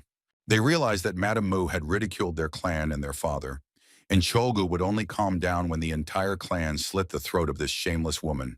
Another man said that he was very sorry that he had to say this at a funeral, but now was the best time, because they had a chance to defeat the Clan of Darkness by attacking them now, while their leader and more than half of the warriors were missing. Everyone around agreed with this, and they would still think that the Poison Clan was in grief due to the funeral of their nephew, so it was obvious that they could not miss such a chance under any circumstances, because their opponents would hardly even expect such an attack due to the current circumstances. Therefore, the head of the Poison Clan first decided to hold a proper funeral for his nephew, and later he ordered a secret call for all the warriors of the Poison Clan that are in the cult, and that a general meeting would take place tomorrow at 2 in the morning. The next day at around 4 o'clock in the morning, in the courtyard of the Dark Clan, the men realized that this was the only chance to win while their leader was away, so they decided to throw all their forces into breaking into the courtyard with lightning speed. When they entered the courtyard, they realized that something was wrong, because there was no sign of anyone's presence inside. They realized that it was all a trap, and literally a second later they started shooting arrows charged with internal energy at them, so they all started fighting back together. They were very angry, but they did not understand how their opponents from the Clan of Darkness could know that they would come today. However, they had gone too far and there was nowhere to retreat, so the head of the Poison Clan, Baek Munsu, ordered his warriors to fight until their last breath. How suddenly one of the warriors of darkness appeared among them and told them that the hunted mouse had decided to bite their cat because they had made too much noise. When one of the Poison Clan warriors attempted to strike his opponent, the man was able to block the blow with one hand. Besides this, he began to destroy his other rivals, since even a pathetic mouse is still a mouse. When the man saw that same heir of the Poison Clan, Baek Munsu, he told him that he was a complete nonentity, so he easily parried his blow. Following him, the same Mrs. Moon appeared and told her opponents that they were too predictable because they had underestimated the Clan of Darkness so much just because of the lack of a leader. When another warrior from the Poison Clan tried to attack the woman and cause her any harm, his attempt was unsuccessful, and the woman was able to cut off his head with one light movement of her hand. In the end, only one person remained from the entire Poison Clan, and he couldn't believe that their rival clan still had such monsters even without the presence of the clan leader. The man thought of Lady Mu as just the Lord's wife, but all this time she hid her incredible strength from all of them. However, the woman said that she simply did not show it, but now was not the time for jokes, and she really needed to joke with him. In the end, the two people from the Dark Clan reported to Lady Mu that the cleansing of the people who had infiltrated the inner courtyard had been completed, and she praised them for their excellent work, although it was a little disappointing that she would not be able to use them anymore. One of the men asked her if he had not attacked them so decisively, or if there was a possibility that the Blade Clan would not stand aside either. But the woman convinced the man that they had no reason to worry because they would not act without an order from their leader. So the man exhaled easily and said that tomorrow morning he would send a man with a report to pick up the young masters.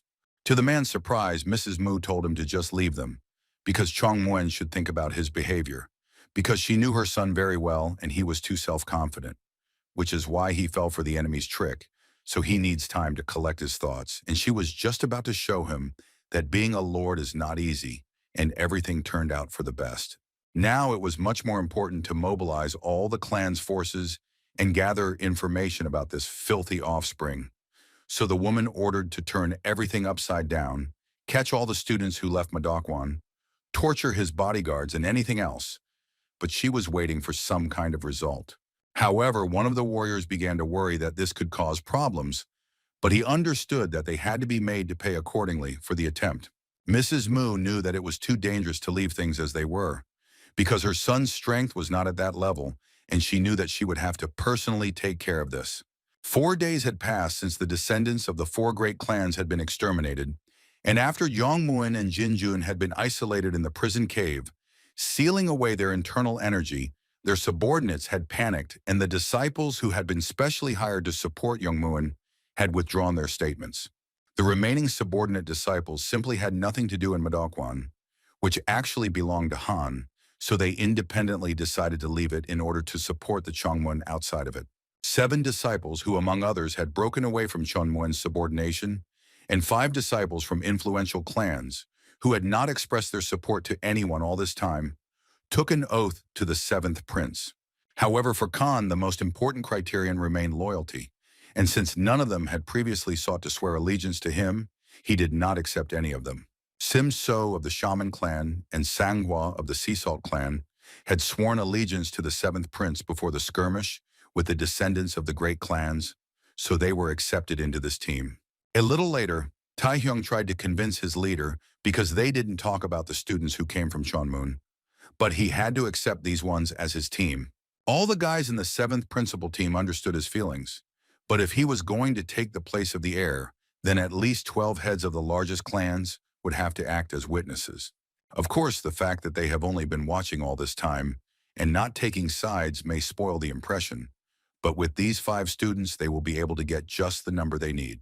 And it wasn't just him who thought so, but to her own surprise, Sanhwa also agreed with the guy, because the most important thing was for Han to take over instead of the heir, so they all strongly recommended accepting these 5 guys. Even though they had only learned the truth about the need for 12 heads as witnesses 2 days ago, Han said that there was another way, and he would do it differently, and literally a second later, he stunned everyone present by announcing that he was leaving Madokwan. He has 2 reasons for releasing early. Firstly, he will find witnesses in another way, and secondly, at the moment, all the senior elders, including the Lord, have temporarily left their posts, departing to the central plain of Murim. It turned out that all 5 heads of the great clans were currently absent, but the girl thought that this was still too much. However, Vanjil told Sangwa not to worry about this, since the leader would not be left alone, because including him, several other people had decided to leave Madokwan and follow the young master. Moon and Beck also decided to leave Madokwan, because they had already passed the 5th exam, and despite the fact that they still lacked a lot, they promised everyone that they would look after their leader. Khan knew how devoted they all were to him, but if they truly wanted to become his support, they should leave Madokwan only after they had mastered the martial arts to perfection. This information shocked the guys because it turned out that they would not be able to become a reliable support for the leader, but even now he continues to take care of each of them, so they must somehow become stronger. John, watching Bon, thought that the guy must be very upset that, given the state of affairs, he would not be able to go with the leader. However, suddenly the guy with enthusiasm in his eyes said that he would take good care of their leader, so he asked them not to worry, but rather to become stronger and come to them. Although it was a joke, everyone did not understand how the leader could do this to them, because he agreed to take Bon with him. But he told everyone else that they should become stronger. But Han did not have the strength to endure all this, so he told the guy to deal with the rest of the team himself. That same evening at the Floating Demon Clan's estate, Han, along with some of the guys, finally left Madokwan and decided that it was time for him to act immediately. The guards at the entrance to the estate saw the 7th prince for the first time, so they were ready to fight him at any moment. but they calmly asked what brought the guy here. Han said to tell the 11th elder, Mr. Huang Yi, that the 12th elder Han is looking for a meeting with him. When the men finally realized who was standing in front of them, they greeted the 12th elder of the cult and said that they would definitely pass on this message, so they asked the guy to wait a little. Everyone around had the impression that a ghost was about to fly out from somewhere, and when Moon had been here with her grandfather before, she hadn't noticed that it was so creepy, so she was only interested in one question: would the gentleman be able to convince the head of this council? And finally Nguyen, who was currently acting as the ruler of the floating demon clan, appeared before them. When he saw the 12th elder, he greeted him, and since Han was a guest of their estate, the owner offered him some tea and asked him to come inside. However, the 7th prince's team was not allowed to go inside because their master only wanted to see the elder, because their master was wary of strangers, so he asked for understanding. The boy knew that this might sound rude, but how could they guarantee the safety of the leader, who would find himself alone with the elder? The man said that Van Hill was so attractive that his loyalty knew no bounds, but the leader was not so ignorant as to recklessly attack an elder, so he asked them not to worry about it. However, the 7th prince's team made such a fuss that the man suggested that they let in just one person inside along with Han, since he couldn't afford more, otherwise the leader would scold him. And none other than Moon volunteered for this role, and in principle, everyone around agreed with this. Khan thought that even from the outside this place seemed strange to him, but the interior decoration exceeded all his expectations, and it was clear that the owner had some unhealthy hobbies. When they finally came to the head himself, they were very surprised, because in front of them sat 7 people with absolutely identical faces. Han had heard that the great Huang Yi was the first to invent a realistic human face mask. But who would have thought that his skill was at such a level, since they all seemed to be the same person? Yet despite the strange circumstances, one of the men stood up and welcomed the elder into his home and introduced himself to them and bowed. Moon was shocked, so she immediately mentally conveyed a message to the 7th prince that this man's face was completely different from the elder she knew. The girl decided to remind about herself and introduced herself to the elder and told him that she was a member of the Demon Palm clan, and she also told the man that she was very glad to see him again. At first the man didn't understand, but later he pretended that he just didn't recognize her, and later he said that he actually saw her with her brother before they entered Mataquan, and it looked like she handled it well. Moon was relieved because only the elder knew that she was wearing a mask, so she mentally conveyed a message to the 7th prince that there was really nothing to worry about now. The Khan asked if the man knew why he had asked him for a meeting, and he told him that most likely the 7th prince had come here to receive the elder's jade tablet. Of course the man understood, because Khan came to him immediately after he left Mataquan, having won the struggle of the heirs, and there could only be one reason for this. There were 2 ways to secure the right of succession.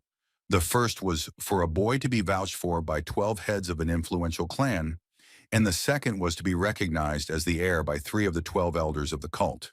Therefore, it was the extraction of the Jasper tablet that would become proof of recognition and at the same time an oath of allegiance, which was what the 7th prince needed so much.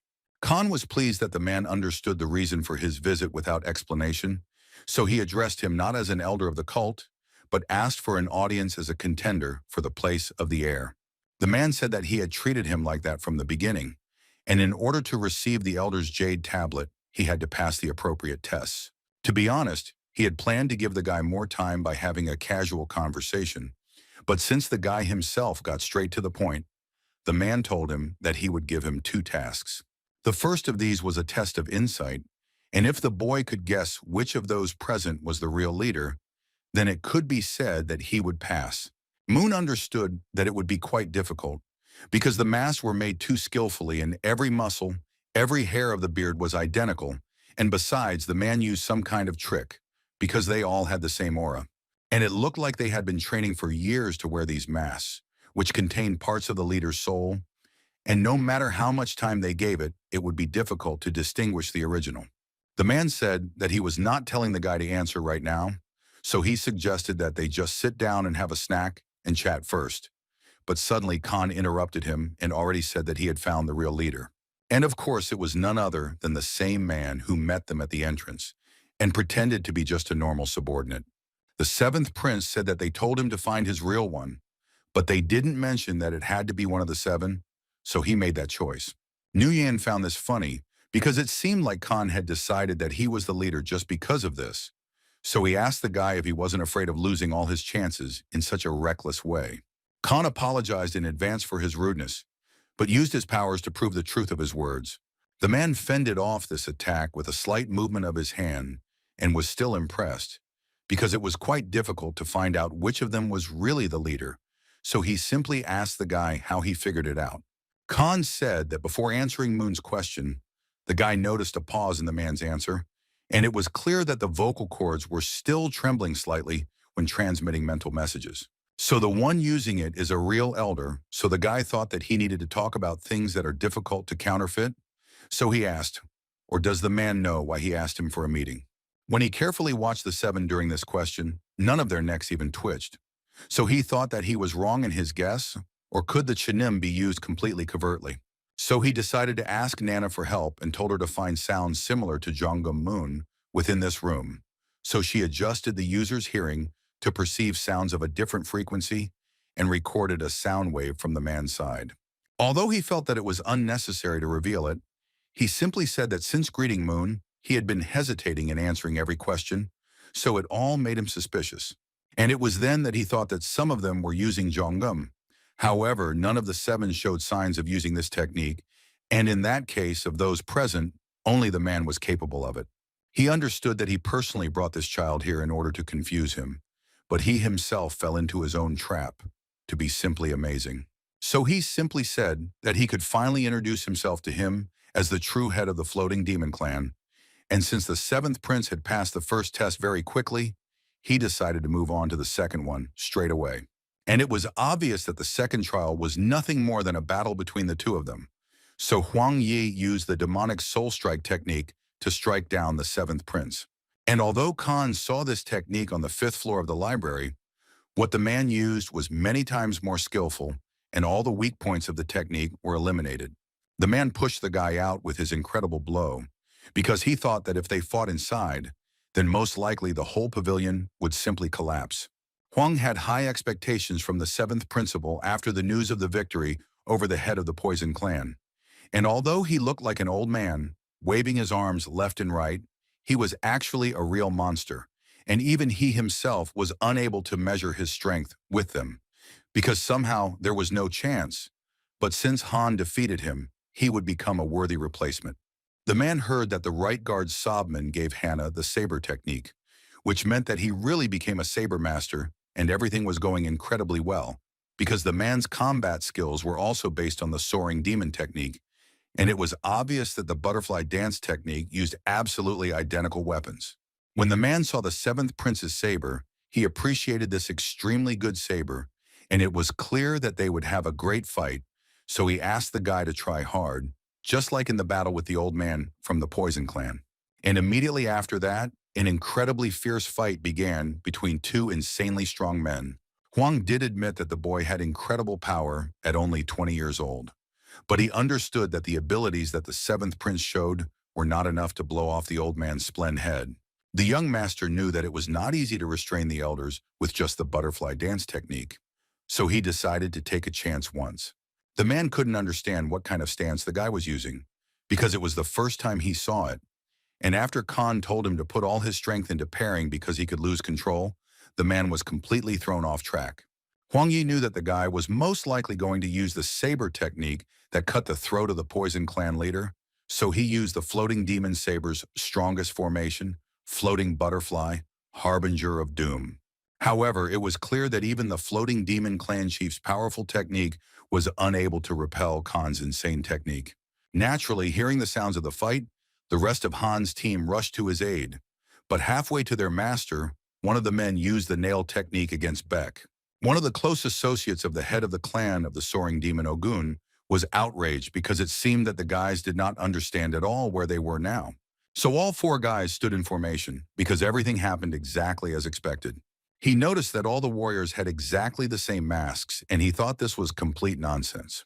The man was outraged that not one, but four of them had lost their fear, and he did not understand what kind of clan had raised such rude people. Beck began to complain that if we were to talk about rudeness, They were far from comparable to these people. But Van Hill stopped him and simply said that he was an investigator for the demonic Fist clan. Ogun realized that the person standing in front of him was the son of the head of the Ko-Wanhen clan. But where had he seen a son of a respectable class break into someone else's estate in the middle of the night without permission? He apologized for the fact that they didn't like something, but it seemed that their leader who had just entered was having some difficulties, so they showed tactlessness and immediately followed him. He couldn't believe that the 12th elder of the cult, Mr. Han, actually came to bow to the leader in person. They all heard the incredible sounds of battle, and since their leader's life was at risk, they couldn't just watch silently as his subordinates, so they simply started begging the man to let them check what happened inside. However, the warriors from the Soaring Demon clan, as subordinates of the leader, cannot interfere in his affairs, so they could not help the guys in this situation.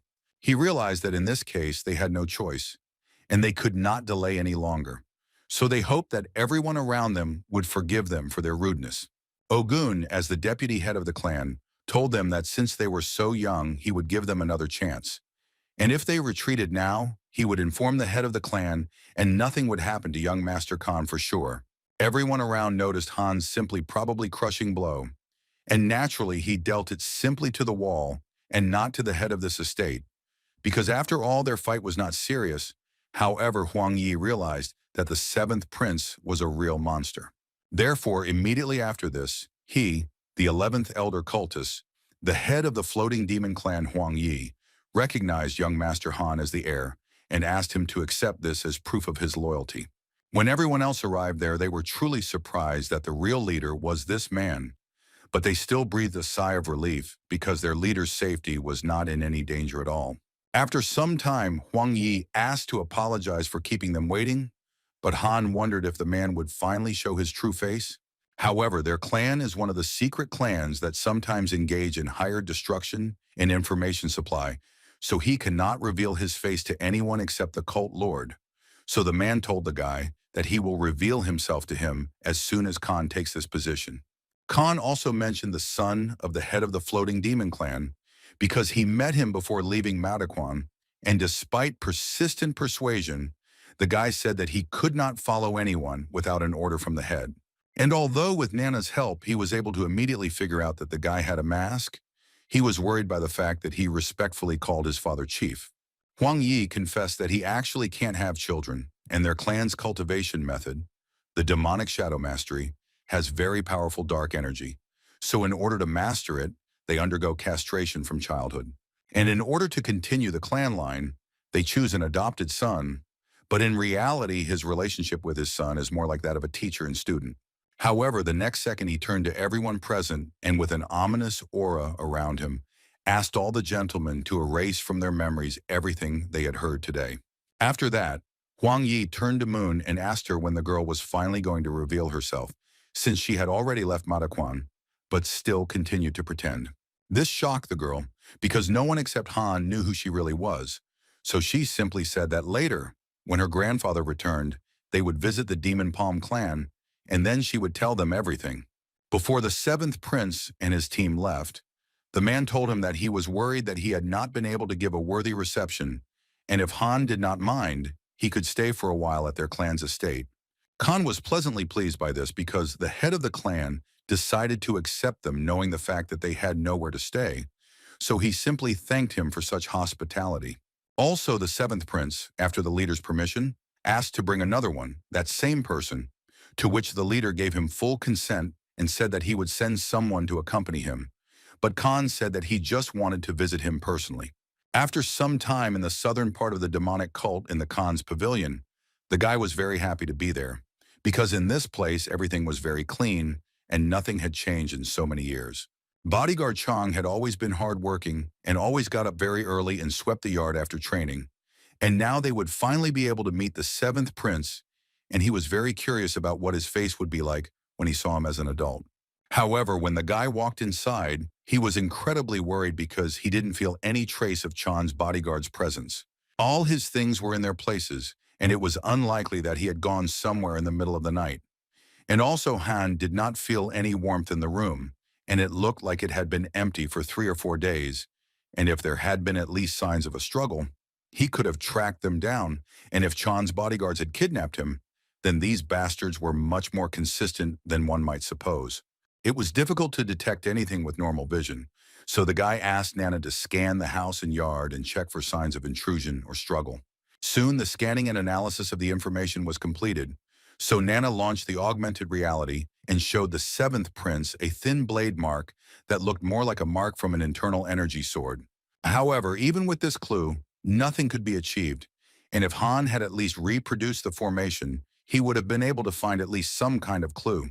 Van Hill approached the young master and also noticed that there was a sword mark on the pillar, so he assumed that Chan's bodyguard had been attacked.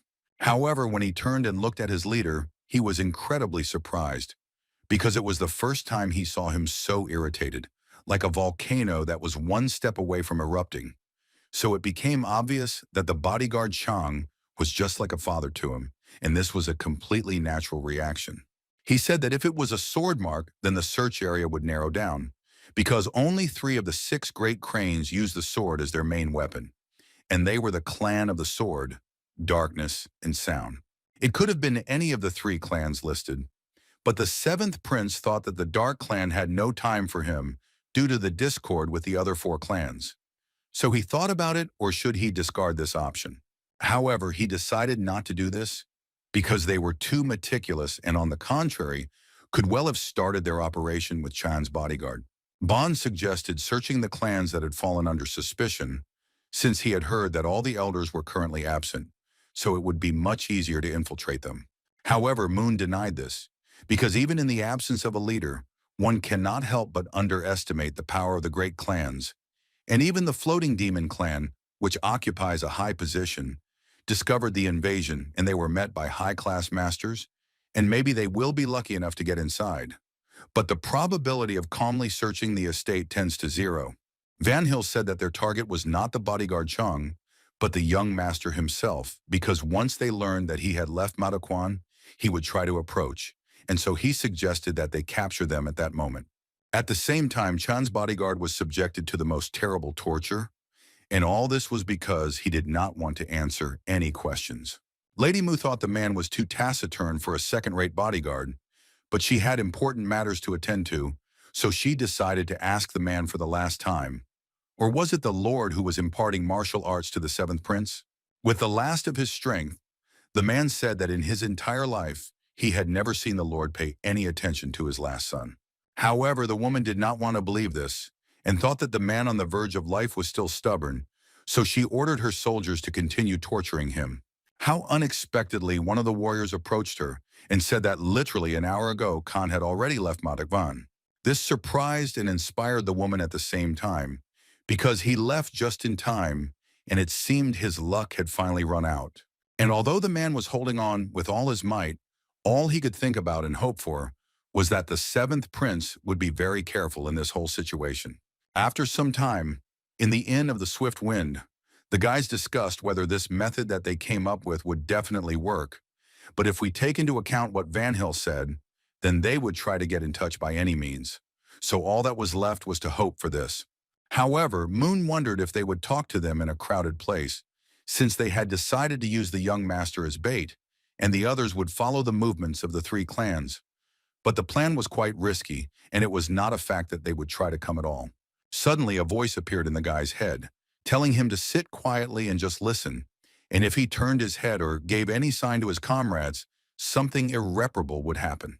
He was warned in advance not to try to use the senses of internal energy to calculate his location, and if the 7th prince did something stupid, he would be destroyed on the spot. Khan understood that these people were not so simple, and the methods of pressure were different from those in Madaquan, and the threats of kidnapping his man irritated the guy incredibly. However, with the help of Nana, he decided to calculate the location of the nearest source of Chanyam, but she decided to detect a sound wave of a different frequency and began to adjust it so that users could listen to it. However, Unknown continued to talk to the 7th prince and told him to come to the Poison Clan's manor today at the first half of the Ox Hour, and when he arrived at the manor, he should go to the duel hall, but if he took a weapon, they would cut off his hand before he even entered. Of course, the man told the 7th prince that he must come alone, And if they saw even a shadow within a radius of 300 steps, they would immediately destroy him. And also, if the guy came at the appointed time, the same thing would happen. So he told Han to make the right decision. The man also threatened that Khan would get it firsthand if he tried to pursue him. But at that moment, the seventh prince had already managed to catch and find the man. And although it was impossible to make out his face, he was at the exit to the inn. So Han understood that he had to do at least something before he disappeared in the area of his sense of internal energy. Therefore, Khan found no other solution than to attack the people who were sitting at the next table, because a plan had already matured in his head.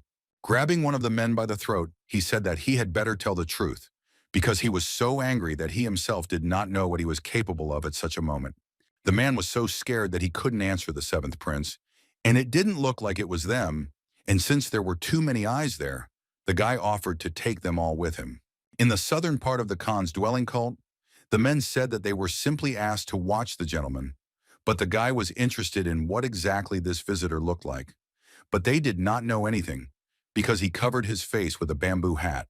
Van Hill said that it didn't seem like a lie, and judging by the identification plate, they were indeed from a regular fighting clan. Khan said that he would sit, but they would all have to stay here for 2 days, and after he turned them off, he ordered his partners to lock all these people in the storage room. It seemed that in order to find out everything, we would have to wait for everyone else, which could not help but be disappointing. At the appointed time for return, Bon, who had been monitoring the movements of the Sound Clan, arrived first and said that although they had visitors, no offensive actions had been noticed inside. Khan decided to check whether the guy had accidentally seen a man in a bamboo hat, but all he could do was shake his head.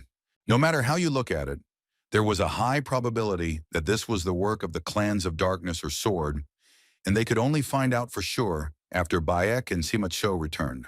However, at least an hour had already passed since the agreed time, and it was clear that they were very late, so Van Hill had a bad feeling.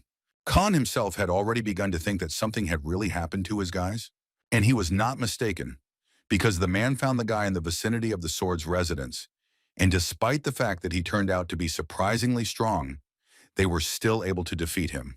By the age of 20, Beck had mastered the exceptional level to perfection, and it is embarrassing to admit, but if the warriors of the side clan had not come to the rescue, the man himself would not have been able to restrain him. Mrs. Musa said that there was nothing terrible about it, because in the end the task was completed, and she really wanted to look at his face as he tried to understand whose handiwork this was.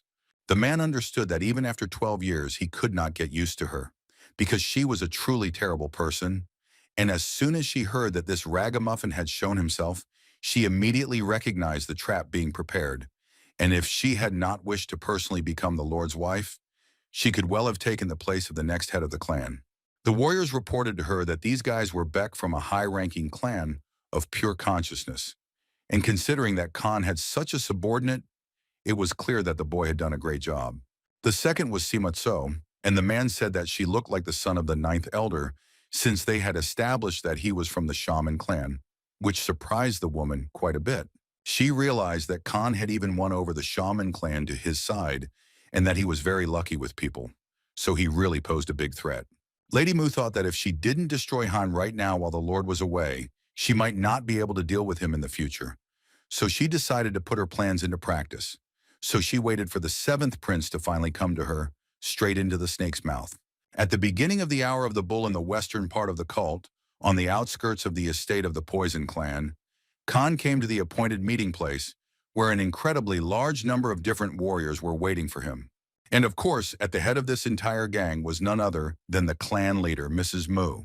Khan understood that everything that happened there was planned down to the smallest detail, and together with those people who were inside, his perception of the internal energy detected about 200 people, and it would be a matter of such a thing, they would not have prepared so well. The woman and everyone around her felt the inspiring energy emanating from the seventh prince. But despite this, she was incredibly happy that after so much time they finally met. Before the seventh lord's mother left, several of the lord's wives came to see them, and it was the madam of the dark clan who made him promise that he would not master Nagong until he entered Mataquan. The woman said that time was so fleeting, and that the same little boy had grown into a young man, and he was very much like his mother, and that his dirty mother that he was equally causing difficulties to the Blessed One. Therefore, to fall into such a stupid trap by succumbing to some cheap feelings was stupidity, because she did not even have to try. However, the seventh prince did not pay any attention to this woman's speech, because he was interested in the question of where the bodyguard Chang and his men were. The lady considered this naivety, since they had caught them with such difficulty, and could the Blessed One have returned them just like that? The woman caught this insanely bold look, so she ordered one of her warriors to first destroy the seventh prince's Nagong and then continue. The man told the seventh prince to hold still and stay put if he wanted to save his bodyguard, but Han immediately realized that it was he who had threatened him at the inn. The man asked someone else to call his bluff and decided to attack the guy, but Khan could easily deal with the man even without a weapon. And after that, Han casually threw some box on the table to Mrs. Mu, and although she did not understand that it was in front of her, he told her to open it and she would find out for herself what exactly was there. When she took this box, she had an incredibly anxious feeling inside, and in the middle of this box there was someone's eye, and she doesn't understand what this all means? However, this was the wrong question, because she should have asked not what it meant, but whose eye is it? Indeed, her first thought was that the eye that was in that box belonged to her son, but she thought that it was impossible and told the guy that it was not bad at all. But Khan did not take the Blessed One seriously.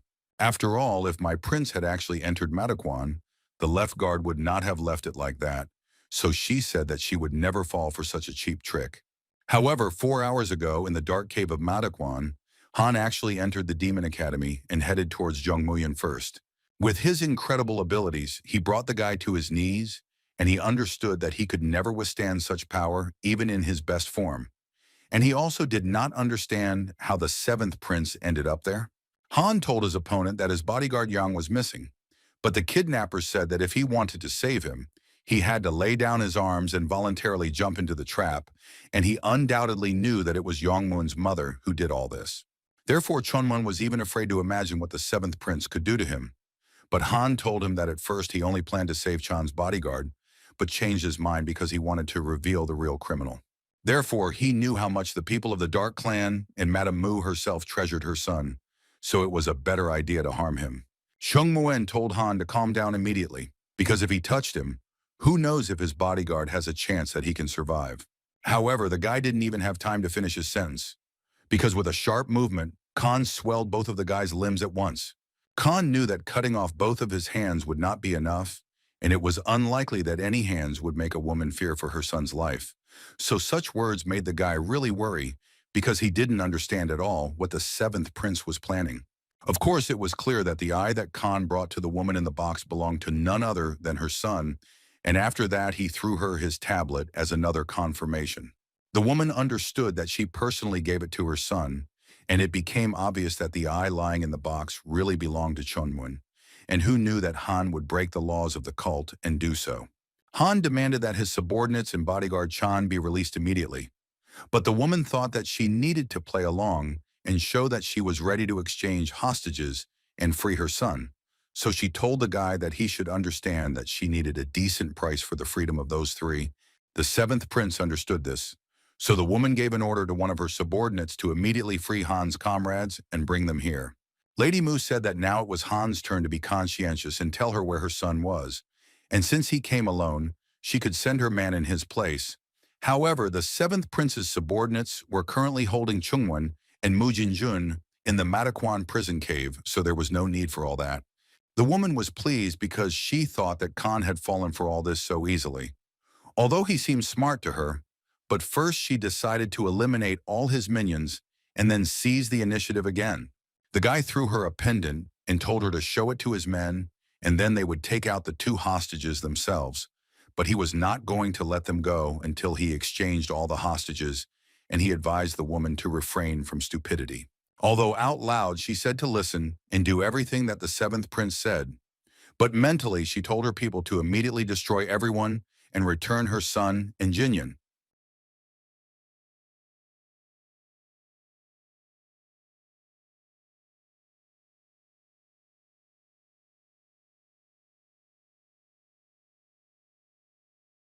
Therefore, all that Madame Mu could think about was that once the children of their clan were brought here, nothing good would happen to the seventh prince.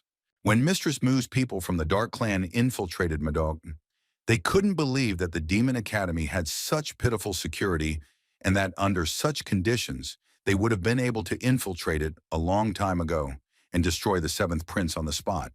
The man ordered his partners to wait in ambush at the foot of the mountain and also to attack Han's men as soon as he brought out Chongwen and Jinyun. When the man finally sensed Chongwen's aura, he immediately headed there. But Teacher Ho stood in his way and told him that entering Madakwan was a complete violation of all the rules, which meant that the man knew no fear at all. Madakwan's teachers threatened the man and told him to immediately drop his weapon and surrender, and it became obvious to him that the men were wearing the uniform of a combat instructor. He began to suspect something was wrong, and it became clear that Khan had fooled everyone and lured them into a trap. The warrior of the Dark Clan was going to get out of there immediately, because he understood that they had to urgently return to the Dark Clan all the hostages that they had promised to release for the seventh prince. But when he was about to do this, he saw that all his warriors had been destroyed, and the silhouette of a formidable man was walking towards him. It was none other than the left bodyguard who, with the help of his abilities, in one move neutralized his enemy. At the same time, Madame Mu was wondering why her warriors were taking so long, so the seventh prince thought that from her expression, one could tell that the woman was actually starting to get anxious. Khan understood that she planned to destroy all his people and rescue her son, but an hour had already passed, and there was no news from her warriors, and she really should start to worry. When Madame Mu realized that my prince had deceived her, she wanted to order all her warriors to immediately go to Madakwan. But they warned her that at that moment, enemies were advancing on their clan. When the Mu clan's lady went out to see what was going on outside, she saw Huaman holding the head of one of her charges in his hand, which left her completely shocked. She simply couldn't believe what was happening and that Uncle Song was no longer alive. So she came up with the idea that most likely the left guard was under the seventh prince's command. The woman started screaming and asking the man since when the guards were supporting a candidate for successor who had not yet been approved, because this was an abuse of authority, violating the law of the cult. However, Huaman did not lose his composure and told the woman that, as far as he knew, the battle of the heirs had long since ended. Khan understood that the woman had not lost hope until the very end, because she thought that she would be able to eliminate him, and the rest of the guys would have a chance to compete for the place of the heir. Madame Mu said that the prince apparently had great faith in the left guard, but he should not provoke the Blessed One anymore, because if he angered her, then bodyguard Chang would definitely not survive. She thought that things were going badly, and first they needed to take the hostages and return to the Dark Clan, and to resist it, the power of the absent elders of the 6 great clans was needed. As one of the warriors suddenly said that the entire estate outside was now surrounded by unknown warriors, Huang of the Floating Demon Clan only thought that he was indeed very late. After that, the man informed Lady Mu that the head of the Soaring Demon Clan had arrived to carry out his young master's order, and the seventh prince was only curious or had everything gone as they had planned. Mrs. Mu didn't know what to do because she didn't understand what the people around her were talking about, and it seemed to her that the very same weirdo, the 11th elder, was really standing in front of her. Huang told her that her men had gotten off with minor injuries, but the bodyguard was in a dangerous situation, and he had called a doctor first, but he could leave this world at any moment. When Han heard this, an incredibly ominous aura formed around him, and no one around him could understand where such a young guy could have such a cruel thirst for blood, because everyone's heart seemed to be squeezed in a vice. Madame Mu thought that the guy had even managed to recruit the Floating Demon Clan, and he had exceeded all her expectations, and she couldn't believe that the Blessed One had lost to this bastard after all she had put in so much effort to make the Dark Clan #1.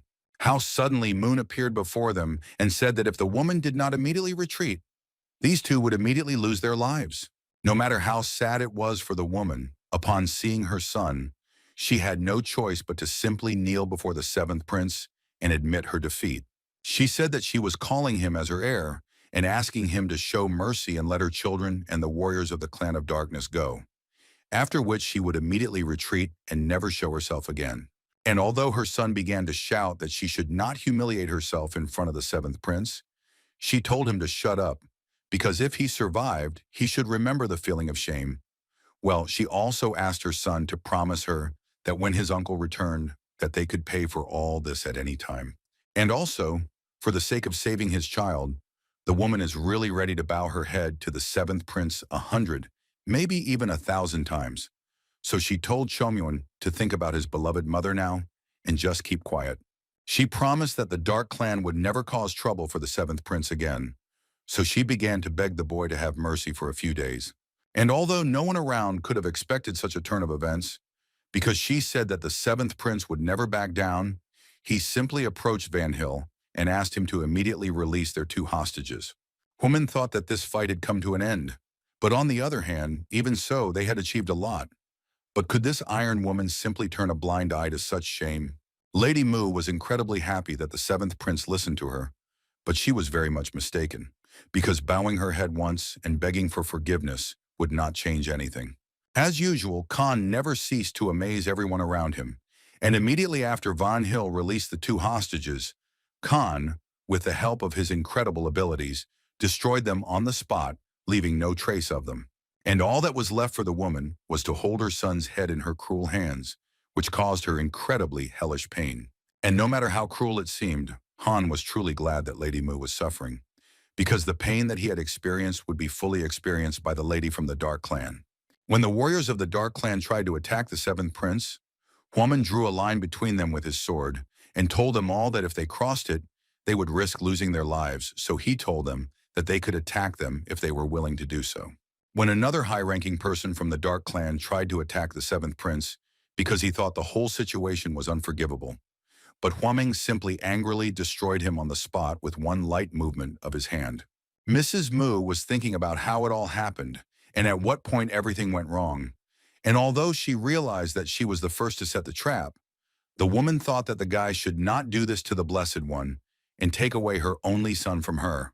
However, Khan told her that the woman felt no shame at all, and it was she who had destroyed his mother in the past, and now she had decided to dare to hope for mercy. And although the woman did not understand what all this meant, Han simply took out a letter from his pocket in which Yunsum wrote to the seventh prince that he had a message for him. 10 hours ago, in the main residence of the Poison Clan in the house of Yunsum, the head of the house came to the guy, and everything that interested him or was some movement noticed from the side of the Darkness Clan. According to the report from their scouts, the Dark Clan was dragging a man who looked like a subordinate of the seventh prince. The guy realized that they dared to touch a person from someone who valued his people too much, and he understood that this was a chance, because not long ago, due to the failed attack of the Clan of Darkness, their clan lost 80% of all its power. But if we are talking about the Clan of Darkness, then they will definitely try to eliminate the remnants of their people in order to avoid unwanted consequences, and while there is still time, he urgently needed to push Madame Mu head-on with Khan, and then one of them will definitely leave this world. So Junsum asked the chief to write down everything he said and immediately pass it on to the seventh prince. That's why Mrs. Moon was in complete shock, because it was all because of some piece of paper, and that's how Han found out who kidnapped his people, as well as the truth about how his mother actually passed away. She understood that the Blessed One had received a blow to the back from some invalid, but she had no other choice, and she admitted that it was she who did it, because the woman had forced such a dirty woman as Khan's mother to leave this life, and it was stupid to vent her anger by destroying all the heirs of the clan, and then finally deal with her. She said that a worthless person like the seventh prince had no right to touch her, because her elder brother was the first elder, and he would not leave it that easily. The woman said that if Khan dared to touch her, her brother would tear him and his subordinates to pieces. But she did not have time to finish her speech, because Khan simply took and gouged out her eyes, because such carrion as she is not worthy of looking at this world.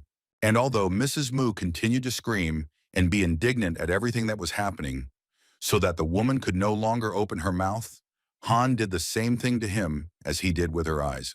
Her subordinates called on the seventh prince to immediately end this performance, because it seemed that the guy was not at all afraid of the consequences, so they said that not all the clan's forces were here now, and if the first elder found out about all this happening, he would never spare him.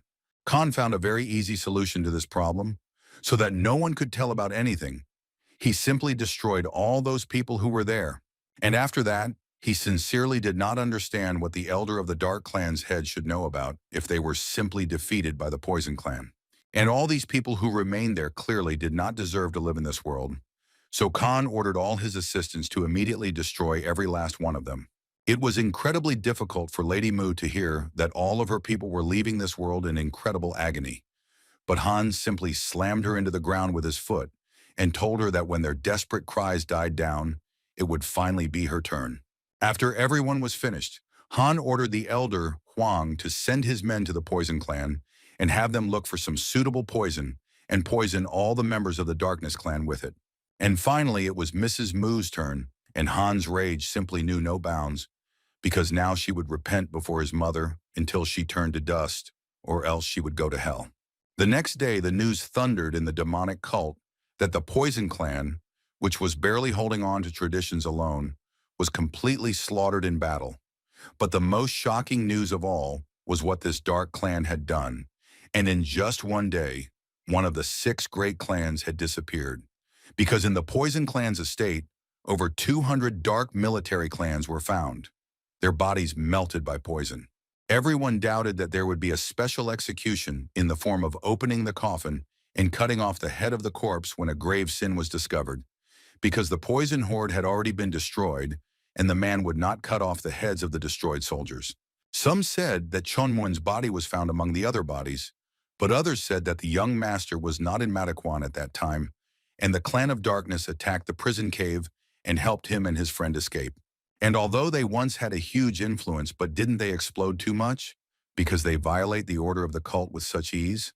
Because the mentors caught some of the criminals, and it was clear that, as soon as the Lord left his place, the cult plunged into chaos. So everyone thought that if only the Lord and the Elder would return sooner, otherwise no one would be surprised if something else happened. In the Soaring Demon Clan Chief's office, the man simply admired the 7th Prince, and although they were going to falsify the information anyway, his idea was simply beyond praise, and he couldn't wait for the moment when he would finally see the face of the Dark Clan Chief when he returned. Soon after, in the courtyard of the Soaring Demon Clan's guest pavilion, the guys thought that Han was very tired yesterday, but he still waited the whole night. This was the first time they saw their leader suffer like this. Dr. Baek left the room squeezed like a lemon and was very surprised that the 7th Prince had been standing at the door the whole time. But the guy was interested in whether bodyguard Chan was okay. The healer realized why the left guard had come personally with the request. And yet he was surprised by how Khan had reacted to all of this, because the man thought that he was a stranger to any emotions. But this person was so important to him that his excitement was visible to the naked eye. It wasn't easy for Baek to say this, but Chan's bodyguard had all his teeth pulled out, and he would probably live on decoctions and porridge for the rest of his days. Despite this, the doctor told the guy not to worry, because nothing threatened the man's life, although he barely managed to stabilize him, and it was clear that the man had an amazing desire for life, which could not but please the 7th Prince. Besides Khan, all his loyal people started congratulating him on the fact that such a close person to their leader remained okay despite serious injuries. And the guys also told the leader that after such a hard day, he should rest as long as possible. Besides, bodyguard Chan needs silence, and at this time the 7th Prince can relax a little while he is being treated, because he hasn't closed his eyes for a minute all night. However, even standing with their backs to their guys, they felt his seriousness, because literally a moment later, he said that no matter what, he had no time to rest, because if the elder was right, then the Lord would soon return to the cult, and they had to find 2 more witnesses. Thanks to the absence of the Lord and the heads of the great plans, he dealt with Madame Mu relatively easily. But when they returned, they would do anything to tie his hands and feet, so all preparations needed to be completed by then. There are currently 4 elders in the cult, including them and one of them. Namely, the 11th elder has already given the Jasper tablet, so only 2 remain, but the 9th elder will not be easy to convince. The Khan said that they would go to him together with Sima So when he healed his internal wounds, and then the choice was obvious. The next one they would go to would be the Flexible Sword Clan. The head of the Flexible Ball Clan is the 10th elder Na Yeonmuwa, and among the 12 elders, only she, along with the head of the Sound Clan Han Soyu, became an elder, being a woman, and although the clan of the demonic sword is called a clan, but in fact in the estate, besides her, there are no more warriors, but only the necessary number of servants. There are only two people who, due to their specific character, even the Lord considers a headache, and that is the head of the floating demon clan, the 11th elder, and the head of the flexible demon ball, the 10th elder Nyan. However, the woman was the most frightening of all, and without the Lord's order, she does not leave her estate even for a meeting of elders, and in addition to this, she sends away all guests, but it is unknown for what reason. But once every few years, she contacts the head of the Sword Clan and the head of the Darkness Clan, and they always seem to meet at a deserted mountain peak outside the residence. Huaming personally sent a man to follow, but the level of martial arts of the three elders was too great to approach them unnoticed, and their gathering looked rather suspicious. But after that, she again simply locked herself in her manner as usual, so even the Lord stopped the surveillance after 7 years. Moreover, she has no power and no special merits, so she ranks low among the elders. But in martial arts, she is better than the leftmost bodyguard. Khan was incredibly surprised by this turn of events, because he could not imagine that a woman could be better than Huaman himself. But the man said that her strength could not be argued with, but she was too obstinate and stubborn to dance under someone's orders, so it would be faster to convince other elders. However, even despite all these facts, Khan and his guys finally arrived at the Flexible Demon Ball clan. When they knocked on the door, a man came out and asked the gentleman what exactly brought them here. So he said that in front of the man was the 12th elder of the cult, young Master Han, so they asked him to tell the 10th elder that they came to see her. After some time, the man asked if Han had come here without the Lord's order, and when he heard a negative answer, he apologized to the 7th prince. But the head said that she would not accept him unless it was the Lord's order. Han thought that she would at least show herself to him, but it was clear that the woman was incredibly stubborn, so he had to come up with some new way. The 7th prince decided to make a provocation, but even after using his abilities, nothing worked, and as the left bodyguard said, it was all useless. So he simply asked the man to convey his final words to the lady. His sentence was more like a question, because he asked to tell the head of the flexible demonic sword whether she was going the same way as the Darkness and Sword Clan, and after the man heard this, he asked the 7th prince to wait for a bit. Van Hill wondered if the leader had come here to get her Jasper tablet, so he didn't understand why he was asking the woman about such a thing. But Khan wanted to know if she was an observer or an enemy. How unexpectedly Han and everyone around felt an incredibly strong surge of energy, and it was obvious that it came from the head of this Nen clan. Immediately after this, the same servant came out to them and said that this time the woman said that he could take them inside. When they finally saw the 10th elder, Han bowed before her and introduced himself to the woman as the 12th elder. However, the woman did not stop being angry with him, and she didn't care who was standing in front of her, be it a celestial or an elder. She definitely said not to expect good treatment from her, because no one except the Lord is worthy of her respect. The woman was amazingly willful, and after that she became incredibly angry because Khan dared to put her on the same level as those shameless traitors. Therefore, the woman decided to teach him a lesson and attack the young master. However, the two of them could not expect that they would use such techniques against each other. The woman did not understand who Khan really was. How did he destroy her formation? However, the 7th prince was equally confused because he himself wanted to ask the woman how she managed to master this technique. The woman said that it was her clan's technique, so she didn't understand how the guy could recognize it. But Han said that it was the first time he heard that this technique belonged to the flexible, demonic sword clan, and the first time he heard that the sword demon had a disciple. The 7th prince's companions did not understand what was being talked about and what kind of technique it was, so Han told them that it was the new demon sword technique, and they were simply shocked that the 7th prince was able to master the new demon sword technique. After all, it was the second strongest after the heavenly demon sword technique.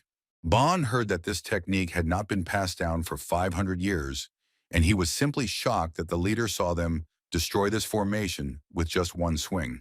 The woman was no less surprised because she did not expect to see something like this with her own eyes, so she simply asked Khan if he really was that nameless saint. The head of the new demon sword clan realized that the boy did not have such information, but on the other hand, he himself would not pass on his art to descendants not connected with the sword clan. So it was even more surprising how the boy learned about the new demon sword, because he would not have been able to destroy this technique if he was not familiar with it enough.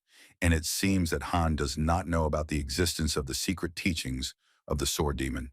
Khan asked the woman again how she was able to master this technique, but she repeated again that the new demon sword belonged to the sword clan, and it was she who should ask where he knew it from. She was right that the new demon's sword was the swordsmanship of a sword demon, but it also applied to her because she, just like the seventh prince, was not from the sword clan. This made the woman even more angry, so she decided to attack the seventh prince again because she wanted to force him to speak. Han was sure that she already understood that the eternal demon sword wouldn't work, but then where did she get so much confidence? What the woman used against the seventh prince was not like the famous sword of the new demon, and there were no more weak points, so she wanted to see how much longer he could block her attacks. As the woman expected, the seventh prince had indeed mastered the new demon sword, and she felt sorry to use it against such impudent people like them. The woman realized that in addition to the guy mastering the new demon sword, he had mastered another technique, and it was so similar to Nain's skill. But the order of building the formation was fundamentally different. Suddenly, the woman's body began to be captured by an incredible whirlwind, and immediately after that, the guy was able to overcome her, and she realized that her eyes could not lie, and she no longer had any doubts. After all, the 12th Elder Han had just actually used the formation that she had seen from the Nameless One.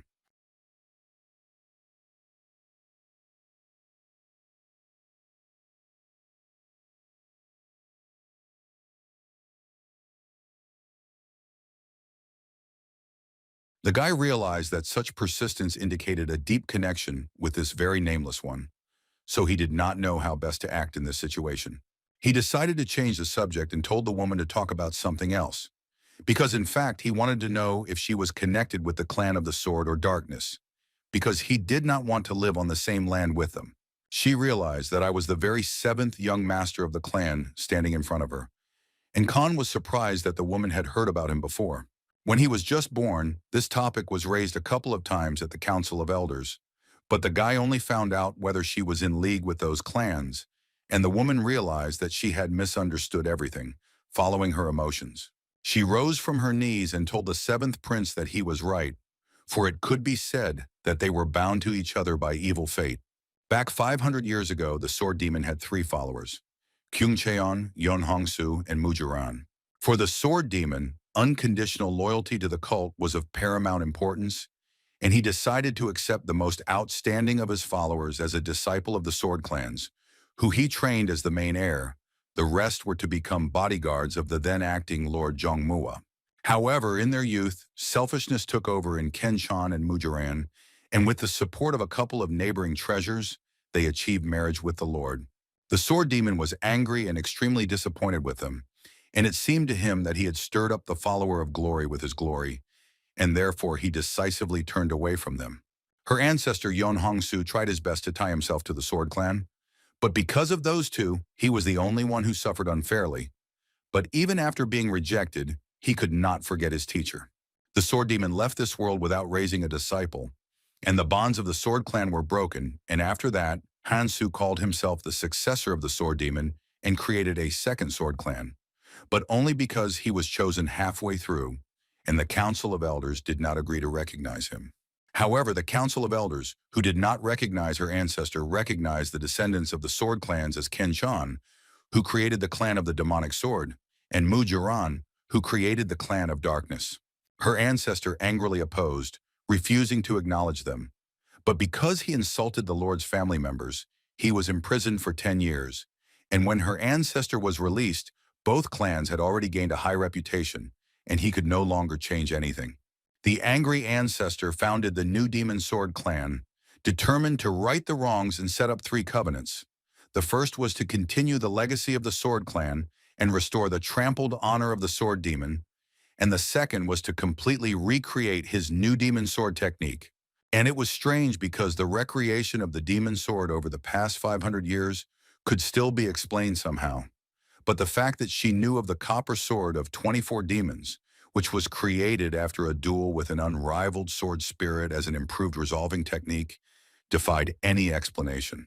And finally, the third testament was unconditional loyalty to the Lord and the cult, because her ancestor wanted, as the demon of agony wished, to cleanse the cult from the influence of shameless clans and return it to its former appearance. She realized that the left guard had told him that the followers of the sword demon were all proud people. But even among them, there was one who respected the true will of the people and descendants who inherited this. Therefore, Hans said that loyalty to a woman, kept for almost 500 years, is truly amazing, and the clan of the new demonic sword is a true descendant of the sword clan. This brought tears to the woman's eyes because, just think, Khan said the words that all generations of the clan dreamed of hearing, and if her father or ancestor had heard it, how they would have been touched by his speech. Therefore the seventh prince approached the 10th elder, the true successor of the sword clan, and asked her to be his witness so that he could take the place of the cult's heir. And if she fulfilled his request, he promised that the great clans would no longer have time to rule over the cult. The woman was shocked by such a speech because she believed that the guy would not have such an opportunity, and if everything were so simple, it would have happened a long time ago. However, Han told her that these were not empty words because the Poison Clan had already been completely destroyed, and all the people of the Darkness Clan, including Madame Mu, who remained in the residence, were completely destroyed. The woman was shocked, and Han said that he would be frank with Elder Nine. If she swears allegiance to him, he will help her officially inherit the will of the sword demon. The woman didn't understand what all this meant, so Han simply told her that he would pass on the official martial art of the sword demon to her. He told the woman that the true purpose of creating Madakwan was to raise a successor to the sword demon, and that whoever passed all 6 exams would be granted the right to inherit the secret teachings that contain the sword demon's martial art. The woman didn't understand if the sword demon actually gave such an order, so Han said that it would be easier if she saw everything with her own eyes, so he used the new demon's sword in all its glory. This whole situation simply shocked the elders, because the 7th prince showed her the completed sword of the new demon. Everyone around was simply delighted, because the technique that Khan demonstrated was much more powerful and stable than the previous one. This brought tears to the woman's eyes because this was the true sword of the 24 demons, and here it was, the very answer to all the questions tormenting her. Everything that she could not feel, no matter how hard she tried, was now clearly visible to her, namely the true will of the sword demon. Everyone around was shocked, because it was after this that the woman managed to break through to the top of the stage of perfection, which the 7th prince himself had experienced just recently. Suddenly, during her meditation, a dart laced with poison began to fly towards the woman. The 7th prince told his boys to immediately take up position and guard the elder. And at that moment, he pulled out of the mouth of the man who threw the dart a poison pill, which he had tied to his teeth, with which he was going to end his life. But he did not have time to do it, and Han asked him who sent him to do this. Khan had no doubt that the man would not say anything, so he blocked his vocal cords, and since he was a spy, he was unlikely to speak. Therefore, the 7th prince told him that he would break one bone after another, and if suddenly the man wanted to talk, he asked him to move his eyes up and down, although perhaps the spy would not break for anything. After completing the breakthrough to the level of perfection, the woman's skeleton began to transform, and immediately after that, the end finally came. Immediately after that, she said that as the head of the new demon sword clan and the 10th elder, Nayeon Manhwa swears allegiance to the true successor of the sword clan, as the lord of the Jonghan house. Khan was incredibly happy because he finally had a second witness, and, as the left guard said, he had acquired the strongest ally. After that, in the office of the new demonic sword clan's residence, the woman said that who would have thought that the servant who had worked for her for 10 years was a spy for the demonic sword clan, so she was shaking all over with anger. The 7th prince, observing her reaction, decided to ask what exactly connected the woman with him. She said it all started 8 years ago, when one night during training a man suddenly appeared in front of her. His face was covered by a mask, but even it could not hide his incredibly mysterious gaze. Naturally, she couldn't ignore his invasion and engaged him in battle, but was defeated in just one formation. And after that, the man said that she had managed to worthily revive the sword of the new demon, and if she wanted to tie herself with the sword clan, Then in 4 years she should come before the hour of the mouse to the top of the cliff of Ohan, which was located in the southwest of Shawandashan. And immediately after he said this, he disappeared, and because of the changed voice, it was impossible to recognize him. After much thought, she went to this cliff at the appointed time, and not only did he recognize the new demon's sword, but he also mentioned the sword clan, so the woman could not ignore it. Having reached the top, she met those whom she did not expect to see at all, namely the head of the demon sword clan, Ken Bongi, and the head of the dark clan, Mujiwon. She was very wary, but soon a man in a mask appeared, and they all couldn't believe who he was, that he could just gather them all together with just one mention of the sword clan. The masked man said that they didn't need to know anything about him, and if it would make things easier for them, they could just call him Nameless. After all, he then gathered them all to give them the lost sword of the new demon, since they have the knowledge of the sword clans. After his words, everyone could only be surprised, however. The Nameless One showed them the formation of the new demon sword, and it was a strength without flaw, because even compared to the technique of the heavenly demon sword, it was incredible, and they could not help but admit that this was indeed the same new demon sword. They did not understand how he knew this technique, but he could not tell them about it, because he only believed that it was correct to pass it on to those who received the knowledge from the sword demon, since he follows his will. The woman began to scream that this was extremely unfair, because the other clan heads had disappointed the sword demons, for which they had been expelled, and their clans did not deserve this at all. When the three of them started arguing among themselves, the Nameless One told everyone to shut up immediately, as this was not all of the sword demon's legacy that he was going to pass on to them. So immediately after that, he showed them a technique called the 24 Demon Sword, and it was the last technique left behind by the sword demon. The man said that today he would give them the sword of the new demon, and after 3 years, to the one who mastered it better, he would give him the sword of 24 demons. The woman trained incredibly hard to prevent her two rivals from inheriting the last teachings of the sword demon, and it seemed to her that only she had perfectly mastered the technique. But this was not so, because the men had developed no worse than her all this time. 3 years later, she met them on the cliff, and they appeared, having mastered the new demon sword perfectly, and of course, and the Nameless One could not reveal any obvious superiority in anyone. So he extended the term for 2 years and promised to give 24 demon swords to the one who eliminated the weak points of the new demon sword. So she secluded herself and made up for the shortcomings of the technique, putting her life on the line. However, competition is truly a scary thing, and Mu Jiwan and Ken Bong are truly great masters, which can be counted on the fingers of one hand in the cult. So they did everything to complement their fighting skills, and of course, there were no shortcomings in it, and again, the Nameless One failed to identify the winner, so he announced the last offer. He said that each of them had outstanding abilities, and it was not easy for him to sum it up. So in that case, he decided to change the method and find out if they were truly worthy of receiving the sword demon's inheritance. The man asked if they remembered the first information of the 24 demon sword that he showed them 5 years ago, and naturally, all three of them simply nodded in response. He was happy about this, so he gave them 3 years to produce the first formation with an unwavering will and inherit the knowledge of the sword, and then they would definitely succeed. One of the elders was shocked that the man was offering to master a formation he had once seen without breathing techniques and teachings, but the Nameless One said that all this did not require a special breathing technique. Nameless suddenly drew his sword and showed them a few moves.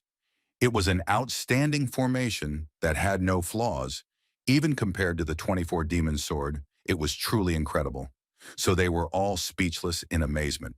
However, after the demonstration, the Nameless One literally fell off his feet, and his hands could barely hold his sword, and the other two seemed to know something about this technique. The man said that in 3 years he would test them with this formation, and if they perfectly mastered the first information of the 24 Demon Sword, then they would be able to destroy the formation he used. The woman said that the day of meeting with the Nameless One would come in half a month, but she decided to clarify with Han that he also said that he would pass on his sword demon art to her, but she must at all costs prevent these two shameless traitors from passing on the sword demon knowledge. Khan wondered how this nameless man knew the technique of the 24 demons, and if he even knew the names, then he had definitely seen the secret teachings in Madaquan. but only the one who passed all 6 exams could receive them. But the 7th prince heard that there had been no such student in the last 70 years, so it was extremely unclear who the nameless one really was. Besides that, what kind of formation was that could counter the 24 demon sword?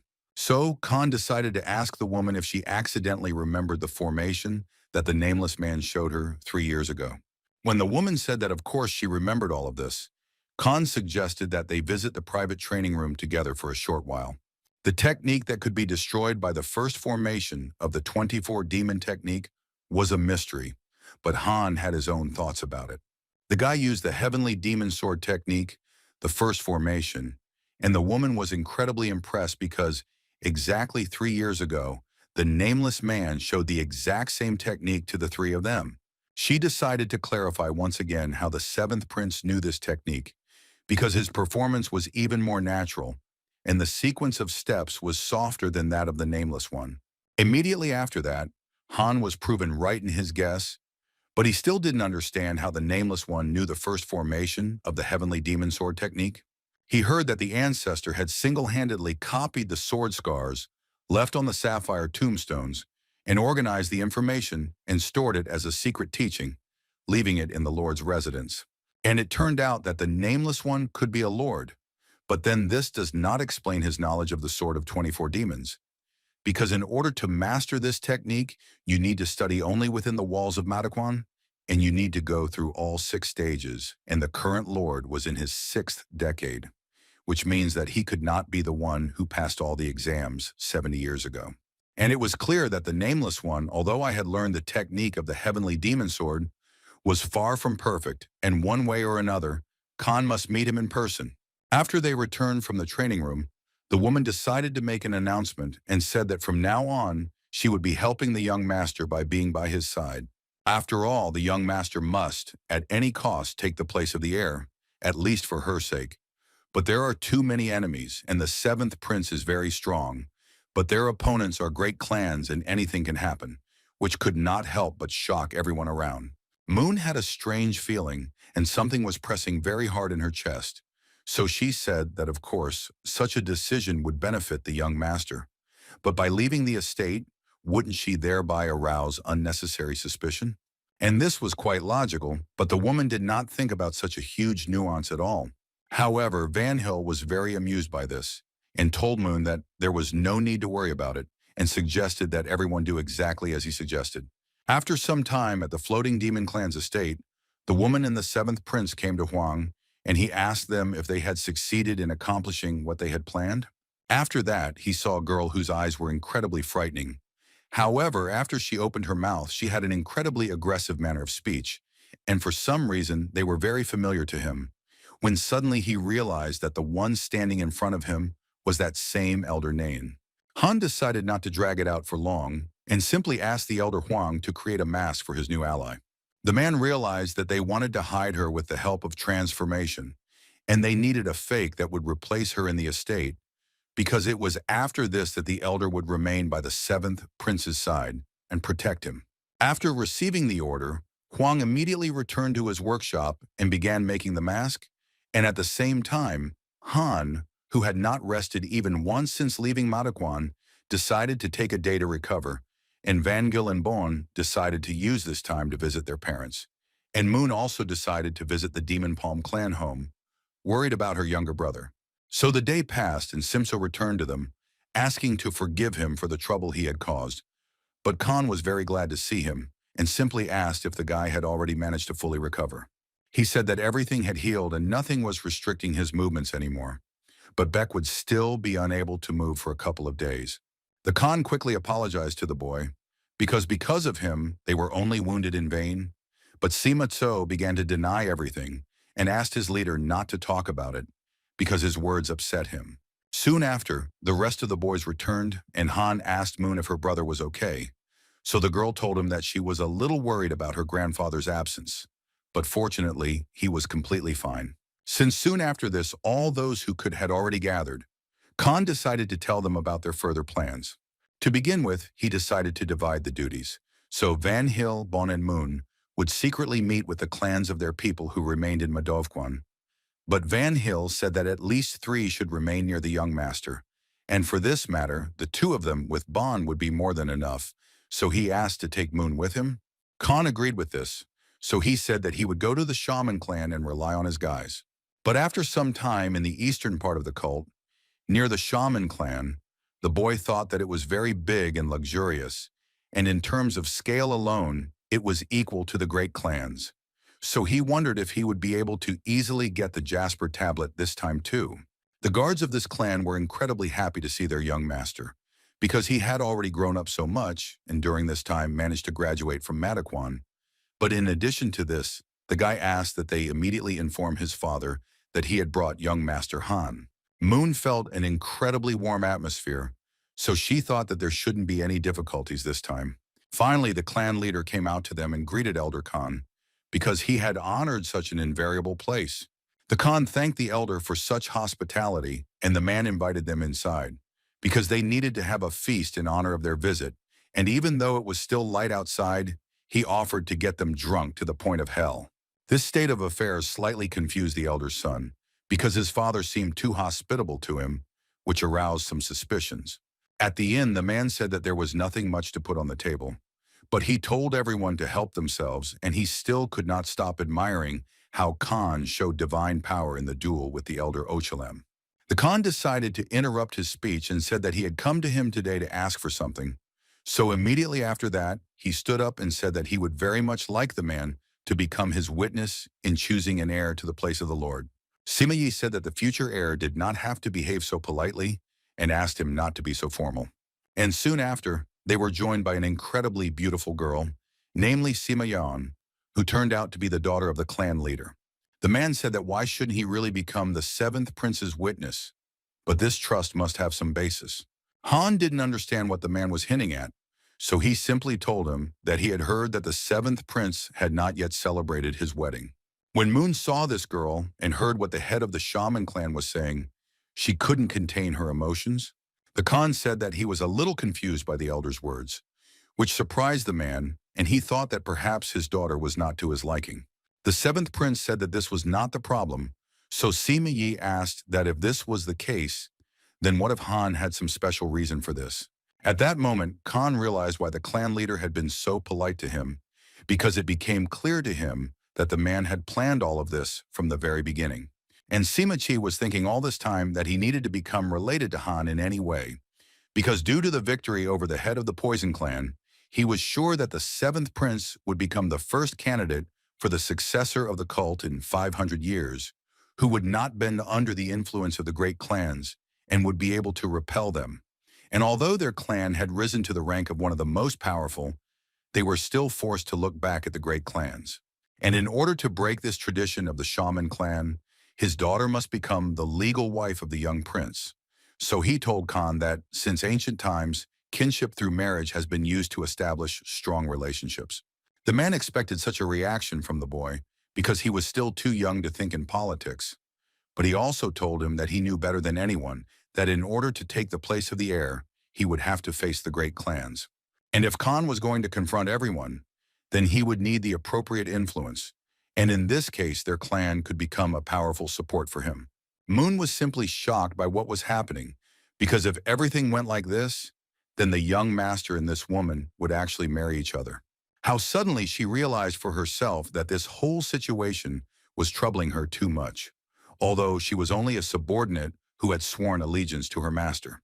The man continued to tell Khan that he did not have his own clan, and that the only way to fill this gap was to lay the foundation through blood kinship, and if the son became the witness of the 7th prince, and then they could marry his daughter, then this would only strengthen their bond.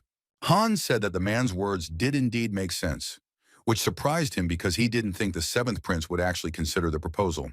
This turn of events shocked the girl even more, because she thought that the young master was determined to get married, and there was an incredibly strong pain in her chest, which could only mean that she liked Han very much. She thought that such a beautiful woman would definitely please the young master, and she, the one who had been temporarily wearing a mask and pretending to be a man, would hardly allow Han to see her as a woman.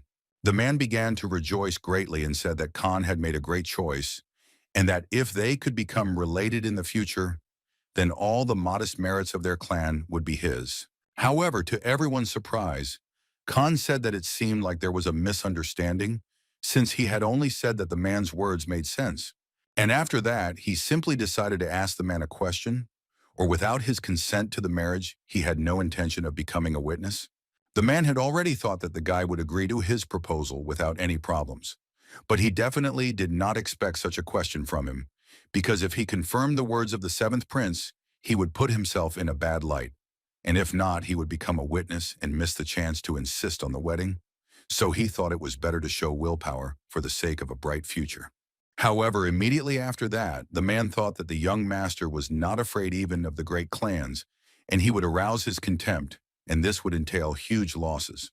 So his son decided to put in a word and said that ever since he passed the sixth exam, the ninth elder had shown him sincere favor. And even without marriage, he planned to give the seventh prince support, as he saw him as a worthy heir. The Khan realized that the man's opinion differed from his son's, and in that case, he told the elder that they had different paths and thanked him for his overly warm welcome. And although Moon was incredibly happy that the seventh prince did not accept the offer to marry this woman, such a harsh refusal could still cause problems for the young master in the future. The guy told everyone that they were leaving there immediately, but the man tried to stop him and asked if he was just leaving there, and if it was all because of the wedding, then he could change everything. Khan said that he could do as he told the man, but he asked him if he could guess why the boy was going to become the heir. Or did the man think about what led to the power that the great clans now hold in their hands? As an elder, he should know very well that it was the power of family ties that created the current six great clans, and their connection was strengthened by marriage alliances, and he rose up in order to eradicate this and return the cult to its former form, and with such a mood he cannot go the same way as the great clans, so he does not need any blood relationship. The guy was not yet 20 years old, but he was already seriously thinking about the future of the cult, and the man realized that he had been careless, since the young gentleman was a bird of a completely different feather. Khan once again thanked the elder for his hospitality, but their goals were strikingly different, and as for marriage, he wanted to enter into it only with his beloved. When Han was about to leave, the man knelt down in front of him and said that he had been stupid and had completely failed to see the young master's intentions. So he begged him not to be angry. Therefore, as the head of the shaman clan and the ninth elder, Sima Yi, swore allegiance to the young master and asked him to accept his jade tablet and asked for permission to become his personal subordinate. The man bowed before the greatness of the young man, who had barely turned 20 years old, and swore allegiance to him. So all that remained was to hope that his instincts had not deceived him.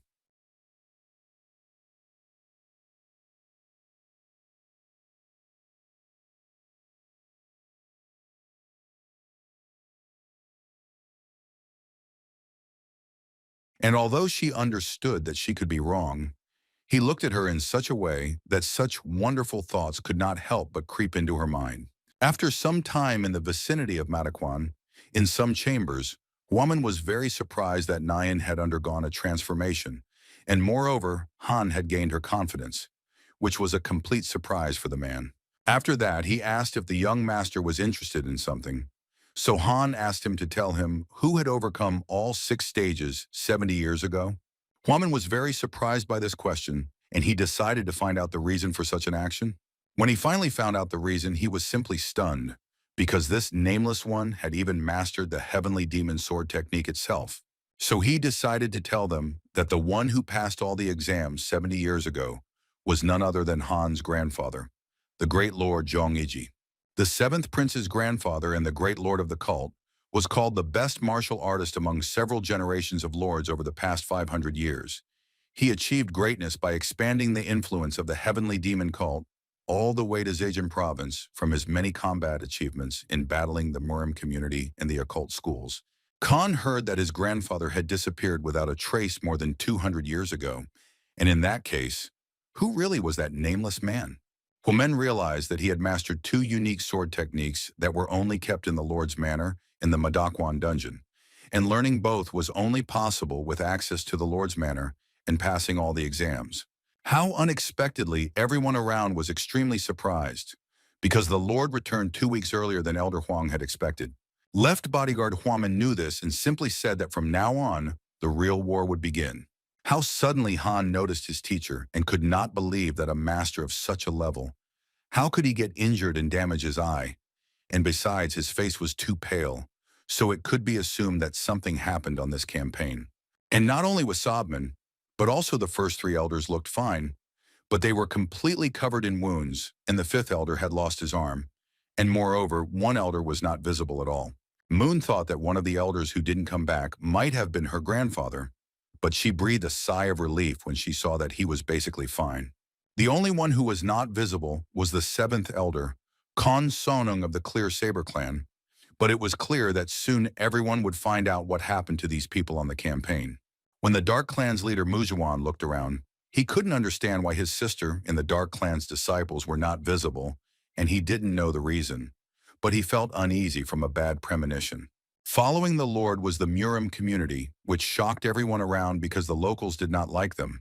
And also last time the community sent messengers, but this time there were many more people. The leader of the Soaring Demon clan said that things were taking an interesting turn, and although the information was being carefully hidden and he couldn't say for sure, something very unusual was clearly happening. However, it seemed like this was a chance for the cult to form an alliance with the Murim community, which was still surprising. At the main temple of the cult, 9 elders had arrived. However, 3 of them were late, and the head of the Poison clan must be uneasy, so the 4th elder, the head of the Stream clan, Cha Gyeongyong, told the 5th elder and the head of the Sound clan, Han Soyu, to understand his situation.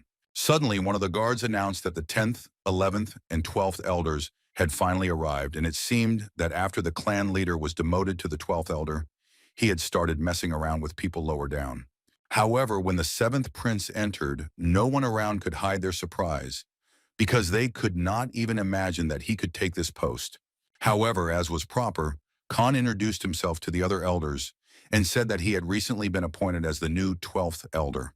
When everyone around couldn't believe that Han had actually passed the 6th exam and become an elder, the man from the Dark Clan kept thinking about why there were no people from the Poison Clan in sight.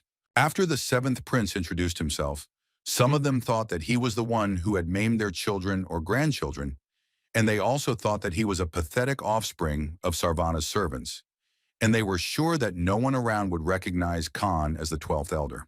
However, one by one, the people from the Demonic Fist clan, the Westgate clan, and the Fabu clan all began to bow to the young master, and they were incredibly happy that they were finally able to meet him in person. The opponents of the 7th prince could not believe their eyes and did not understand what the other elders were doing, because it seemed to them that they were planning to betray them all. They realized that Wang Bon and many other graduates from Madaquan had gotten very busy, and they didn't realize what had happened while they were away. And who knew that such a pathetic flea like Han, whom they could crush like a cockroach at any moment, had become such a threat? And finally, the most important person in the city, namely the great lord of the Yuchun cult, came to this meeting. When everyone around started shouting for the health of the heavenly demon cult, and that the insignificant followers of the heavenly demon cult respectfully requested an audience with their great lord, he told them all to immediately shut up and just sit down. As Khan suddenly noticed, the Lord's breathing was uneven, and there was a possibility that he had received internal injuries during his campaign. However, judging by the healthy color of his skin, his condition was better than that of the other elders. At the same time, Sobman did not believe in his student so much, but he was simply shocked to see Khan in this hall. He really couldn't believe his eyes because even the way he held himself showed that his level had already surpassed even his skill. Also, unexpectedly, Khan felt the Lord's razor-sharp gaze on him, and although he didn't show it, it seemed the man was quite shocked. The meeting was declared open, and to begin the 9th, the elder decided to report on how things were going in the cult in the absence of the Lord. So the man informed everyone that at the moment there were no living members of the Poison and Darkness clan left in the cult due to the civil strife that had broken out between them. In addition, the heads of the other clans learned that their children were also destroyed by the Blade, Poison, Black Cloud, and Demonic Pipa clans, which left them shocked and outraged at the same time. Besides this, the head of the Dark Clan could not believe that his sister was not alive, and who was who. But she would not have invaded the Poison clan to start a war, and moreover, the reason was the destruction of Mukincholgu, And it could not be that there were traces of the left sword of the right fist on the body, and despite all this complexity, the man could not be convinced of this. Even Lord Yuchen himself thought that it was impossible for a woman to fall to the tentacles of the Poison Clan, so it was amazing that here, young Master Han's plan shone with new colors. After all, now, all the main enemies of the seventh prince, having learned such information, will no longer be able to live as before. The man continued his speech, and based on the rules of the cult and Madakwan, they made Elder Han the new 12th elder after he passed the 6th stage and had to postpone it due to the absence of the Lord. But now they are asking for his appointment to be officially confirmed. The woman started shouting that she objected to this because they had not gathered here for the appointment ceremony, and it would be better to discuss this matter later. However, the Lord told Han to immediately step forward, and after that, he announced that in the name of the 23rd Lord of the great heavenly demon cult, he was appointing the boy as the 12th elder of the cult. So he told him to be loyal to him and dedicate his entire life to this. The man thought that some pathetic boy from the very bottom had climbed to such heights, and it was something incredible. And since he officially remained an elder, Yuchen said that he would listen to one of his requests.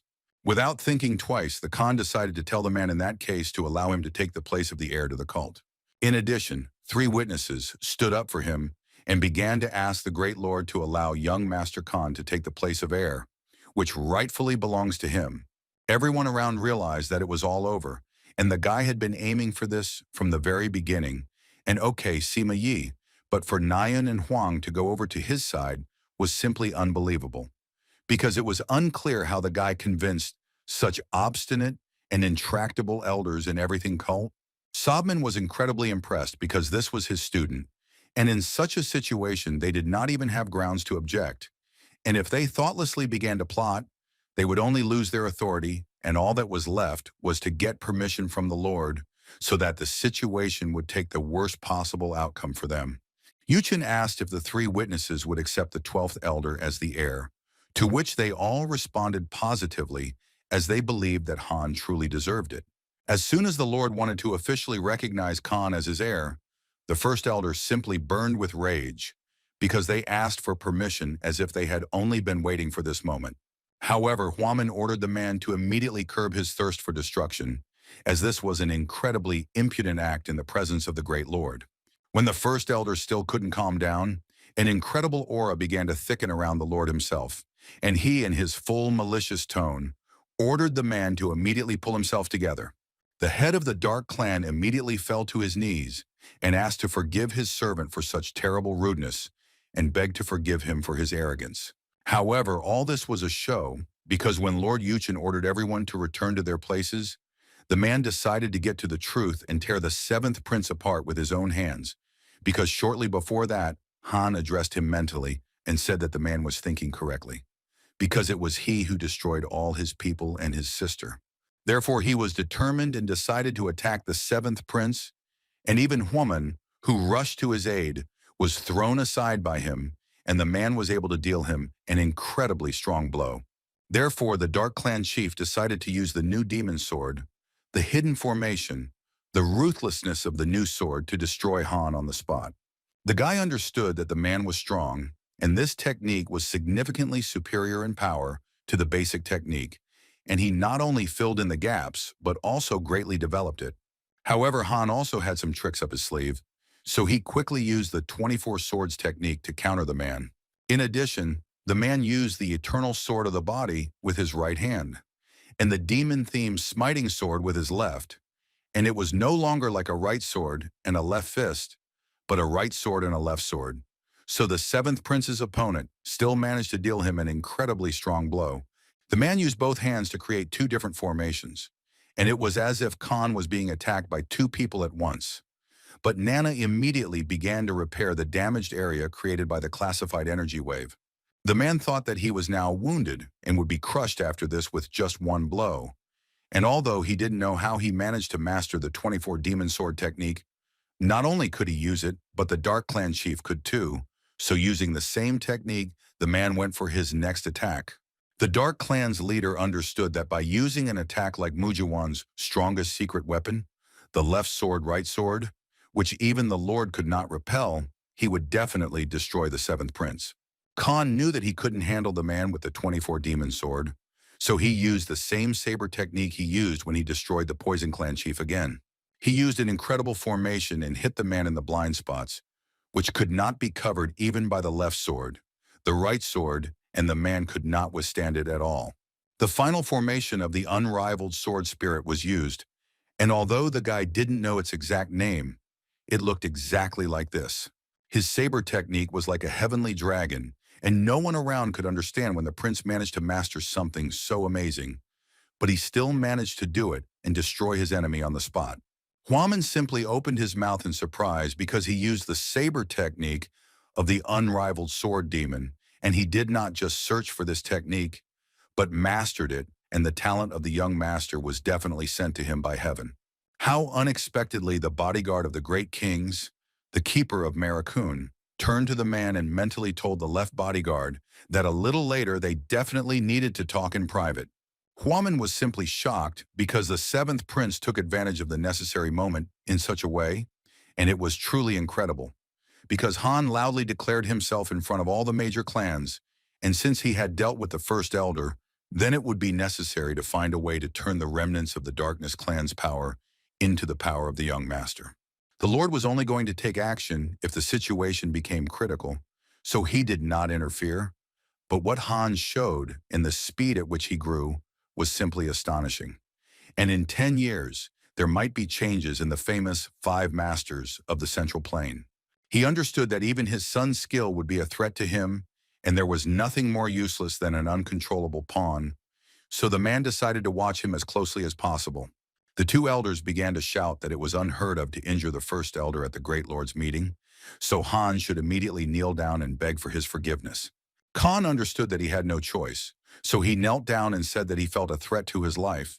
He did not intend to, but he committed rudeness at a large gathering, for which he sincerely regretted and expressed his apologies. The woman thought that Han's speech was very enthusiastic, but Lord Yuchen hated it when his authority was undermined, so she was sure that the seventh prince would not get away with it. However, unexpectedly for everyone, Huaman intervened in this conversation and began to ask for a punishment to be assigned to him, because due to his impotence, the young master was in danger and everything happened because he was unable to nip the incident in the bud. And it was no surprise that such a speech shocked 2 of Khan's opponents, but they still did not expect that the left guard would help the seventh prince, and it looked like he really changed not only the elders, but him too, to his side. The Lord told them to forget about this incident. After all, the reason for what happened was the spontaneous actions of the first elder, so this calmed the seventh prince and his ally, and they began to thank the great Lord for the mercy that was as boundless as the rivers and seas. The first elder dared to attack in the presence of the High Lord, but he had already paid an equal price, so he did not want to bring this matter up again. However, he told everyone to remember well that violating the rules of the Grand Assembly was tantamount to undermining his authority, and no one should expect leniency from now on. Khan realized that this was indeed a warning, and that next time his father would not turn a blind eye to it. But in any case, he expected this outcome. But this was not the last surprise that stunned everyone around, because the Lord himself said that Khan here and now proved his right to this, therefore he names him his heir. So, since no one dared to object to this, the man proclaimed that from this moment on, Khan became the heir to the great cult of the heavenly demon, and this was all undeniable. Just think, in the past 500 years, Khan was the first heir who did not belong to the 6 great clans, and perhaps now the cult can really change. Khan understood that he only had to deal with the tired elders, but now he could fight them on equal terms, and the guy decided that no matter what happened, he would crush them, at least for the sake of his mother. Initially, the ceremony to proclaim the heir was supposed to be held in front of the cult followers, but there were many other important issues on the agenda, so they decided to postpone it. But the good news was that Khan would remain temporarily in office as an elder until an official replacement was found. Unlike the heirs of the cult, who had virtually no power, the position of elder allowed participation in meetings that had real weight. And knowing this, the elders of the remaining great clans did their best to stop him, but were ignored by the Lord. Therefore, Yuchen decided to move on to the next question, since the heir's wound cannot be ignored, so let him receive treatment first. Han knew that he couldn't tell everyone that Nana had cured him, so he simply decided to ask the Huang elders to recount what had been discussed at the meeting so as not to arouse unnecessary suspicion. Soon after, at the floating demon clan's estate, Moon rushed to the boys' side as they heard that there was some kind of altercation at the meeting, and they were very worried, or was their leader okay? But as soon as Han wanted to answer his guys, one of the maids called him, because finally the bodyguard Chan woke up. Khan ran as fast as he could towards the man, and not holding back his emotions, he simply hugged him tightly. And although it was difficult for the man to speak because he had no teeth, he was incredibly happy that the guy really succeeded. And looking at the heights the young gentleman had reached, he thought that now he could leave peacefully. Khan was very angry about this because he believed that his bodyguard, no matter how high the young master was, should protect him and asked him never to say such nonsense. However, the man said that he could no longer protect his young master, as he was too badly injured from this torture. However, Han couldn't let that happen, because bodyguard Chang had put his life on the line for him, so he couldn't let him spend the rest of his days so miserably. So the guy asked Nana if there was any way to somehow restore the destroyed Dantian, and she said that if the owner meant the energy shell located in the lower abdomen, then a more complete analysis was required. Soon after, she said that there is a way to restore teeth now because there is a possibility to replace lost teeth with implants or dentures. So immediately after that, she gave Han information about this, and he was completely shocked that such a technique exists, and even if the Dantian is still in question, but it will be able to return at least his teeth. So when he had the time, he decided to ask Master Seonung and Dr. Bayek for a favor. But for now, he decided to tell the man that he wanted to share the news with him first. The guy was informed by the bodyguard of Jung that he had finally won the war for the place of the heir, and that today he was officially declared as such. The man was so shocked that he lost consciousness due to a reduction in blood supply to the brain due to severe shock. Han didn't expect that the man could even faint from surprise, so he realized that he needed to be more careful until the man got stronger. 2 hours later, the boy once again decided to congratulate the guy on becoming his heir.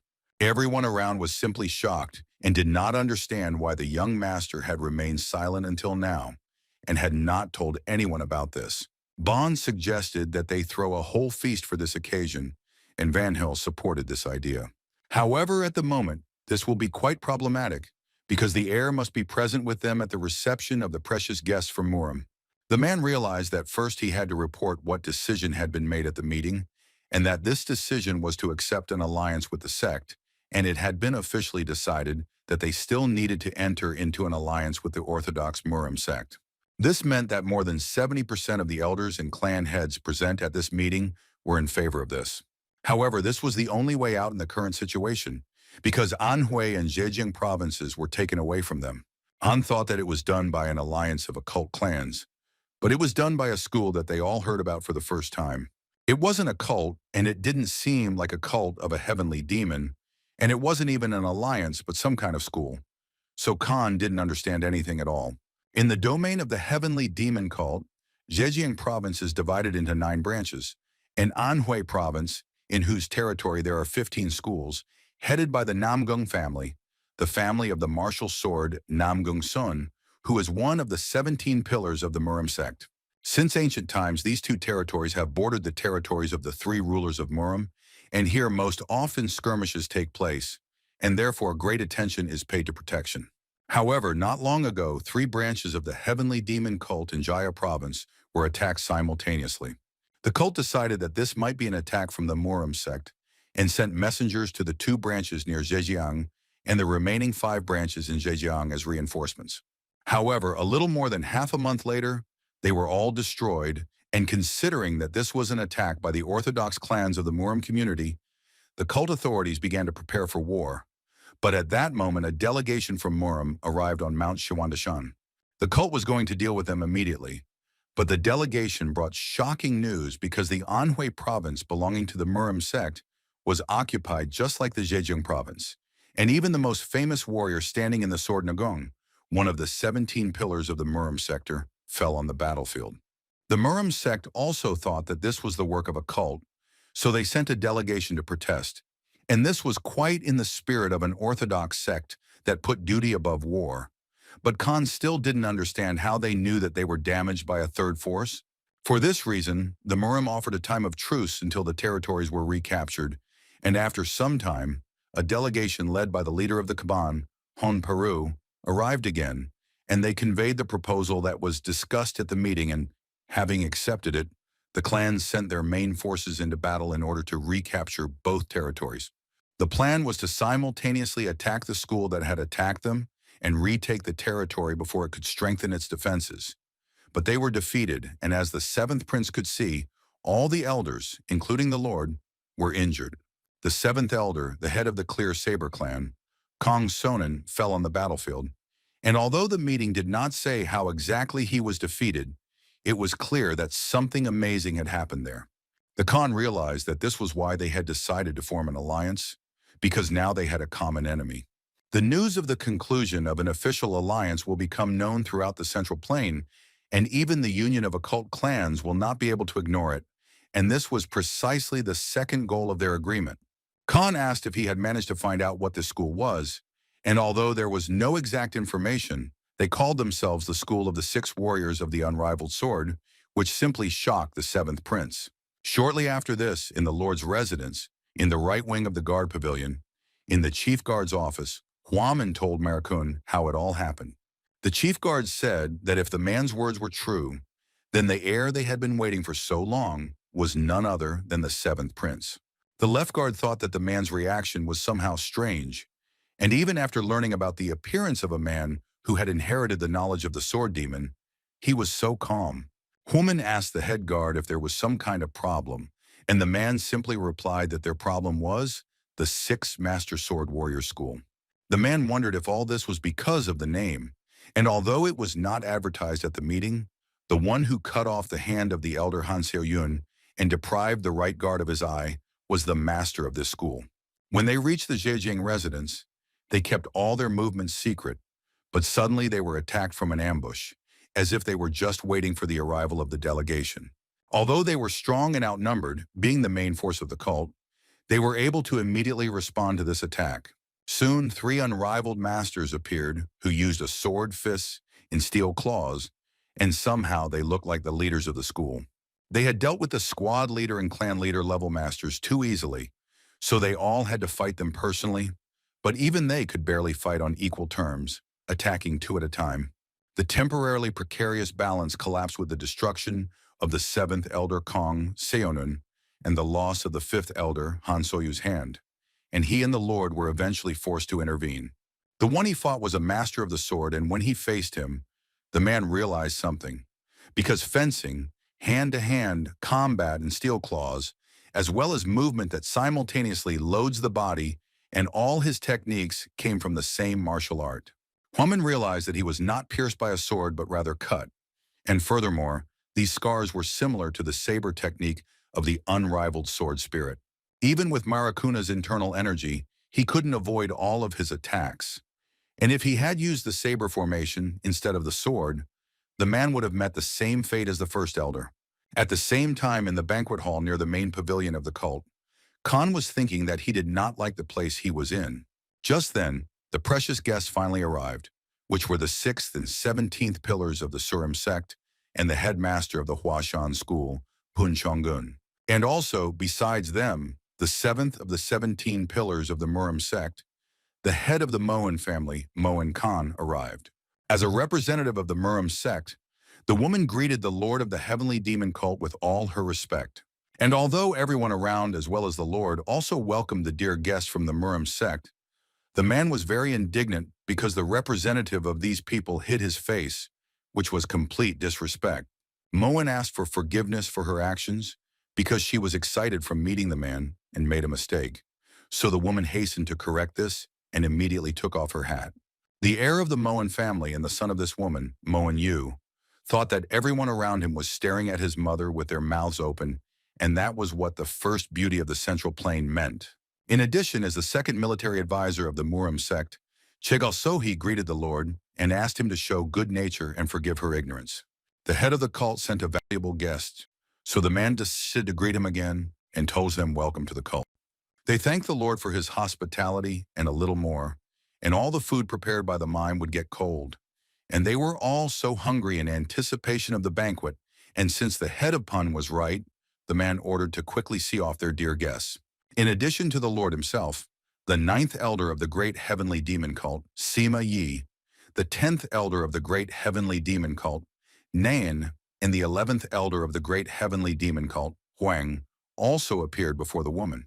And of course, the cherry on top of this cake was the heir of the great heavenly demon cult, and the acting 12th elder Han, who also welcomed the dear guests from the Murim sect. They had all heard that the cult's heir had not yet been chosen, but it seemed that this was not the case. And although the guy looked like a young man, he also held the position of elder. And if he thought about it, the man did not see the poison, Lord Beko, and the dark demon's smiting sword Mujiwan there. A demon cult is a demon cult, and even a man could not appreciate the power of this heir, although he looked no more than 20 years old. A man in a hat was watching all this, and he thought that the elder was not enough for this, but Khan would definitely fit the role. How suddenly he hit his cup against the vase, and something seemed to ring in Moen's head, and she began to look like some kind of zombie. Therefore, it seemed like she was following the instructions to the letter, although some people thought she was drunk because she quickly jumped up from her seat and asked Elder Naeon to disturb her and sit next to the seventh prince. Khan understood that the woman was as if drunk, but he did not understand whether she could not neutralize this with Negong, when suddenly she moved almost closely to him and told him that she incredibly strongly wanted to see him. Khan immediately told Nana to immediately begin analyzing her facial expressions, so she told him that her pupils were constricted and abnormal eye movements were recorded, which could indicate that the woman was under hypnosis. As soon as she decided to download the relevant information into the user's brain, the man hit the vase with his cup again to bring his plan to life. And then it became clear that the woman was indeed under hypnosis, because she decided to attack the seventh prince in front of everyone. Naturally, Khan was able to easily repel this attack, and it became clear to him that the woman was now beyond her control. Han asked Nana if there was a way to dispel this hypnosis, so she said that in addition to self-release, it is possible to stimulate the nervous system with an electric shock, and there is a possibility of destroying such artificially created impulses. Khan realized that this was a great idea, so he decided to try it immediately. But the woman's comrades did not understand what he was doing and called on the heir to stop. On the other hand, the seventh prince's allies were incredibly outraged that the Murim sect dared to attempt on the life of the heir and that they had to explain what advisor Moen was doing. The man was incredibly pleased with himself and thought that it all worked and that now just one word from him would cause complete chaos here. How unexpectedly, after Han, with the help of Nana, used electricity against the woman, the girl seemed to actually come to her senses and did not understand what exactly happened here. The stranger was in complete shock and incredibly angry that the suggestion was dispelled, but his partner told him that now was not the time to hesitate, so he told the man to immediately move on to the backup plan. How unexpectedly the man hypnotized her son, so the guy, just like his mother, rushed to the seventh prince and began to shout at him that he would immediately destroy him. However, Huang immediately stood up for him and told the guy that it looked like they weren't taking the demonic demon cult seriously. Khan understood that the hypnotist was somewhere very close, and it was obvious that he would not refute this alone. So the seventh prince asked Nana to turn on the Jongum's listening module, and as soon as the man thought that he needed to finish everything by any means and would have to use the third method, Khan finally found him and immediately neutralized him. The man made a fool of himself and pretended that he didn't understand what they were talking about, but Khan told him not to pretend and to immediately tell him what their third plan was. A man came up to him and tried to stop him, and although he didn't dare deny that their sect had made a mistake, he had read that the guy was crossing the line by endangering the life of a bodyguard. When Han asked the woman if this man was really her bodyguard, she had no idea who was in front of her, which couldn't help but shock everyone around her. At the same time, the man was telling his younger brother that there was nothing he could do and that he would have to use the third plan while the master searched for the remains of the sword demon, since this was the only way they could help him wreak havoc. Once the man clapped his hands, all the people around him began to attack each other, and this chaos really came to life. Khan was shocked by what was happening, because he did not understand when so many people managed to be hypnotized at the same time, and the man used only the sound of a clap, which was the reason for this. Then at that very moment, the man also did the same, But is it possible to influence such a crowd with this? And naturally, it was a negative answer, because obviously there was something else. Suddenly, before all those who were not hypnotized decided to attack each other, Khan stood between them all and called for them to stop immediately. He started shouting that all the people around were hypnotized and that the recent strange actions of advisor Moen were an evil trap to push the cult and Murim into conflict. The guy told the elder and the dear guest to make sure that those who were not under hypnosis did not get involved in the fight, and as for those who were still subjected to it, he said that he would deal with it himself. When the seventh prince came out, the simulated battlefield was in complete disarray. So Nana decided to upload the data into augmented reality, and he asked her to separate out those who were hypnotized from all these people. After that, she chose the objects according to the given condition, and therefore Khan said that as soon as he touched them with his hand, she would immediately send an electric charge, which she did shortly after. The man was in complete shock that the heir of the demonic cult had dispelled all of his hypnosis with just one touch. And just as he was thinking that the top of the demonic cult and Murim had intervened in this matter, Khan was already next to him. He himself did not have time to understand how Khan managed to put him on his shoulder blades. But Khan simply asked him, or did the man really think that he would be able to escape after he had caused trouble in the very center of the cult? One of the advisors from the Murim cult thought that the guy was really cruel and his hands knew no mercy, because a demonic cult is still a demonic cult. The man knew that if something went wrong, he would simply leave this world. But Han knew very well in advance that the man would definitely try to do this. So he pulled the poisoned tooth out of his mouth with one light movement of his hand to prevent this, because he still needed to deal with this master of his. So he told the man that they would see each other a little later. In the secret library of Manhwa, the entire area was simply littered with destroyed teachers, which could not help but shock. Besides this, when the other teachers went down to the underground floor, they were shocked that these unknown people broke through the iron door to get inside, and it was unclear who was even capable of such a crazy act. And because of this, the mechanism worked and the sapphire wall blocked the exit, and now he is locked inside. So they were waiting impatiently for the head. How suddenly they heard a noise from inside, and it seemed that the criminals were already trying to get out. But this jade was 3 times thicker than the tombstone in the secret library, and it would be difficult to break it with ordinary force. But the men were still incredibly anxious. And it was not without reason, because literally a second later, the sapphire stone began to crumble before their eyes. Along with the other teachers, Huaman immediately hurried to the main library of Manhwa, when suddenly they heard an incredibly loud explosion. So the man hurried forward and 2 men appeared in front of him, and he realized that they were among the bodyguards of the Murim sect. And it was clear that the energy they emitted was not at all up to the level of a bodyguard. And the man told him that after looking at enough empty shells, he was already disappointed.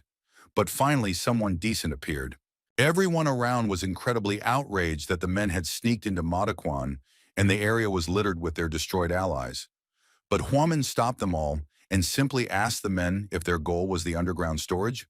The man was amused by this question, because everything was obvious anyway. So he told his partner that he would quickly sort everything out here, so he could go for now, because he knew where the back exit was. Huaman immediately gave the order for all his allies to immediately capture the 2 criminals, when suddenly the man let out an incredible roar that deafened everyone around. And no matter how hard everyone around them tried, he informed them that no matter what they did, the end result would be their immediate destruction. And even when the left bodyguard himself decided to try to attack the man, he failed because he was so fast, and it was unclear what kind of movement he used, and it was clear that he could not relax for a moment. His rival said that even the left bodyguard turned out to be a dud, and to his regret, that was all that the cult was capable of, the skills of whose members were overgrown with such rumors. When Huaman asked who these people really were, the man attacked him again and said that they were too curious for those who would be immediately destroyed. And even though the left bodyguard used his strongest abilities, he realized that his opponent was too strong and superior to him in every way. But he also understood that he could not just defend himself. Therefore, immediately after that, he used the red flame sword secret technique, Firestorm bringing doom, to somehow inflict damage on his opponent. The man was glad that his opponent had finally become more serious. But when he struck back, Huaman was simply shocked how he could do that, and where did he get such a fist style from? Immediately after, the man dealt the left bodyguard an incredibly powerful blow, and only then did Huaman realize that this bastard was from the 6 warriors of the unrivaled sword school. And he was 100% right, because the man standing in front of him was Sohyun from the main school of the Saber Fist, belonging to the school of the 6 warriors. Huaman knew that he had to report this to the cult in some way, but he couldn't even move from the damage, so his opponent decided to deal him the final blow. However, suddenly from behind his back, his partner's head was thrown to him, and he simply did not understand how this could even happen. And naturally, in front of him was none other than the 7th prince, who asked him whether he was the master of this whole evil gang. Huaman shouted the word heir, and the man realized that if he was the heir, he should be at the reception now, and he was sure that they couldn't figure out their plan. But he couldn't do anything, so he still decided to destroy the left bodyguard and get out of there immediately. However, Khan simply rushed there with lightning speed and was able to repel the man's attack, which could not fail to impress him. In this case, he decided to use the method of grafting a flower onto a tree, which was an attack in which the enemy's nagong was used as one's own, to strengthen one's own power, just as gardeners graft a flower from a blossoming tree onto an unripe one, to stimulate it to blossom itself. Khan understood that if he retreated now, the left guard would definitely be destroyed. So he decided to take the full force of the blow on himself. But he not only did not retreat, but on the contrary, he pushed his opponent back with force. However, even such damage was not terrible for Khan, because Nana immediately began to restore the organs damaged by the leaked energy. Sohyun knew that such a blow had not gone unnoticed by the 7th prince, but the boy told the left guard to immediately call the Lord and the other elders, because they should all be at the entrance to Madakwan now. The heir said that he would take this bastard on himself, so he told the man to leave there immediately, and he was hoping that Khan would defeat him, when suddenly the man caught up with him. However, the 7th prince was not stupid and immediately prevented what he so feared. Sohyun already understood that it would be very difficult for him in this fight, because just recently he was sure that Han had very serious internal injuries, but he continued their fight as if nothing had happened. And even though Khan was a little exhausted by this fight, he still didn't stop asking how the man was connected to the unrivaled spirit of the sword. The man said that it was different from what he had said, because he had said that no one would know, but Khan could not understand what he was talking about. But this man could definitely belong to the school of the 6 warriors. Besides this, Seo-hyun said that if he knows the Nameless One, then he understands perfectly well that he and the cult are sworn enemies. Suddenly, an incredible number of the strongest people of the demonic cult began to surround them, and the man said that it was because of the 7th prince that it would now be difficult for him to escape. He told the 7th prince to be a good boy and follow him, because he would have to use Han as a hostage, and he had no time to hang around with him. Han realized that the man was using the second formation and the saber technique of the unrivaled sword spirit against him, and he managed to rework the formation into a fist technique. But the difference in power between them was small, and in order to interrupt this, he must at least do something. Therefore, he used the 24-demon sword, the heaven-facing sword, but even this technique paled in comparison to his power. And although Khan was going to hit him in his weak spots, he changed his formation and tried to find his own weaknesses. The Khan knew that he couldn't keep up with the formation changes at all, and the man mocked the boy because he was sure that he couldn't do anything with his sword. Seo-yun told him that the 7th prince was indeed a worthy opponent, but he was still confident that he was superior to him in every way. The man dealt Han an incredibly powerful blow, and was surprised that even such a technique could not destroy him on the spot, so he actually told the 7th prince that he could accept his praise. However, even though this technique didn't completely destroy the guy, So-hyun told him that no matter how hard the 7th tried, the sword demon technique wouldn't work on him. As the boy expected, Seo-hyun was familiar with the 24 demons' sword formations, and the man was glad that the 7th prince realized this, because now it was clear that the demonic cult would not be able to defeat them at school. And although Khan's sword was broken, he was incredibly outraged that the man was saying that their cult would not be able to defeat them. So no matter what, he decided to demonstrate all his abilities, and right before the man's eyes, all his wounds immediately began to heal. The man realized that his wounds were simply healing, and that Khan had become even more dangerous. So he decided to destroy him on the spot before he regained all his strength. However, Han decided to move on to his most secret move and use the heavenly demon sword technique. The man simply could not believe his eyes and did not understand where this guy got such incredible power from, but he did it in order to pay for the insult to his cult. A little later, in the main square of Manhwa, the man finally arrived to the Lord and told him that now a fighter from the School of the Six Warriors was fighting the heir, and they were in front of the library itself. Immediately after the man shared this information, he lost consciousness, and it looked like it was due to his internal injuries. When Marakun decided to block the Lord's path to protect him and prevent him from entering the battlefield, Yuchun was incredibly angry and outraged, because how could someone like him dare to block his path? The man fell to his knees and told his lord that he would be the first to go there, and asked him to mentally take care of his health, because he had not yet fully healed his wounds from the duel with him. The lord knew that his bodyguard was right, so in addition to him, he ordered the 4th and 10th elder to head there immediately.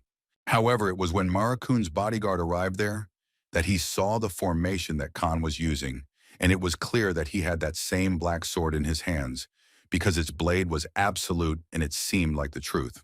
Khan was shocked that someone had actually managed to see him when he used such a secret technique. But still, he was the only one who saw it. And when the other two heads arrived, they were shocked that the guy single-handedly defeated the master of the School of Six Warriors, and Nan was worried about whether her dear heir was injured. Marakun also hurried to the heir and told him that he was really glad that the guy was absolutely fine, for which Khan really thanked him. Immediately after this, the Lord arrived on the battlefield and Khan simply fell at his feet and bowed. The 7th principal understood that although it was said that the guardian family honored the will of the sword demon, it was impossible to ignore the fact that the head guard was the Lord's right hand, so there was a possibility that he would tell him what he saw. The Lord inquired as to what exactly had happened here, so the man said that when he arrived at the scene, the heir had already defeated the master of the Six Warriors School. The man understood that their opponent was not simply pierced by a sword, but the wound was as if several formations had been strengthened in one blow. And to think that his son was hiding such abilities, it was clear that it was better not to relax with him. Soon after, the Lord decided to go down to the secret floor of the Madokvan library and was quite shocked, because they were actually targeting this very place. When they went down to the very bottom, they realized that these men had actually burned the secret teachings of the sword demon. And not only was there a place like this hidden in Madokwan, but the enemies also knew a secret that even the Lord himself did not know, so it became clear to the man that he was not taken seriously, so an incredibly harsh aura formed around him. Han believed that they were targeting the library because of the sword demon's legacy, but they were interested in the scars left by the unrivaled sword spirit. Even if you think about it, the man was already familiar with the 24 demon sword, so the 7th prince didn't understand why he needed the marks from the saber when they called themselves his descendants. So he just kept asking himself who these men really were, and what was their real goal, and what was this school of the 6 warriors of the unrivaled sword? Because of what happened, the entire cult of the heavenly demon was plunged into chaos, and it took a whole night to remove the dead warriors and capture the enemies who had penetrated the territory of the cult. All forces were thrown into searching for whom, but apart from 4 people, no other traces of anyone's presence could be found. At the cult's banquet square, the people from Murim didn't know how long they would have to stay there, but for the sake of the alliance, they needed to prove their innocence, so they asked the head of Moen to wait. They had told everything they knew, and now the cult had to make a decision, whatever it might be. So she hoped that the elders would find the strength to endure this. She understood that only now all the memories became clear, and she could not imagine that she could be used in such a way. After being defeated in the Battle of Anhui, she went south to join 2 mobs located in Zhejiang province when she was suddenly attacked by unknown assailants. When she came to, she discovered that she had already joined the colony of the Murim sect, and until the hypnosis was dispelled, she perceived her enemies as her bodyguards. For the sake of the Union, her movements were kept secret, and only those present at the meeting knew about them. So the woman realized that in this case, there was a high probability that there was a cruel spy among the 17 pillars. She knew they had to return with a successfully formed alliance, but the attack on the heir meant they wouldn't be let go that easily.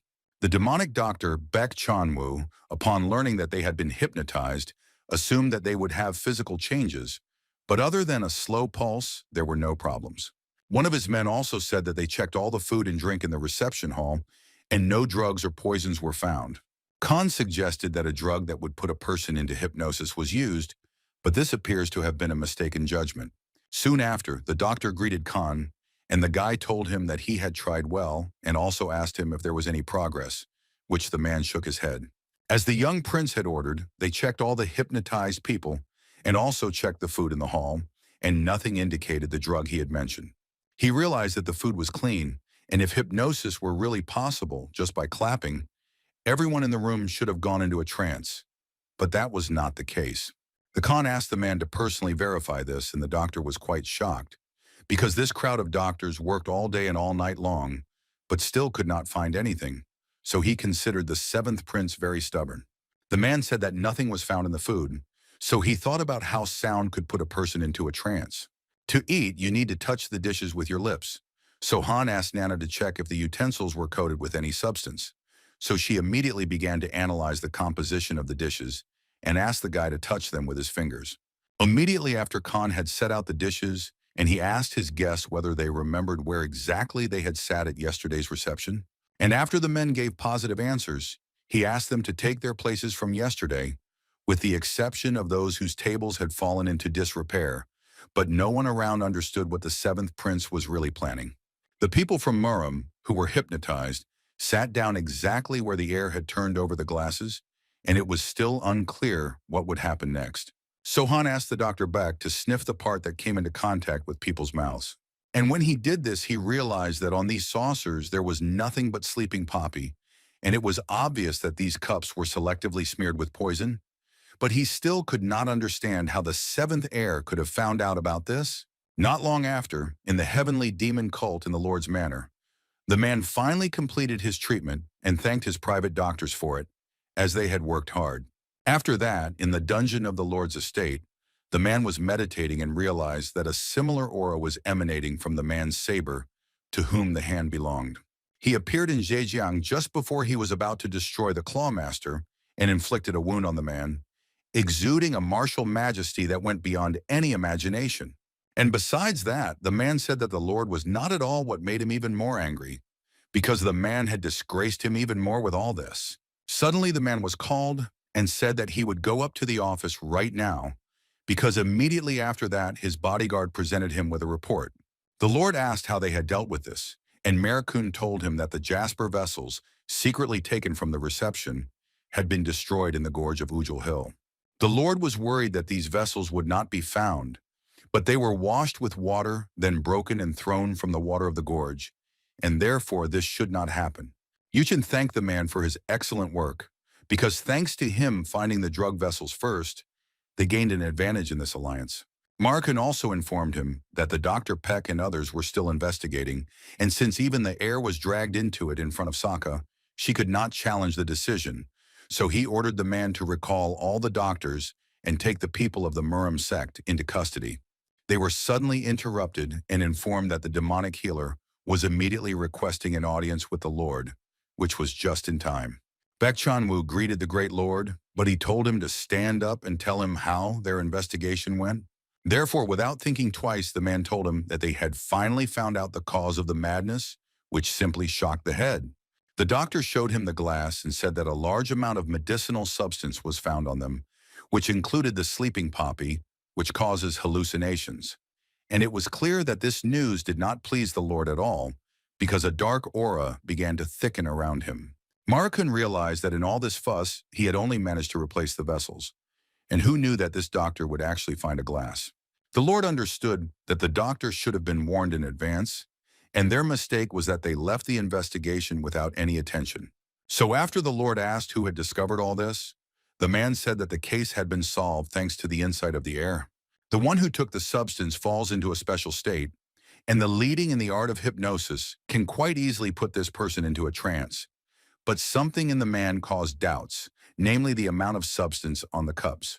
To hypnotize a person, you need much more sleeping poppy, but it was not found in the alcohol inside the vessels. And because of this, The heir assumed that the vessels could have been replaced and personally decided to check the remains of alcohol in the residence. However, the Lord interrupted him and immediately called his bodyguard and told him that since they had learned the cause of the incident, he ordered him to immediately release the guest from custody and convey something to his heir, namely that he should immediately stop his investigation. The healer understood that the Lord most likely had something to hide, since he was going to report that there might have been a spy among the inspectors, but it seemed that there was no need for that. Meanwhile, in the kitchen at court, Khan asked his interlocutor Marakun a question to clarify whether the Lord had really ordered the investigation to be stopped. The man he was talking to confidently assured the boy that in truth the vessels were hidden by order of the Lord, and they asked him not to tell anyone about it. Hearing these words, the guy immediately thought about what he was planning to take advantage of the situation, and of course now it was obvious that the Lord was very artificial in tricks, and even using him in Matakwan as bait, he still won. So Khan decided to ask another question, which was that he wanted to know, and the main fear really knew about it from the beginning. But without waiting for an answer, he understood perfectly well that if this was true, then the issue with the vessels was also settled by the person with whom Khan was speaking, which was confirmed by his interlocutor. After which Khan added that if he were in the man's place, he would never have gotten rid of all the dishes, although the man believed that this was not entirely objective, since it seemed to them that there were essentially no other options. Khan then said that if they could analyze the substance's composition and take action, they would not fall for the same trick twice. After which he noted that this was where his participation in this matter ended, and that he had gotten involved in all this in vain from the very beginning, so he decided that he would be the first to leave. In his mind at that moment, he was thinking that it was bad enough that the Lord's plan had burst like a soap bubble, but considering the consequences, it was perhaps even for the best that it had happened, because thanks to it, they were able to detect traces of the substance. Meanwhile, people from the Murim sect were saying that apparently everything had fallen into place and there were no more misunderstandings, although given the face of the leader, it was impossible to say so. The whole point was that the man believed that the union could not be dissolved in any case, and they did so in order not to suffer senseless losses in the battle with the sect. Given this opinion, most of his interlocutors believed that this made sense and was definitely worth thinking about. Although Moen, who listened to all these words, thought that the demonic cult could gain advantages from the alliance and demanded them as an apology for the incidents, however, the one who took a step back was Erjong.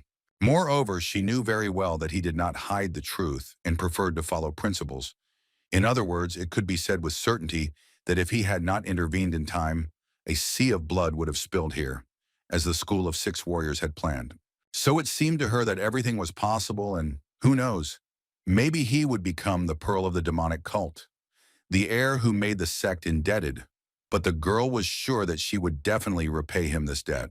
3 days had passed since the attack of the School of Six Warriors, and the signing of the alliance of the dark and righteous paths was successful, which was announced to everyone at the residence of the cult.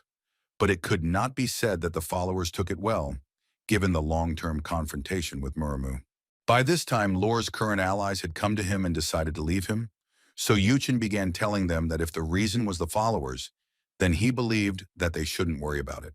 Moan immediately told him with a smile that in fact this was not the reason, because according to her, some circumstances had arisen that forced them to leave ahead of schedule, and she would also like to thank the Lord for his hospitality. At the same time, her advisors thought that perhaps Advisor Chagall could act as a spy for the Six Warrior School, but on the other hand, if that were the case, then there would be nothing suspicious, and most likely they needed to go back and investigate everything. Suddenly, his thoughts were interrupted when one of them extended his hand, which contained an invitation from the head of the sect to the Murim competition. The Lord was glad to inform them that since they had entered into an alliance, he would definitely take part, and he asked that this be conveyed to their Lord. At some point in their conversation, Lord Marakun's chief bodyguard entered the room, wanting to tell the man that it was almost noon, which meant he should prepare for the official announcement.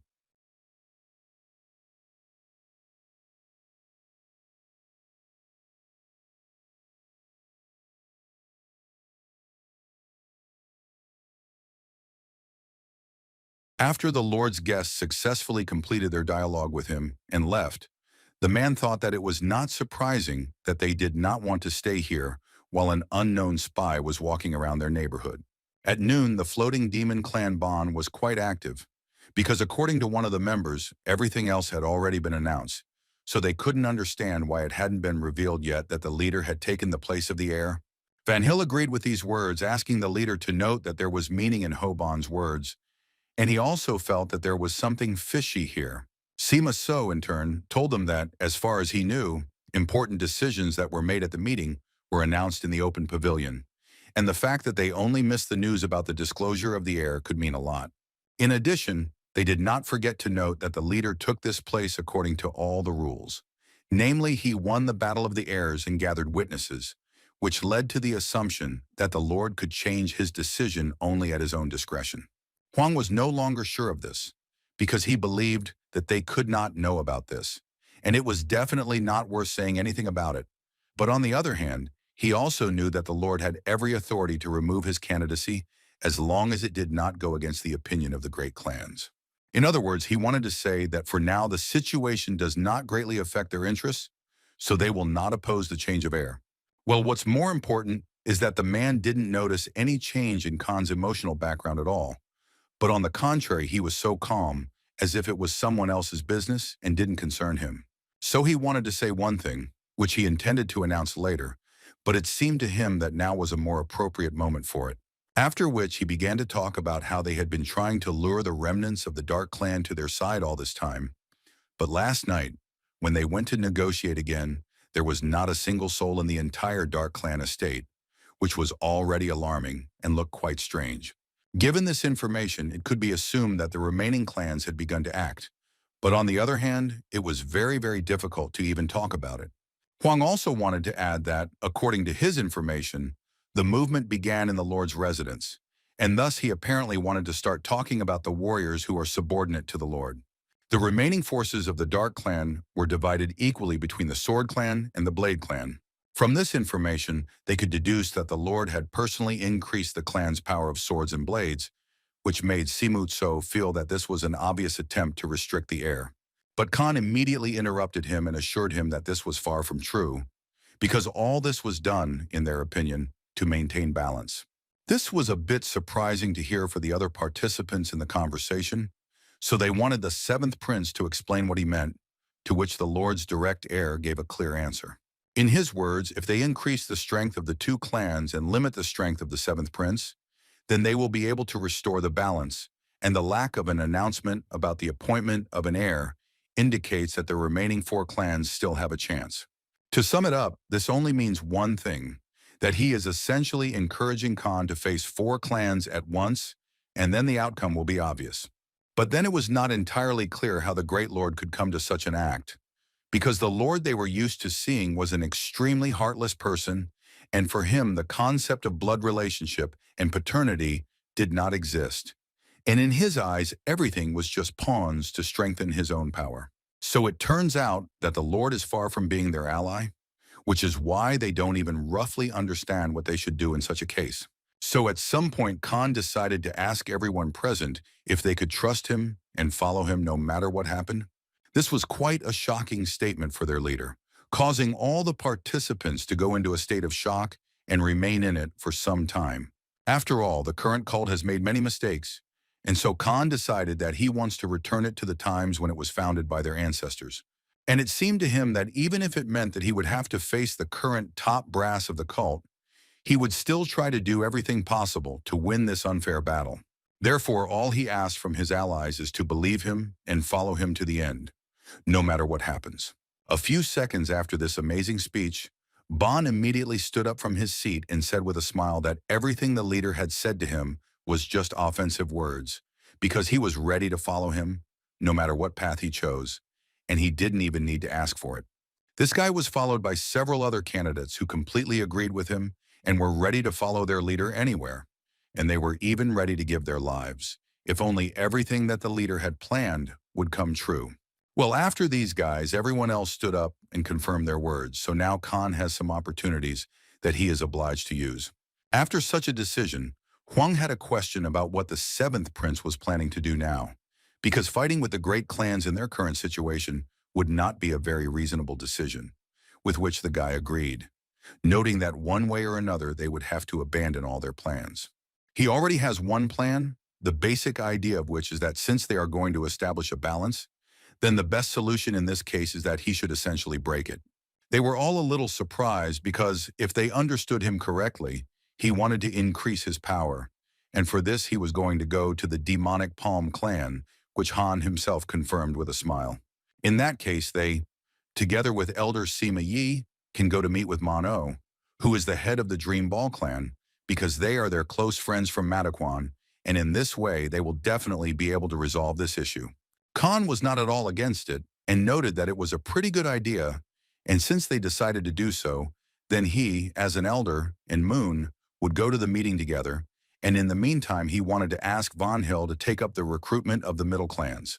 Bond decided that he couldn't do that, and most of all, at that moment he wanted to go with the leader, because he believed that he could be of much more use in that case. Looking into the eyes of this young guy, Leader Han realized that he had no other choice, and apparently this guy was simply impossible to convince. So he began to think about agreeing to this proposal. In the end, after a few minutes and some time of reflection, the leader finally made a decision and agreed with Bond to go with them, which could not but please the guy. After this decision, another proposal was made, which consisted of the guys offering the seventh prince to take Beck with him, who was clearly surprised by such a proposal, because he did not expect at all that he would be offered such things. Beck wasn't exactly happy about it, but apparently he had no other choice, especially after the leader noted that they could definitely use some extra hands. Meanwhile, in the courtyard of the Demon Palm clan, the leader received a report from Bu Song of the military guards, which was a little unexpected for Clava because he did not expect such a report so early. But it turned out that the heir had decided to urgently see the head, and for this he had sent one of his assistants to inform the head about this, which was certainly surprising for the head. Therefore, the head decided to order the manager to be called immediately so that he could prepare the guest pavilion, and he also conveyed that they should do everything as smoothly as possible so that there would be no mistakes. Meanwhile, the heir was already on the territory of the clan, who at that moment were being shown the garden. Even Bon, who knew absolutely nothing about gardens, remarked that this garden seemed beautiful to him, which was truly a very good compliment. As a friend, their dialogue was interrupted by the eighth eldest Muyon, who came out to personally greet the heir. Han, in turn, also showed respect and noted that he was very glad to see Elder Muyon, and also very pleased that he met him personally. After which the elder noted that he was going to personally lead the heir to the guest pavilion, which looked very thoughtful on his part. But suddenly they were interrupted by one of the warriors, who apparently ran very quickly to the leader to tell him some very important news. It seemed that right at that moment, the third and fourth elders, as well as the young master Chong Mugium, were standing at the main gate, and according to the soldier, they were asking for an immediate meeting. The Khan heard this and decided to turn to the elders and tell him that the man should not worry and not think about the heir, but should act as he sees fit. The elder was very grateful to the heir for understanding the situation, because he really would have to immediately run to the main gate and meet such respected guests. He ordered his men to take the seventh prince to the guest pavilion so that they could rest and recover. Walking around the area of this plain, Khan couldn't help but notice that it was incredibly beautiful there, and they weren't lying at all when they talked about their deep knowledge of gardening. Meanwhile, dinner was already ready, and the elder invited the heir to come to the table and share a conversation with him over the meal. The table was truly magnificent, that even Bon was incredibly surprised considering the dishes that were brought out to them. But also in his head at that moment there was a thought there, that in every visit of the elders something happens, although this time it seemed to him that everything should go smoothly. Besides, he heard that the headman has a granddaughter, and Moon said that he has a twin, and this must be his younger sister. Considering all this information, he began to think that perhaps the head, like the clan of shamans, would also try to match his child with the heir, because it was more than beneficial for them. But suddenly their dialogue was interrupted by some loud conversation of one of the soldiers, who was trying to forbid some unknown person to enter the clan territory, because now the leader was receiving other guests. But apparently this person did not care at all, and he intended to go there. As it turned out, it was the fourth elder and head of the Stream clan, Cha Gumgan, as well as the third elder and head of the Blade clan, Buchorn. Well, following them was a guy from the Blade clan, as well as a candidate for the successor of Jong Magaeum. The head had to get up from the table and ask the heir for forgiveness for the fact that he would apparently have to disconnect and talk to these people so that they would not have any problems in the future. The first thing the chief decided to tell them was that he had already asked them to wait a little since he already had guests, so he wanted to find out from them what made them act so impolitely.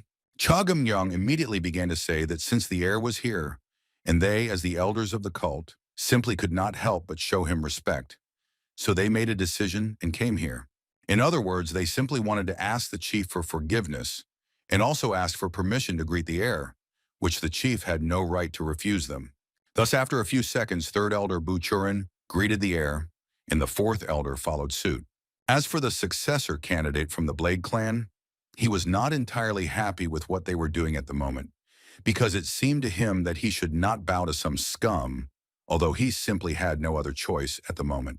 After this, the fourth elder decided to tell that they came here to get an answer from Elder Moon, and after a lucky chance, they ended up together with the heir.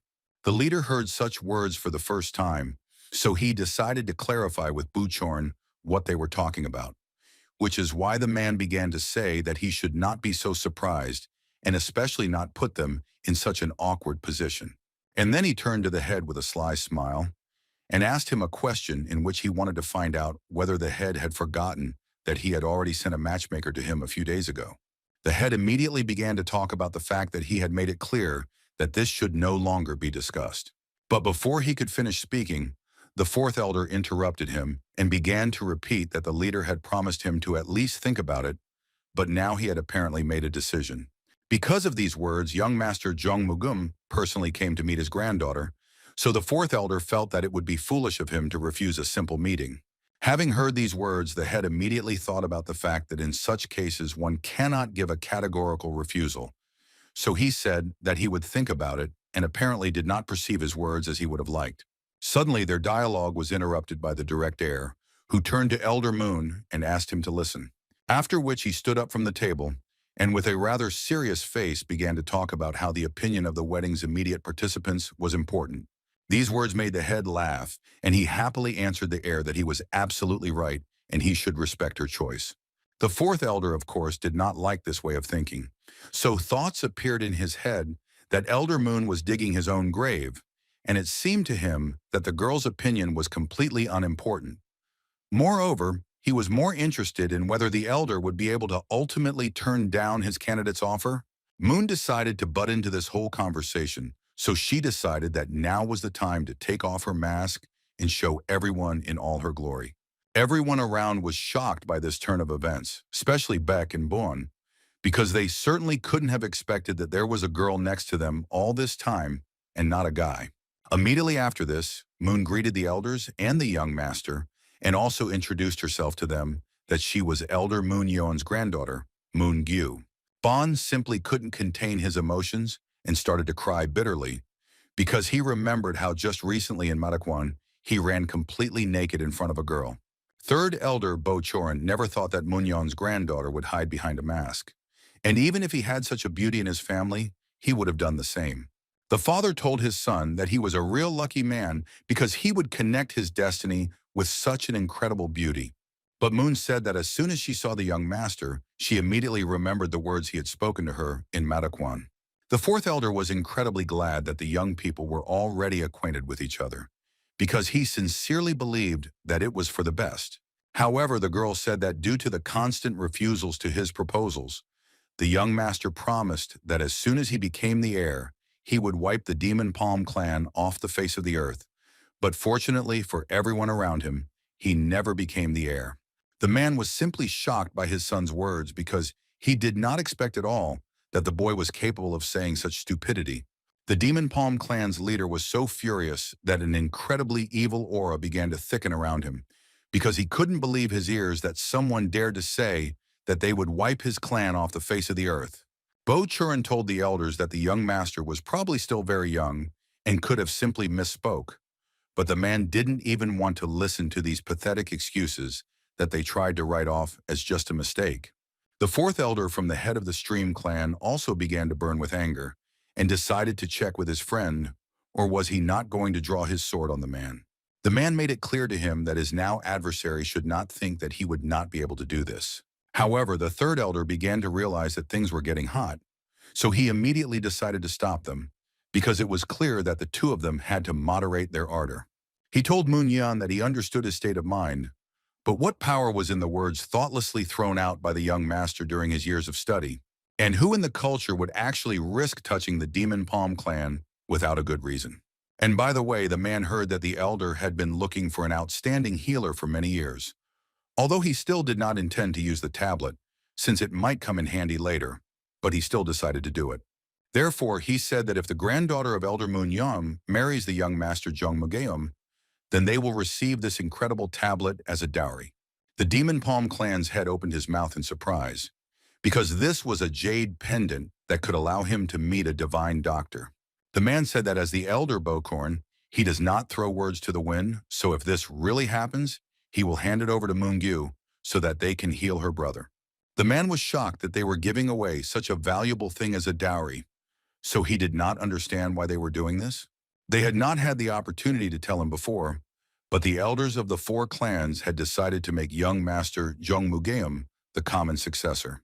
The man realized that the remaining four clans supported Jung Mugeum's candidacy for the position of heir, but his granddaughter had already sworn allegiance to the seventh prince, so he did not know how he should act in this situation. But he also thought that with this pendant, he would be able to cure his grandson, who was born retarded. Khan wanted to receive Elder Moon's loyalty for free, but they were the ones who brought what the man wanted, so the third elder was confident that the winner had already been determined. He asked Munyon whether he would allow his granddaughter to marry the young master, Chon Mugeum. However, without ceasing to amaze everyone around her, Moon grabbed the young master's hand with an incredible grip and told everyone that she already belonged to him. Even Khan could not have expected such a turn of events, and despite the fact that he was incredibly evil and strong, such a situation could not help but embarrass him. The girl immediately began to apologize mentally to the young gentleman and told him that this was the first thing that came to her mind. Seeing that young Mugum was watching them from the side with an incredibly angry expression on his face, Han didn't lose his head and simply hugged the girl, confirming all her words. The guy was angry that this damn spawn not only took away what belonged to him again, but also dared to mock him.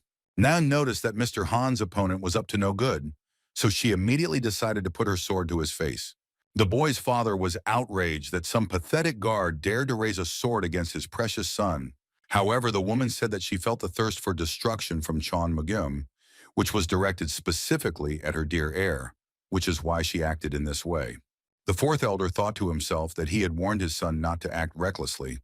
After all, he was their only successor who had valuable hands and feet, so he had to stop them by any means necessary. The whole situation made the guy even more angry, because some damn girl dared to point her sword at him. However, when he tried to attack her, the woman's sword did not move even a millimeter, which left the heir incredibly shocked. Ever since Han took the position of heir and destroyed Mujin Wan and the master of the 6 warriors of the unrivaled sword school, the remaining 4 great clans felt the strongest threat coming from him, and then the Lord gave them an excuse. The reason is that the title of heir can be transferred to another at any moment, and as ironic as it may sound, Chon Mugeum was chosen as the general successor only because he was the only candidate who did not lose his arms and legs. He thought so much of himself that he kept yelling at the woman that she thought too much of herself because Nyan dared to do such a thing. Bokorn was already starting to get really nervous. After all, at the meeting, the 7th prince had cut Mu Jinwon into pieces for just threatening him, so the bastard behind young Mugeum would definitely take this situation as a chance to destroy him on the spot. Therefore, the men had no choice but to kneel and beg him to forgive the young master for his childishness, because it was all an unfortunate mistake, so they asked him to show maximum leniency. However, Khan was incredibly angry and simply asked the men why he would do this.